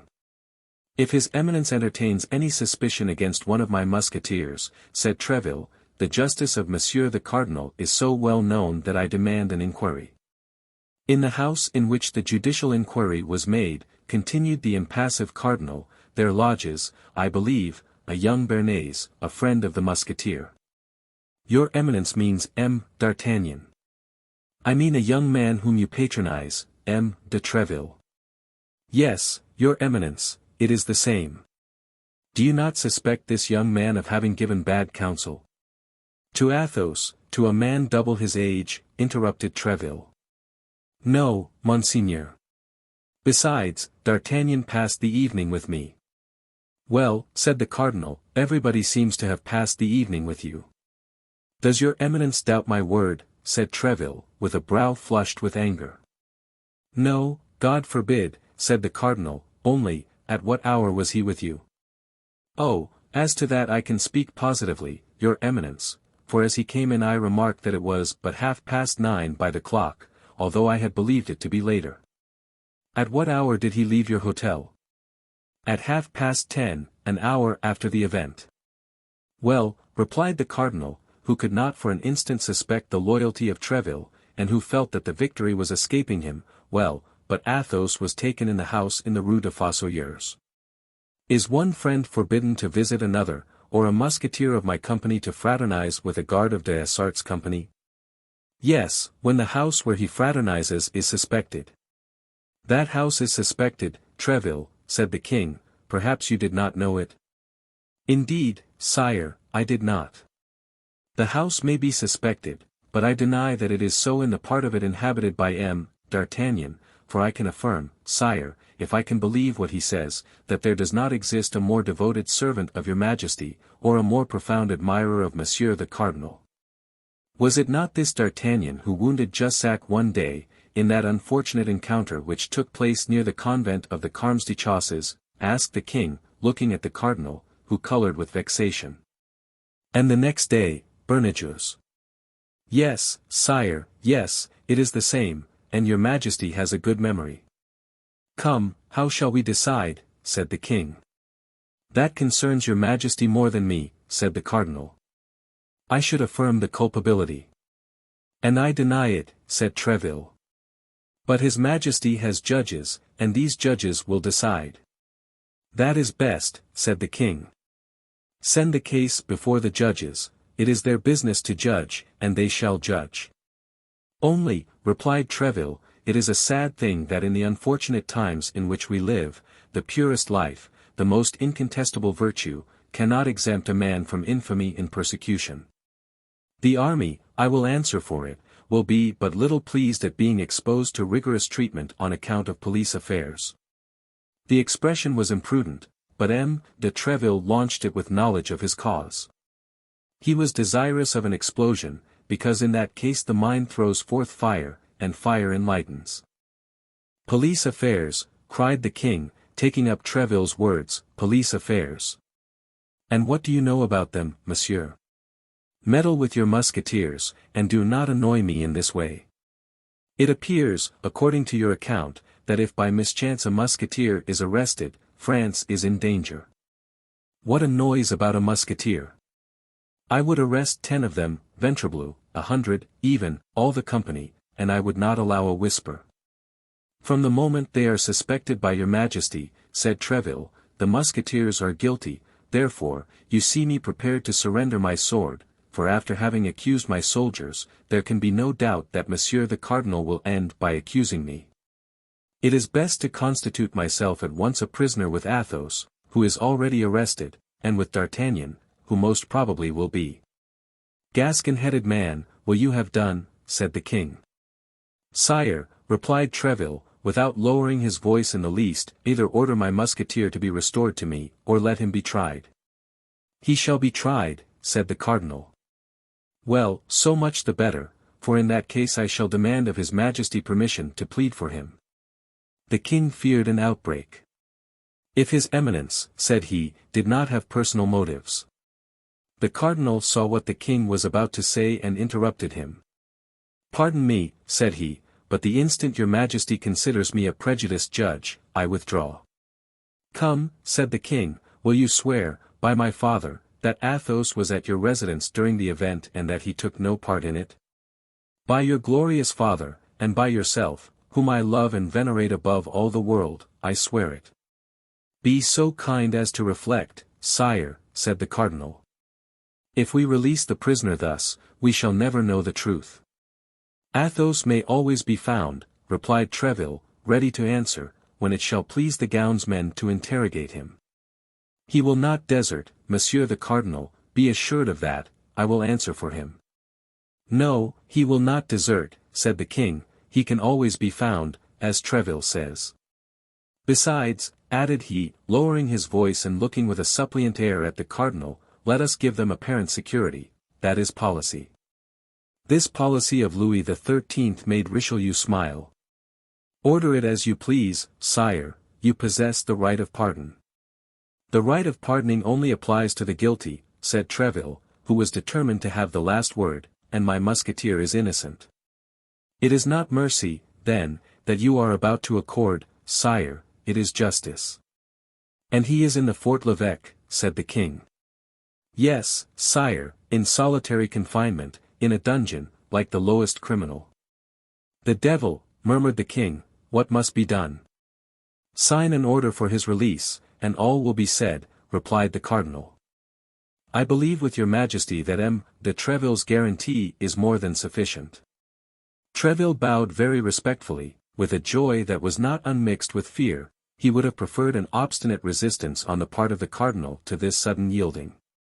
The king signed the order for release, and Treville carried it away without delay. As he was about to leave the presence, the cardinal gave him a friendly smile, and said, a perfect harmony reigns, sire, between the leaders and the soldiers of your musketeers, which must be profitable for the service and honorable to all. He will play me some dog's trick or other, and that immediately, said Treville. One has never the last word with such a man. But let us be quick, the king may change his mind in an hour, and at all events it is more difficult to replace a man in the Fort l'Evêque or the Bastille who has got out, than to keep a prisoner there who is in. M. de Treville made his entrance triumphantly into the Fort l'Evêque, whence he delivered the musketeer, whose peaceful indifference had not for a moment abandoned him. The first time he saw D'Artagnan, you have come off well, said he to him, there is your Jussac thrust paid for. There still remains that of Bernajoux, but you must not be too confident. As to the rest, M. de Treville had good reason to mistrust the cardinal and to think that all was not over, for scarcely had the captain of the musketeers closed the door after him, than his eminence said to the king, now that we are at length by ourselves, we will, if your majesty pleases, converse seriously. Sire, Buckingham has been in Paris 5 days, and only left this morning. Chapter 16. In which M. Seguier, keeper of the seals, looks more than once for the bell, in order to ring it, as he did before. It is impossible to form an idea of the impression these few words made upon Louis XIII.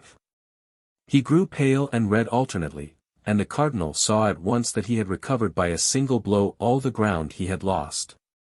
Buckingham in Paris, cried he, and why does he come? To conspire, no doubt, with your enemies, the Huguenots and the Spaniards. No, pardieu, no. To conspire against my honor with Madame de Chevreuse, Madame de Longueville, and the Condés. Oh, sire, what an idea! The queen is too virtuous, and besides, loves your majesty too well.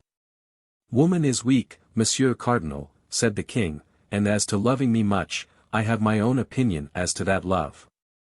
I not the less maintain, said the cardinal, that the Duke of Buckingham came to Paris for a project wholly political. And I am sure that he came for quite another purpose, Monsieur Cardinal, but if the Queen be guilty, let her tremble. Indeed, said the cardinal, whatever repugnance I may have to directing my mind to such a treason, your majesty compels me to think of it. Madame de Lannoy, whom, according to your majesty's command, I have frequently interrogated, told me this morning that the night before last her majesty sat up very late, that this morning she wept much, and that she was writing all day. That's it, cried the king, to him, no doubt. Cardinal, I must have the queen's papers. But how to take them, sire? It seems to me that it is neither your majesty nor myself who can charge himself with such a mission. How did they act with regard to the Marechal d'Ancre, cried the king, in the highest state of choler? First her closets were thoroughly searched, and then she herself. The Marechal d'Ancre was no more than the Marechal d'Ancre. A Florentine adventurer, sire, and that was all, while the august spouse of your majesty is Anne of Austria, Queen of France, that is to say, one of the greatest princesses in the world. She is not the less guilty, Monsieur Duke. The more she has forgotten the high position in which she was placed, the more degrading is her fall. Besides, I long ago determined to put an end to all these petty intrigues of policy and love.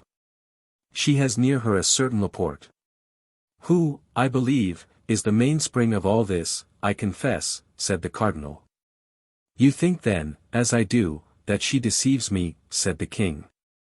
I believe, and I repeat it to your majesty, that the queen conspires against the power of the king, but I have not said against his honor. And I tell you against both. I tell you the queen does not love me, I tell you she loves another, I tell you she loves that infamous Buckingham. Why did you not have him arrested while in Paris? Arrest the Duke. Arrest the Prime Minister of King Charles I. Think of it, sire. What a scandal! And if the suspicions of your majesty, which I still continue to doubt, should prove to have any foundation, what a terrible disclosure, what a fearful scandal. But as he exposed himself like a vagabond or a thief, he should have been. Louis XIII stopped, terrified at what he was about to say, while Richelieu, stretching out his neck, waited uselessly for the word which had died on the lips of the king. He should have been.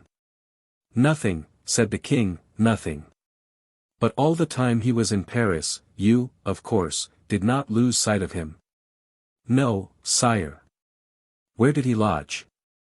Rue de la Harpe. Number 75. Where is that? By the side of the Luxembourg. And you are certain that the queen and he did not see each other? I believe the queen to have too high a sense of her duty, sire. But they have corresponded, it is to him that the queen has been writing all the day. Monsieur Duke, I must have those letters. Sire, notwithstanding. Monsieur Duke, at whatever price it may be, I will have them. I would, however, beg your majesty to observe. Do you, then, also join in betraying me, Monsieur Cardinal, by thus always opposing my will? Are you also in accord with Spain and England, with Madame de Chevreuse and the Queen? Sire, replied the cardinal, sighing, I believe myself secure from such a suspicion. Monsieur Cardinal, you have heard me, I will have those letters. There is but one way. What is that? That would be to charge M. de Séguier, the keeper of the seals, with this mission. The matter enters completely into the duties of the post. Let him be sent for instantly. He is most likely at my hotel. I requested him to call, and when I came to the Louvre I left orders if he came, to desire him to wait. Let him be sent for instantly. Your Majesty's orders shall be executed, but... But what? But the Queen will perhaps refuse to obey. My orders?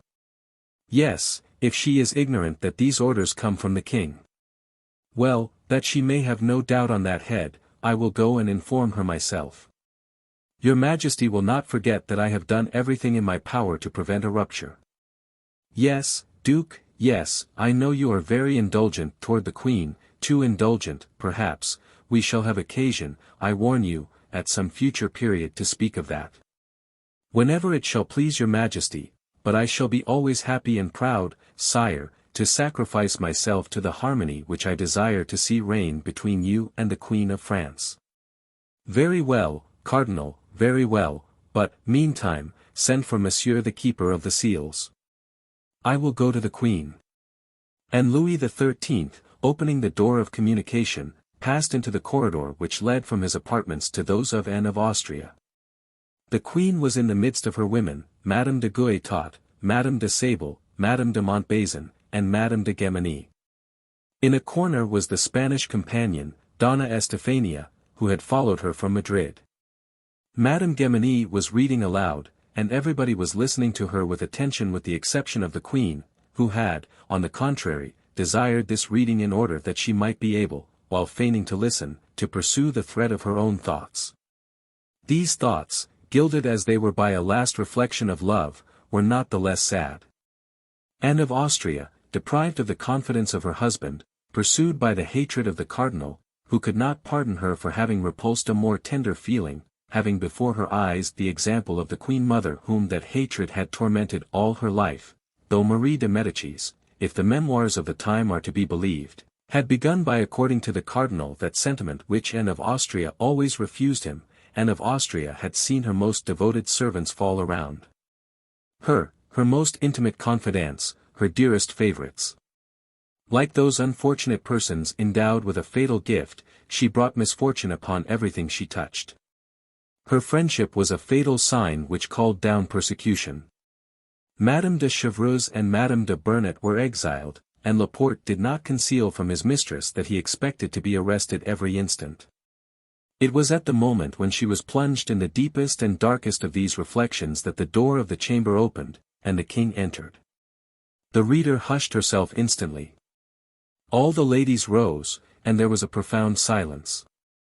As to the king, he made no demonstration of politeness, only stopping before the queen. "Madam," said he, "you are about to receive a visit from the chancellor, who will communicate certain matters to you with which I have charged him." The unfortunate queen, who was constantly threatened with divorce, exile, and trial even, turned pale under her rouge, and could not refrain from saying, "But why this visit, sire? What can the chancellor have to say to me that your majesty could not say yourself?" The king turned upon his heel without reply, and almost at the same instant the captain of the guards, M. de Guitant, announced the visit of the chancellor. When the chancellor appeared, the king had already gone out by another door. The chancellor entered, half smiling, half blushing. As we shall probably meet with him again in the course of our history, it may be well for our readers to be made at once acquainted with him. This chancellor was a pleasant man. He was Des Roches-le-Masle, canon of Notre Dame, who had formerly been valet of a bishop, who introduced him to his eminence as a perfectly devout man. The cardinal trusted him, and therein found his advantage. There are many stories related of him, and among them this. After a wild youth, he had retired into a convent, there to expiate, at least for some time, the follies of adolescence. On entering this holy place, the poor penitent was unable to shut the door so close as to prevent the passions he fled from entering with him. He was incessantly attacked by them, and the superior, to whom he had confided this misfortune, wishing as much as in him lay to free him from them, had advised him, in order to conjure away the tempting demon, to have recourse to the bell rope, and ring with all his might. At the denunciating sound, the monks would be rendered aware that temptation was besieging a brother, and all the community would go to prayers. This advice appeared good to the future chancellor. He conjured the evil spirit with abundance of prayers offered up by the monks. But the devil does not suffer himself to be easily dispossessed from a place in which he has fixed his garrison. In proportion as they redoubled the exorcisms he redoubled the temptations, so that day and night the bell was ringing full swing, announcing the extreme desire for mortification which the penitent experienced. The monks had no longer an instant of repose.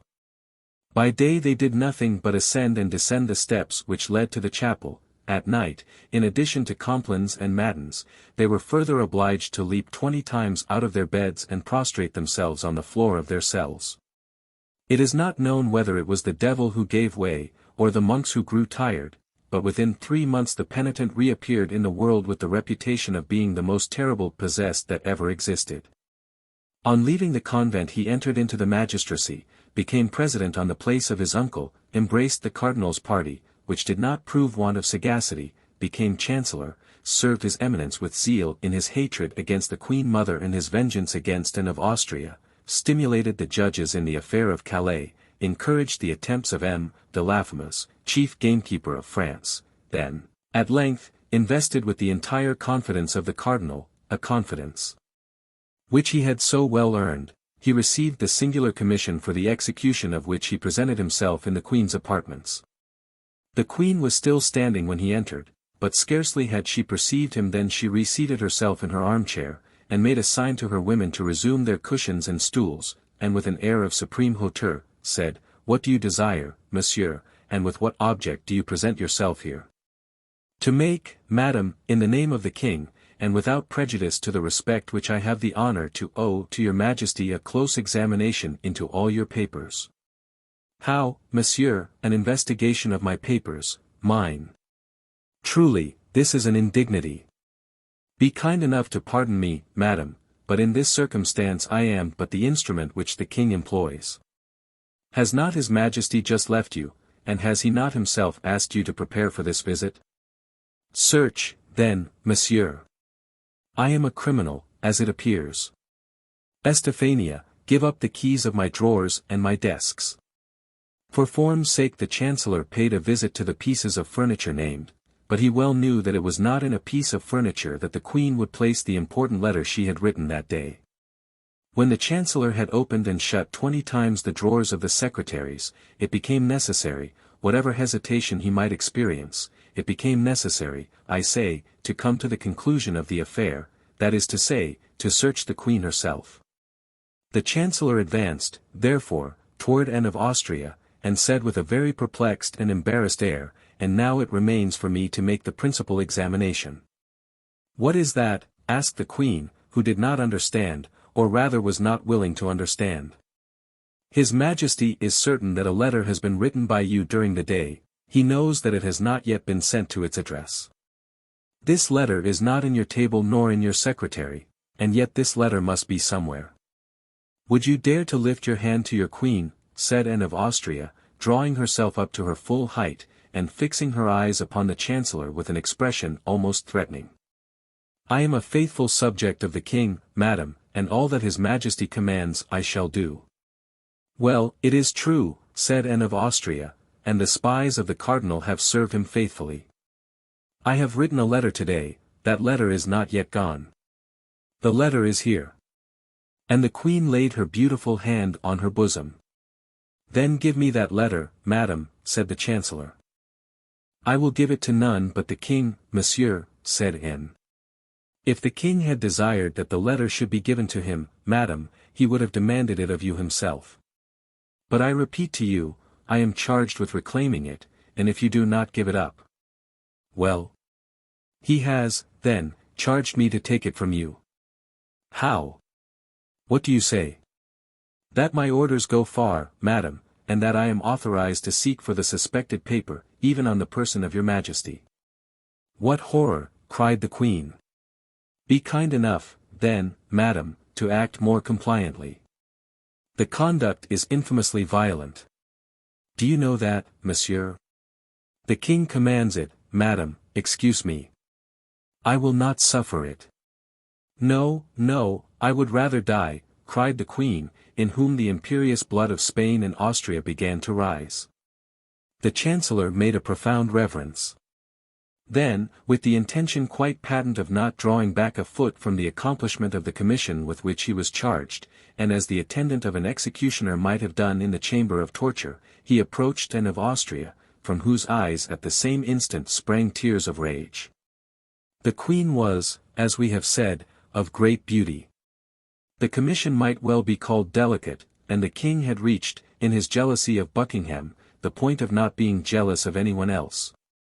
Without doubt the Chancellor Seguier looked about at that moment for the rope of the famous bell, but not finding it he summoned his resolution, and stretched forth his hands toward the place where the Queen had acknowledged the paper was to be found. Anne of Austria took one step backward, became so pale that it might be said she was dying, and leaning with her left hand upon a table behind her to keep herself from falling, she with her right hand drew the paper from her bosom and held it out to the keeper of the seals. There, monsieur, there is that letter, cried the Queen, with a broken and trembling voice, take it, and deliver me from your odious presence.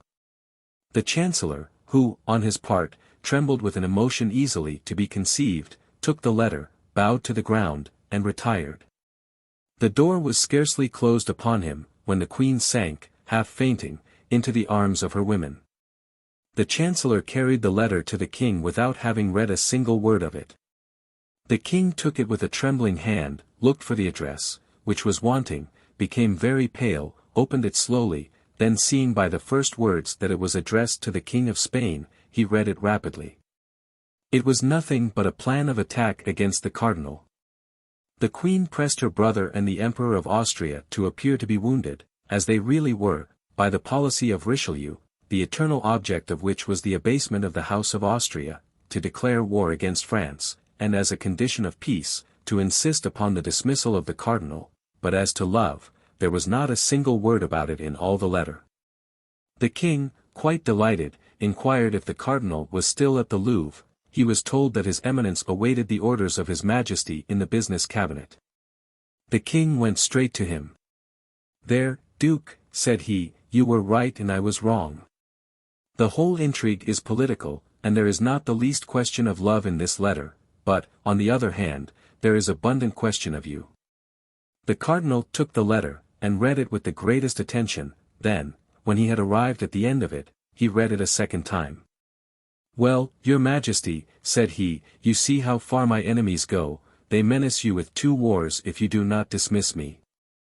In your place, in truth, sire, I should yield to such powerful instance, and on my part, it would be a real happiness to withdraw from public affairs. What say you, Duke?" "I say, sire, that my health is sinking under these excessive struggles and these never-ending labors. I say that according to all probability I shall not be able to undergo the fatigues of the siege of La Rochelle, and that it would be far better that you should appoint there either M. de Condé, M. de Bassompierre, or some valiant gentleman whose business is war, and not me, who am a churchman, and who am constantly turned aside from my real vocation to look after matters for which I have no aptitude. You would be the happier for it at home, sire, and I do not doubt you would be the greater for it abroad." "Monsieur Duke," said the king, "I understand you. Be satisfied, all who are named in that letter shall be punished as they deserve, even the queen herself." "What do you say, sire?" "God forbid that the queen should suffer the least inconvenience or uneasiness on my account. She has always believed me, sire, to be her enemy, although your majesty can bear witness that I have always taken her part warmly, even against you. Oh, if she betrayed your majesty on the side of your honor, it would be quite another thing, and I should be the first to say, no grace, sire, no grace for the guilty. Happily, there is nothing of the kind, and your majesty has just acquired a new proof of it." "That is true, monsieur cardinal," said the king, "and you were right, as you always are, but the queen, not the less, deserves all my anger. It is you, sire, who have now incurred hers. And even if she were to be seriously offended, I could well understand it. Your majesty has treated her with a severity. It is thus I will always treat my enemies and yours, Duke, however high they may be placed, and whatever peril I may incur in acting severely toward them. The queen is my enemy, but is not yours, sire. On the contrary, she is a devoted, submissive, and irreproachable wife. Allow me, then, sire, to intercede for her with your majesty. Let her humble herself, then, and come to me first. On the contrary, sire, set the example. You have committed the first wrong, since it was you who suspected the queen." "What? I make the first advances," said the king. "Never." "Sire, I entreat you to do so. Besides, in what manner can I make advances first?" "By doing a thing which you know will be agreeable to her." "What is that?" "Give a ball. You know how much the queen loves dancing.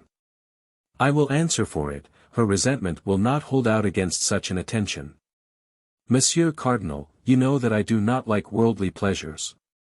The queen will only be the more grateful to you, as she knows your antipathy for that amusement. Besides, it will be an opportunity for her to wear those beautiful diamonds which you gave her recently on her birthday and with which she has since had no occasion to adorn herself." "We shall see, Monsieur Cardinal, we shall see," said the king, who, in his joy at finding the queen guilty of a crime which he cared little about, and innocent of a fault of which he had great dread, was ready to make up all differences with her. "We shall see, but upon my honor, you are too indulgent toward her." "Sire," said the cardinal, "leave severity to your ministers. Clemency is a royal virtue, employ it, and you will find that you derive advantage therein." Thereupon the cardinal, hearing the clock strike 11, bowed low, asking permission of the king to retire, and supplicating him to come to a good understanding with the queen. Anne of Austria, who, in consequence of the seizure of her letter, expected reproaches, was much astonished the next day to see the king make some attempts at reconciliation with her. Her first movement was repellent.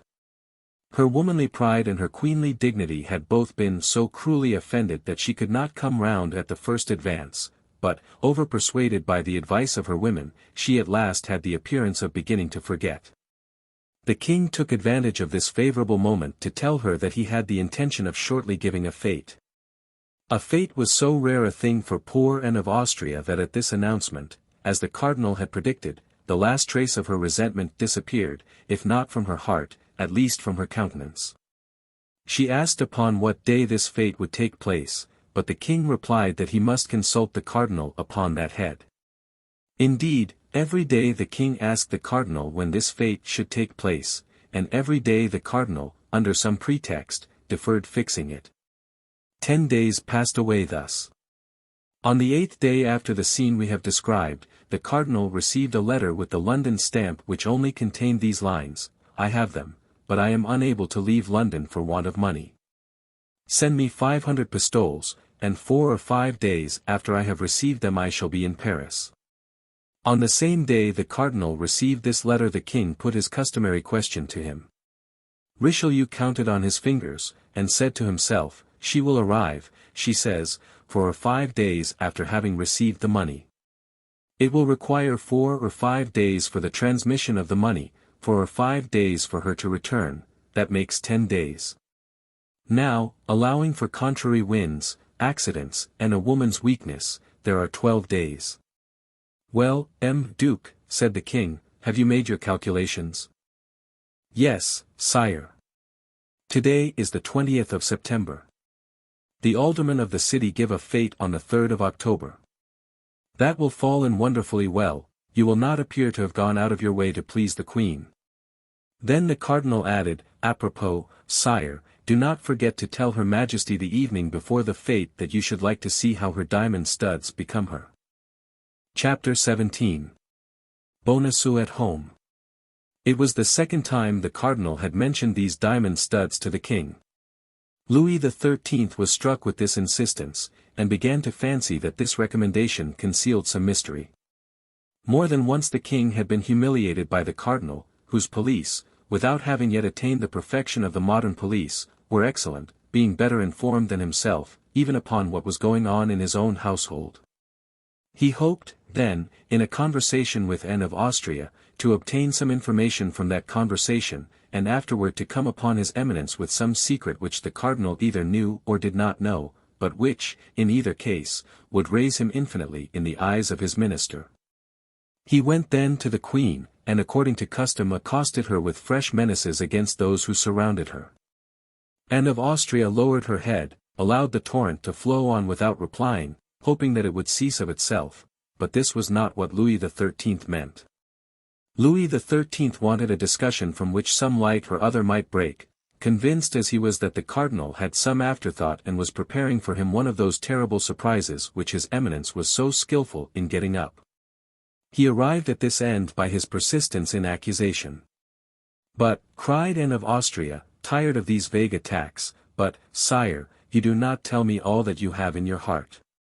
What have I done, then? Let me know what crime I have committed. It is impossible that your majesty can make all this ado about a letter written to my brother.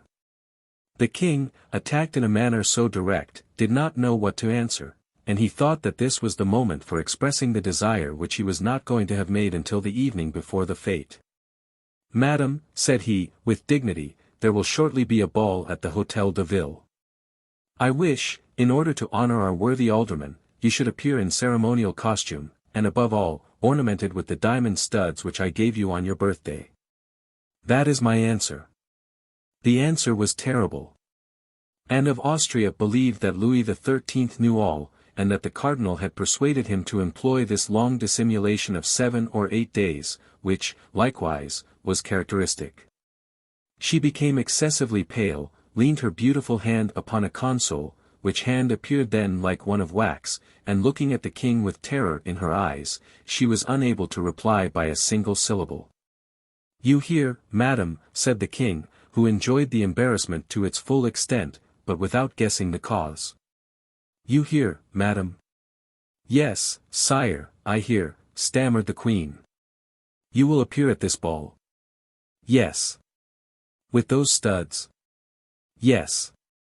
The queen's paleness, if possible, increased, the king perceived it, and enjoyed it with that cold cruelty which was one of the worst sides of his character.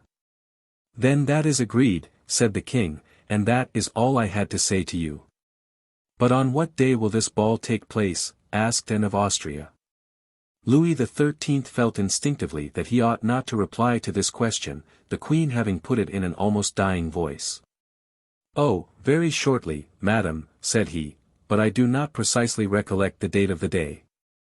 I will ask the cardinal. It was the cardinal, then, who informed you of this fate? Yes, madam, replied the astonished king, but why do you ask that? It was he who told you to invite me to appear with these studs. That is to say, madam. It was he, sire, it was he. Well, and what does it signify whether it was he or I? Is there any crime in this request? No, sire. Then you will appear? Yes, sire. That is well, said the king, retiring, that is well, I count upon it. The queen made a curtsy, less from etiquette than because her knees were sinking under her. The king went away enchanted. I am lost, murmured the queen, lost. For the cardinal knows all, and it is he who urges on the king, who as yet knows nothing but will soon know everything. I am lost. My God, my God, my God. She knelt upon a cushion and prayed, with her head buried between her palpitating arms. In fact, her position was terrible. Buckingham had returned to London, Madame de Chevreuse was at Tours. More closely watched than ever, the queen felt certain, without knowing how to tell which, that one of her women had betrayed her. Laporte could not leave the Louvre, she had not a soul in the world in whom she could confide. Thus, while contemplating the misfortune which threatened her and the abandonment in which she was left, she broke out into sobs and tears. Can I be of service to your majesty? Said all at once a voice full of sweetness and pity. The queen turned sharply round, for there could be no deception in the expression of that voice, it was a friend who spoke thus. In fact, at one of the doors which opened into the queen's apartment appeared the pretty Madame Bonacieux. She had been engaged in arranging the dresses and linen in a closet when the king entered, she could not get out and had heard all. The queen uttered a piercing cry at finding herself surprised, for in her trouble she did not at first recognize the young woman who had been given to her by Laporte. Oh, fear nothing, madam, said the young woman, clasping her hands and weeping herself at the queen's sorrows, I am your majesty's, body and soul, and however far I may be from you, however inferior may be my position, I believe I have discovered a means of extricating your majesty from your trouble. You, oh, heaven, you, cried the queen, but look me in the face. I am betrayed on all sides. Can I trust in you? Oh, madam, cried the young woman, falling on her knees, upon my soul, I am ready to die for your majesty. This expression sprang from the very bottom of the heart, and, like the first, there was no mistaking it. Yes, continued Madame Bonacieux, yes, there are traitors here, but by the holy name of the Virgin, I swear that no one is more devoted to your majesty than I am. Those studs which the king speaks of, you gave them to the Duke of Buckingham, did you not? Those studs were enclosed in a little rosewood box which he held under his arm. Am I deceived? Is it not so, madam? Oh, my God, murmured the queen, whose teeth chattered with fright. Well, those studs, continued Madame Bonacieux, we must have them back again. Yes, without doubt, it is necessary, cried the queen, but how am I to act? How can it be effected? Someone must be sent to the duke. But who? In whom can I trust? Place confidence in me, madam, do me that honor, my queen, and I will find a messenger. But I must write. Oh, yes, that is indispensable. 2 words from the hand of your majesty and your private seal. But these 2 words would bring about my condemnation, divorce, exile. Yes, if they fell into infamous hands. But I will answer for these 2 words being delivered to their address. Oh, my God!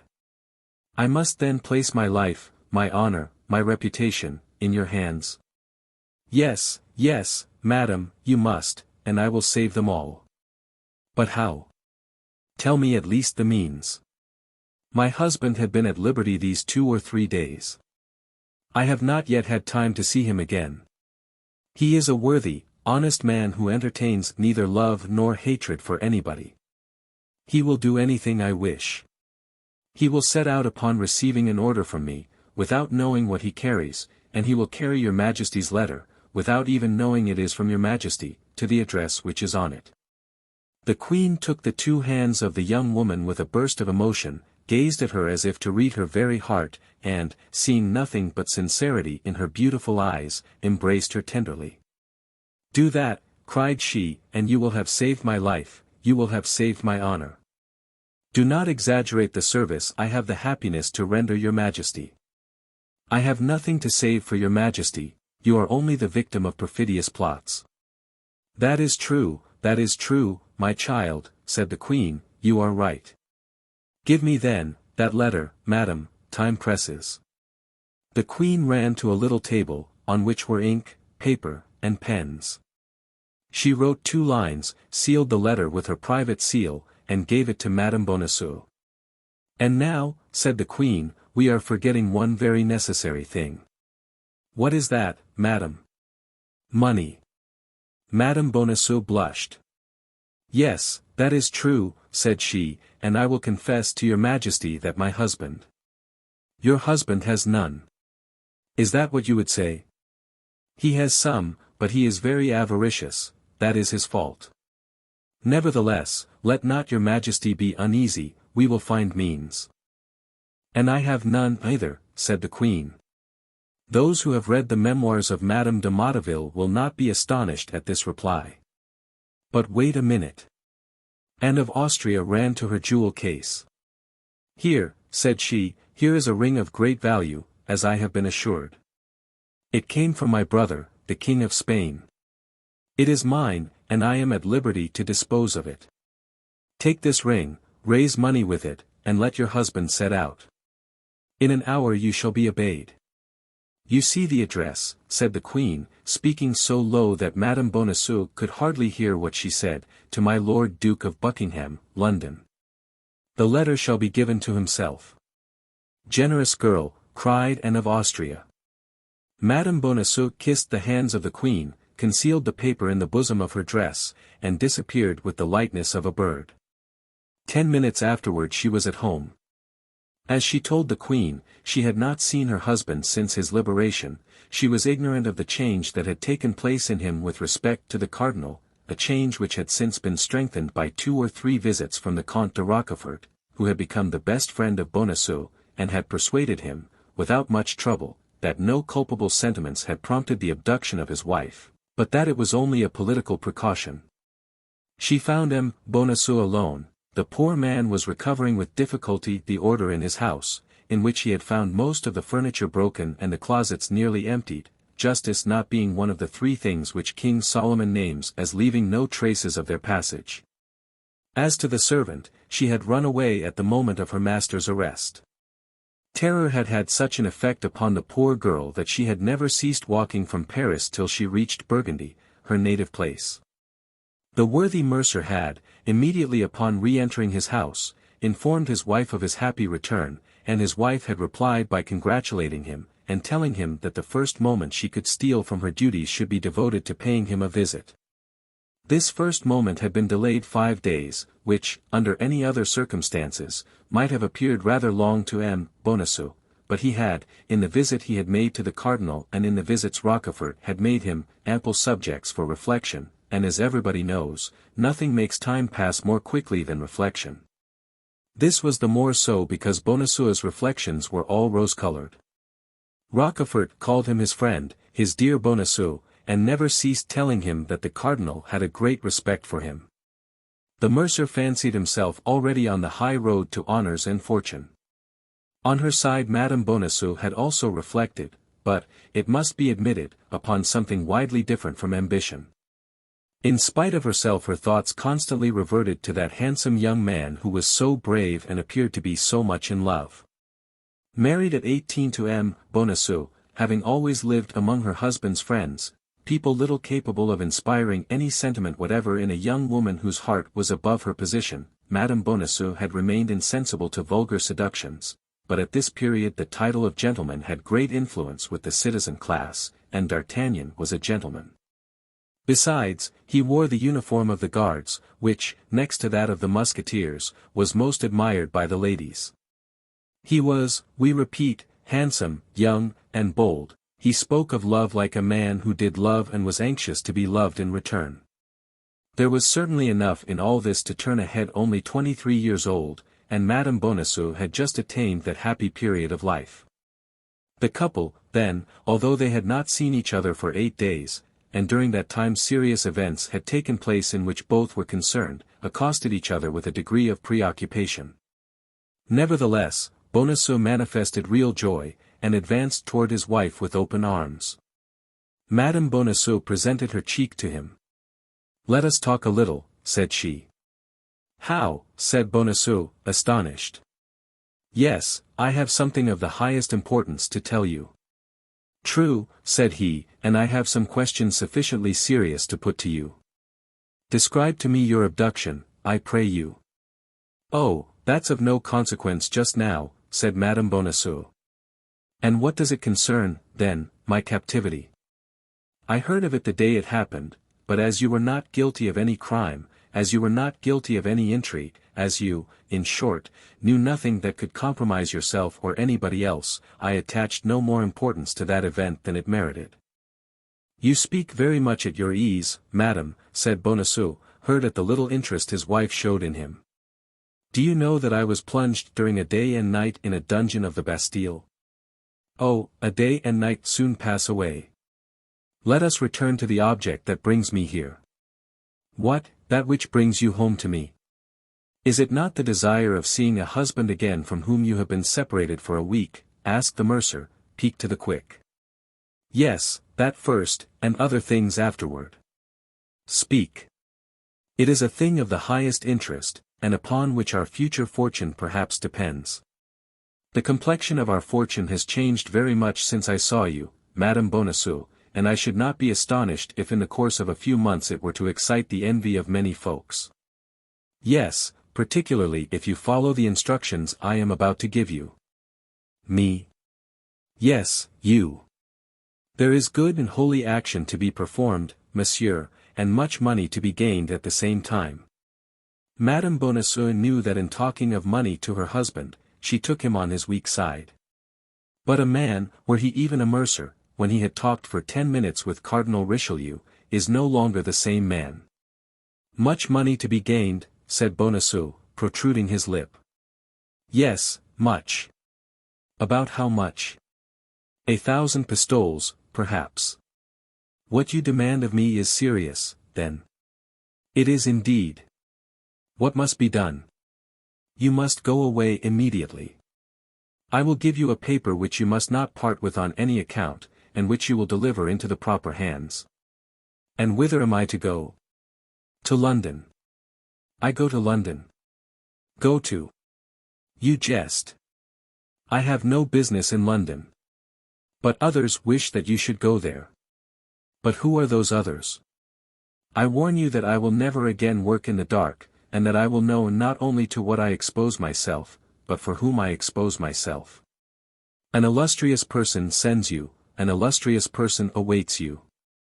The recompense will exceed your expectations, that is all I promise you." "More intrigues?" "Nothing but intrigues." "Thank you, madam, I am aware of them now, Monsieur Cardinal has enlightened me on that head." "The Cardinal?" cried Madame Bonacieux. "Have you seen the Cardinal?" "He sent for me," answered the mercer, proudly. "And you responded to his bidding, you imprudent man?" "Well, I can't say I had much choice of going or not going, for I was taken to him between 2 guards. It is true also, that as I did not then know his eminence, if I had been able to dispense with the visit, I should have been enchanted." "He ill-treated you, then, he threatened you?" He gave me his hand, and called me his friend. His friend. Do you hear that, madam? I am the friend of the great cardinal. Of the great cardinal. Perhaps you would contest his right to that title, madam? I would contest nothing, but I tell you that the favor of a minister is ephemeral, and that a man must be mad to attach himself to a minister. There are powers above his which do not depend upon a man or the issue of an event. It is to these powers we should rally. I am sorry for it, madam, but I acknowledge no other power but that of the great man whom I have the honor to serve. You serve the cardinal? Yes, madam, and as his servant, I will not allow you to be concerned in plots against the safety of the state, or to serve the intrigues of a woman who is not French and who has a Spanish heart. Fortunately we have the great cardinal, his vigilant eye watches over and penetrates to the bottom of the heart. Bonacieux was repeating, word for word, a sentence which he had heard from the Comte de Rochefort, but the poor wife, who had reckoned on her husband, and who, in that hope, had answered for him to the Queen, did not tremble the less, both at the danger into which she had nearly cast herself and at the helpless state to which she was reduced. Nevertheless, knowing the weakness of her husband, and more particularly his cupidity, she did not despair of bringing him round to her purpose. "Ah, you are a cardinalist, then, monsieur, are you?" cried she, "and you serve the party of those who maltreat your wife and insult your queen. Private interests are as nothing before the interests of all." "I am for those who save the state," said Bonacieux, emphatically. "And what do you know about the state you talk of?" said Madame Bonacieux, shrugging her shoulders. "Be satisfied with being a plain, straightforward citizen, and turn to that side which offers the most advantages." Said Bonacieux, slapping a plump, round bag, which returned a sound of money. "What do you think of this, Madam Preacher? Whence comes that money?" "You do not guess." "From the cardinal?" "From him, and from my friend the Comte de Rochefort." "The Comte de Rochefort? Why, it was he who carried me off." "That may be, madam." "And you received silver from that man? Have you not said that that abduction was entirely political?" "Yes, but that abduction had for its object the betrayal of my mistress, to draw from me by torture confessions that might compromise the honor, and perhaps the life, of my august mistress." "Madam," replied Bonacieux, "your august mistress is a perfidious Spaniard, and what the cardinal does is well done." "Monsieur," said the young woman, "I know you to be cowardly, avaricious, and foolish, but I never till now believed you infamous." "Madam," said Bonacieux, who had never seen his wife in a passion, and who recoiled before this conjugal anger, "Madam, what do you say?" "I say you are a miserable creature," continued Madame Bonacieux, who saw she was regaining some little influence over her husband. "You meddle with politics, do you, and still more, with cardinalist politics? Why, you sell yourself, body and soul, to the demon, the devil, for money." "No, to the cardinal." "It's the same thing," cried the young woman. "Who calls Richelieu calls Satan." Hold your tongue, madam. You may be overheard." "Yes, you are right, I should be ashamed for anyone to know your baseness." "But what do you require of me, then? Let us see." "I have told you. You must depart instantly, monsieur. You must accomplish loyally the commission with which I deign to charge you, and on that condition I pardon everything, I forget everything, and what is more," and she held out her hand to him, "I restore my love." Bonacieux was cowardly and avaricious, but he loved his wife. He was softened.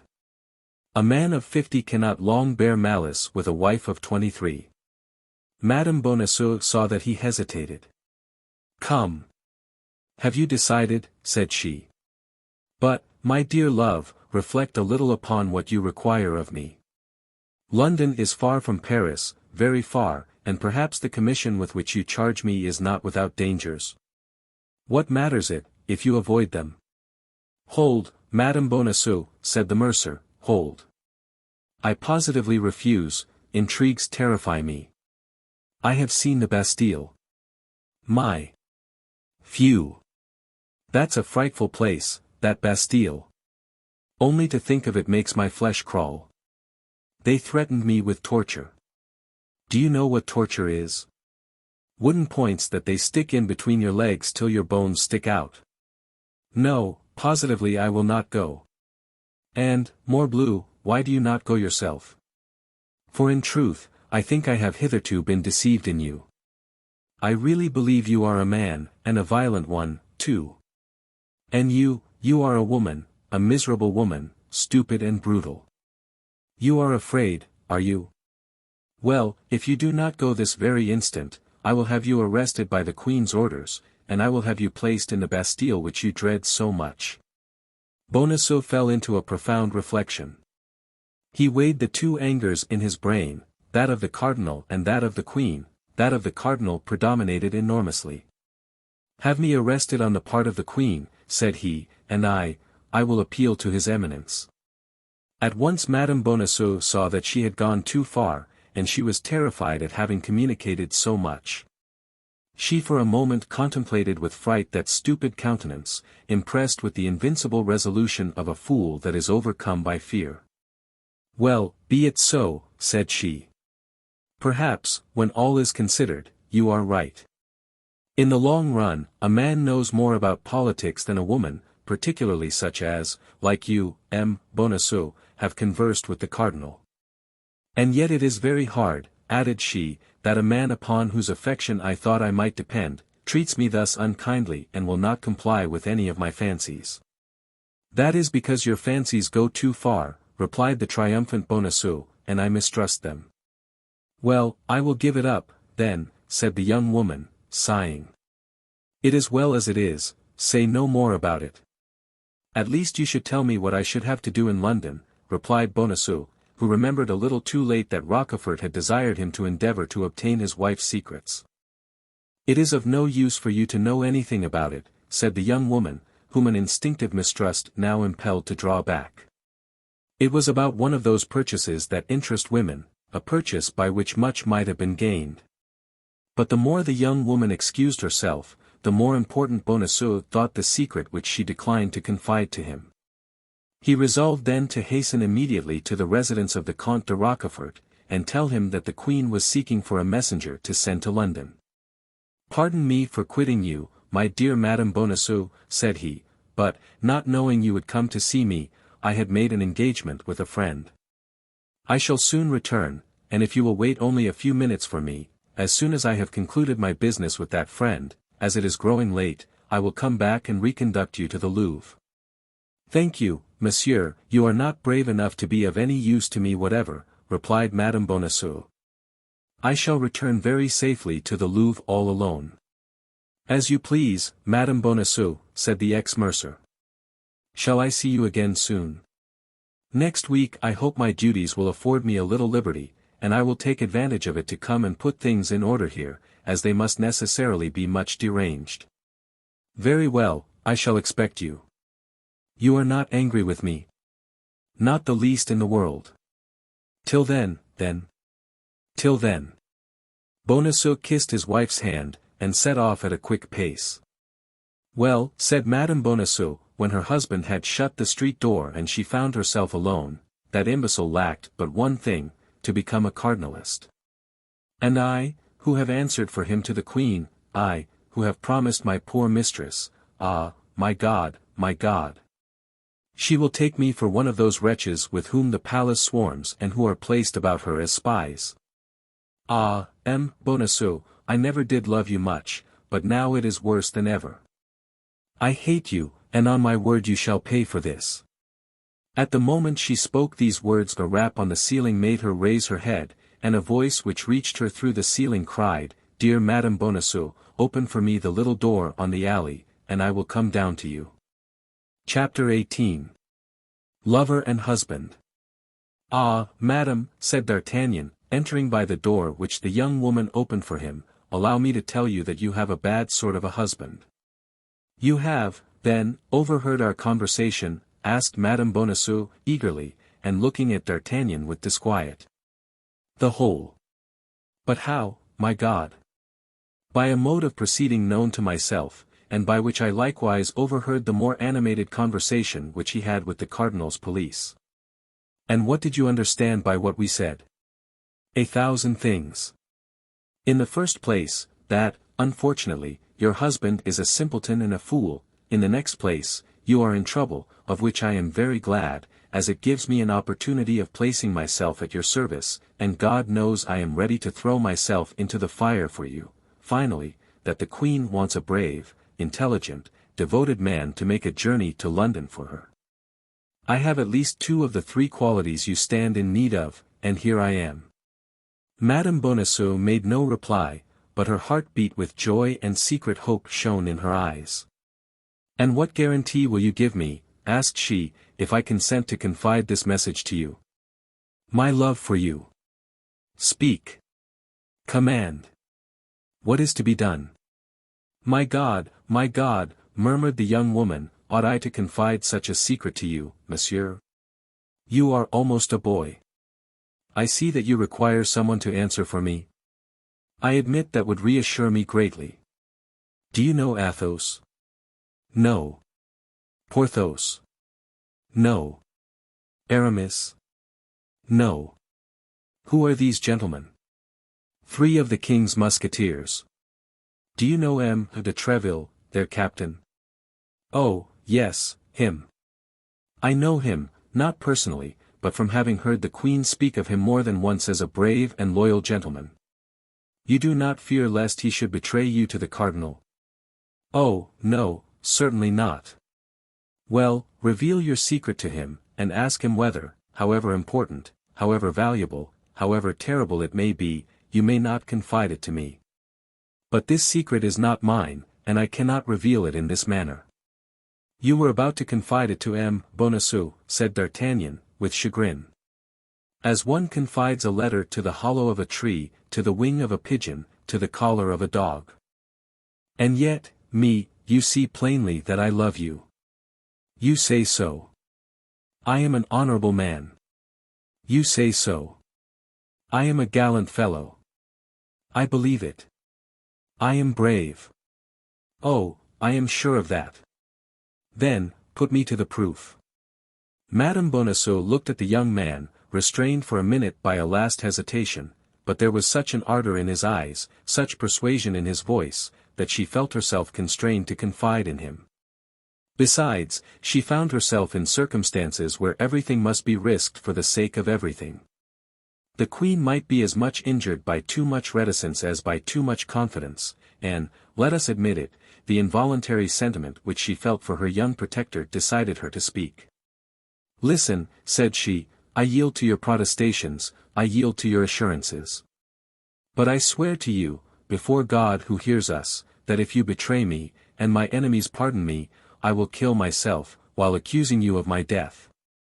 "And I swear to you before God, madam," said D'Artagnan, "that if I am taken while accomplishing the orders you give me, I will die sooner than do anything that may compromise anyone." Then the young woman confided in him the terrible secret of which chance had already communicated to him apart in front of the Samaritaine. This was their mutual declaration of love. D'Artagnan was radiant with joy and pride. This secret which he possessed, this woman whom he loved.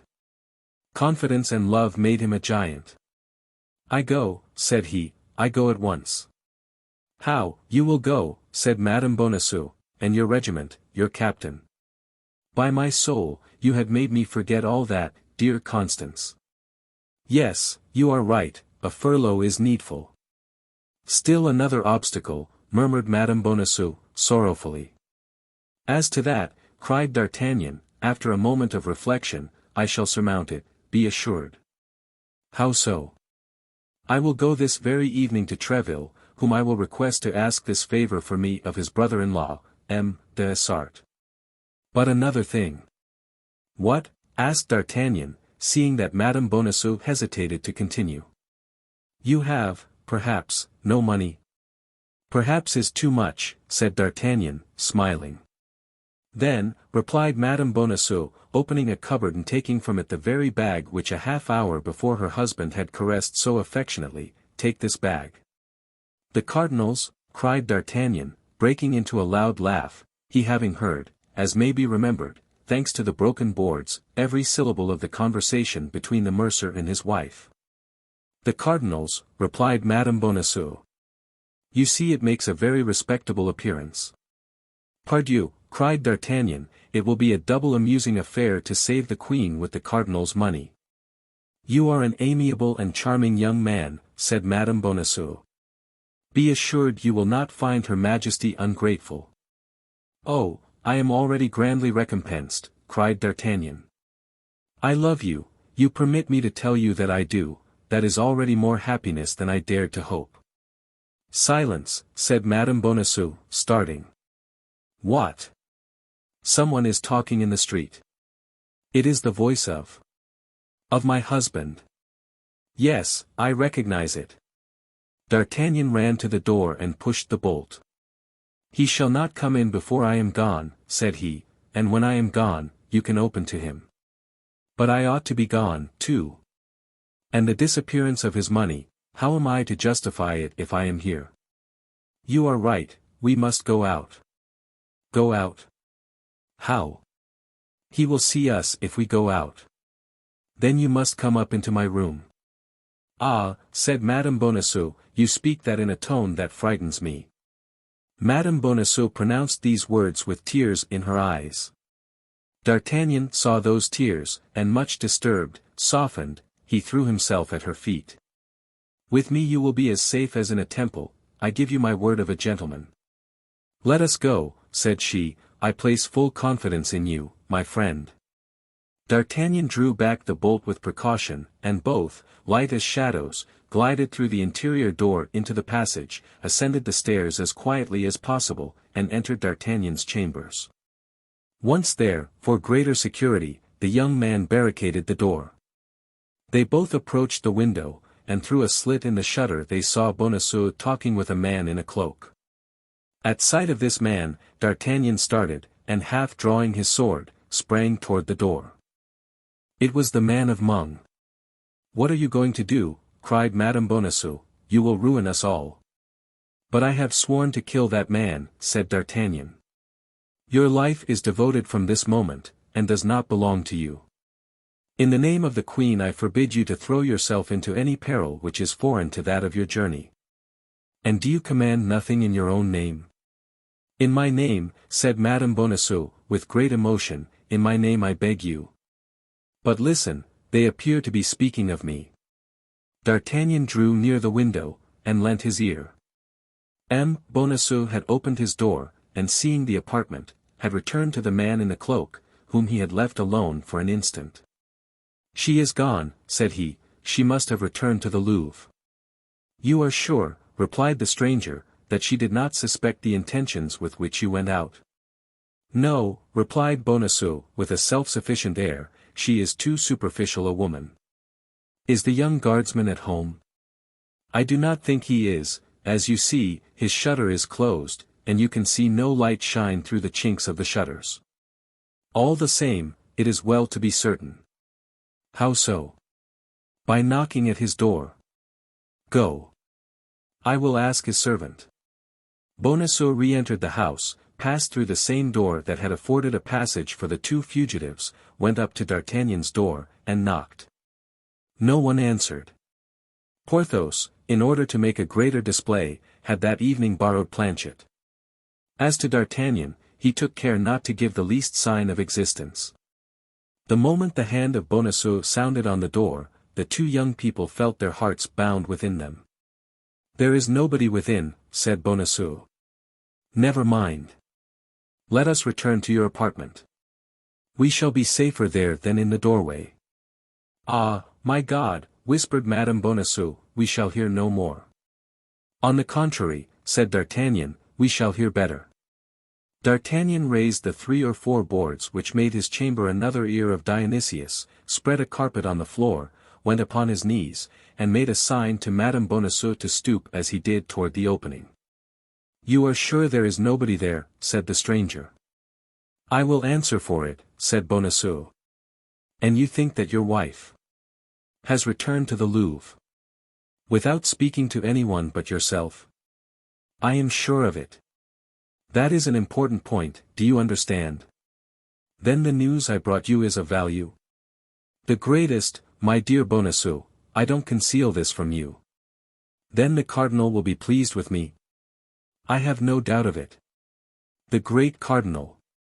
Are you sure, in her conversation with you, that your wife mentioned no names? I think not. She did not name Madame de Chevreuse, the Duke of Buckingham, or Madame de Vernay. No, she only told me she wished to send me to London to serve the interests of an illustrious personage. The traitor, murmured Madame Bonacieux. Silence, said D'Artagnan, taking her hand, which, without thinking of it, she abandoned to him. Never mind, continued the man in the cloak, you were a fool not to have pretended to accept the mission. You would then be in present possession of the letter. The state, which is now threatened, would be safe, and you. And I. Well, you, the cardinal would have given you letters of nobility. Did he tell you so? Yes, I know that he meant to afford you that agreeable surprise. Be satisfied, replied Bonacieux, my wife adores me, and there is yet time. The ninny, murmured Madame Bonacieux. Silence, said D'Artagnan, pressing her hand more closely. How is there still time? Asked the man in the cloak. I go to the Louvre, I ask for Madame Bonacieux, I say that I have reflected, I renew the affair, I obtain the letter, and I run directly to the cardinal. Well, go quickly. I will return soon to learn the result of your trip. The stranger went out. Infamous, said Madame Bonacieux, addressing this epithet to her husband. Silence, said D'Artagnan, pressing her hand still more warmly. A terrible howling interrupted these reflections of D'Artagnan and Madame Bonacieux. It was her husband, who had discovered the disappearance of the money-bag, and was crying, thieves. Oh, my God, cried Madame Bonacieux, he will rouse the whole quarter. Bonacieux called a long time, but as such cries, on account of their frequency, brought nobody in the Rue des Fossoyeurs, and as lately the mercer's house had a bad name, finding that nobody came, he went out continuing to call, his voice being heard fainter and fainter as he went in the direction of the Rue du Bac. Now he is gone, it is your turn to get out, said Madame Bonacieux. Courage, my friend, but above all, prudence, and think what you owe to the Queen. To her and to you, cried D'Artagnan. Be satisfied, beautiful Constance. I shall become worthy of her gratitude, but shall I likewise return worthy of your love? The young woman only replied by the beautiful glow which mounted to her cheeks. A few seconds afterward D'Artagnan also went out enveloped in a large cloak, which ill-concealed the sheath of a long sword. Madame Bonacieux followed him with her eyes, with that long, fond look with which he had turned the angle of the street, she fell on her knees, and clasping her hands, "Oh, my God," cried she, "protect the Queen, protect me." Chapter 19. Plan of Campaign. D'Artagnan went straight to M. de Treville's. He had reflected that in a few minutes the cardinal would be warned by this cursed stranger, who appeared to be his agent, and he judged, with reason, he had not a moment to lose. The heart of the young man overflowed with joy.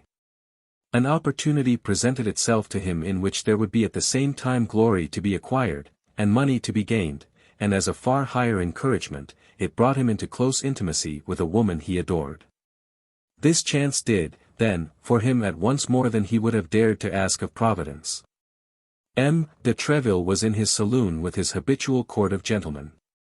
D'Artagnan, who was known as a familiar of the house, went straight to his office, and sent word that he wished to see him on something of importance. D'Artagnan had been there scarcely 5 minutes when M. de Treville entered. At the first glance, and by the joy which was painted on his countenance, the worthy captain plainly perceived that something new was on foot. All the way along D'Artagnan had been consulting with himself whether he should place confidence in M. de Treville, or whether he should only ask him to give him carte blanche for some secret affair.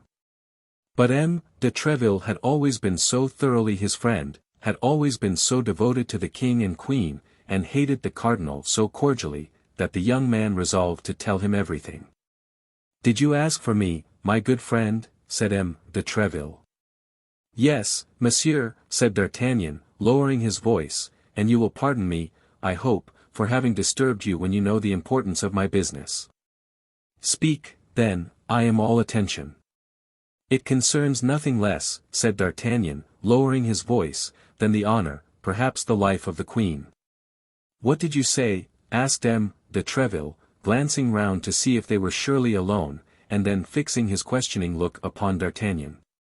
I say, monsieur, that chance has rendered me master of a secret, which you will guard, I hope, young man, as your life.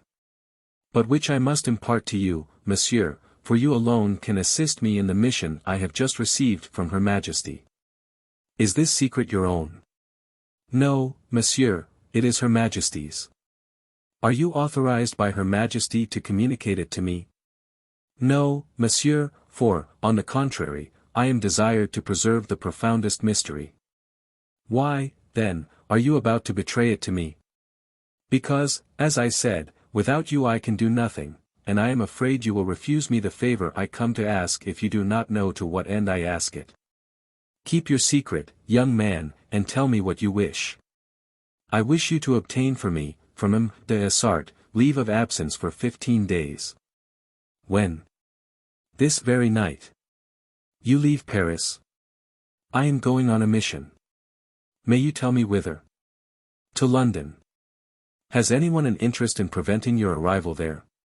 The cardinal, I believe, would give the world to prevent my success. And you are going alone? I am going alone. In that case you will not get beyond Bondy. I tell you so, by the faith of de Treville. How so? You will be assassinated. And I shall die in the performance of my duty. But your mission will not be accomplished. That is true, replied D'Artagnan. Believe me, continued Treville, in enterprises of this kind, in order that one may arrive, for must set out. Ah, you are right, monsieur, said D'Artagnan, but you know Athos, Porthos, and Aramis, and you know if I can dispose of them, without confiding to them the secret which I am not willing to know. We are sworn, once for all, to implicit confidence and devotedness against all proof. Besides, you can tell them that you have full confidence in me, and they will not be more incredulous than you. I can send to each of them leave of absence for 15 days, that is all, to Athos, whose wound still makes him suffer, to go to the waters of Forges, to Porthos and Aramis to accompany their friend, whom they are not willing to abandon in such a painful condition. Sending their leave of absence will be proof enough that I authorize their journey. Thanks, monsieur. You are 100 times too good. Begone, then, find them instantly, and let all be done tonight. Ha! But first write your request to de Essart. Perhaps you had a spy at your heels, and your visit, if it should ever be known to the cardinal, will thus seem legitimate. D'Artagnan drew up his request, and M. de Treville, on receiving it, assured him that by 2 o'clock in the morning the 4 leaves of absence should be at the respective domiciles of the travellers. Have the goodness to send mine to Athos's residence. I should dread some disagreeable encounter if I were to go home. Be easy. Adieu, and a prosperous voyage. Apropos, said M. de Treville, calling him back. D'Artagnan returned. Have you any money? D'Artagnan tapped the bag he had in his pocket. Enough? asked M. de Treville. 300 pistoles. Oh, plenty. That would carry you to the end of the world. Begone, then. D'Artagnan saluted M. de Treville, who held out his hand to him. D'Artagnan pressed it with a respect mixed with gratitude. Since his first arrival at Paris, he had had constant occasion to honor this excellent man, whom he had always found worthy, loyal, and great. His first visit was to Aramis, at whose residence he had not been since the famous evening on which he had followed Madame Bonacieux. Still further, he had seldom seen the young Musketeer, but every time he had seen him, he had remarked a deep sadness imprinted on his countenance.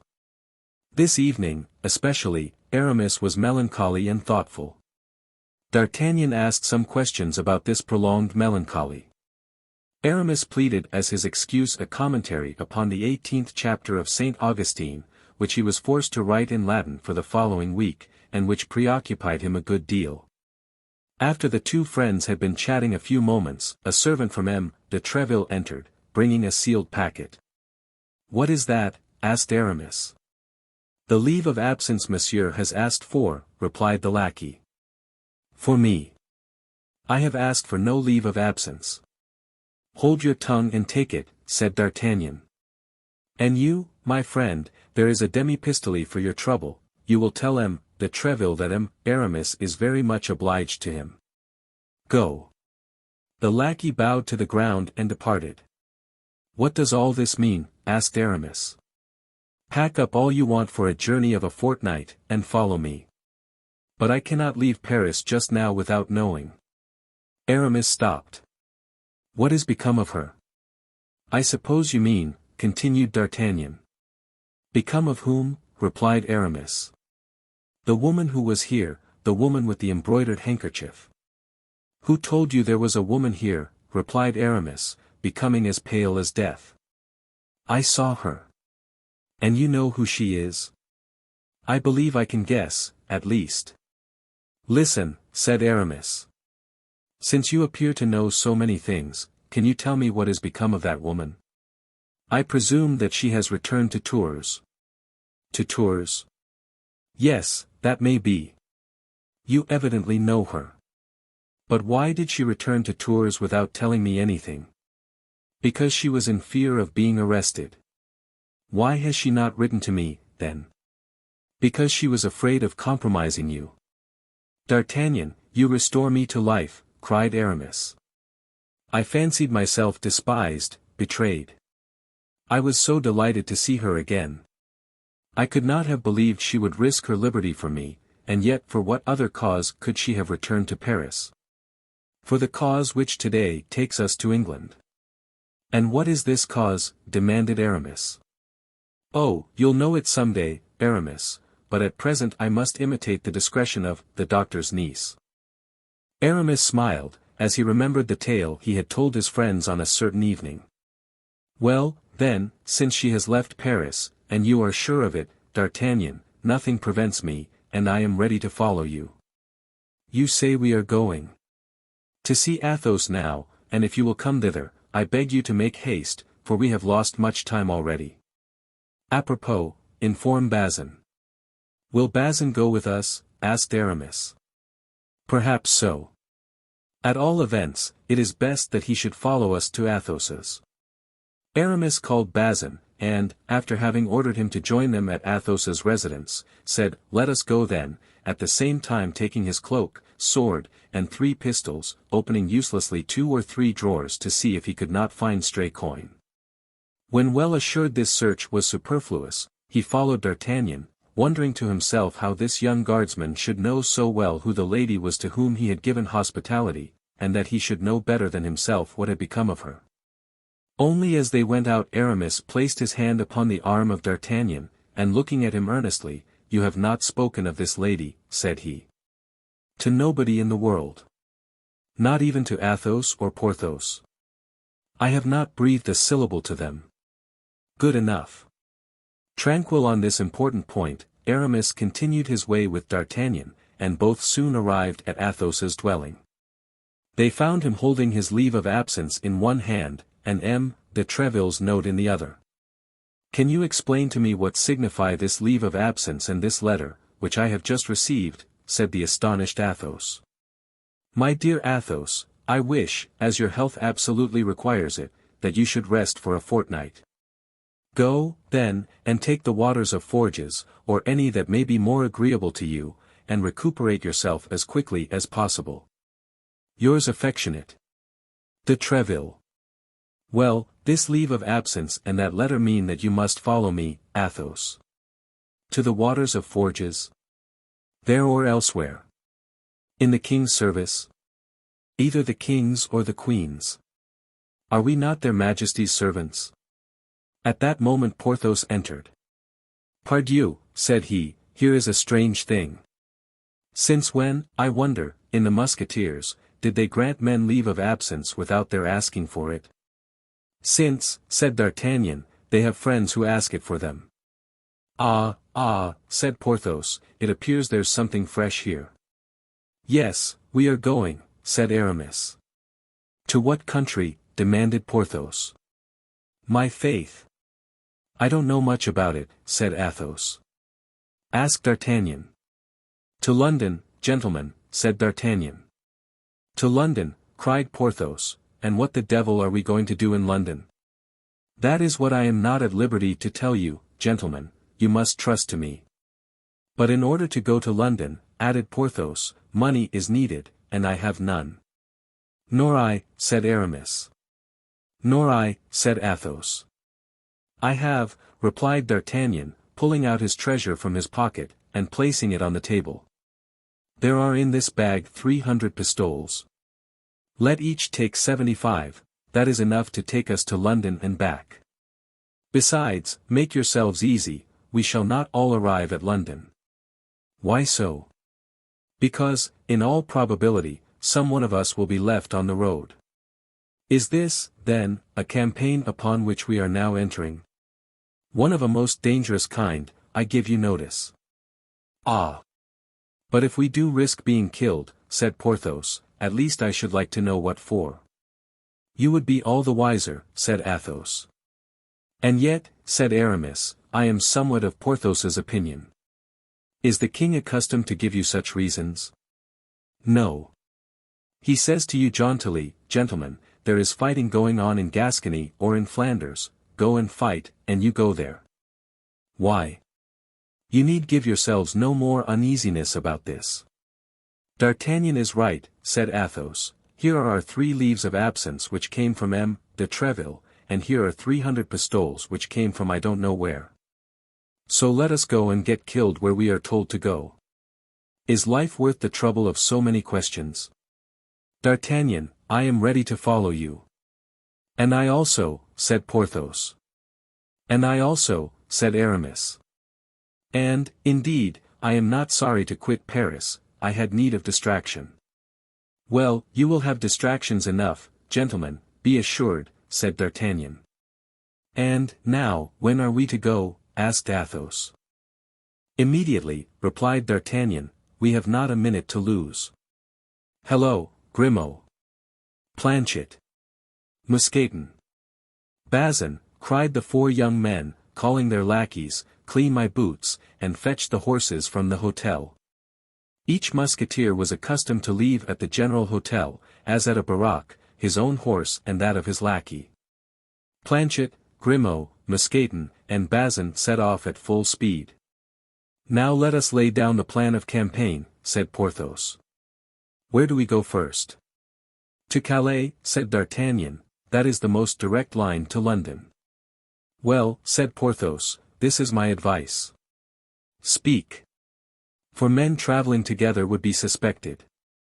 D'Artagnan will give each of us his instructions. I will go by the way of Boulogne to clear the way, Athos will set out 2 hours after, by that of Amiens, Aramis will follow us by that of Noyon, as to D'Artagnan, he will go by what route he thinks is best, in Planchet's clothes, while Planchet will follow us like D'Artagnan, in the uniform of the guards. Gentlemen, said Athos, my opinion is that it is not proper to allow lackeys to have anything to do in such an affair. A secret may, by chance, be betrayed by gentlemen, but it is almost always sold by lackeys. Porthos's plan appears to me to be impracticable, said D'Artagnan, inasmuch as I am myself ignorant of what instructions I can give you. I am the bearer of a letter, that is all. I have not, and I cannot make 3 copies of that letter, because it is sealed. We must, then, as it appears to me, travel in company. This letter is here, in this pocket, and he pointed to the pocket which contained the letter. If I should be killed, one of you must take it, and continue the route, if he be killed, it will be another's turn, and so on, provided a single one arrives, that is all that is required. Bravo, D'Artagnan, your opinion is mine, cried Athos, besides, we must be consistent, I am going to take the waters, you will accompany me. Instead of taking the waters of Forges, I go and take sea waters, I am free to do so. If anyone wishes to stop us, I will show M. de Treville's letter, and you will show your leaves of absence. If we are attacked, we will defend ourselves; if we are tried, we will stoutly maintain that we were only anxious to dip ourselves a certain number of times in the sea.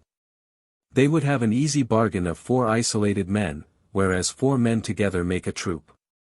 We will arm our 4 lackeys with pistols and musketons. If they send an army out against us, we will give battle, and the survivor, as D'Artagnan says, will carry the letter." "Well said," cried Aramis. "You don't often speak, Athos, but when you do speak, it is like Saint John of the Golden Mouth." "I agree to Athos's plan." "And you, Porthos?" "I agree to it, too," said Porthos, "if D'Artagnan approves of it." "D'Artagnan, being the bearer of the letter, is naturally the head of the enterprise. Let him decide, and we will execute." "Well," said D'Artagnan, "I decide that we should adopt Athos's plan, and that we set off in half an hour." "Agreed," shouted the 3 Musketeers in chorus. Each one, stretching out his hand to the bag, took his 75 pistoles, and made his preparations to set out at the time appointed. Chapter 20. The Journey. At 2 o'clock in the morning, our 4 adventurers left Paris by the Barrier Street Denis. As long as it was dark they remained silent; in spite of themselves they submitted to the influence of the obscurity, and apprehended ambushes on every side. With the first rays of day their tongues were loosened, with the sun gaiety revived. It was like the eve of a battle; the heart beat, the eyes laughed, and they felt that the life they were perhaps going to lose, was, after all, a good thing. Besides, the appearance of the caravan was formidable. The black horses of the Musketeers, their martial carriage, with the regimental step of these noble companions of the soldier, would have betrayed the most strict incognito. The lackeys followed, armed to the teeth. All went well till they arrived at Chantilly, which they reached about 8 o'clock in the morning. They needed breakfast, and alighted at the door of an auberge, recommended by a sign representing Saint Martin giving half his cloak to a poor man. They ordered the lackeys not to unsaddle the horses, and to hold themselves in readiness to set off again immediately. They entered the common hall, and placed themselves at table. A gentleman, who had just arrived by the route of Dammartin, was seated at the same table, and was breakfasting. He opened the conversation about rain and fine weather. The travellers replied. He drank to their good health, and the travellers returned his politeness. But at the moment Mousqueton came to announce that the horses were ready, and they were arising from table, the stranger proposed to Porthos to drink the health of the cardinal. Porthos replied that he asked no better if the stranger, in his turn, would drink the health of the king. The stranger cried that he acknowledged no other king but his eminence. Porthos called him drunk, and the stranger drew his sword. "You have committed a piece of folly," said Athos, "but it can't be helped, there is no drawing back. Kill the fellow, and rejoin us as soon as you can." All 3 remounted their horses, and set out at a good pace, while Porthos was promising his adversary to perforate him with all the thrusts known in the fencing schools. "There goes one," cried Athos, at the end of 500 paces. "But why did that man attack Porthos rather than any other one of us?" asked Aramis. "Because, as Porthos was talking louder than the rest of us, he took him for the chief," said D'Artagnan. "I always said that this cadet from Gascony was a well of wisdom," murmured Athos, and the travellers continued their route. At Beauvais they stopped 2 hours, as well to breathe their horses a little as to wait for Porthos. At the end of 2 hours, as Porthos did not come, nor any news of him, they resumed their journey. At a league from Beauvais, where the road was confined between 2 high banks, they fell in with 8 or 10 men who, taking advantage of the road being unpaved in this spot, appeared to be employed in digging holes and filling up the ruts with mud. Aramis, not liking to soil his boots with this artificial mortar, apostrophized them rather sharply. Athos wished to restrain him, but it was too late. The laborers began to jeer the travellers and by their insolence disturbed the equanimity even of the cool Athos, who urged on his horse against one of them. Then each of these men retreated as far as the ditch, from which each took a concealed musket. The result was that our 7 travellers were outnumbered in weapons. Aramis received a ball which passed through his shoulder, and Musketon another ball which lodged in the fleshy part which prolongs the lower portion of the loins. Therefore Musketon alone fell from his horse, not because he was severely wounded, but not being able to see the wound, he judged it to be more serious than it really was. "It was an ambuscade," shouted D'Artagnan. "Don't waste a charge. Forward!" Aramis, wounded as he was, seized the mane of his horse, which carried him on with the others. Musketon's horse rejoined them, and galloped by the side of his companions. "That will serve us for a relay," said Athos. "I would rather have had a hat," said D'Artagnan. "Mine was carried away by a ball. By my faith, it is very fortunate that the letter was not in it." "They'll kill poor Porthos when he comes up," said Aramis. "If Porthos were on his legs, he would have rejoined us by this time," said Athos.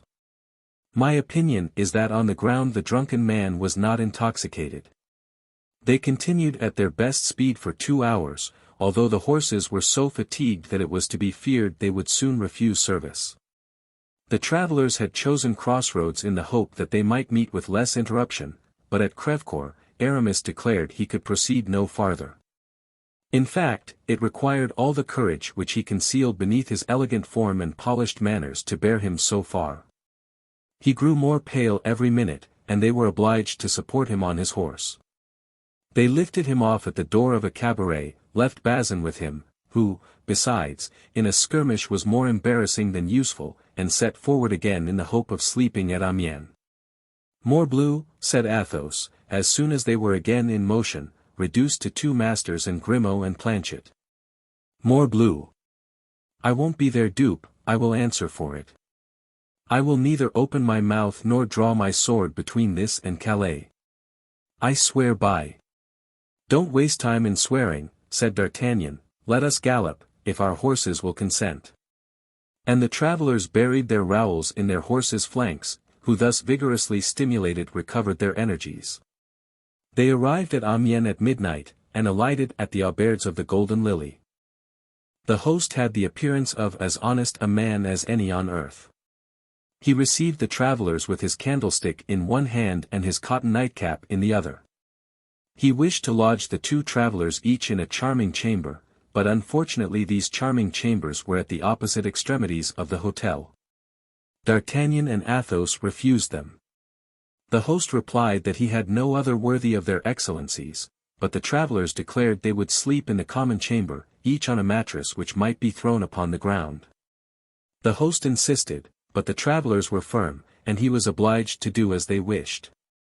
They had just prepared their beds and barricaded their door within, when someone knocked at the yard shutter. They demanded who was there, and recognizing the voices of their lackeys, opened the shutter. It was indeed Planchet and Grimaud. "Grimaud can take care of the horses," said Planchet. "If you are willing, gentlemen, I will sleep across your doorway, and you will then be certain that nobody can reach you." "And on what will you sleep?" said D'Artagnan. "Here is my bed," replied Planchet, producing a bundle of straw. "Come, then," said D'Artagnan, "you are right. Mine host's face does not please me at all, it is too gracious." "Nor me either," said Athos. Planchet mounted by the window and installed himself across the doorway, while Grimaud went and shut himself up in the stable, undertaking that by 5 o'clock in the morning he and the 4 horses should be ready. The night was quiet enough. Toward 2 o'clock in the morning somebody endeavored to open the door, but as Planchet awoke in an instant and cried, "Who goes there?" somebody replied that he was mistaken, and went away. At 4 o'clock in the morning they heard a terrible riot in the stables. Grimaud had tried to waken the stable boys, and the stable boys had beaten him. When they opened the window, they saw the poor lad lying senseless, with his head split by a blow with a pitchfork. Planchet went down into the yard, and wished to saddle the horses, but the horses were all used up. Musketon's horse, which had traveled for 5 or 6 hours without a rider the day before, might have been able to pursue the journey, but by an inconceivable error the veterinary surgeon, who had been sent for, as it appeared, to bleed one of the host's horses, had bled Musketon's. This began to be annoying. All these successive accidents were perhaps the result of chance, but they might be the fruits of a plot. Athos and D'Artagnan went out, while Planchet was sent to inquire if there were not 3 horses for sale in the neighborhood. At the door stood 2 horses, fresh, strong, and fully equipped. These would just have suited them. He asked where their masters were, and was informed that they had passed the night in the inn, and were then settling their bill with the host. Athos went down to pay the reckoning, while D'Artagnan and Planchet stood at the street door. The host was in a lower and back room, to which Athos was requested to go. Athos entered without the least mistrust, and took out 2 pistoles to pay the bill. The host was alone, seated before his desk, one of the drawers of which was partly open. He took the money which Athos offered to him, and after turning it over and over in his hands, suddenly cried out that it was bad, and that he would have him and his companions arrested as forgers. "You blackguard," cried Athos, going toward him, "I'll cut your ears off." At the same instant, 4 men, armed to the teeth, entered by side doors, and rushed upon Athos. "I am taken," shouted Athos, with all the power of his lungs. "Go on, D'Artagnan. Spur, spur," and he fired 2 pistols. D'Artagnan and Planchet did not require twice bidding, they unfastened the 2 horses that were waiting at the door, leaped upon them, buried their spurs in their sides, and set off at full gallop. "Do you know what has become of Athos?" asked D'Artagnan of Planchet, as they galloped on. "Ah, monsieur," said Planchet, "I saw one fall at each of his 2 shots, and he appeared to me, through the glass door, to be fighting with his sword with the others." "Brave Athos," murmured D'Artagnan, "and to think that we are compelled to leave him, maybe the same fate awaits us 2 paces hence. Forward, Planchet, forward. You are a brave fellow."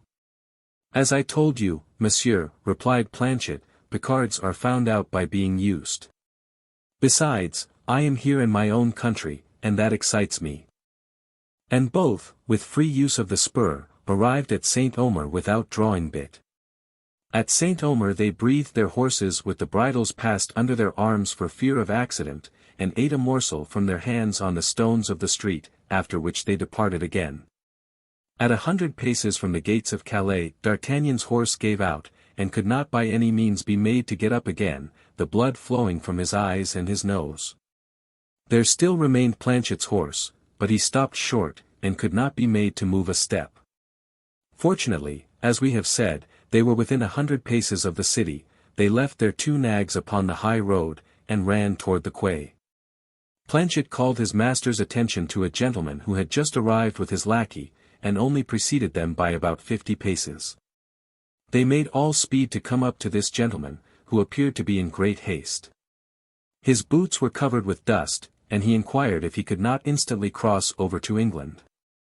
"Nothing would be more easy," said the captain of a vessel ready to set sail, "but this morning came an order to let no one leave without express permission from the cardinal." "I have that permission," said the gentleman, drawing the paper from his pocket, "here it is." "Have it examined by the governor of the port," said the shipmaster, "and give me the preference." "Where shall I find the governor?" "At his country house." "And that is situated?" "At a quarter of a league from the city." "Look, you may see it from here, at the foot of that little hill, that slated roof." "Very well," said the gentleman. And, with his lackey, he took the road to the governor's country house. D'Artagnan and Planchet followed the gentleman at a distance of 500 paces. Once outside the city, D'Artagnan overtook the gentleman as he was entering a little wood. "Monsieur, you appear to be in great haste." "No one can be more so, monsieur." "I am sorry for that," said D'Artagnan, "for as I am in great haste likewise, I wish to beg you to render me a service." "What?" "To let me sail first."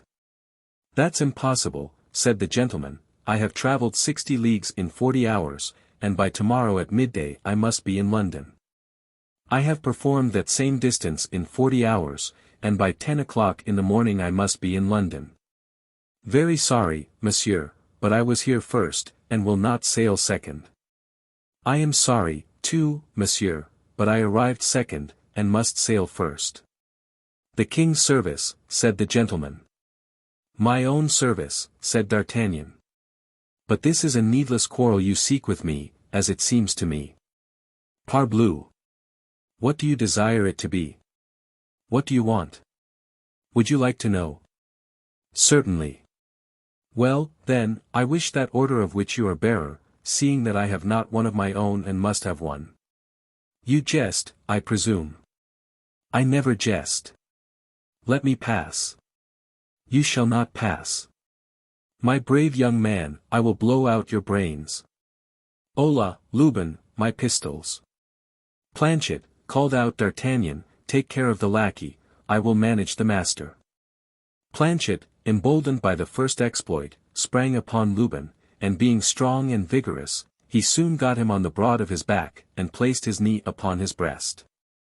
Go on with your affair, monsieur, cried Planchet, I have finished mine. Seeing this, the gentleman drew his sword, and sprang upon D'Artagnan, but he had too strong an adversary. In 3 seconds D'Artagnan had wounded him 3 times, exclaiming at each thrust, one for Athos, one for Porthos, and one for Aramis. At the third hit the gentleman fell like a log.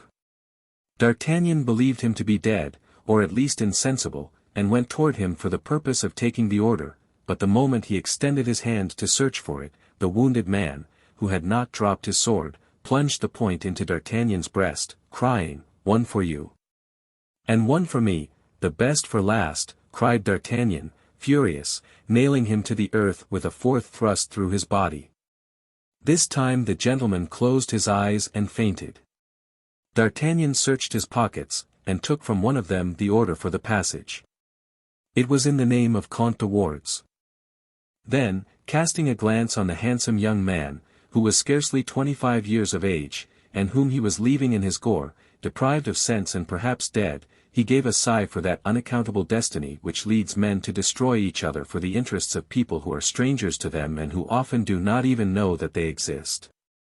But he was soon aroused from these reflections by Lubin, who uttered loud cries and screamed for help with all his might.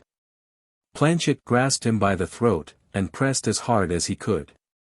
Monsieur, said he, as long as I hold him in this manner, he can't cry, I'll be bound, but as soon as I let go he will howl again.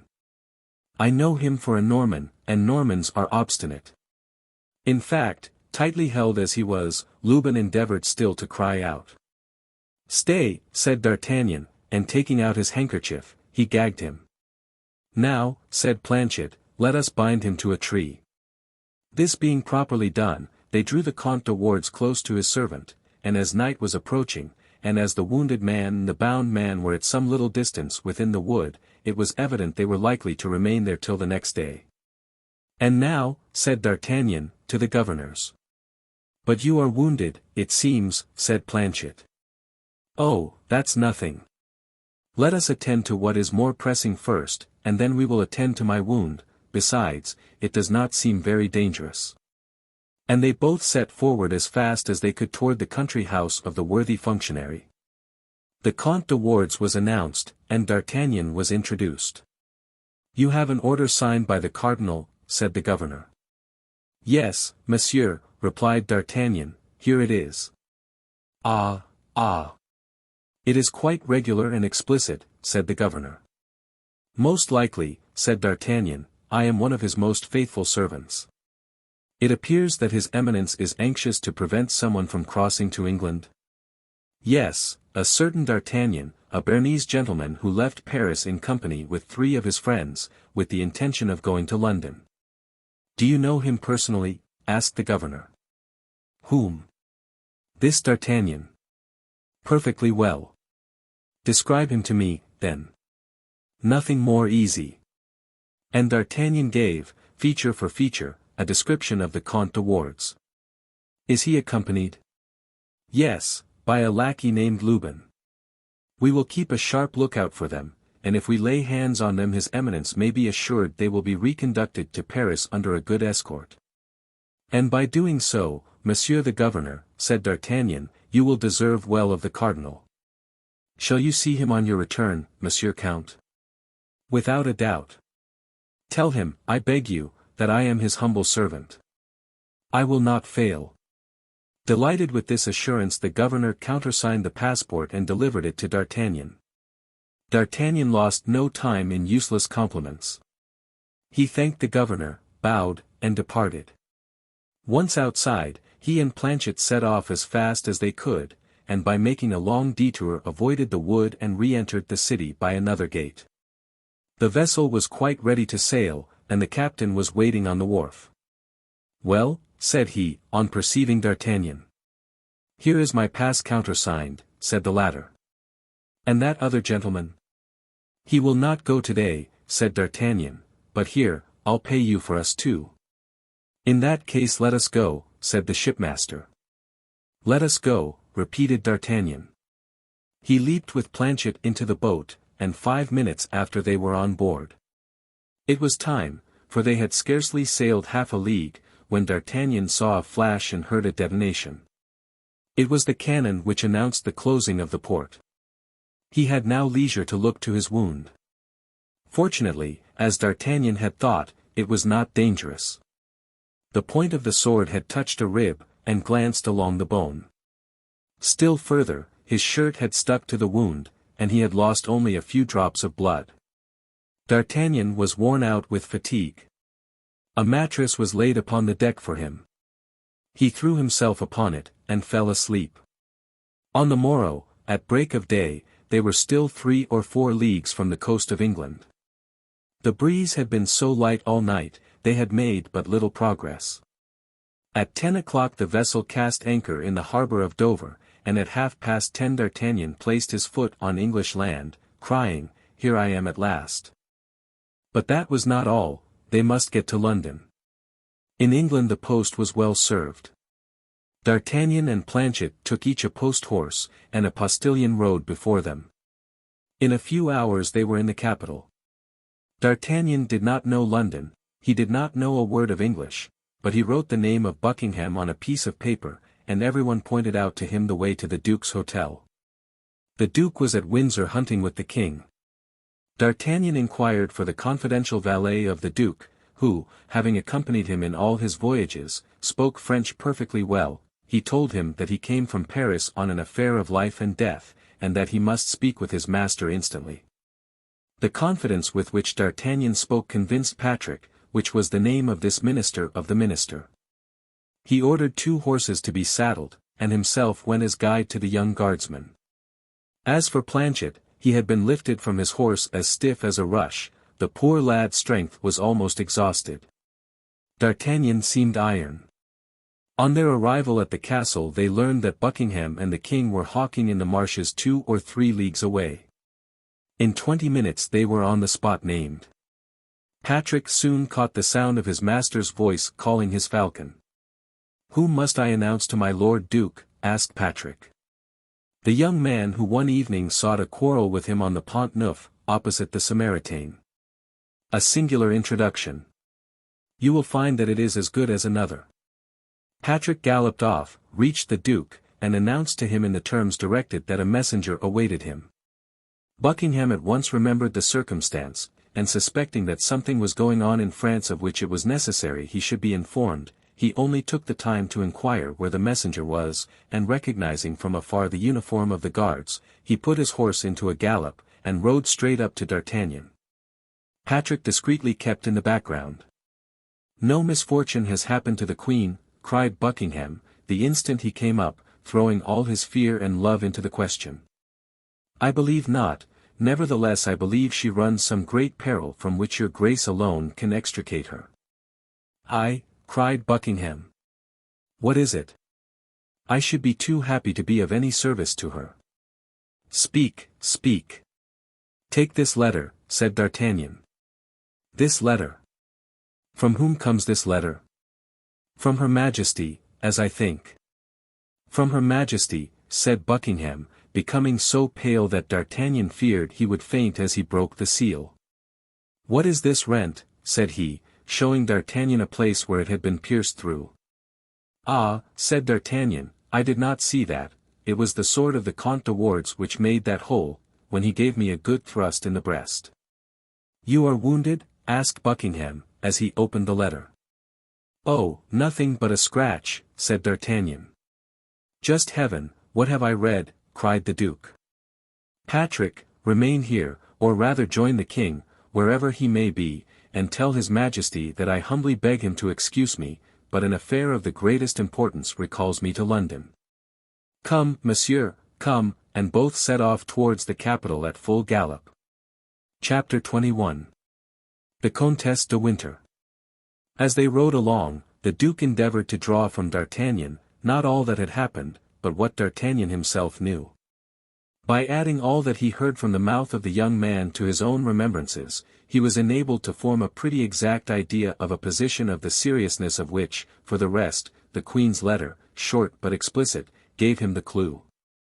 But that which astonished him most was that the Cardinal, so deeply interested in preventing this young man from setting his foot in England, had not succeeded in arresting him on the road. It was then, upon the manifestation of this astonishment, that D'Artagnan related to him the precaution taken, and how, thanks to the devotion of his 3 friends, whom he had left scattered and bleeding on the road, he had succeeded in coming off with a single sword thrust, which had pierced the Queen's letter and for which he had repaid M. de Wardes with such terrible coin.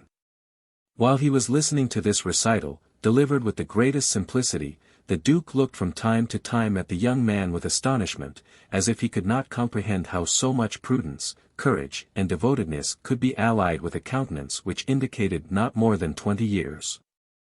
The horses went like the wind, and in a few minutes they were at the gates of London. D'Artagnan imagined that on arriving in town the Duke would slacken his pace, but it was not so. He kept on his way at the same rate, heedless about upsetting those whom he met on the road. In fact, in crossing the city 2 or 3 accidents of this kind happened, but Buckingham did not even turn his head to see what became of those he had knocked down. D'Artagnan followed him amid cries which strongly resembled curses. On entering the court of his hotel, Buckingham sprang from his horse, and without thinking what became of the animal, threw the bridle on his neck, and sprang toward the vestibule. D'Artagnan did the same, with a little more concern, however, for the noble creatures, whose merits he fully appreciated, but he had the satisfaction of seeing 3 or 4 grooms run from the kitchens and the stables, and busy themselves with the steeds. The Duke walked so fast that D'Artagnan had some trouble in keeping up with him. He passed through several apartments, of an elegance of which even the greatest nobles of France had not even an idea, and arrived at length in a bedchamber which was at once a miracle of taste and of richness. In the alcove of this chamber was a door concealed in the tapestry which the Duke opened with a little gold key which he wore suspended from his neck by a chain of the same metal. With discretion D'Artagnan remained behind, but at the moment when Buckingham crossed the threshold, he turned round, and seeing the hesitation of the young man, "Come in," cried he, "and if you have the good fortune to be admitted to Her Majesty's presence, tell her what you have seen." Encouraged by this invitation, D'Artagnan followed the Duke, who closed the door after them. The two found themselves in a small chapel covered with a tapestry of Persian silk worked with gold, and brilliantly lighted with a vast number of candles. Over a species of altar, and beneath a canopy of blue velvet, surmounted by white and red plumes, was a full-length portrait of Anne of Austria, so perfect in its resemblance that D'Artagnan uttered a cry of surprise on beholding it. One might believe the Queen was about to speak. On the altar, and beneath the portrait, was the casket containing the diamond studs. The Duke approached the altar, knelt as a priest might have done before a crucifix, and opened the casket. "There," said he, drawing from the casket a large bow of blue ribbon all sparkling with diamonds, "there are the precious studs which I have taken an oath should be buried with me. The Queen gave them to me, the Queen requires them again. Her will be done, like that of God, in all things." Then, he began to kiss, one after the other, those dear studs with which he was about to part. All at once he uttered a terrible cry. "What is the matter?" exclaimed D'Artagnan, anxiously. "What has happened to you, my lord?"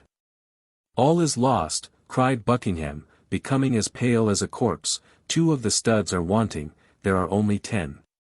Can you have lost them, my lord, or do you think they have been stolen?" "They have been stolen," replied the Duke, "and it is the Cardinal who has dealt this blow. Hold, see. The ribbons which held them have been cut with scissors. If my lord suspects they have been stolen, perhaps the person who stole them still has them in his hands. Wait, Wait, said the Duke. The only time I have worn these studs was at a ball given by the king 8 days ago at Windsor. The Comtesse de Winter, with whom I had quarrelled, became reconciled to me at that ball. That reconciliation was nothing but the vengeance of a jealous woman. I have never seen her from that day. The woman is an agent of the cardinal. He has agents, then, throughout the world, cried D'Artagnan. Oh, yes, said Buckingham, grating his teeth with rage. Yes, he is a terrible antagonist. But when is this ball to take place? Monday next. Monday next. Still 5 days before us. That's more time than we want. Patrick, cried the Duke, opening the door of the chapel, Patrick. His confidential valet appeared. My jeweler and my secretary. The valet went out with a mute promptitude which showed him accustomed to obey blindly and without reply. But although the jeweler had been mentioned first, it was the secretary who first made his appearance. This was simply because he lived in the hotel. He found Buckingham seated at a table in his bedchamber, writing orders with his own hand. Mr. Jackson, said he, go instantly to the Lord Chancellor, and tell him that I charge him with the execution of these orders. I wish them to be promulgated immediately. But, my lord, if the Lord Chancellor interrogates me upon the motives which may have led your Grace to adopt such an extraordinary measure, what shall I reply? That such is my pleasure, and that I answer for my will to no man. Will that be the answer, replied the secretary, smiling, which he must transmit to His Majesty if, by chance, His Majesty should have the curiosity to know why no vessel is to leave any of the ports of Great Britain? You are right, Mr. Jackson, replied Buckingham. He will say, in that case, to the king that I am determined on war, and that this measure is my first act of hostility against France. The secretary bowed and retired. We are safe on that side, said Buckingham, turning toward D'Artagnan. If the studs are not yet gone to Paris, they will not arrive till after you. How so?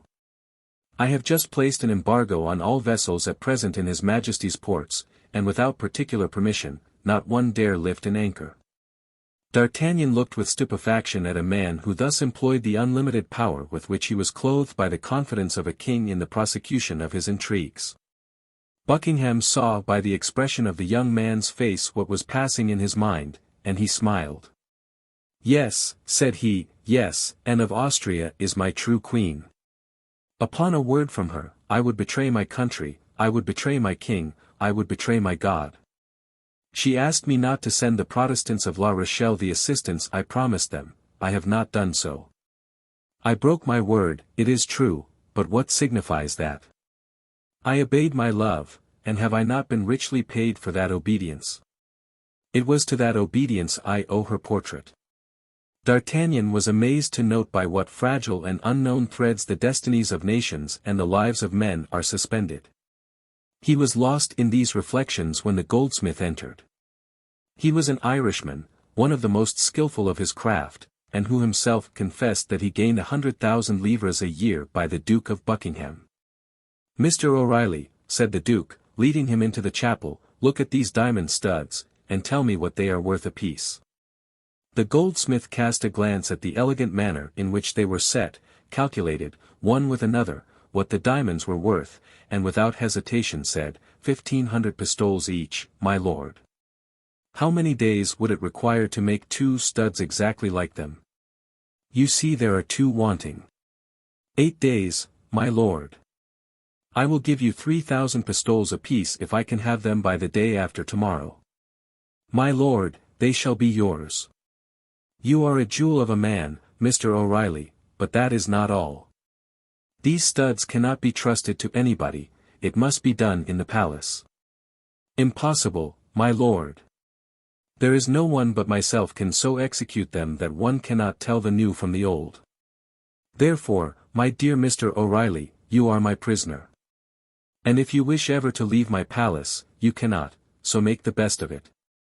Name to me such of your workmen as you need, and point out the tools they must bring. The goldsmith knew the Duke. He knew all objection would be useless, and instantly determined how to act. "May I be permitted to inform my wife?" said he. "Oh, you may even see her if you like, my dear Mr. O'Reilly.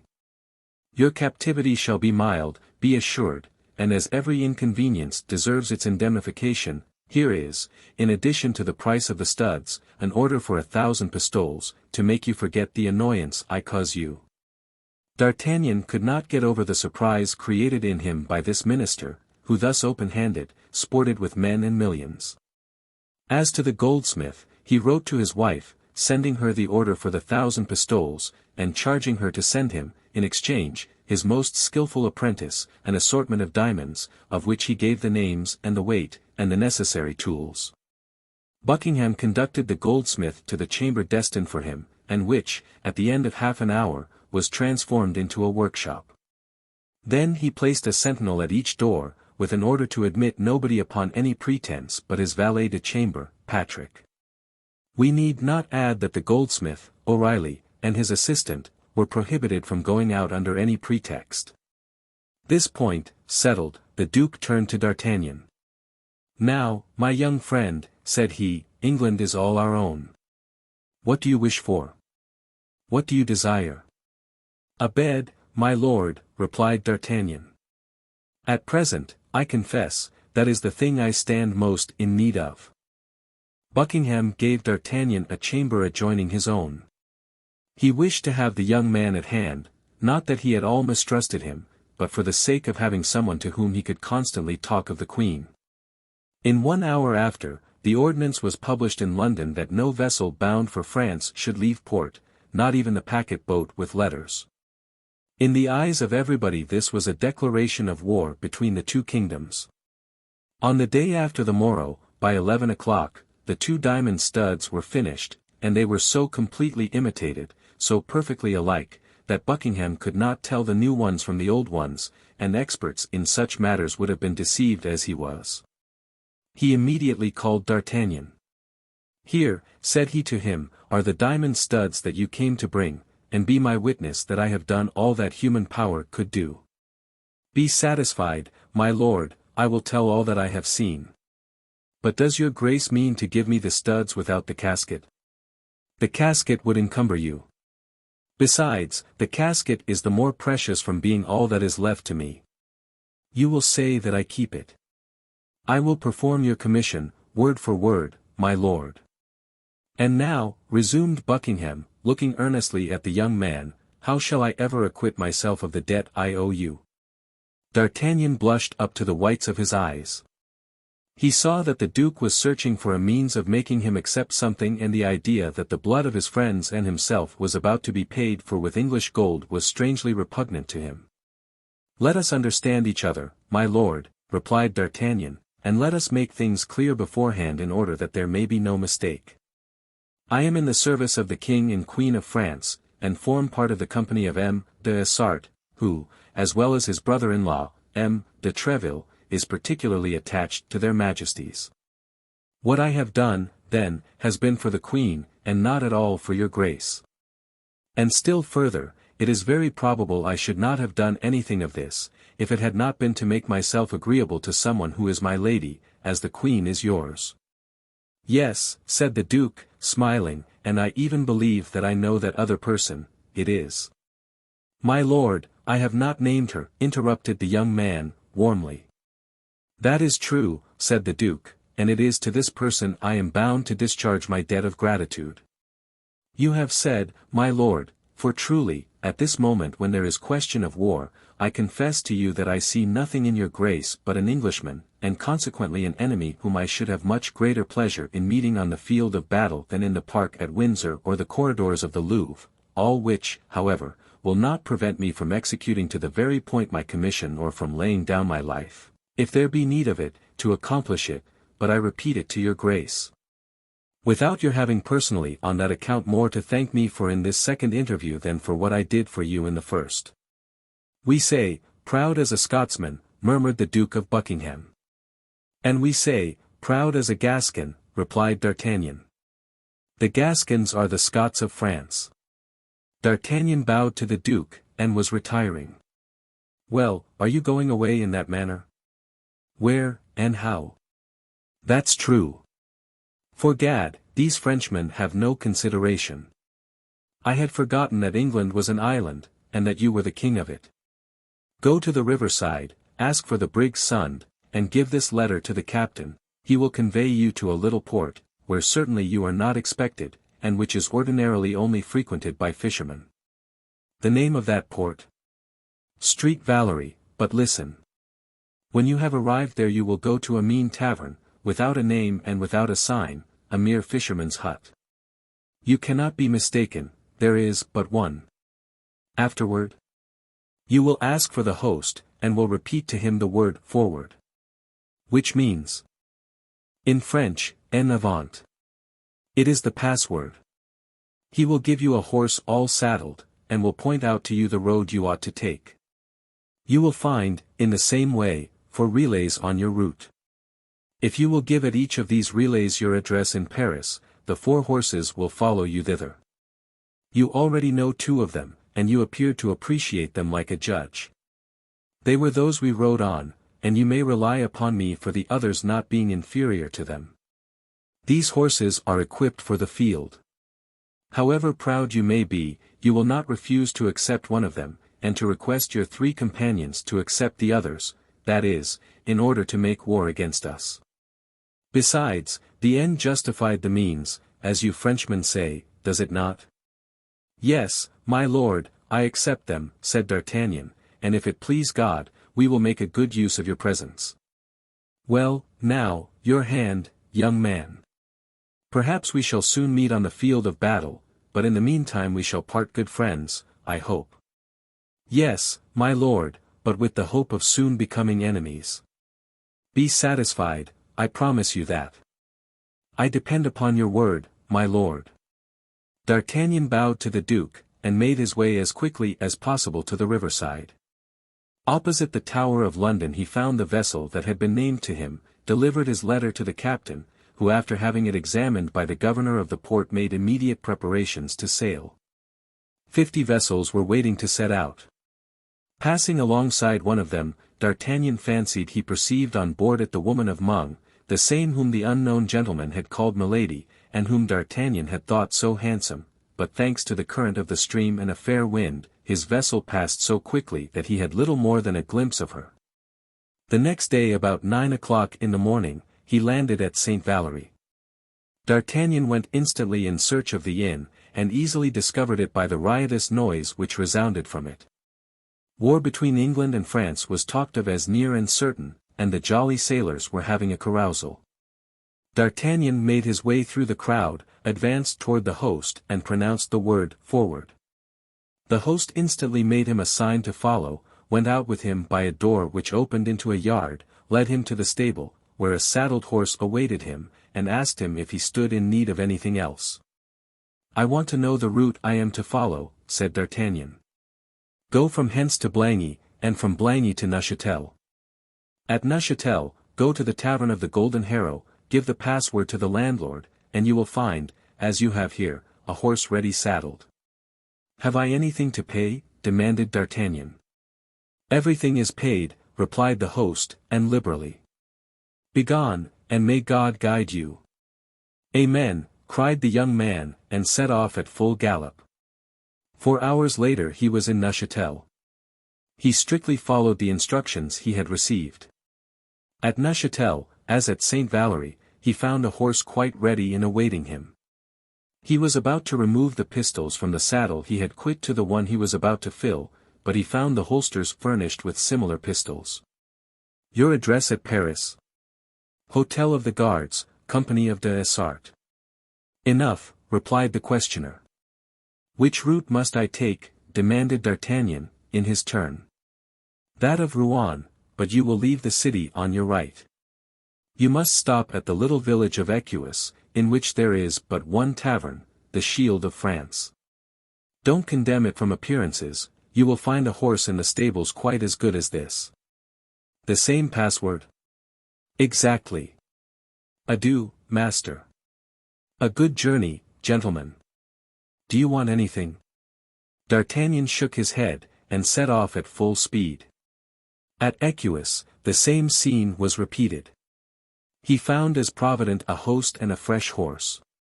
He left his address as he had done before, and set off again at the same pace for Pontoise. At Pontoise he changed his horse for the last time, and at 9 o'clock galloped into the yard of Treville's hotel. He had made nearly 60 leagues in little more than 12 hours. M. de Treville received him as if he had seen him that same morning, only, when pressing his hand a little more warmly than usual, he informed him that the company of Dessart was on duty at the Louvre, and that he might repair at once to his post. Chapter 22. The Ballet of La Merlizan. On the morrow, nothing was talked of in Paris but the ball which the aldermen of the city were to give to the king and queen, and in which their majesties were to dance the famous La Merlizan, the favorite ballet of the king. 8 days had been occupied in preparations at the Hôtel de Ville for this important evening. The city carpenters had erected scaffolds upon which the invited ladies were to be placed, the city grocer had ornamented the chambers with 200 flambeaux of white wax, a piece of luxury unheard of at that period, and 20 violins were ordered, and the price for them fixed at double the usual rate, upon condition, said the report, that they should be played all night. At 10 o'clock in the morning the Sieur de Lacoste, ensign in the King's Guards, followed by 2 officers and several archers of that body, came to the city registrar, named Clement, and demanded of him all the keys of the rooms and offices of the hotel. These keys were given up to him instantly. Each of them had a ticket attached to it, by which it might be recognized, and from that moment the Sieur de Lacoste was charged with the care of all the doors and all the avenues.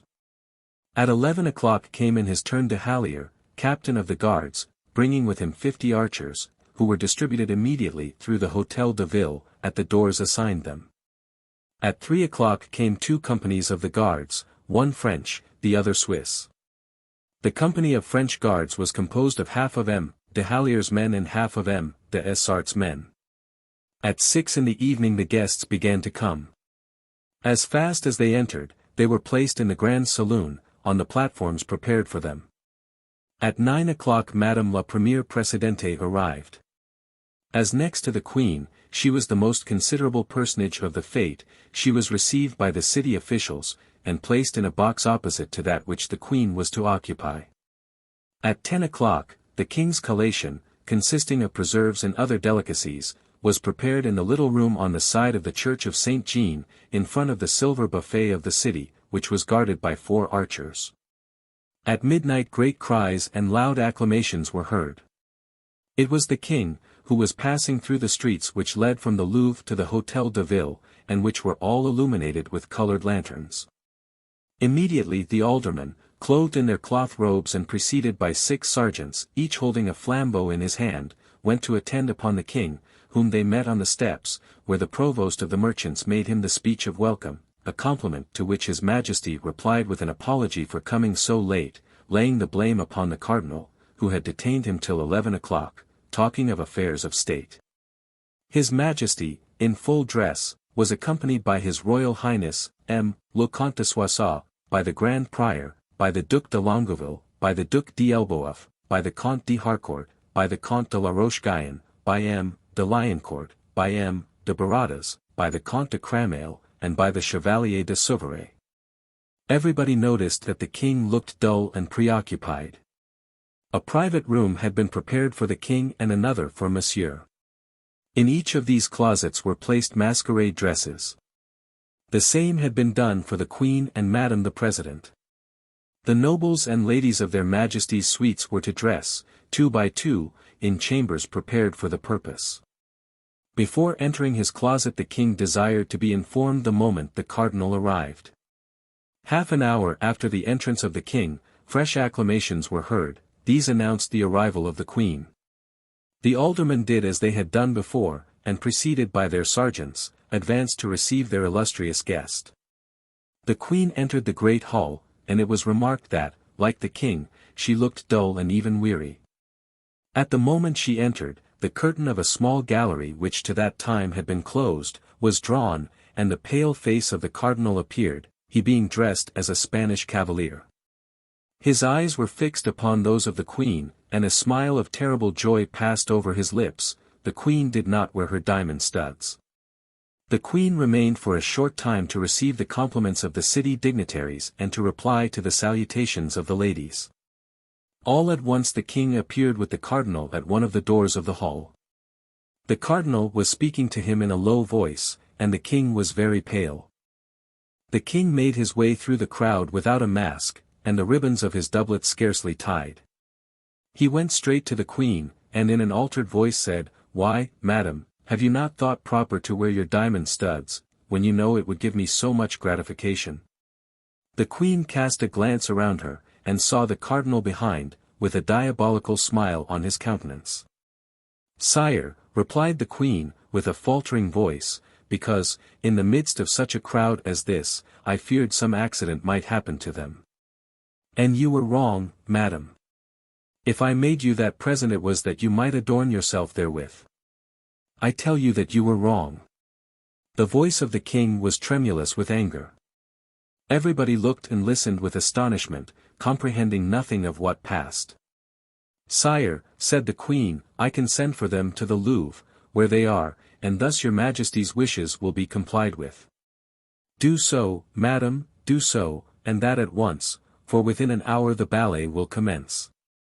The queen bent in token of submission, and followed the ladies who were to conduct her to her room. On his part the king returned to his apartment. There was a moment of trouble and confusion in the assembly. Everybody had remarked that something had passed between the king and queen, but both of them had spoken so low that everybody, out of respect, withdrew several steps, so that nobody had heard anything. The violins began to sound with all their might, but nobody listened to them. The king came out first from his room. He was in a most elegant hunting costume, and Monsieur and the other nobles were dressed like him. This was the costume that best became the king. So dressed, he really appeared the first gentleman of his kingdom. The cardinal drew near to the king, and placed in his hand a small casket. The king opened it, and found in it 2 diamond studs. "What does this mean?" demanded he of the cardinal. "Nothing," replied the latter, "only, if the queen has the studs, which I very much doubt, count them, sire, and if you only find 10, ask her majesty who can have stolen from her the 2 studs that are here." The king looked at the cardinal as if to interrogate him, but he had not time to address any question to him. A cry of admiration burst from every mouth. If the king appeared to be the first gentleman of his kingdom, the queen was without doubt the most beautiful woman in France. It is true that the habit of a huntress became her admirably. She wore a beaver hat with blue feathers, a surtout of grey pearl velvet, fastened with diamond clasps, and a petticoat of blue satin, embroidered with silver.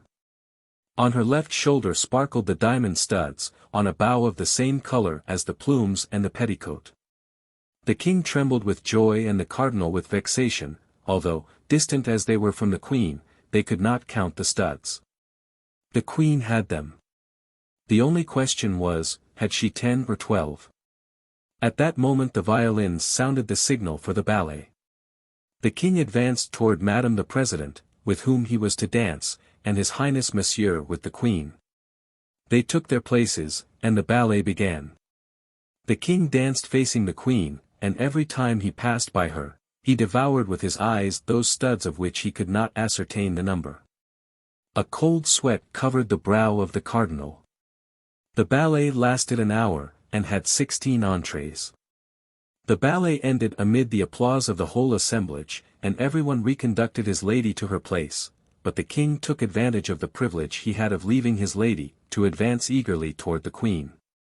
"I thank you, madam," said he, "for the deference you have shown to my wishes, but I think you want 2 of the studs, and I bring them back to you."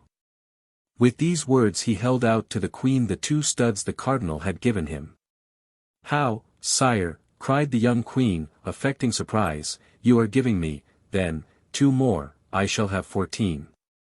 In fact the king counted them, and the 12 studs were all on her majesty's shoulder. The king called the cardinal. "What does this mean, monsieur cardinal?" asked the king in a severe tone. "This means, sire," replied the cardinal, "that I was desirous of presenting her majesty with these 2 studs, and that not daring to offer them myself, I adopted this means of inducing her to accept them. And I am the more grateful to your eminence, replied Anne of Austria, with a smile that proved she was not the dupe of this ingenious gallantry, from being certain that these 2 studs alone have cost you as much as all the others cost his majesty. Then saluting the king and the cardinal, the queen resumed her way to the chamber in which she had dressed, and where she was to take off her costume. The attention which we have been obliged to give, during the commencement of the chapter, to the illustrious personages we have introduced into it, has diverted us for an instant from him to whom Anne of Austria owed the extraordinary triumph she had obtained over the cardinal, and who, confounded, unknown, lost in the crowd gathered at one of the doors, looked on at this scene, comprehensible only to 4 persons, the king, the queen, his eminence, and himself. The queen had just regained her chamber, and D'Artagnan was about to retire, when he felt his shoulder lightly touched. He turned and saw a young woman, who made him a sign to follow her.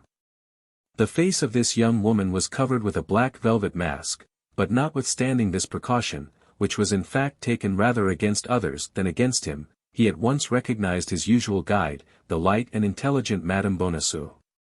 On the evening before, they had scarcely seen each other for a moment at the apartment of the Swiss guard, Germain, whither D'Artagnan had sent for her. The haste which the young woman was in to convey to the queen the excellent news of the happy return of her messenger prevented the 2 lovers from exchanging more than a few words. D'Artagnan therefore followed Madame Bonacieux moved by a double sentiment, love and curiosity. All the way, and in proportion as the corridors became more deserted, D'Artagnan wished to stop the young woman, seize her and gaze upon her, were it only for a minute, but quick as a bird she glided between his hands, and when he wished to speak to her, her finger placed upon her mouth, with a little imperative gesture full of grace, reminded him that he was under the command of a power which he must blindly obey, and which forbade him even to make the slightest complaint. At length, after winding about for a minute or 2, Madame Bonacieux opened the door of a closet, which was entirely dark, and led D'Artagnan into it. There she made a fresh sign of silence, and opened a second door concealed by tapestry. The opening of this door disclosed a brilliant light, and she disappeared. D'Artagnan remained for a moment motionless, asking himself where he could be, but soon a ray of light which penetrated through the chamber, together with the warm and perfumed air which reached him from the same aperture, the conversation of 2 of 3 ladies in language at once respectful and refined, and the word majesty, several times repeated, indicated clearly that he was in a closet attached to the queen's apartment. The young man waited in comparative darkness and listened.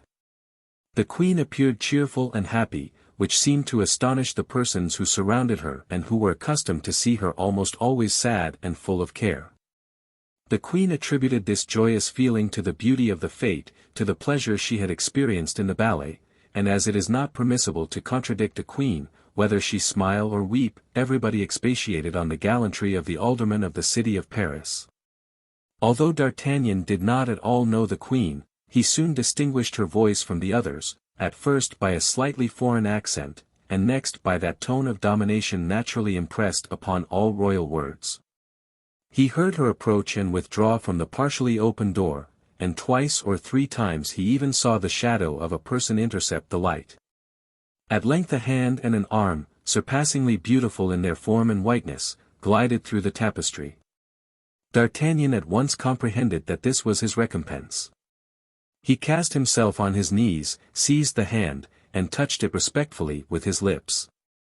Then the hand was withdrawn, leaving in his an object which he perceived to be a ring. The door immediately closed, and D'Artagnan found himself again in complete obscurity. D'Artagnan placed the ring on his finger, and again waited. It was evident that all was not yet over. After the reward of his devotion, that of his love was to come. Besides, although the ballet was danced, the evening had scarcely begun. Supper was to be served at 3, and the clock of St. Jean had struck 2:15. The sound of voices diminished by degrees in the adjoining chamber. The company was then heard departing, then the door of the closet in which D'Artagnan was opened, and Madame Bonacieux entered. "You at last?" cried D'Artagnan. "Silence," said the young woman, placing her hand upon his lips, "silence, and go the same way you came." But where and when shall I see you again? Cried D'Artagnan. A note which you will find at home will tell you. Begone, begone. At these words she opened the door of the corridor, and pushed D'Artagnan out of the room. D'Artagnan obeyed like a child, without the least resistance or objection, which proved that he was really in love. Chapter 23. The Rendezvous. D'Artagnan ran home immediately, and although it was 3 o'clock in the morning and he had some of the worst quarters of Paris to traverse, he met with no misadventure. Everyone knows that drunkards and lovers have a protecting deity. He found the door of his passage open, sprang up the stairs and knocked softly in a manner agreed upon between him and his lackey. Planchet, for whom he had sent home 2 hours before from the Hôtel de Ville, telling him to sit up for him, opened the door for him. "Has anyone brought a letter for me?" asked D'Artagnan, eagerly. "No one has brought a letter, monsieur," replied Planchet, "but one has come of itself." "What do you mean, blockhead?" "I mean to say that when I came in, although I had the key of your apartment in my pocket, and that key had never quit me, I found a letter on the green table cover in your bedroom." "And where is that letter?" "I left it where I found it, monsieur. It is not natural for letters to enter people's houses in this manner. If the window had been open or even ajar, I should think nothing of it, but, no, all was hermetically sealed.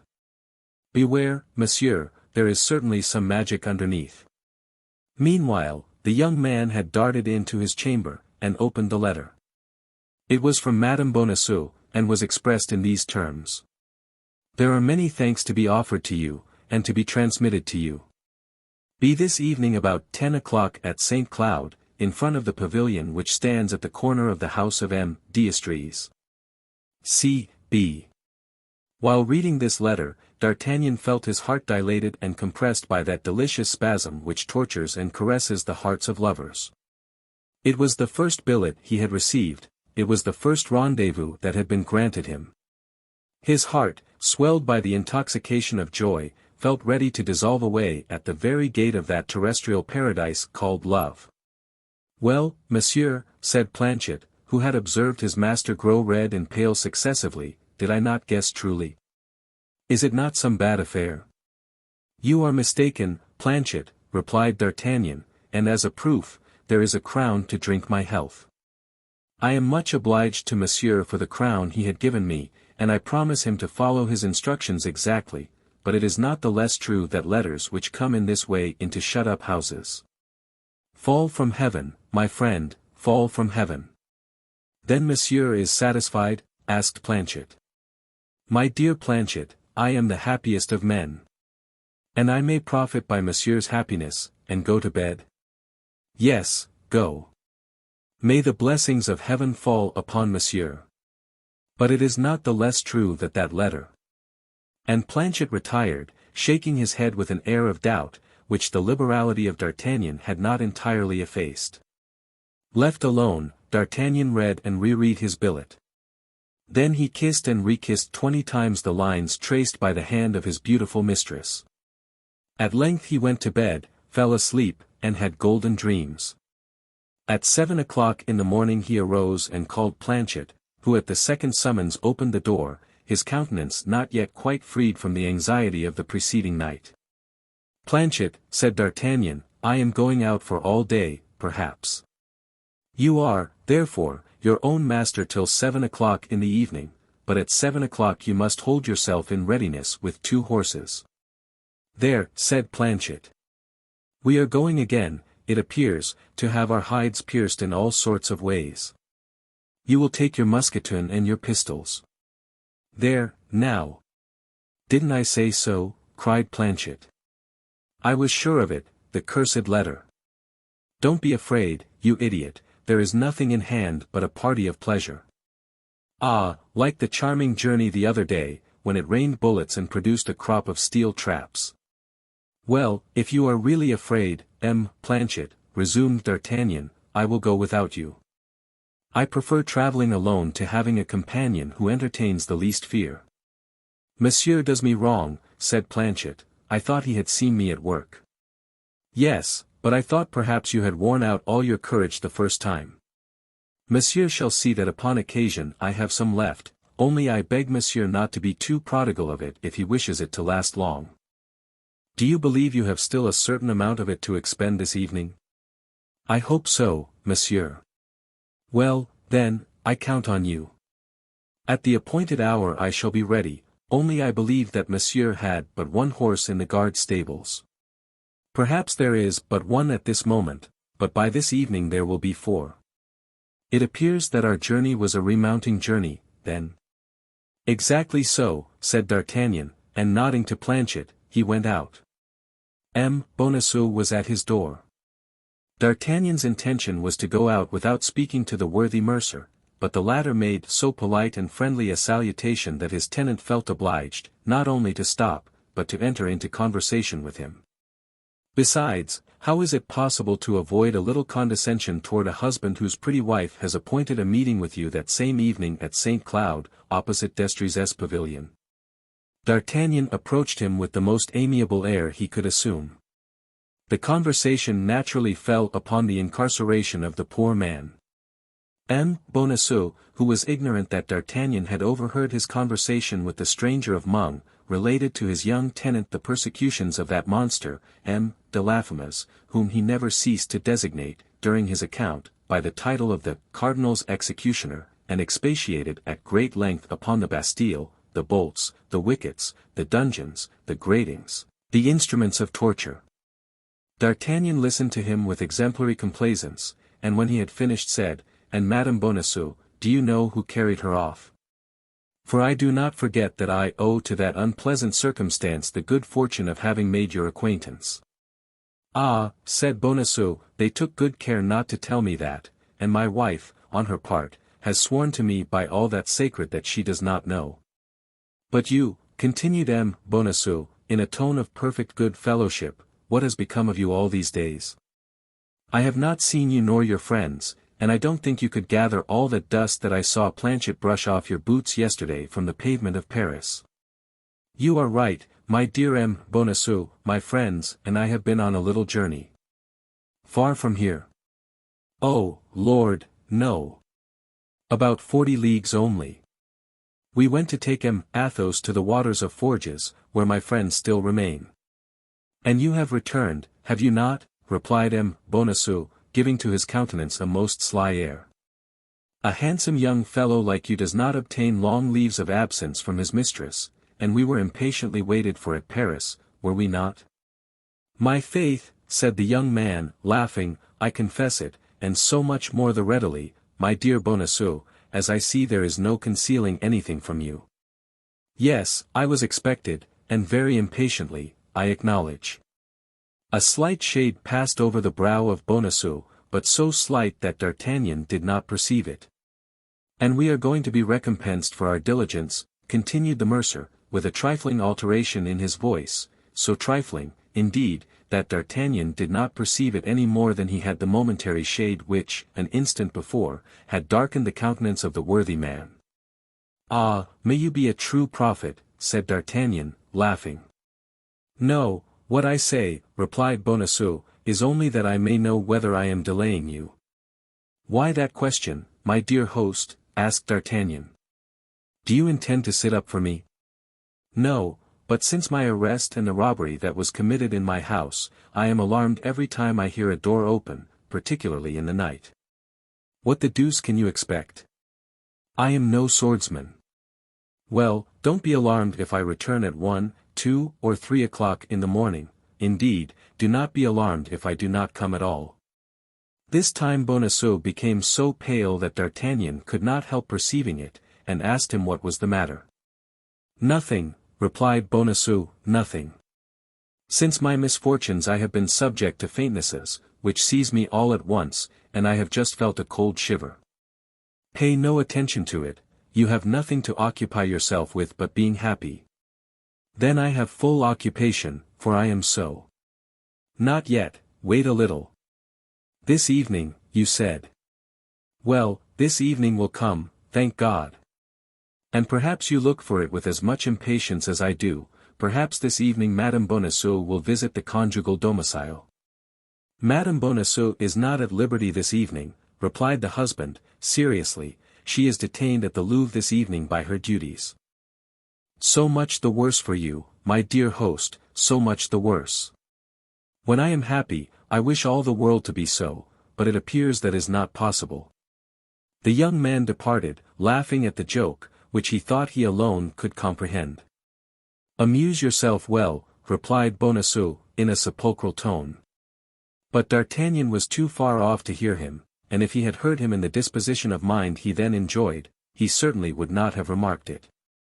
He took his way toward the hotel of M. de Treville. His visit of the day before, it is to be remembered, had been very short and very little explicative. He found Treville in a joyful mood. He had thought the king and queen charming at the ball. It is true the cardinal had been particularly ill-tempered. He had retired at 1 o'clock under the pretense of being indisposed. As to their majesties, they did not return to the Louvre till 6 o'clock in the morning. Now, said Treville, lowering his voice, and looking into every corner of the apartment to see if they were alone, now let us talk about yourself, my young friend, for it is evident that your happy return has something to do with the joy of the king, the triumph of the queen, and the humiliation of his eminence. You must look out for yourself. What have I to fear, replied D'Artagnan, as long as I shall have the luck to enjoy the favor of their majesties? Everything, believe me. The cardinal is not the man to forget a mystification until he has settled account with the mystifier, and the mystifier appears to me to have the air of being a certain young Gascon of my acquaintance. Do you believe that the cardinal is as well posted as yourself, and knows that I have been to London? The devil! You have been to London. Was it from London you brought that beautiful diamond that glitters on your finger? Beware, my dear D'Artagnan. A present from an enemy is not a good thing. Are there not some Latin verses upon that subject? Stop. Yes, doubtless, replied D'Artagnan, who had never been able to cram the first rudiments of that language into his head, and who had by his ignorance driven his master to despair. Yes, doubtless there is one. There certainly is one, said M. de Treville, who had a tincture of literature, and M. de Benserade was quoting it to me the other day. Stop a minute. Ah, this is it, timeo deneo ziti dona ferentes, which means, beware of the enemy who makes you presents.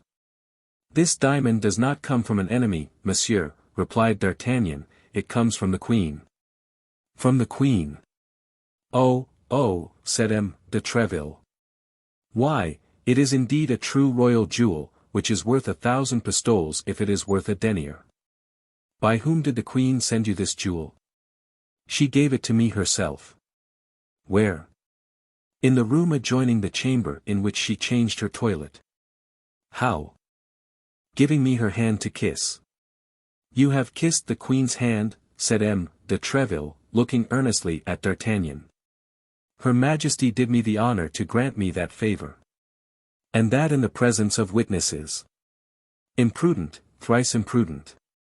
No, monsieur, be satisfied, nobody saw her, replied D'Artagnan, and he related to M. de Treville how the affair came to pass. Oh, the women, cried the old soldier. I know them by their romantic imagination. Everything that savors of mystery charms them. So you have seen the arm, that was all. You would meet the queen, and she would not know who you are.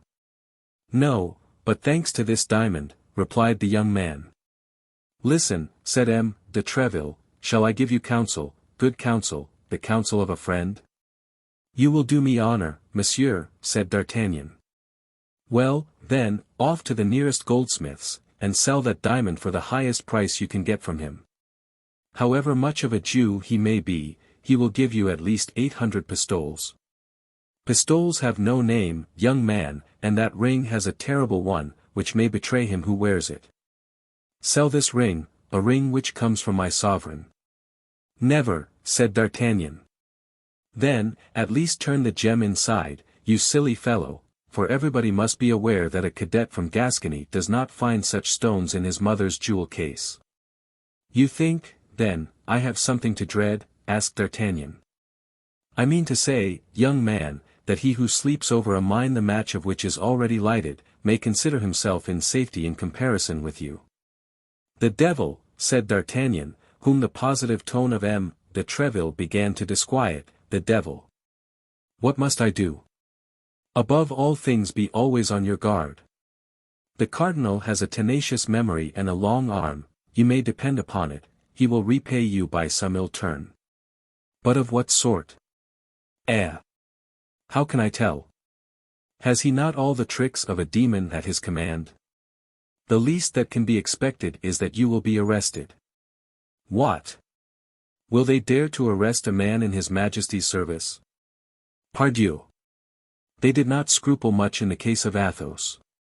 At all events, young man, rely upon one who has been 30 years at court. Do not lull yourself in security, or you will be lost, but, on the contrary, and it is I who say it, see enemies in all directions. If anyone seeks a quarrel with you, shun it, were it with a child of 10 years old. If you are attacked by day or by night, fight, but retreat, without shame. If you cross a bridge, feel every plank of it with your foot, lest one should give way beneath you.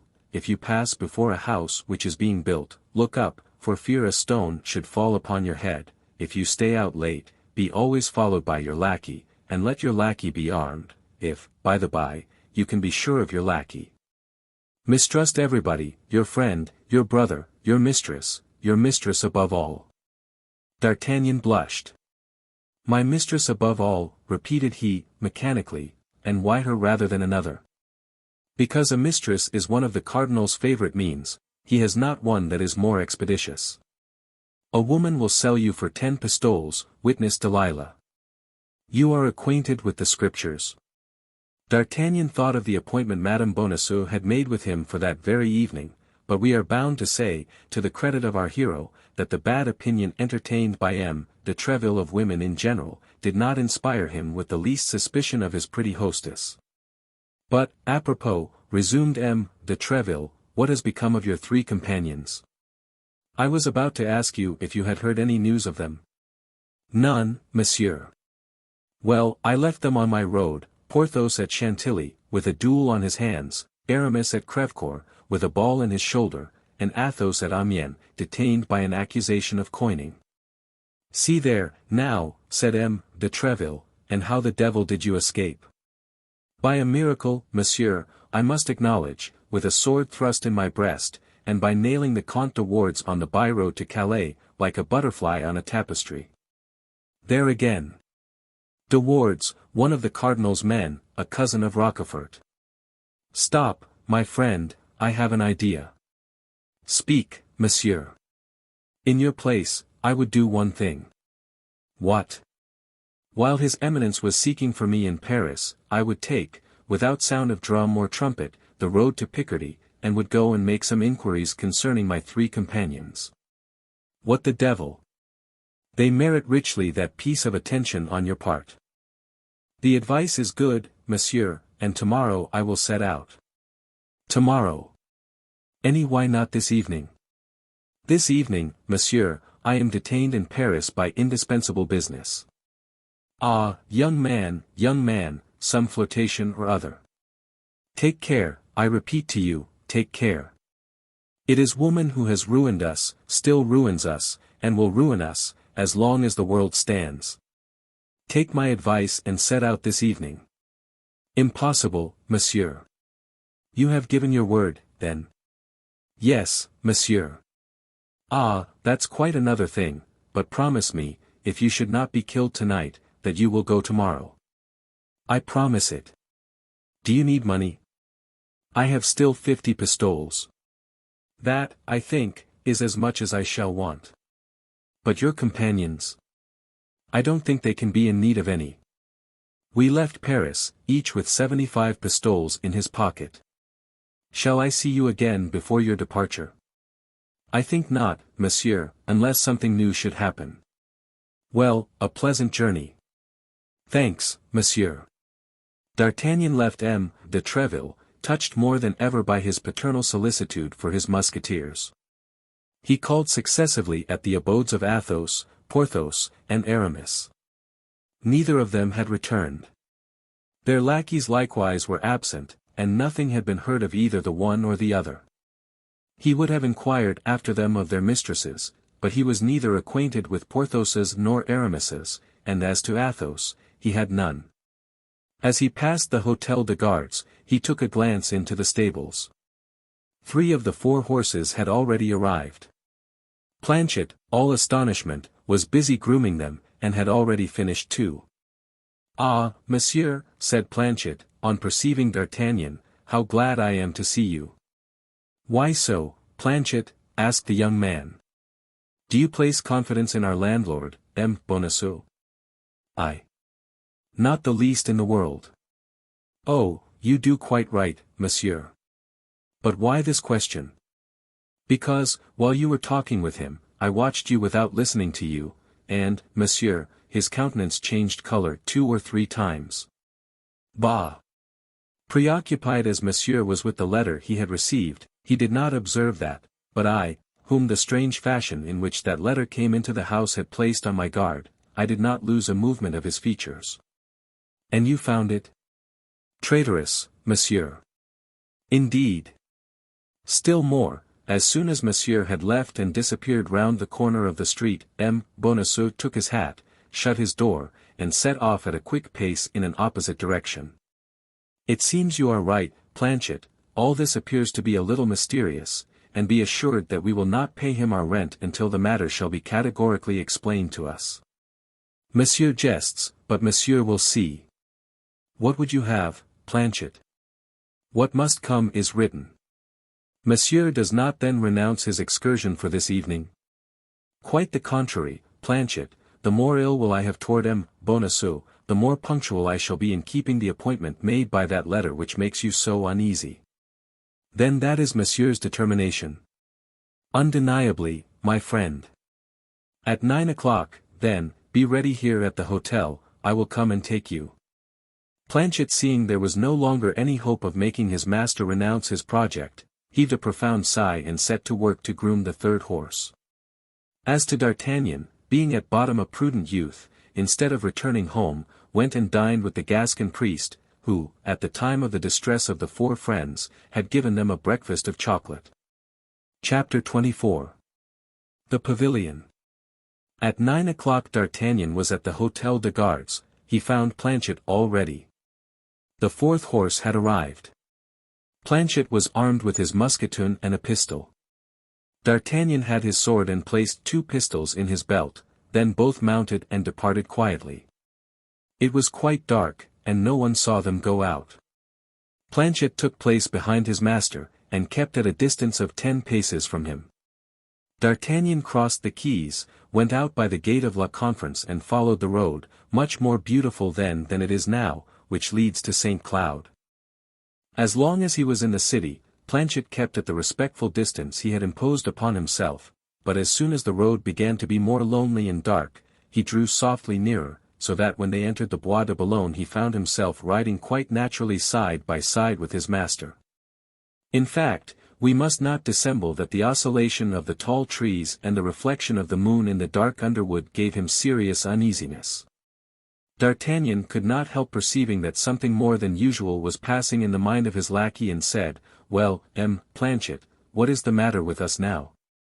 Don't you think, monsieur, that woods are like churches?" "How so, Planchet?" "Because we dare not speak aloud in one or the other." "But why did you not dare to speak aloud, Planchet? Because you are afraid." "Afraid of being heard?" "Yes, monsieur." "Afraid of being heard? Why, there is nothing improper in our conversation, my dear Planchet, and no one could find fault with it."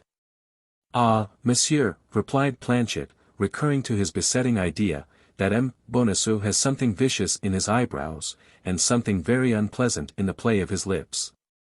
"What the devil makes you think of Bonacieux?" "Monsieur, we think of what we can, and not of what we will." "Because you are a coward, Planchet." "Monsieur, we must not confound prudence with cowardice. Prudence is a virtue." "And you are very virtuous, are you not, Planchet?" "Monsieur, is not that the barrel of a musket which glitters yonder? Had we not better lower our heads?" "In truth," murmured D'Artagnan, to whom M. de Treville's recommendation recurred, "in truth, this animal will end by making me afraid. And he put his horse into a trot. Planchet followed the movements of his master as if he had been his shadow, and was soon trotting by his side. "Are we going to continue this pace all night?" asked Planchet. "No, you are at your journey's end." "How, monsieur? And you?" "I am going a few steps farther."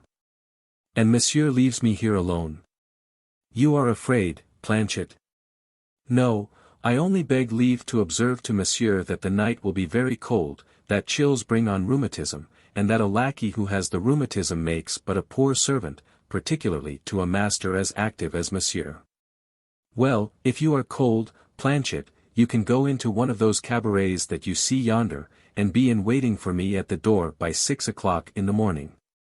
"Monsieur, I have eaten and drunk respectfully the crown you gave me this morning, so that I have not a sou left in case I should be cold. Here's half a pistole. Tomorrow morning." D'Artagnan sprang from his horse, threw the bridle to Planchet, and departed at a quick pace, folding his cloak around him. "Good Lord, how cold I am!" cried Planchet, as soon as he had lost sight of his master, and in such haste was he to warm himself that he went straight to a house set out with all the attributes of a suburban tavern, and knocked at the door.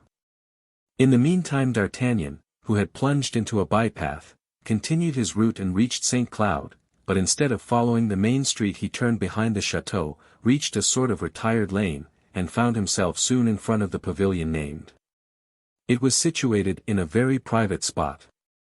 A high wall, at the angle of which was the pavilion, ran along one side of this lane, and on the other was a little garden connected with a poor cottage which was protected by a hedge from passers-by. He gained the place appointed, and as no signal had been given him by which to announce his presence, he waited. Not the least noise was to be heard, it might be imagined that he was 100 miles from the capital. D'Artagnan leaned against the hedge, after having cast a glance behind it. Beyond that hedge, that garden, and that cottage, a dark mist enveloped with its folds that immensity where Paris slept, a vast void from which glittered a few luminous points, the funeral stars of that hell. But for D'Artagnan all aspects were clothed happily, all ideas wore a smile, all shades were diaphanous. The appointed hour was about to strike.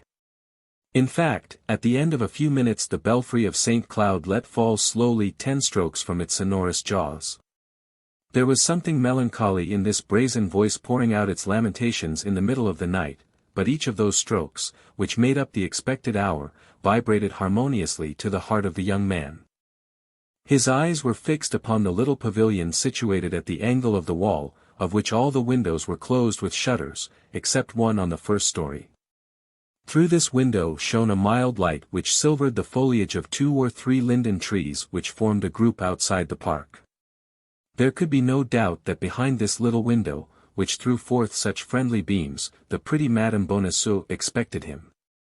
Wrapped in this sweet idea, D'Artagnan waited half an hour without the least impatience, his eyes fixed upon that charming little abode of which he could perceive a part of the ceiling with its gilded mouldings, attesting the elegance of the rest of the apartment. The belfry of St. Cloud sounded 10:30. This time, without knowing why, D'Artagnan felt a cold shiver run through his veins. Perhaps the cold began to affect him, and he took a perfectly physical sensation for a moral impression. Then the idea seized him that he had read incorrectly, and that the appointment was for 11 o'clock. He drew near to the window, and placing himself so that a ray of light should fall upon the letter as he held it, he drew it from his pocket and read it again, but he had not been mistaken, the appointment was for 10 o'clock. He went and resumed his post, beginning to be rather uneasy at this silence and this solitude. 11 o'clock sounded. D'Artagnan began now really to fear that something had happened to Madame Bonacieux. He clapped his hands 3 times, the ordinary signal of lovers, but nobody replied to him, not even an echo. He then thought, with a touch of vexation, that perhaps the young woman had fallen asleep while waiting for him. He approached the wall, and tried to climb it, but the wall had been recently pointed, and D'Artagnan could get no hold. At that moment he thought of the trees, upon whose leaves the light still shone, and as one of them drooped over the road, he thought that from its branches he might get a glimpse of the interior of the pavilion. The tree was easy to climb. Besides, D'Artagnan was but 20 years old, and consequently had not yet forgotten his schoolboy habits. In an instant he was among the branches, and his keen eyes plunged through the transparent panes into the interior of the pavilion. It was a strange thing, and one which made D'Artagnan tremble from the sole of his foot to the roots of his hair, to find that this soft light, this calm lamp, enlightened a scene of fearful disorder. One of the windows was broken, the door of the chamber had been beaten in and hung, split in two, on its hinges. A table, which had been covered with an elegant supper, was overturned. The decanters broken in pieces, and the fruits crushed, strewed the floor. Everything in the apartment gave evidence of a violent and desperate struggle. D'Artagnan even fancied he could recognize amid this strange disorder, fragments of garments, and some bloody spots staining the cloth and the curtains. He hastened to descend into the street, with a frightful beating at his heart. He wished to see if he could find other traces of violence. The little soft light shone on in the calmness of the night. D'Artagnan then perceived a thing that he had not before remarked, for nothing had led him to the examination, that the ground, trampled here and hoof-marked there, presented confused traces of men and horses. Besides, the wheels of a carriage, which appeared to have come from Paris, had made a deep impression in the soft earth, which did not extend beyond the pavilion, but turned again toward Paris. At length D'Artagnan, in pursuing his researches, found near the wall a woman's torn glove. This glove, wherever it had not touched the muddy ground, was of irreproachable odor. It was one of those perfumed gloves that lovers like to snatch from a pretty hand. As D'Artagnan pursued his investigations, a more abundant and more icy sweat rolled in large drops from his forehead, his heart was oppressed by a horrible anguish, his respiration was broken and short. And yet he said, to reassure himself, that this pavilion perhaps had nothing in common with Madame Bonacieux, that the young woman had made an appointment with him before the pavilion, and not in the pavilion, that she might have been detained in Paris by her duties, or perhaps by the jealousy of her husband.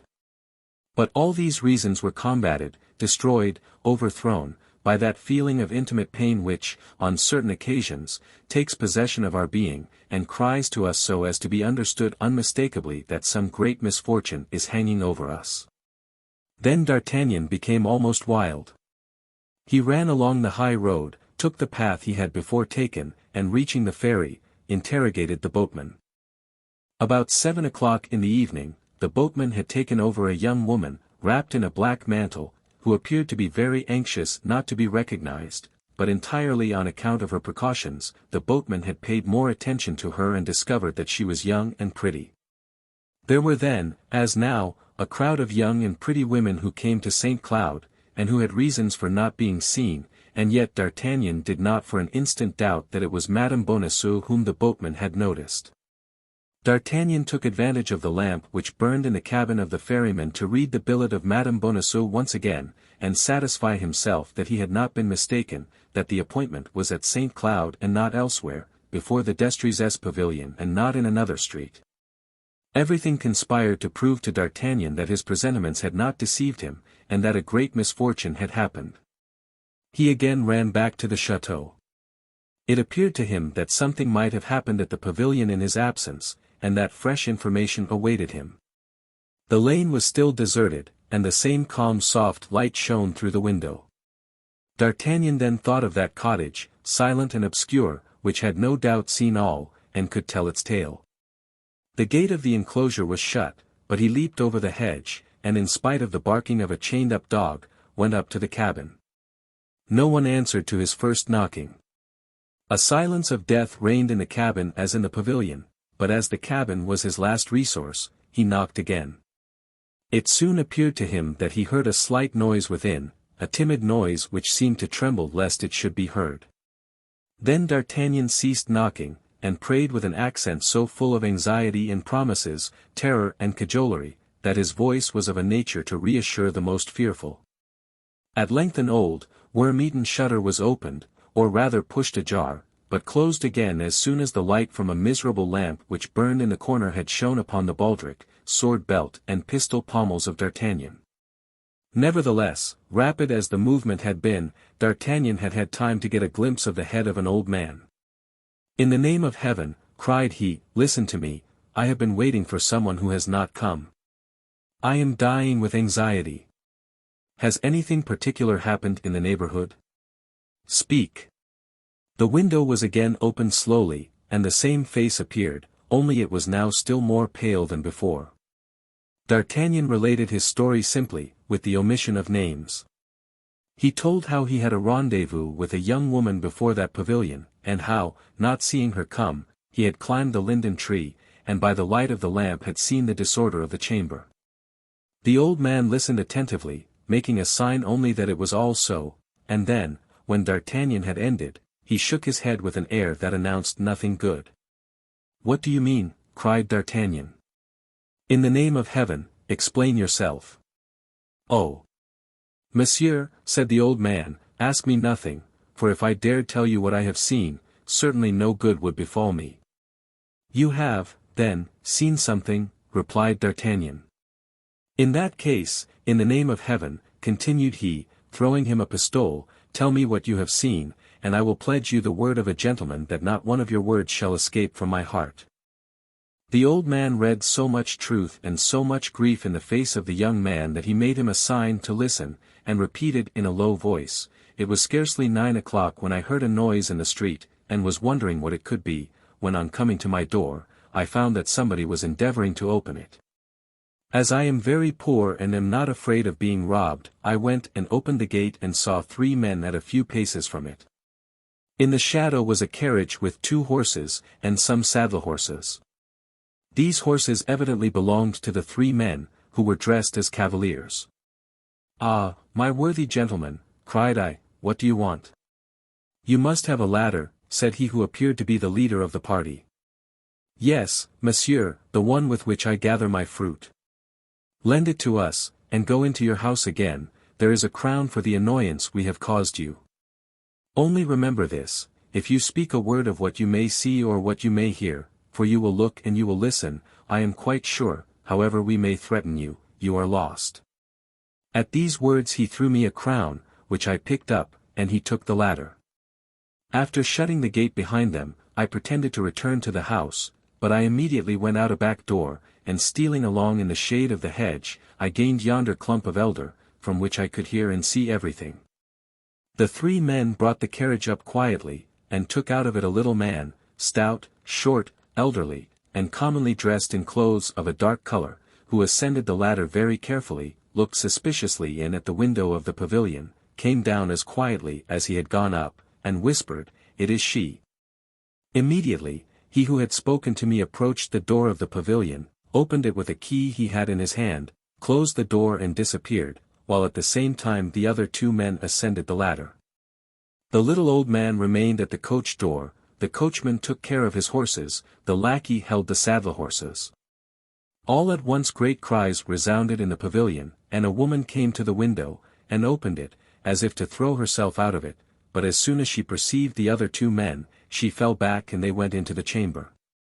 Then I saw no more, but I heard the noise of breaking furniture.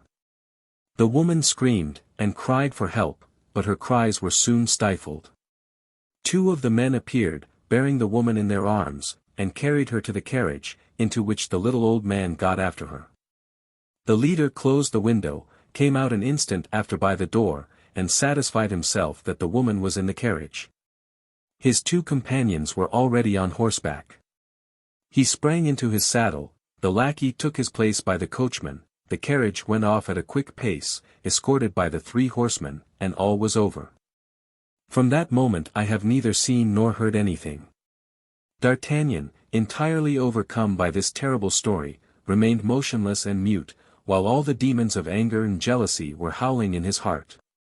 But, my good gentleman, resumed the old man, upon whom this mute despair certainly produced a greater effect than cries and tears would have done, do not take on so, they did not kill her, and that's a comfort. Can you guess, said D'Artagnan, who was the man who headed this infernal expedition? I don't know him. But as you spoke to him you must have seen him. Oh, it's a description you want. Exactly so. A tall, dark man, with black mustaches, dark eyes, and the air of a gentleman. That's the man, cried D'Artagnan, again he, forever he. He is my demon, apparently. And the other? Which? The short one. Oh, he was not a gentleman, I'll answer for it, besides, he did not wear a sword, and the others treated him with small consideration. Some lackey, murmured D'Artagnan. Poor woman, what have they done with you? You have promised to be secret, my good monsieur, said the old man. And I renew my promise. Be easy, I am a gentleman. A gentleman has but his word, and I have given you mine. With a heavy heart, D'Artagnan again bent his way toward the ferry. Sometimes he hoped it could not be Madame Bonacieux, and that he should find her next day at the Louvre, sometimes he feared she had had an intrigue with another, who, in a jealous fit, had surprised her and carried her off. His mind was torn by doubt, grief, and despair. Oh, if I had my 3 friends here, cried he, I should have, at least, some hopes of finding her, but who knows what has become of them.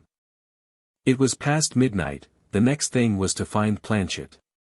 D'Artagnan went successively into all the cabarets in which there was a light, but could not find Planchet in any of them. At the 6th he began to reflect that the search was rather dubious.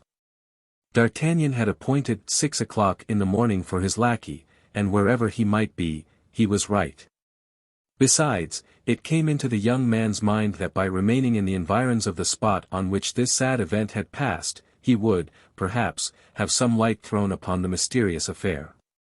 At the 6th cabaret, then, as we said, D'Artagnan stopped, asked for a bottle of wine of the best quality, and placing himself in the darkest corner of the room, determined thus to wait till daylight, but this time again his hopes were disappointed, and although he listened with all his ears, he heard nothing, amid the oaths, coarse jokes, and abuse which passed between the laborers, servants, and carters who comprised the honorable society of which he formed a part, which could put him upon the least track of her who had been stolen from him.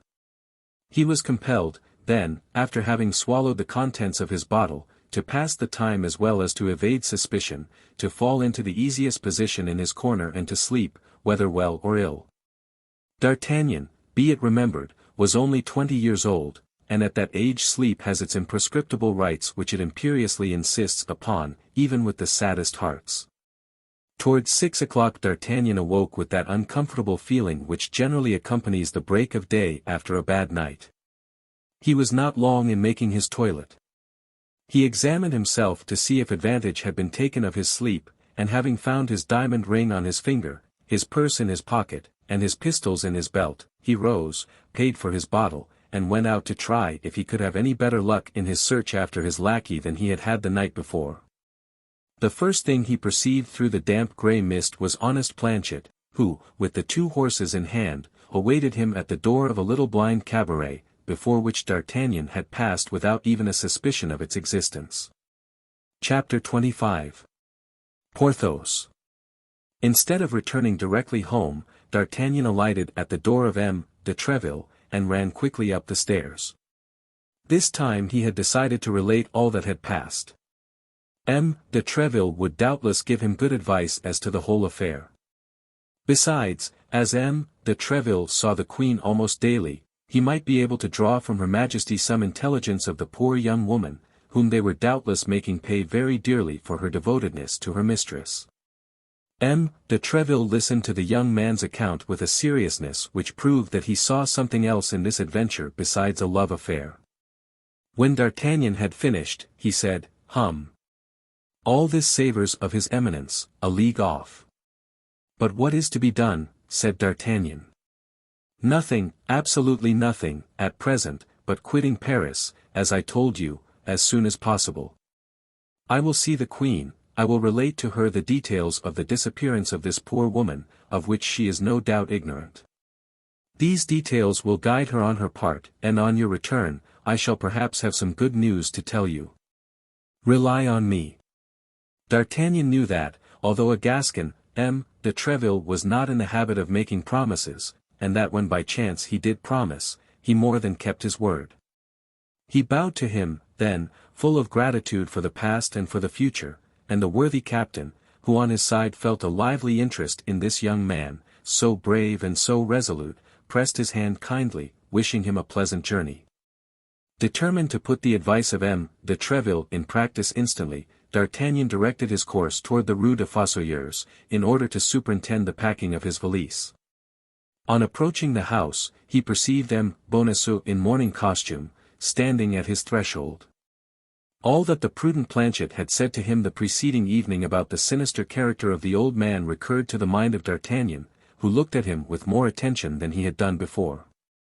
In fact, in addition to that yellow, sickly paleness which indicates the insinuation of the bile in the blood, and which might, besides, be accidental, D'Artagnan remarked something perfidiously significant in the play of the wrinkled features of his countenance.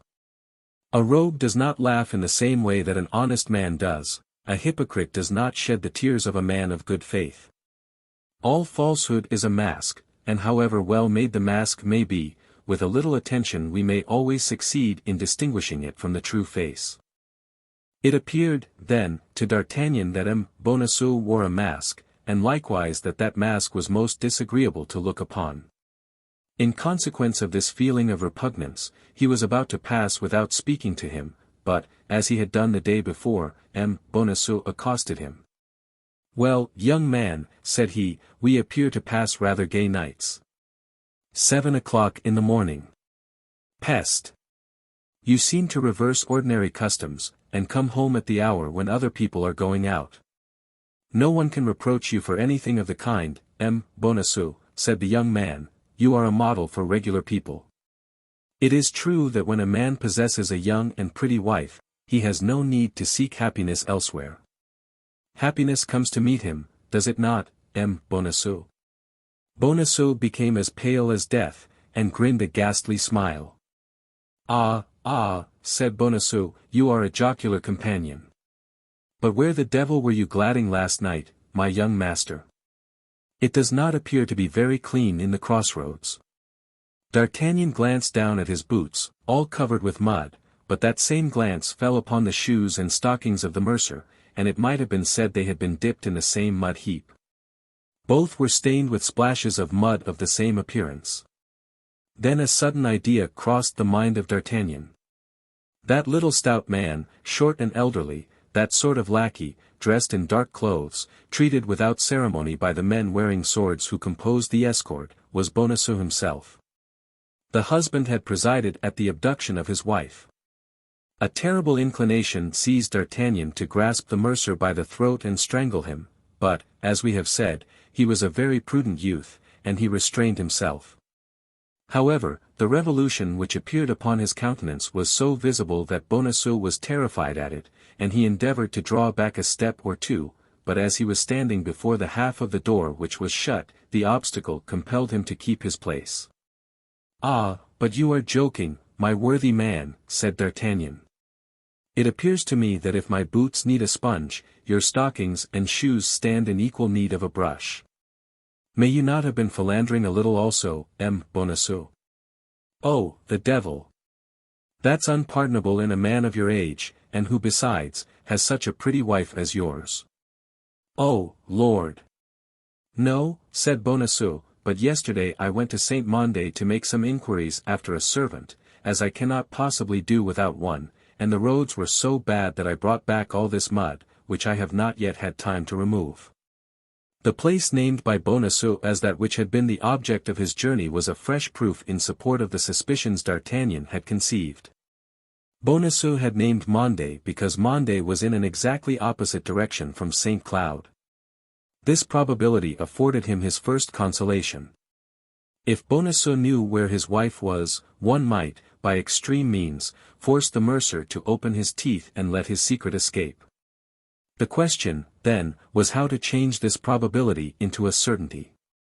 "Pardon, my dear M. Bonacieux, if I don't stand upon ceremony," said D'Artagnan, "but nothing makes one so thirsty as want of sleep.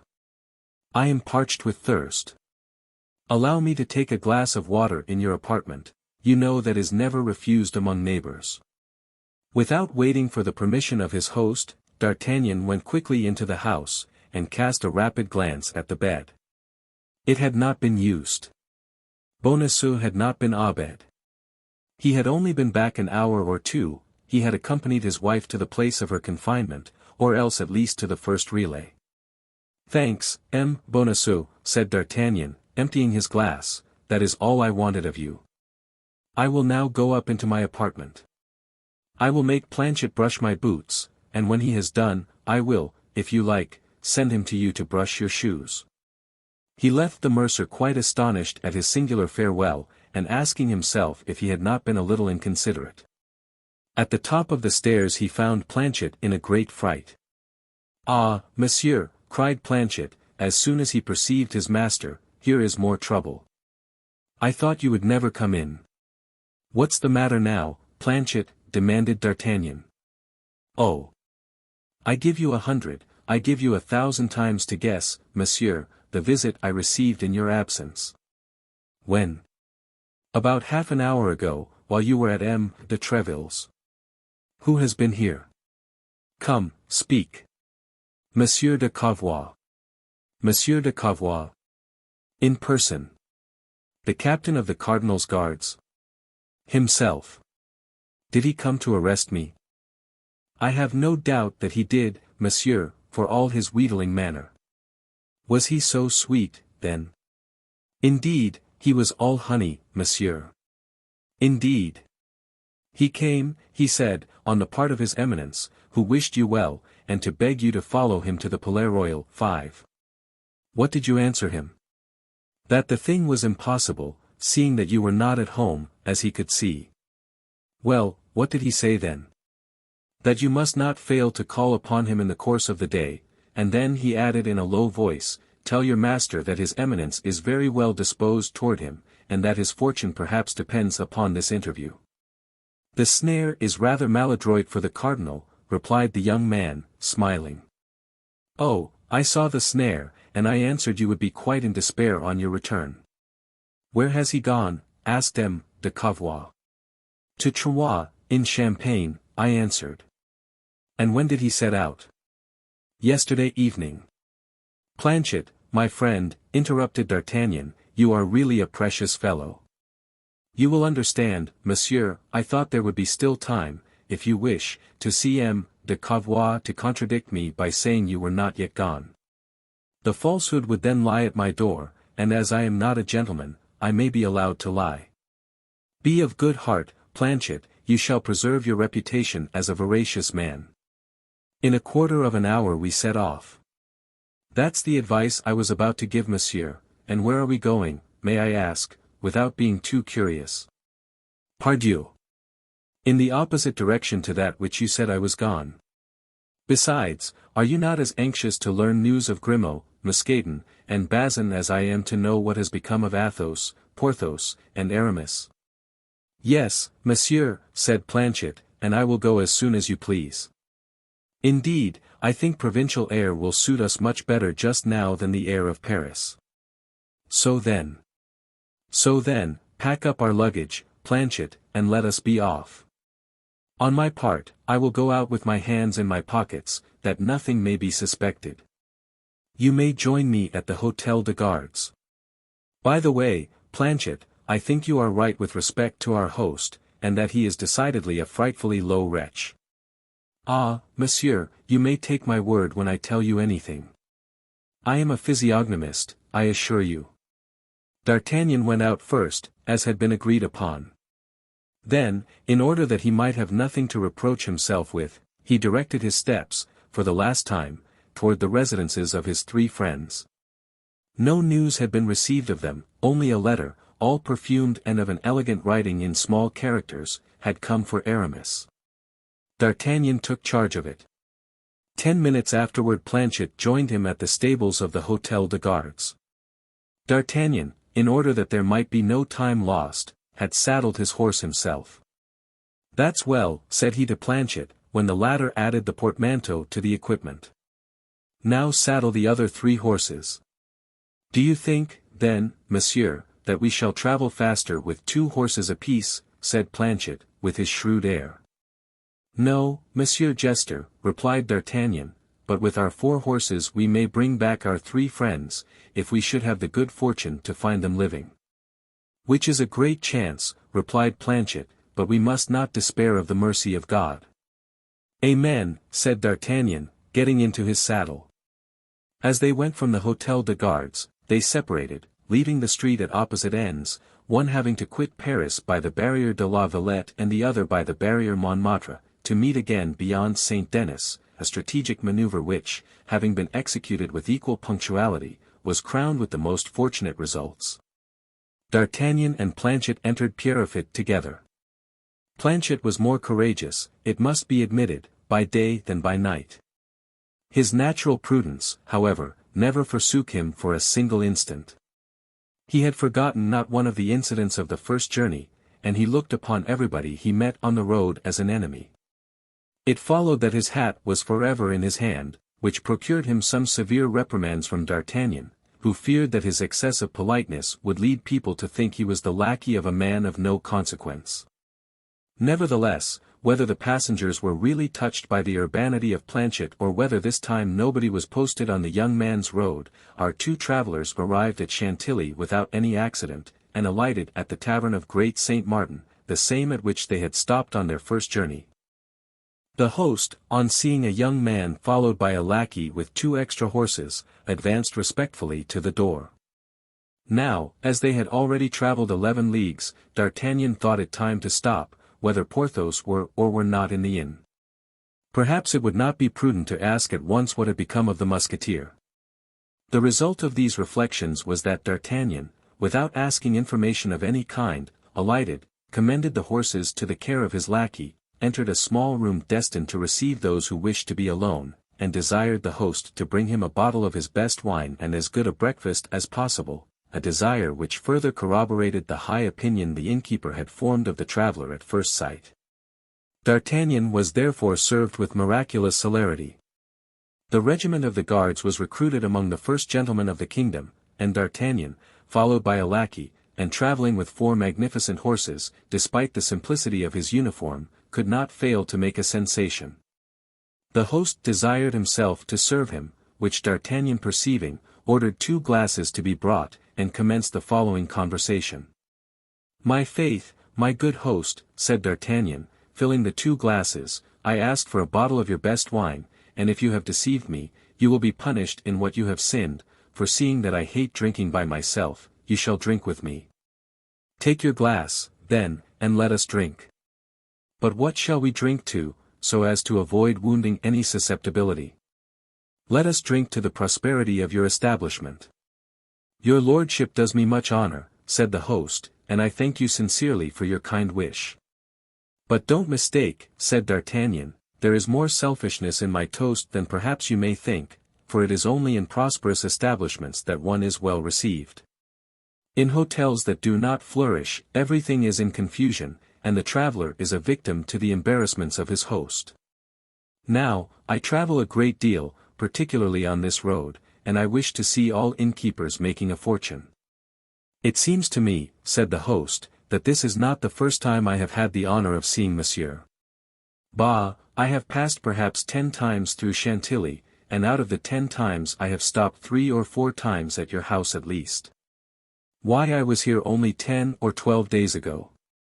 I was conducting some friends, Musketeers, one of whom, by the by, had a dispute with a stranger, a man who sought a quarrel with him, for I don't know what." "Exactly so," said the host, "I remember it perfectly.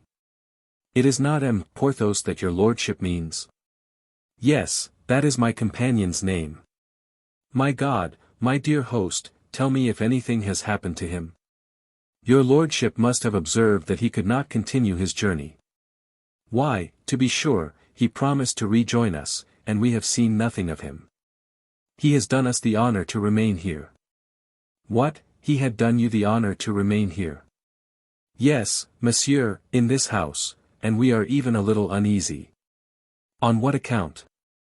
"Of certain expenses he has contracted." "Well, but whatever expenses he may have incurred, I am sure he is in a condition to pay them." "Ah, monsieur, you infuse genuine balm into my blood. We have made considerable advances, and this very morning the surgeon declared that if Porthos did not pay him, he should look to me, as it was I who had sent for him." "Porthos is wounded, then?" I cannot tell you, monsieur. What? You cannot tell me? Surely you ought to be able to tell me better than any other person. Yes, but in our situation we must not say all we know, particularly as we have been warned that our ears should answer for our tongues. Well, can I see Porthos? Certainly, monsieur. Take the stairs on your right, go up the first flight and knock at number 1. Only warn him that it is you. Why should I do that? Because, monsieur, some mischief might happen to you. Of what kind, in the name of wonder? Monsieur Porthos may imagine you belong to the house, and in a fit of passion might run his sword through you or blow out your brains. What have you done to him, then? We have asked him for money. The devil! Ah, I can understand that. It is a demand that Porthos takes very ill when he is not in funds, but I know he must be so at present. We thought so, too, monsieur. As our house is carried on very regularly, and we make out our bills every week, at the end of 8 days we presented our account, but it appeared we had chosen an unlucky moment, for at the first word on the subject, he sent us to all the devils. It is true he had been playing the day before. Playing the day before. And with whom? Lord, who can say, monsieur? With some gentleman who was travelling this way, to whom he proposed a game of lansquenet. That's it, then, and the foolish fellow lost all he had. Even to his horse, monsieur, for when the gentleman was about to set out, we perceived that his lackey was saddling Porthos's horse, as well as his master's. When we observed this to him, he told us all to trouble ourselves about our own business, as this horse belonged to him. We also informed Porthos of what was going on, but he told us we were scoundrels to doubt a gentleman's word, and that as he had said the horse was his, it must be so. That's Porthos all over, murmured D'Artagnan. Then, continued the host, I replied that as from the moment we seemed not likely to come to a good understanding with respect to payment, I hoped that he would have at least the kindness to grant the favour of his custom to my brother host of the Golden Eagle, but Porthos replied that, my house being the best, he should remain where he was. This reply was too flattering to allow me to insist on his departure. I confined myself then to begging him to give up his chamber, which is the handsomest in the hotel, and to be satisfied with a pretty little room on the 3rd floor, but to this Porthos replied that as he every moment expected his mistress, who was one of the greatest ladies in the court, I might easily comprehend that the chamber he did me the honour to occupy in my house was itself very mean for the visit of such a personage. Nevertheless, while acknowledging the truth of what he said, I thought proper to insist, but without even giving himself the trouble to enter into any discussion with me, he took one of his pistols, laid it on his table, day and night, and said that at the first word that should be spoken to him about removing, either within the house or out of it, he would blow out the brains of the person who should be so imprudent as to meddle with a matter which only concerned himself. Since that time, monsieur, nobody entered his chamber but his servant. What? Musketon is here, then? Oh, yes, monsieur. 5 days after your departure, he came back, and in a very bad condition, too. It appears that he had met with disagreeableness, likewise, on his journey. Unfortunately, he is more nimble than his master, so that for the sake of his master, he puts us all under his feet, and as he thinks we might refuse what he asked for, he takes all he wants without asking at all. The fact is, said D'Artagnan, I have always observed a great degree of intelligence and devotedness in Musketon. That is possible, monsieur, but suppose I should happen to be brought in contact, even 4 times a year, with such intelligence and devotedness, why, I should be a ruined man. No, for Porthos will pay you. Said the host, in a doubtful tone. The favourite of a great lady will not be allowed to be inconvenienced for such a paltry sum as he owes you. If I durst say what I believe on that head. What you believe? I ought rather to say, what I know. What you know. And even what I am sure of. And of what are you so sure? I would say that I know this great lady. You? Yes, I. And how do you know her? Oh, monsieur, if I could believe I might trust in your discretion. Speak. By the word of a gentleman, you shall have no cause to repent of your confidence. Well, monsieur, you understand that uneasiness makes us do many things. What have you done? Oh, nothing which was not right in the character of a creditor. Well. Monsieur Porthos gave us a note for his duchess, ordering us to put it in the post. This was before his servant came. As he could not leave his chamber, it was necessary to charge us with this commission. And then? Instead of putting the letter in the post, which is never safe, I took advantage of the journey of one of my lads to Paris, and ordered him to convey the letter to this duchess himself. This was fulfilling the intentions of M. Porthos, who had desired us to be so careful of this letter, was it not? Nearly so. Well, monsieur, do you know who this great lady is? No, I have heard Porthos speak of her, that's all. Do you know who this pretended duchess is? I repeat to you, I don't know her. Why, she is the old wife of a procurator 6 of the Châtelet, monsieur, named Madame Coquenard, who, although she is at least 50, still gives herself jealous airs. It struck me as very odd that a princess should live in the Rue aux. But how do you know all this?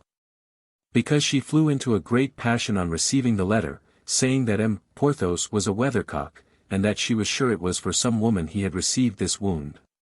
Has he been wounded, then? Oh, good Lord! What have I said? You said that Porthos had received a sword cut. Yes, but he has forbidden me so strictly to say so. And why so? Zounds, monsieur! Because he had boasted that he would perforate the stranger with whom you left him in dispute, whereas the stranger, on the contrary, in spite of all his rhodomantades quickly threw him on his back. As M. Porthos is a very boastful man, he insists that nobody shall know he has received this wound except the duchess, whom he endeavored to interest by an account of his adventure. It is a wound that confines him to his bed. Ah, and a master stroke, too, I assure you. Your friend's soul must stick tight to his body. Were you there, then? Monsieur, I followed them from curiosity, so that I saw the combat without the combatants seeing me. And what took place? Oh! The affair was not long, I assure you.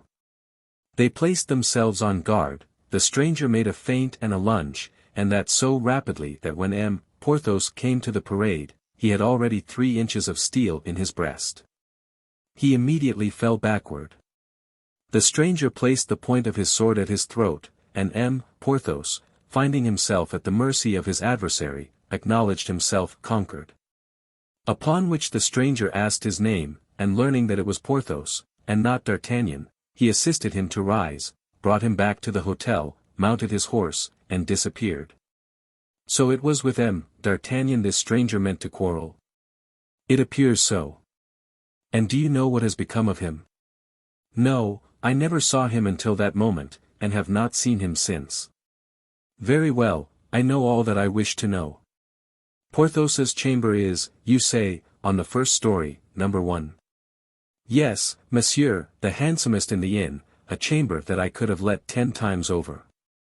Bah!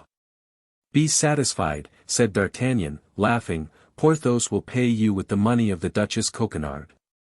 Oh, monsieur, procurator's wife or duchess, if she will but loosen her purse strings, it will be all the same, but she positively answered that she was tired of the exigencies and infidelities of M. Porthos, and that she would not send him a denier. And did you convey this answer to your guest? We took good care not to do that, he would have found in what fashion we had executed his commission. So that he still expects his money? Oh, Lord, yes, monsieur. Yesterday he wrote again, but it was his servant who this time put the letter in the post. Do you say the procurator's wife is old and ugly? 50 at least, monsieur, and not at all handsome, according to Pathod's account. In that case, you may be quite at ease, she will soon be softened. Besides, Porthos cannot owe you much. How, not much? 20 good pistoles, already, without reckoning the doctor. He denies himself nothing, it may easily be seen he has been accustomed to live well. Never mind, if his mistress abandons him, he will find friends, I will answer for it.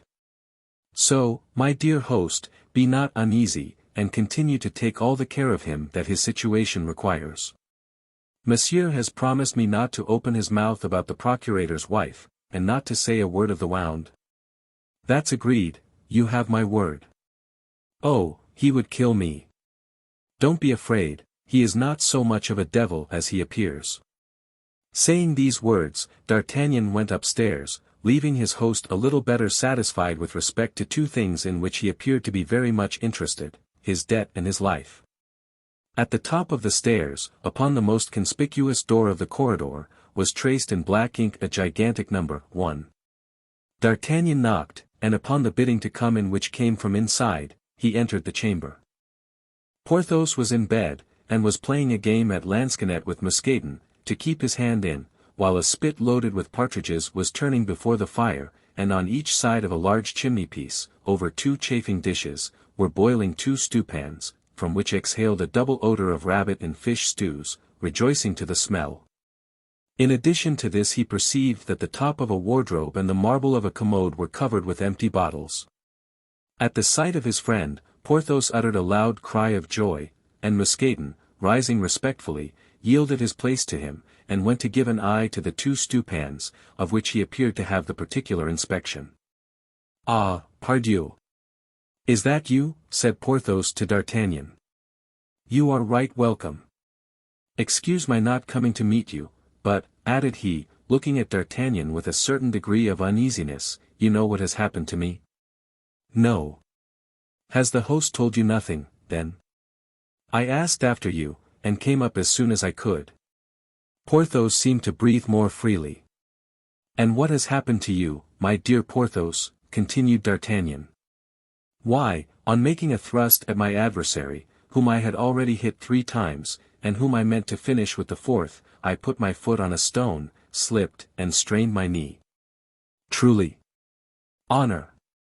"Luckily for the rascal, for I should have left him dead on the spot, I assure you." "And what has become of him?" "Oh, I don't know, he had enough, and set off without waiting for the rest." "But you, my dear D'Artagnan, what has happened to you?" "So that this strain of the knee," continued D'Artagnan, "my dear Porthos, keeps you in bed?" "My God, that's all. I shall be about again in a few days." "Why did you not have yourself conveyed to Paris? You must be cruelly bored here." "That was my intention, but, my dear friend, I have one thing to confess to you." "What's that?" "It is that as I was cruelly bored, as you say, and as I had the 75 pistoles in my pocket which you had distributed to me, in order to amuse myself I invited a gentleman who was travelling this way to walk up, and proposed a cast of dice. He accepted my challenge, and, my faith, my 75 pistoles passed from my pocket to his, without reckoning my horse, which he won into the bargain." "But you, my dear D'Artagnan? What can you expect, my dear Porthos? A man is not privileged in all ways," said D'Artagnan. "You know the proverb, unlucky at play, lucky in love. You are too fortunate in your love for play not to take its revenge.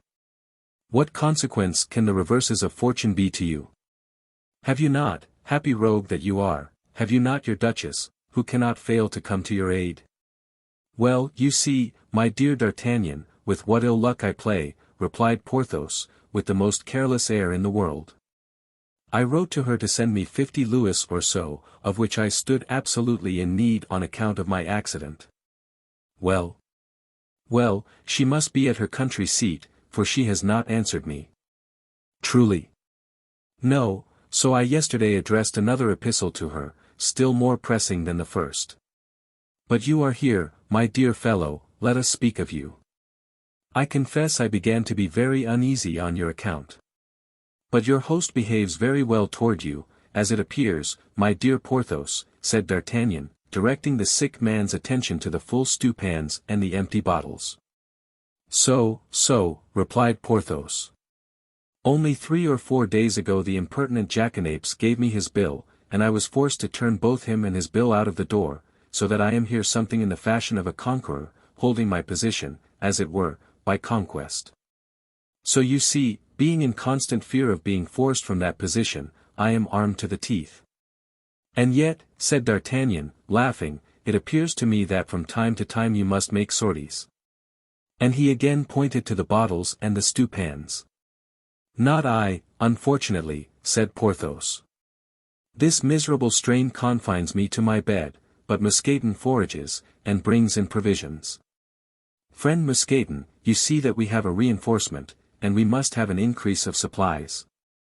Mousqueton, said D'Artagnan, you must render me a service. What, monsieur? You must give your recipe to Planchet. I may be besieged in my turn, and I shall not be sorry for him to be able to let me enjoy the same advantages with which you gratify your master. Lord, monsieur. There is nothing more easy, said Mousqueton, with a modest air. One only needs to be sharp, that's all. I was brought up in the country, and my father in his leisure time was something of a poacher.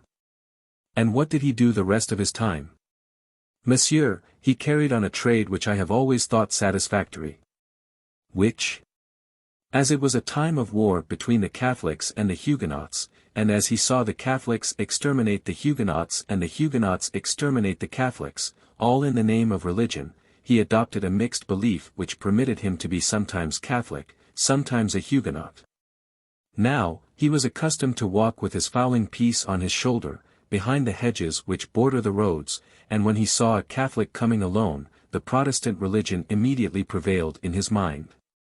He lowered his gun in the direction of the traveller, then, when he was within 10 paces of him, he commenced a conversation which almost always ended by the traveller's abandoning his purse to save his life. It goes without saying that when he saw a Huguenot coming, he felt himself filled with such ardent Catholic zeal that he could not understand how, a quarter of an hour before, he had been able to have any doubts upon the superiority of our holy religion. For my part, monsieur, I am Catholic, my father, faithful to his principles, having made my elder brother a Huguenot. And what was the end of this worthy man? Asked D'Artagnan. Oh, of the most unfortunate kind, monsieur. One day he was surprised in a lonely road between a Huguenot and a Catholic, with both of whom he had before had business, and who both knew him again, so they united against him and hanged him on a tree. Then they came and boasted of their fine exploit in the cabaret of the next village, where my brother and I were drinking.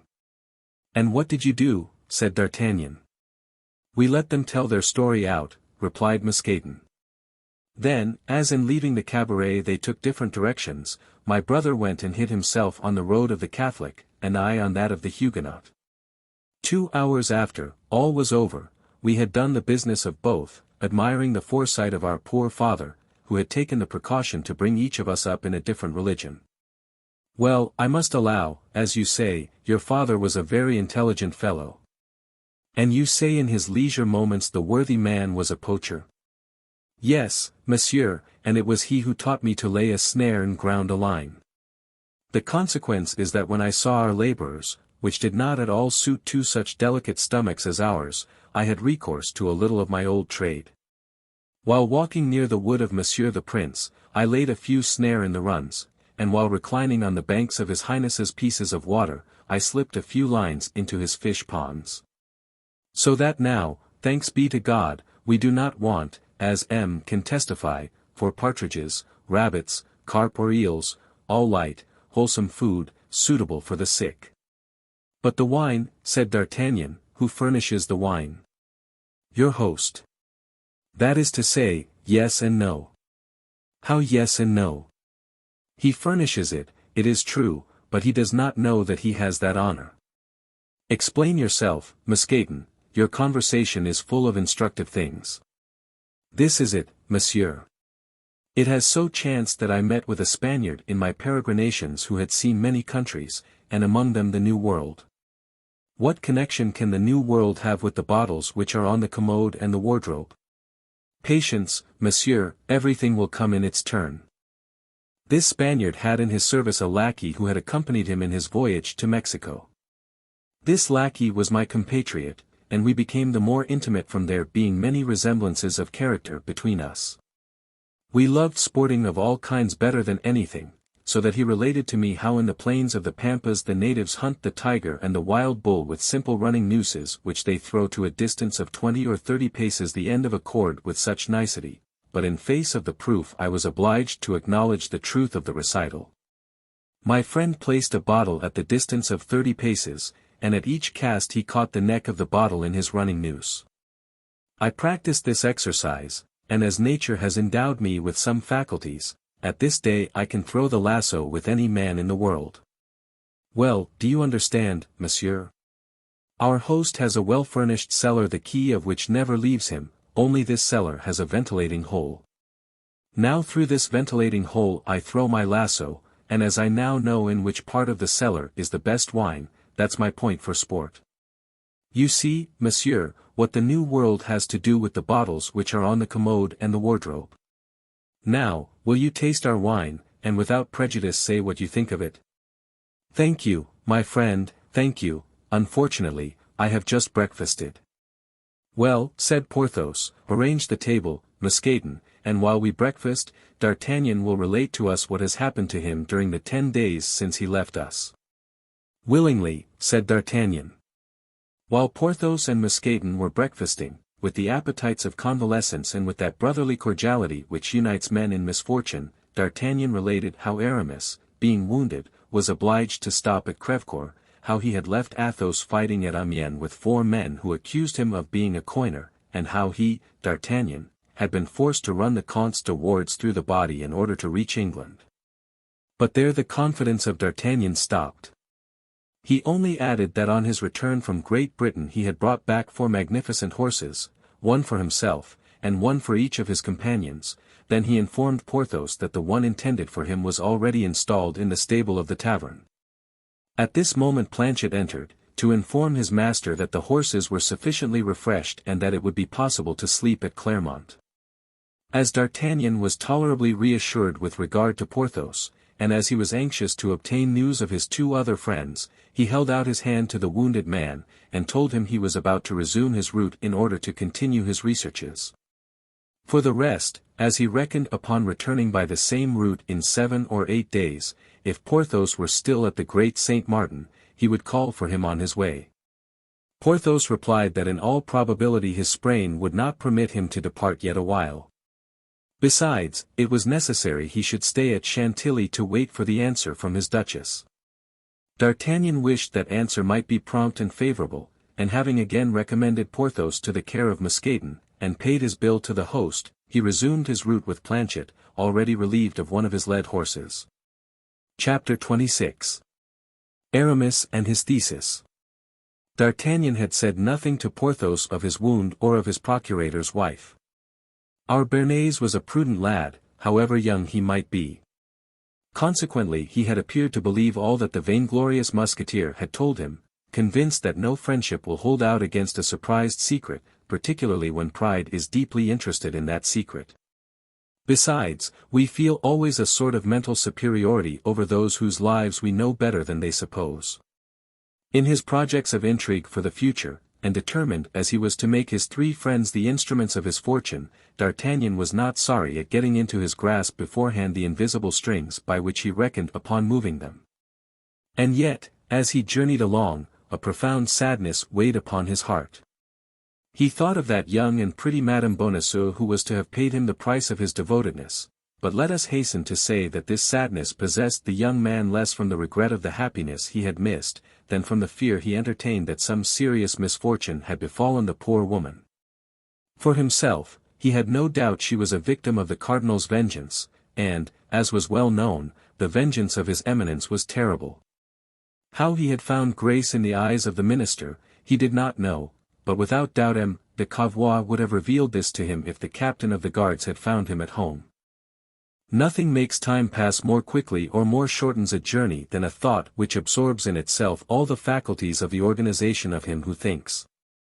External existence then resembles a sleep of which this thought is the dream. By its influence, time has no longer measure, space has no longer distance. We depart from one place, and arrive at another, that is all. Of the interval past, nothing remains in the memory but a vague mist in which 1,000 confused images of trees, mountains, and landscapes are lost. It was as a prey to this hallucination that D'Artagnan travelled, at whatever pace his horse pleased, the 6 or 8 leagues that separated Chantilly from Crèvecoeur, without his being able to remember on his arrival in the village any of the things he had passed or met with on the road. There only his memory returned to him. He shook his head, perceived the cabaret at which he had left Aramis, and putting his horse to the trot, he shortly pulled up at the door. This time it was not a host but a hostess who received him.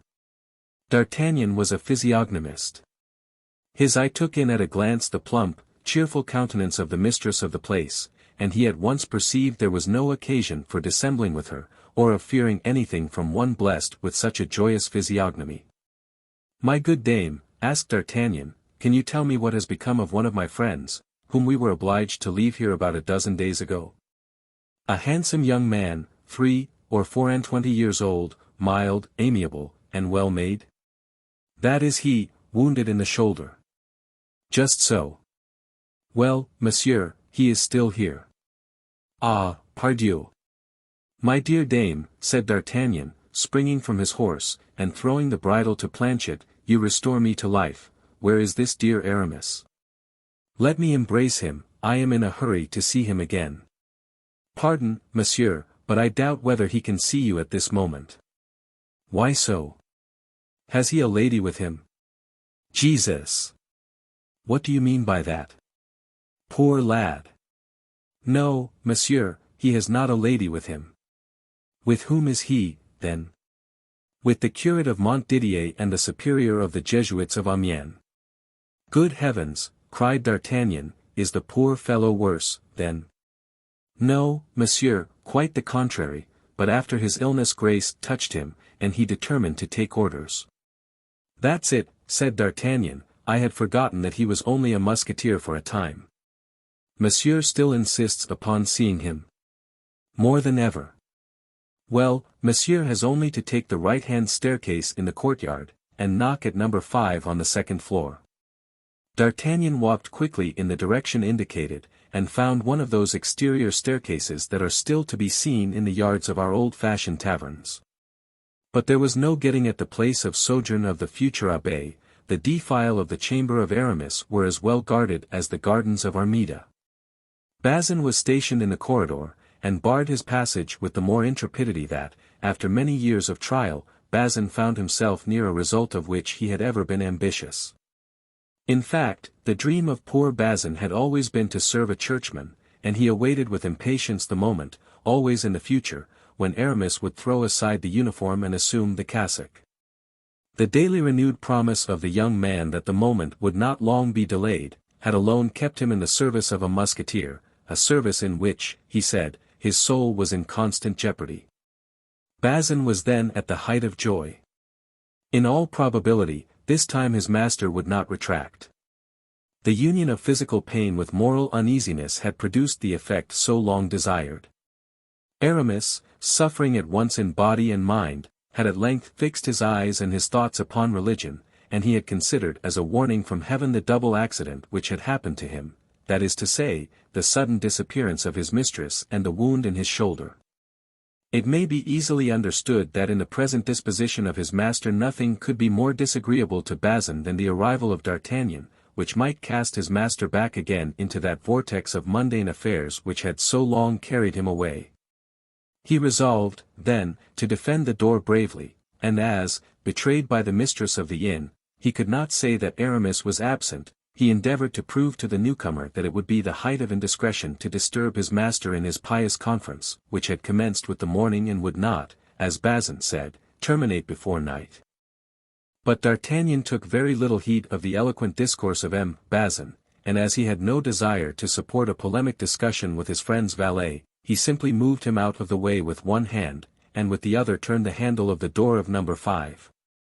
The door opened, and D'Artagnan went into the chamber. Aramis, in a black gown, his head enveloped in a sort of round flat cap, not much unlike a calotte, was seated before an oblong table, covered with rolls of paper and enormous volumes in folio. At his right hand was placed the superior of the Jesuits, and on his left the curate of Montdidier. The curtains were half drawn, and only admitted the mysterious light calculated for beatific reveries. All the mundane objects that generally strike the eye on entering the room of a young man, particularly when that young man is a musketeer, had disappeared as if by enchantment, and for fear, no doubt, that the sight of them might bring his master back to ideas of this world, Bazin had laid his hands upon sword, pistols, plumed hat, and embroideries and laces of all kinds and sorts. In their stead D'Artagnan thought he perceived in an obscure corner a discipline cord suspended from a nail in the wall. At the noise made by D'Artagnan in entering, Aramis lifted up his head, and beheld his friend, but to the great astonishment of the young man, the sight of him did not produce much effect upon the musketeer, so completely was his mind detached from the things of this world. "Good day, dear D'Artagnan," said Aramis, "believe me, I am glad to see you." "So am I delighted to see you," said D'Artagnan, "although I am not yet sure that it is Aramis I am speaking to." "To himself, my friend, to himself. But what makes you doubt it?" "I was afraid I had made a mistake in the chamber, and that I had found my way into the apartment of some churchman. Then another error seized me on seeing you in company with these gentlemen. I was afraid you were dangerously ill." The two men in black, who guessed D'Artagnan's meaning, darted at him a glance which might have been thought threatening, but D'Artagnan took no heed of it. "I disturb you, perhaps, my dear Aramis," continued D'Artagnan, "for by what I see, I am led to believe that you are confessing to these gentlemen." Aramis colored imperceptibly. "You disturb me?" "Oh, quite the contrary, dear friend, I swear, and as a proof of what I say, permit me to declare I am rejoiced to see you safe and sound." "Ah, he'll come round," thought D'Artagnan, "that's not bad. This gentleman, who is my friend, has just escaped from a serious danger," continued Aramis, with unction, pointing to D'Artagnan with his hand, and addressing the two ecclesiastics. "Praise God, monsieur," replied they, bowing together. "I have not failed to do so, your reverences," replied the young man, returning their salutation. "You arrive in good time, dear D'Artagnan," said Aramis, "and by taking part in our discussion may assist us with your intelligence. Monsieur the Principal of Amiens, Monsieur the Curate of Montdidier, and I are arguing certain theological questions in which we have been much interested. I shall be delighted to have your opinion." "The opinion of a swordsman can have very little weight," replied D'Artagnan, who began to be uneasy at the turn things were taking, "and you had better be satisfied, believe me, with the knowledge of these gentlemen." The two men in black bowed in their turn. "On the contrary," replied Aramis, "your opinion will be very valuable. The question is this: Monsieur the Principal thinks that my thesis ought to be dogmatic and didactic." "Your thesis? Are you then making a thesis?" "Without doubt," replied the Jesuit. "In the examination which precedes ordination, a thesis is always a requisite." "Ordination," cried D'Artagnan, who could not believe what the hostess and Bazin had successively told him, and he gazed, half stupefied, upon the three persons before him. "Now," continued Aramis, taking the same graceful position in his easy chair that he would have assumed in bed, and complacently examining his hand, which was as white and plump as that of a woman, and which he held in the air to cause the blood to descend, "now, as you have heard, D'Artagnan, Monsieur the Principal is desirous that my thesis should be dogmatic, while I, for my part, would rather it should be ideal. This is the reason why Monsieur the Principal has proposed to me the following subject, which has not yet been treated upon, and in which I perceive there is matter for magnificent elaboration, utraque manus in benedicendo clericis inferioribus necessaria est." D'Artagnan, whose erudition we are well acquainted with, evinced no more interest on hearing this quotation than he had at that of M. de Treville in allusion to the gifts he pretended that D'Artagnan had received from the Duke of Buckingham. "Which means," resumed Aramis, "that he might perfectly understand, the two hands are indispensable for priests of the inferior orders, when they bestow the benediction." "An admirable subject," cried the Jesuit. "Admirable and dogmatic," repeated the curate, who, about as strong as D'Artagnan with respect to Latin, carefully watched the Jesuit in order to keep step with him, and repeated his words like an echo. As to D'Artagnan, he remained perfectly insensible to the enthusiasm of the two men in black. Yes, admirable. Prorsus admirabile, continued Aramis, but which requires a profound study of both the Scriptures and the Fathers. Now, I have confessed to these learned ecclesiastics, and that in all humility, that the duties of mounting guard and the service of the king have caused me to neglect study a little. I should find myself, therefore, more at my ease, facilius natens, in a subject of my own choice, which would be to these hard theological questions what morals are to metaphysics in philosophy. D'Artagnan began to be tired, and so did the curate. See what an exordium, cried the Jesuit. Exordium, repeated the curate, for the sake of saying something. Quamadmatum inter cellarum immensitatum. Aramis cast a glance upon D'Artagnan to see what effect all this produced, and found his friend gaping enough to split his jaws. Let us speak French, my father, said he to the Jesuit, Monsieur d'Artagnan will enjoy our conversation better. Yes, replied D'Artagnan, I am fatigued with riding, and all this Latin confuses me. Certainly, replied the Jesuit, a little put out, while the curate, greatly delighted, turned upon D'Artagnan a look full of gratitude. Well, let us see what is to be derived from this gloss.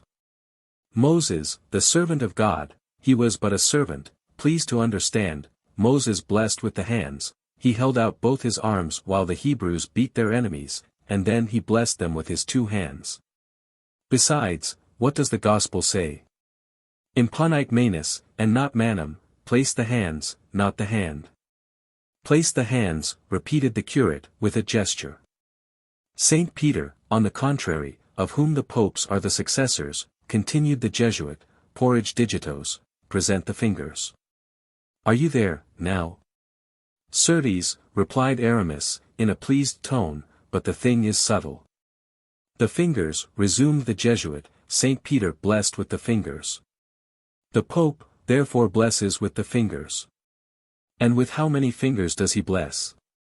With 3 fingers, to be sure, one for the Father, one for the Son, and one for the Holy Ghost. All crossed themselves. D'Artagnan thought it was proper to follow this example. The Pope is the successor of Saint Peter, and represents the 3 divine powers, the rest, ordines inferiors, of the ecclesiastical hierarchy bless in the name of the holy archangels and angels.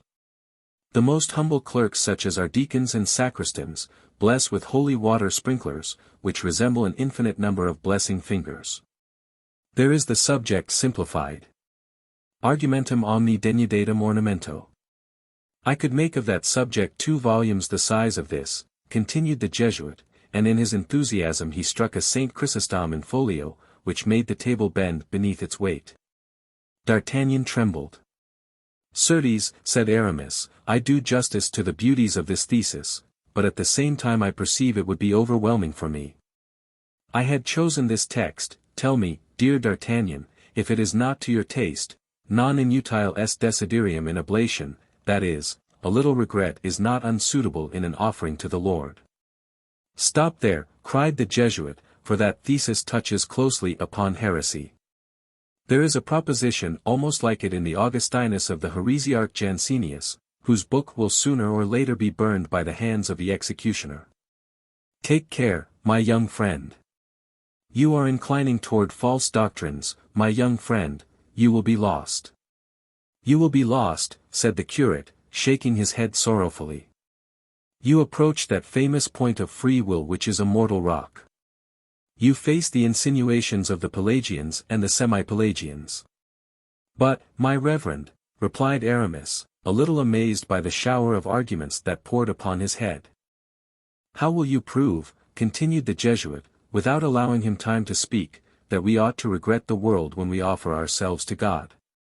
Listen to this dilemma, God is God, and the world is the devil. To regret the world is to regret the devil, that is my conclusion. And that is mine also, said the curate. But, for heaven's sake, resumed Aramis.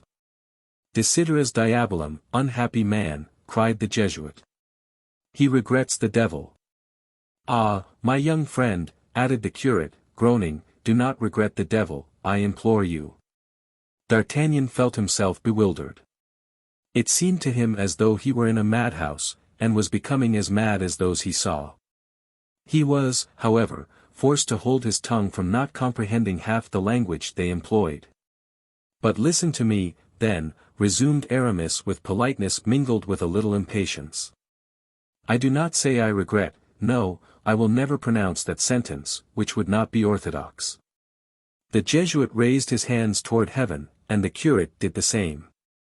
"No, but pray grant me that it is acting with an ill grace to offer to the Lord only that with which we are perfectly disgusted." "Don't you think so, D'Artagnan?" "I think so, indeed," cried he. The Jesuit and the curate quite started from their chairs. "This is the point of departure, it is a syllogism. The world is not wanting in attractions. I quit the world, then I make a sacrifice. Now, the Scripture says positively, make a sacrifice unto the Lord." "That is true," said his antagonists. "And then," said Aramis, pinching his ear to make it red, as he rubbed his hands to make them white, "and then I made a certain rondeau upon it last year, which I showed to M. of Voiture, and that great man paid me 1,000 compliments." "A rondeau," said the Jesuit, disdainfully. "A rondeau," said the curate, mechanically. "Repeat it." "Repeat it," cried D'Artagnan, "it will make a little change." "Not so, for it is religious," replied Aramis, "it is theology in verse." "The devil," said D'Artagnan. "Here it is," said Aramis, with a little look of diffidence, which, however, was not exempt from a shade of hypocrisy. "Vous que pleurez un passé plein de charmes et que traînez de jours infortunes, tous vos malheurs s'y verront termines, quand à Dieu seul vous offrez vos larmes, vous que pleurez. You who weep for pleasures fled, while dragging on a life of care, all your woes will melt in air, if to God your tears are shed, you who weep." D'Artagnan and the curate appeared pleased. The Jesuit persisted in his opinion. "Beware of a profane taste in your theological style. What says Augustine on this subject, severus sit clericorum verbo?" "Yes, let the sermon be clear," said the curate. "Now," hastily interrupted the Jesuit, on seeing that his acolyte was going astray, "now, your thesis would please the ladies, it would have the success of one of M. Patru's pleadings." "Please God," cried Aramis, transported. "There it is," cried the Jesuit, "the world still speaks within you in a loud voice, altissima voce. You follow the world, my young friend, and I tremble lest grace prove not efficacious. Be satisfied, my reverend father, I can answer for myself. Mundane presumption. I know myself, father, my resolution is irrevocable. Then you persist in continuing that thesis? I feel myself called upon to treat that, and no other. I will see about the continuation of it, and tomorrow I hope you will be satisfied with the corrections I shall have made in consequence of your advice." "Work slowly," said the curate, "we leave you in an excellent tone of mind." "Yes, the ground is all sown," said the Jesuit, "and we have not to fear that one portion of the seed may have fallen upon stone, another upon the highway, or that the birds of heaven have eaten the rest, aves celi comederant illum." "Plague stifle you and your Latin," said D'Artagnan, who began to feel all his patience exhausted. "Farewell, my son," said the curate, "till tomorrow." "Till tomorrow, rash youth," said the Jesuit. "You promised to become one of the lights of the Church. Heaven grant that this light prove not a devouring fire." D'Artagnan, who for an hour past had been gnawing his nails with impatience, was beginning to attack the quick. The two men in black rose, bowed to Aramis and D'Artagnan, and advanced toward the door.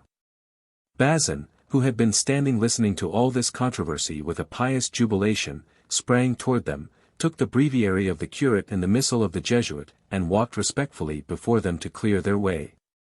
Aramis conducted them to the foot of the stairs, and then immediately came up again to D'Artagnan, whose senses were still in a state of confusion.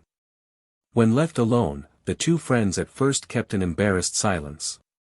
It however became necessary for one of them to break it first, and as D'Artagnan appeared determined to leave that honor to his companion, Aramis said, "You see that I am returned to my fundamental ideas. Yes, efficacious grace has touched you, as that gentleman said just now. Oh, these plans of retreat have been formed for a long time. You have often heard me speak of them, have you not, my friend?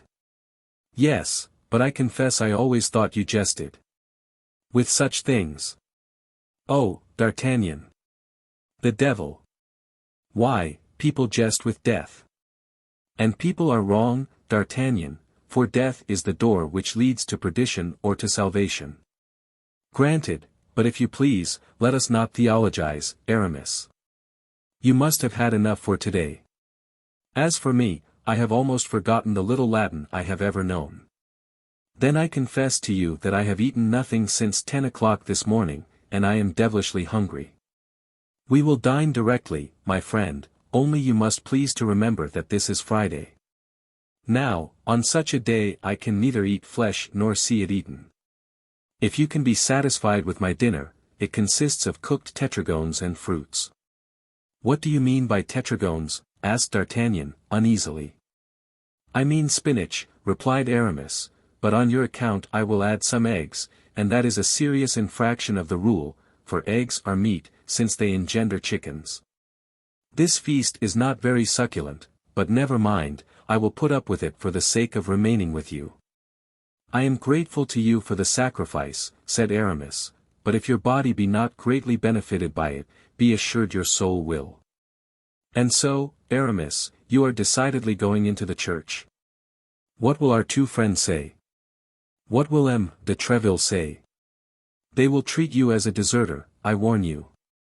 I do not enter the church, I re-enter it. I deserted the church for the world, for you know that I forced myself when I became a musketeer. I know nothing about it. You don't know I quit the seminary? Not at all. This is my story, then. Besides, the scriptures say, confess yourselves to one another, and I confess to you, D'Artagnan. And I give you absolution beforehand. You see I am a good sort of a man. Do not jest about holy things, my friend. Go on, then, I listen. I had been at the seminary from 9 years old, in 3 days I should have been 20. I was about to become an abbé, and all was arranged. One evening I went, according to custom, to a house which I frequented with much pleasure. When one is young, what can be expected? One is weak.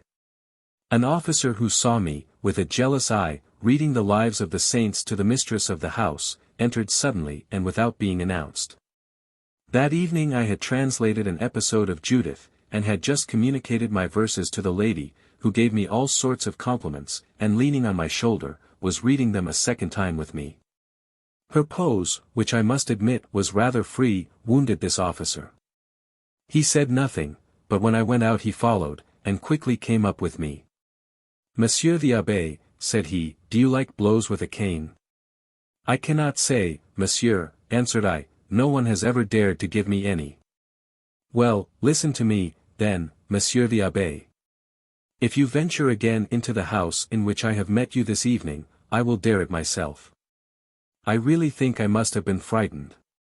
I became very pale, I felt my legs fail me, I sought for a reply, but could find none, I was silent. The officer waited for his reply, and seeing it so long coming, he burst into a laugh, turned upon his heel, and re-entered the house. I returned to the seminary. I am a gentleman born, and my blood is warm, as you may have remarked, my dear D'Artagnan. The insult was terrible, and although unknown to the rest of the world, I felt it live and fester at the bottom of my heart. I informed my superiors that I did not feel myself sufficiently prepared for ordination, and at my request the ceremony was postponed for a year. I sought out the best fencing master in Paris, I made an agreement with him to take a lesson every day, and every day for a year I took that lesson. Then, on the anniversary of the day on which I had been insulted, I hung my cassock on a peg, assumed the costume of a cavalier, and went to a ball given by a lady friend of mine and to which I knew my man was invited. It was in the Rue de France Bourgeois, close to La Force. As I expected, my officer was there.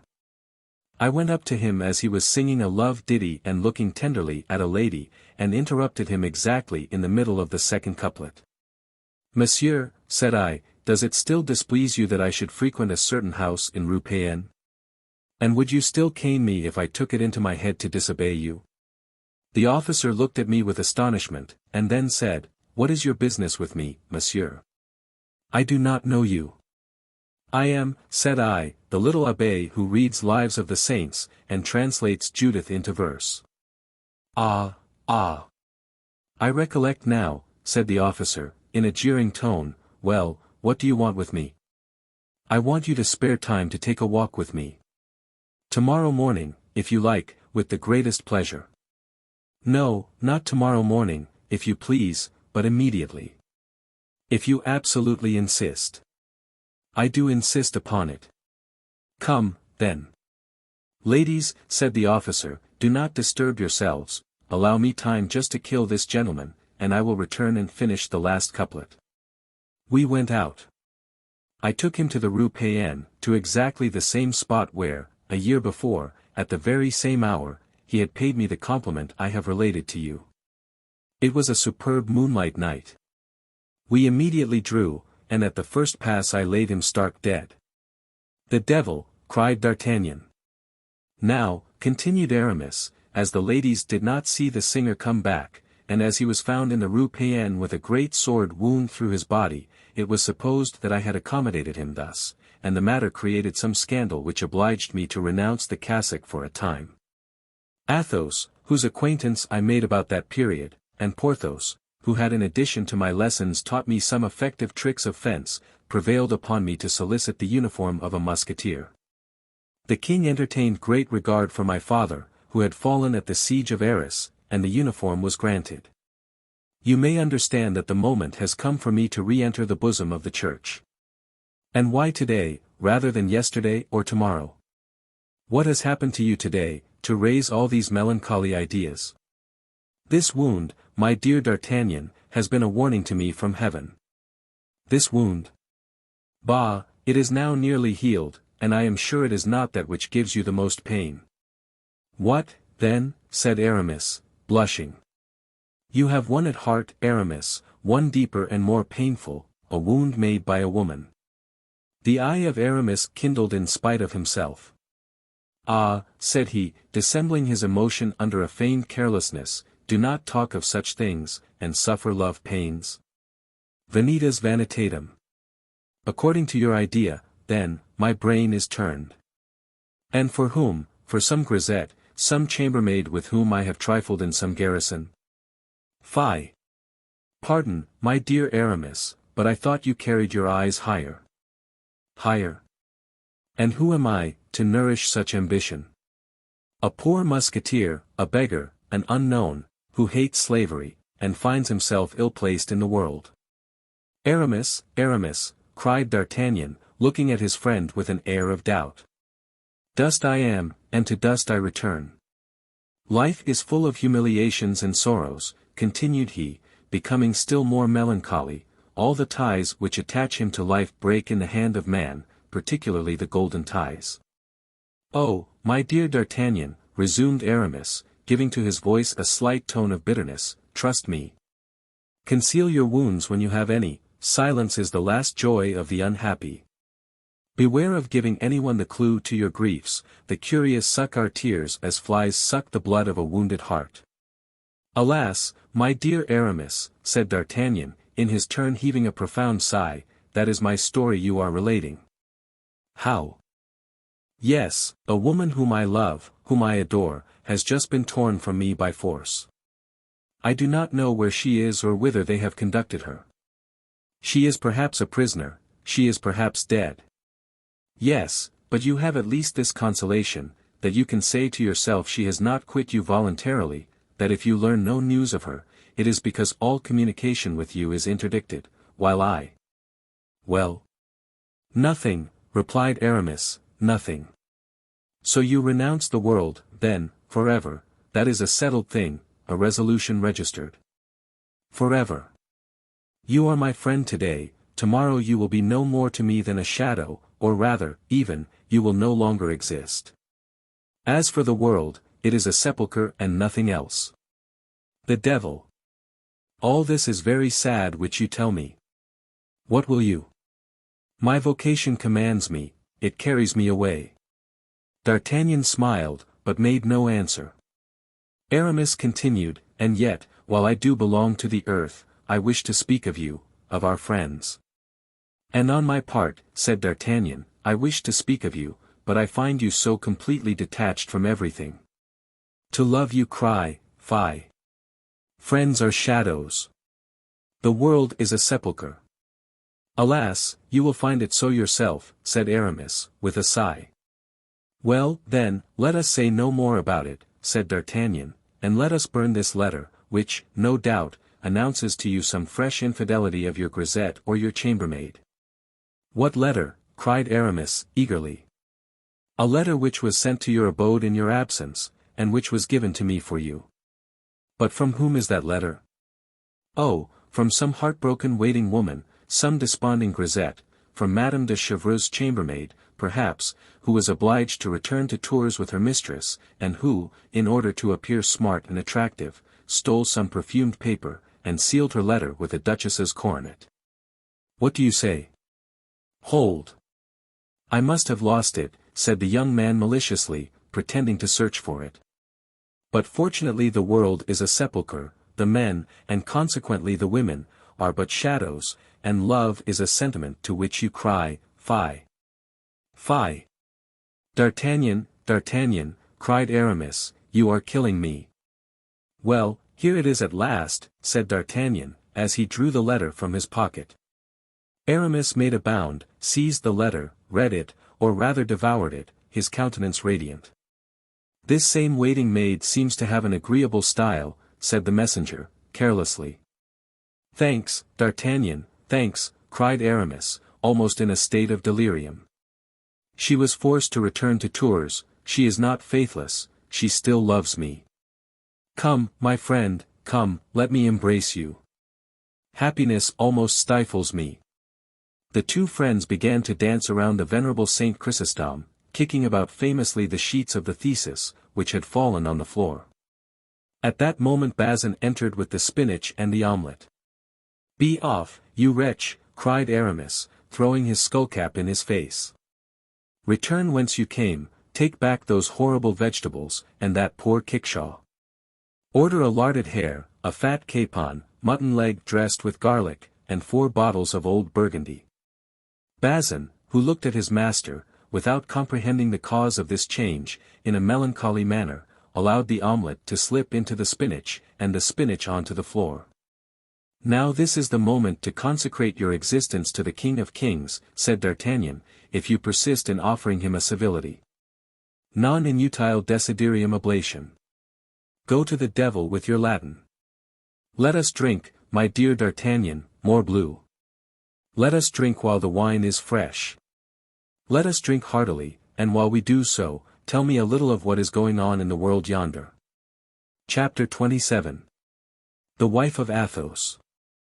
We have now to search for Athos, said D'Artagnan to the vivacious Aramis, when he had informed him of all that had passed since their departure from the capital, and an excellent dinner had made one of them forget his thesis and the other his fatigue. Do you think, then, that any harm can have happened to him? Asked Aramis. Athos is so cool, so brave, and handles his sword so skillfully. No doubt. Nobody has a higher opinion of the courage and skill of Athos than I have, but I like better to hear my sword clang against lances than against staves. I fear lest Athos should have been beaten down by serving men. Those fellows strike hard, and don't leave off in a hurry. This is why I wish to set out again as soon as possible. I will try to accompany you, said Aramis, though I scarcely feel in a condition to mount on horseback. Yesterday I undertook to employ that cord which you see hanging against the wall, but pain prevented my continuing the pious exercise. That's the first time I ever heard of anybody trying to cure gunshot wounds with cat-o'-nine-tails, but you were ill, and illness renders the head weak, therefore you may be excused. When do you mean to set out? Tomorrow at daybreak. Sleep as soundly as you can tonight, and tomorrow, if you can, we will take our departure together. Till tomorrow, then, said Aramis, for iron-nerved as you are, you must need repose. The next morning, when D'Artagnan entered Aramis's chamber, he found him at the window. "What are you looking at?" asked D'Artagnan. "My faith! I am admiring 3 magnificent horses which the stable boys are leading about. It would be a pleasure worthy of a prince to travel upon such horses." "Well, my dear Aramis, you may enjoy that pleasure, for one of those 3 horses is yours." "Ah, bah! Which?" "Whichever of the 3 you like, I have no preference." "And the rich caparison, is that mine, too?" "Without doubt." "You laugh, D'Artagnan." "No, I have left off laughing, now that you speak French." "What, those rich holsters, that velvet housing, that saddle studded with silver, are they all for me?" "For you and nobody else, as the horse which paws the ground is mine, and the other horse, which is caracoling, belongs to Athos." "Peste! They are 3 superb animals. I am glad they please you.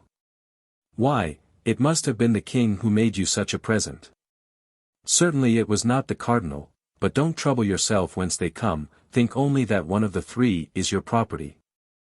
"I choose that which the red-headed boy is leading." "It is yours." "Good heaven! That is enough to drive away all my pains, I could mount him with 30 balls in my body." "On my soul, handsome stirrups. Hola, Bazin, come here this minute." Bazin appeared on the threshold, dull and spiritless. "That last order is useless," interrupted D'Artagnan, "there are loaded pistols in your holsters." Bazin sighed. "Come, Bazin, make yourself easy," said D'Artagnan, "people of all conditions gain the kingdom of heaven." "Monsieur was already such a good theologian," said Bazin, almost weeping, "he might have become a bishop, and perhaps a cardinal." "Well, but my poor Bazin, reflect a little. Of what use is it to be a churchman, pray? You do not avoid going to war by that means. You see, the cardinal is about to make the next campaign, helm on head and partisan in hand. And de Nogaret de la Valette, what do you say of him? He is a cardinal likewise. Ask his lackey how often he has had to prepare lint of him." "Alas," sighed Bazin. "I know it, monsieur, everything is turned topsy-turvy in the world nowadays." While this dialogue was going on, the 2 young men and the poor lackey descended. "Hold my stirrup, Bazin," cried Aramis, and Aramis sprang into the saddle with his usual grace and agility, but after a few vaults and curvets of the noble animal his rider felt his pains come on so insupportably that he turned pale and became unsteady in his seat. D'Artagnan, who, foreseeing such an event, had kept his eye on him, sprang toward him, caught him in his arms, and assisted him to his chamber. "That's all right, my dear Aramis, take care of yourself," said he, "I will go alone in search of Athos." "You are a man of brass," replied Aramis. "No, I have good luck, that is all." "But how do you mean to pass your time till I come back?" "No more theses, no more glosses upon the fingers or upon benedictions, hey?" Aramis smiled. "I will make verses," said he. "Yes, I dare say, verses perfumed with the odor of the billet from the attendant of Madame de Chevreuse. Teach Bazin prosody, that will console him. As to the horse, ride him a little every day, and that will accustom you to his maneuvers." "Oh, make yourself easy on that head," replied Aramis. "You will find me ready to follow you." They took leave of each other, and in 10 minutes, after having commended his friend to the cares of the hostess and Bazin, D'Artagnan was trotting along in the direction of Amiens. How was he going to find Athos? Should he find him at all? The position in which he had left him was critical. He probably had succumbed. This idea, while darkening his brow, drew several sighs from him, and caused him to formulate to himself a few vows of vengeance. Of all his friends, Athos was the eldest, and the least resembling him in appearance, in his tastes and sympathies. Yet he entertained a marked preference for this gentleman. The noble and distinguished air of Athos, those flashes of greatness which from time to time broke out from the shade in which he voluntarily kept himself, that unalterable equality of temper which made him the most pleasant companion in the world, that forced and cynical gaiety, that bravery which might have been termed blind if it had not been the result of the rarest coolness. Such qualities attracted more than the esteem, more than the friendship of D'Artagnan, they attracted his admiration. Indeed, when placed beside M. de Treville, the elegant and noble courtier, Athos in his most cheerful days might advantageously sustain a comparison. He was of middle height, but his person was so admirably shaped and so well proportioned that more than once in his struggles with Porthos he had overcome the giant whose physical strength was proverbial among the Musketeers. His head, with piercing eyes, a straight nose, a chin cut like that of Brutus, had altogether an indefinable character of grandeur and grace. His hands, of which he took little care, were the despair of Aramis, who cultivated his with almond paste and perfumed oil. The sound of his voice was at once penetrating and melodious, and then, that which was inconceivable in Athos, who was always retiring, was that delicate knowledge of the world and of the usages of the most brilliant society, those manners of a high degree which appeared, as if unconsciously to himself, in his least actions. If a repast were on foot, Athos presided over it better than any other, placing every guest exactly in the rank which his ancestors had earned for him or that he had made for himself. If a question in heraldry were started, Athos knew all the noble families of the kingdom, their genealogy, their alliances, their coats of arms, and the origin of them. Etiquette had no minutiae unknown to him. He knew what were the rights of the great landowners. He was profoundly versed in hunting and falconry, and had one day when conversing on this great art astonished even Louis XIII himself, who took a pride in being considered a past master therein. Like all the great nobles of that period, Athos rode and fenced to perfection. But still further, his education had been so little neglected, even with respect to scholastic studies, so rare at this time among gentlemen, that he smiled at the scraps of Latin which Aramis sported and which Porthos pretended to understand. 2 or 3 times, even, to the great astonishment of his friends, he had, when Aramis allowed some rudimental error to escape him, replaced a verb in its right tense and a noun in its case. Besides, his probity was irreproachable, in an age in which soldiers compromised so easily with their religion and their consciences, lovers with the rigorous delicacy of our era, and the poor with God's 7th commandment. This Athos, then, was a very extraordinary man. And yet this nature so distinguished, this creature so beautiful, this essence so fine, was seen to turn insensibly toward material life, as old men turn toward physical and moral imbecility. Athos, in his hours of gloom, and these hours were frequent, was extinguished as to the whole of the luminous portion of him, and his brilliant side disappeared as into profound darkness. Then the demigod vanished, he remained scarcely a man. His head hanging down, his eye dull, his speech slow and painful, Athos would look for hours together at his bottle, his glass, or at Grimaud, who, accustomed to obey him by signs, read in the faint glance of his master his least desire, and satisfied it immediately. If the 4 friends were assembled at one of these moments, a word, thrown forth occasionally with a violent effort, was the share Athos furnished to the conversation. In exchange for his silence Athos drank enough for 4, and without appearing to be otherwise affected by wine than by a more marked constriction of the brow and by a deeper sadness. D'Artagnan, whose inquiring disposition we are acquainted with, had not, whatever interest he had in satisfying his curiosity on this subject, been able to assign any cause for these fits, or for the periods of their recurrence. Athos never received any letters, Athos never had concerns which all his friends did not know. It could not be said that it was wine which produced this sadness, for in truth he only drank to combat this sadness, which wine however, as we have said, rendered still darker. This excess of bilious humor could not be attributed to play, for unlike Porthos, who accompanied the variations of chance with songs or oaths, Athos when he won remained as unmoved as when he lost. He had been known, in the circle of the Musketeers, to win in one night 3,000 pistoles, to lose them even to the gold-embroidered belt for gala days, when all this again with the addition of 100 louis, without his beautiful eyebrow being heightened or lowered half a line, without his hands losing their pearly hue, without his conversation, which was cheerful that evening, ceasing to be calm and agreeable. Neither was it, as with our neighbors, the English, an atmospheric influence which darkened his countenance, for the sadness generally became more intense toward the fine season of the year. June and July were the terrible months with Athos.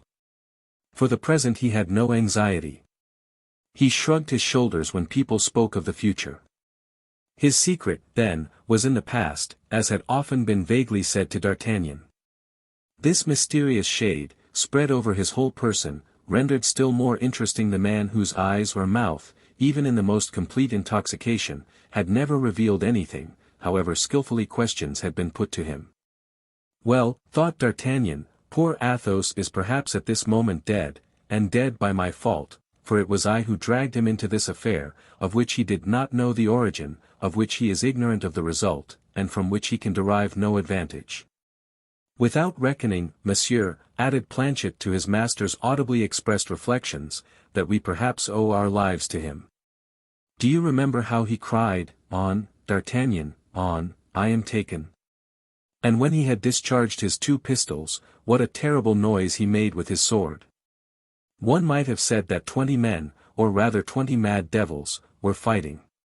These words redoubled the eagerness of D'Artagnan, who urged his horse, though he stood in need of no incitement, and they proceeded at a rapid pace. About 11 o'clock in the morning they perceived Amiens, and at 11:30 they were at the door of the cursed inn. D'Artagnan had often meditated against the perfidious host one of those hearty vengeances which offer consolation while they are hoped for.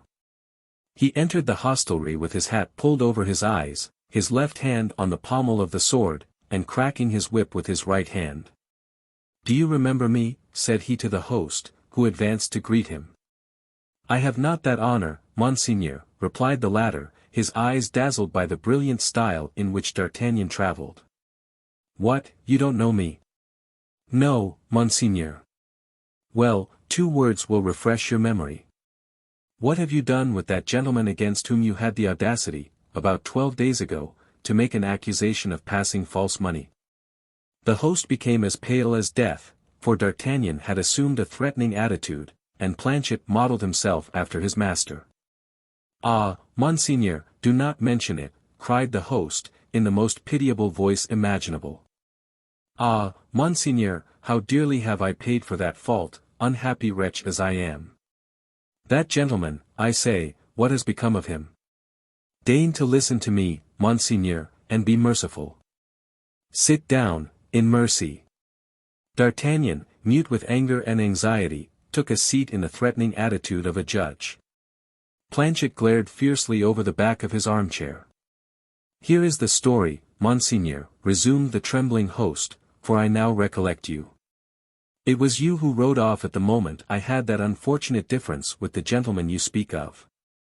"Yes, it was I, so you may plainly perceive that you have no mercy to expect if you do not tell me the whole truth. Condescend to listen to me, and you shall know all." "I listen."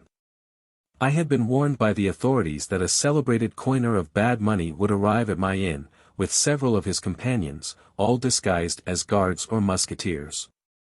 Monseigneur, I was furnished with a description of your horses, your lackeys, your countenances, nothing was omitted." Go on," said D'Artagnan, who quickly understood whence such an exact description had come.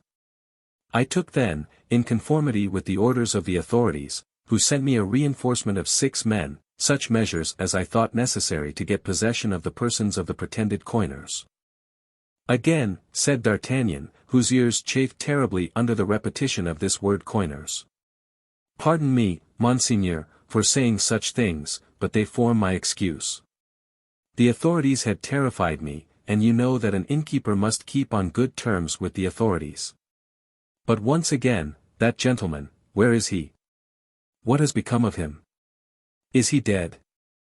Is he living? Patience, monseigneur, we are coming to it. There happened then that which you know, and of which your precipitate departure," added the host, with an acuteness that did not escape D'Artagnan, appeared to authorize the issue. "That gentleman, your friend, defended himself desperately. His lackey, who, by an unforeseen piece of ill luck, had quarrelled with the officers, disguised as stable lads." "Miserable scoundrel," cried D'Artagnan, you were all in the plot, then. And I really don't know what prevents me from exterminating you all. Alas, Monseigneur, we were not in the plot, as you will soon see.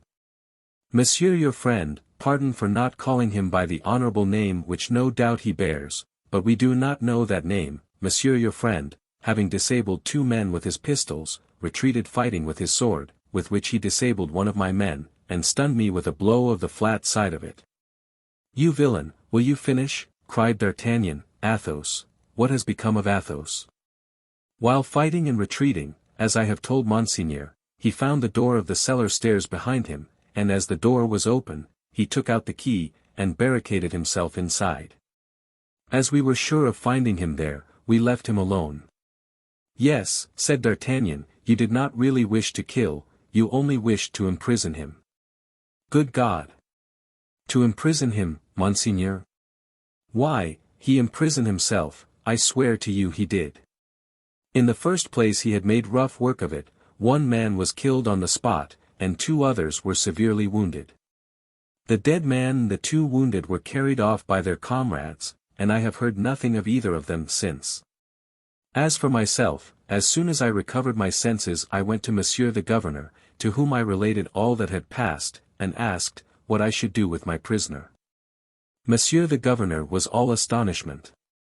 He told me he knew nothing about the matter, that the orders I had received did not come from him, and that if I had the audacity to mention his name as being concerned in this disturbance he would have me hanged.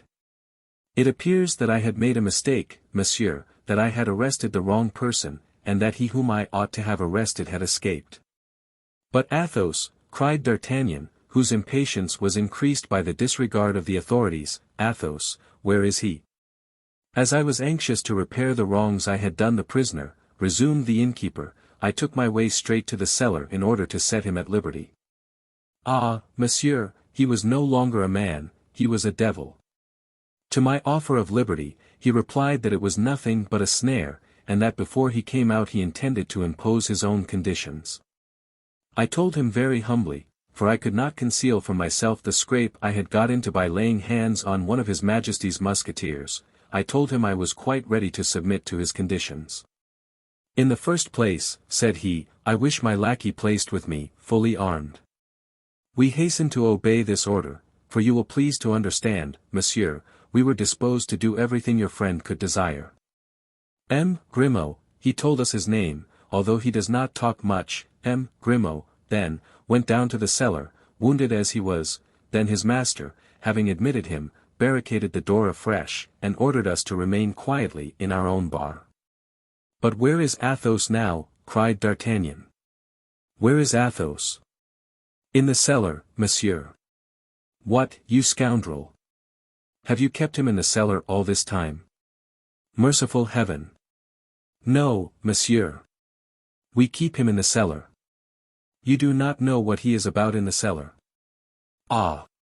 If you could but persuade him to come out, monsieur, I should owe you the gratitude of my whole life, I should adore you as my patron saint. Then he is there. I shall find him there. Without doubt you will, monsieur, he persists in remaining there.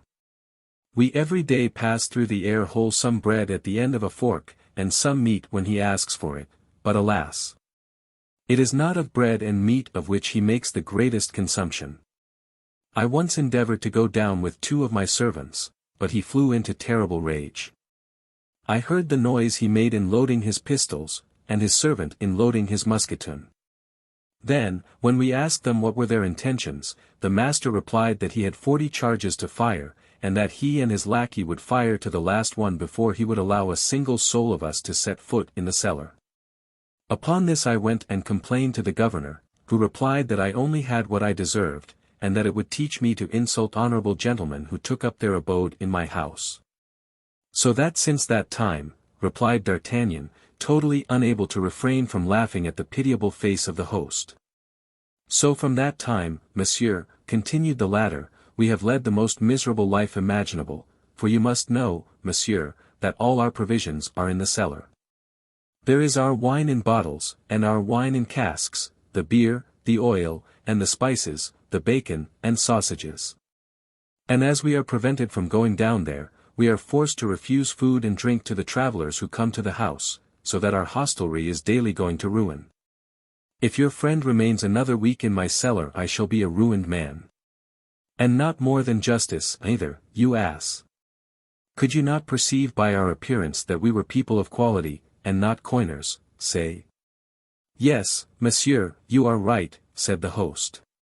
But, hark, hark. There he is.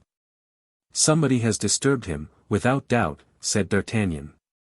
But he must be disturbed, cried the host, here are 2 English gentlemen just arrived. Well? Well, the English like good wine, as you may know, monsieur, these have asked for the best. My wife has perhaps requested permission of Athos to go into the cellar to satisfy these gentlemen, and he, as usual, has refused. Ah, good heaven! There is the hullabaloo louder than ever. D'Artagnan, in fact, heard a great noise on the side next the cellar. He rose, and preceded by the host wringing his hands, and followed by Planchet with his musketoon ready for use, he approached the scene of action. The 2 gentlemen were exasperated, they had had a long ride, and were dying with hunger and thirst. But this is tyranny, cried one of them, in very good French, though with a foreign accent, that this madman will not allow these good people access to their own wine. Nonsense, let us break open the door, and if he is too far gone in his madness, well, we will kill him. Softly, gentlemen, said D'Artagnan, drawing his pistols from his belt, you will kill nobody, if you please. Good, good, cried the calm voice of Athos, from the other side of the door, let them just come in, these devourers of little children, and we shall see. Brave as they appeared to be, the 2 English gentlemen looked at each other hesitatingly. One might have thought there was in that cellar one of those famished ogres, the gigantic heroes of popular legends, into whose cavern nobody could force their way with impunity.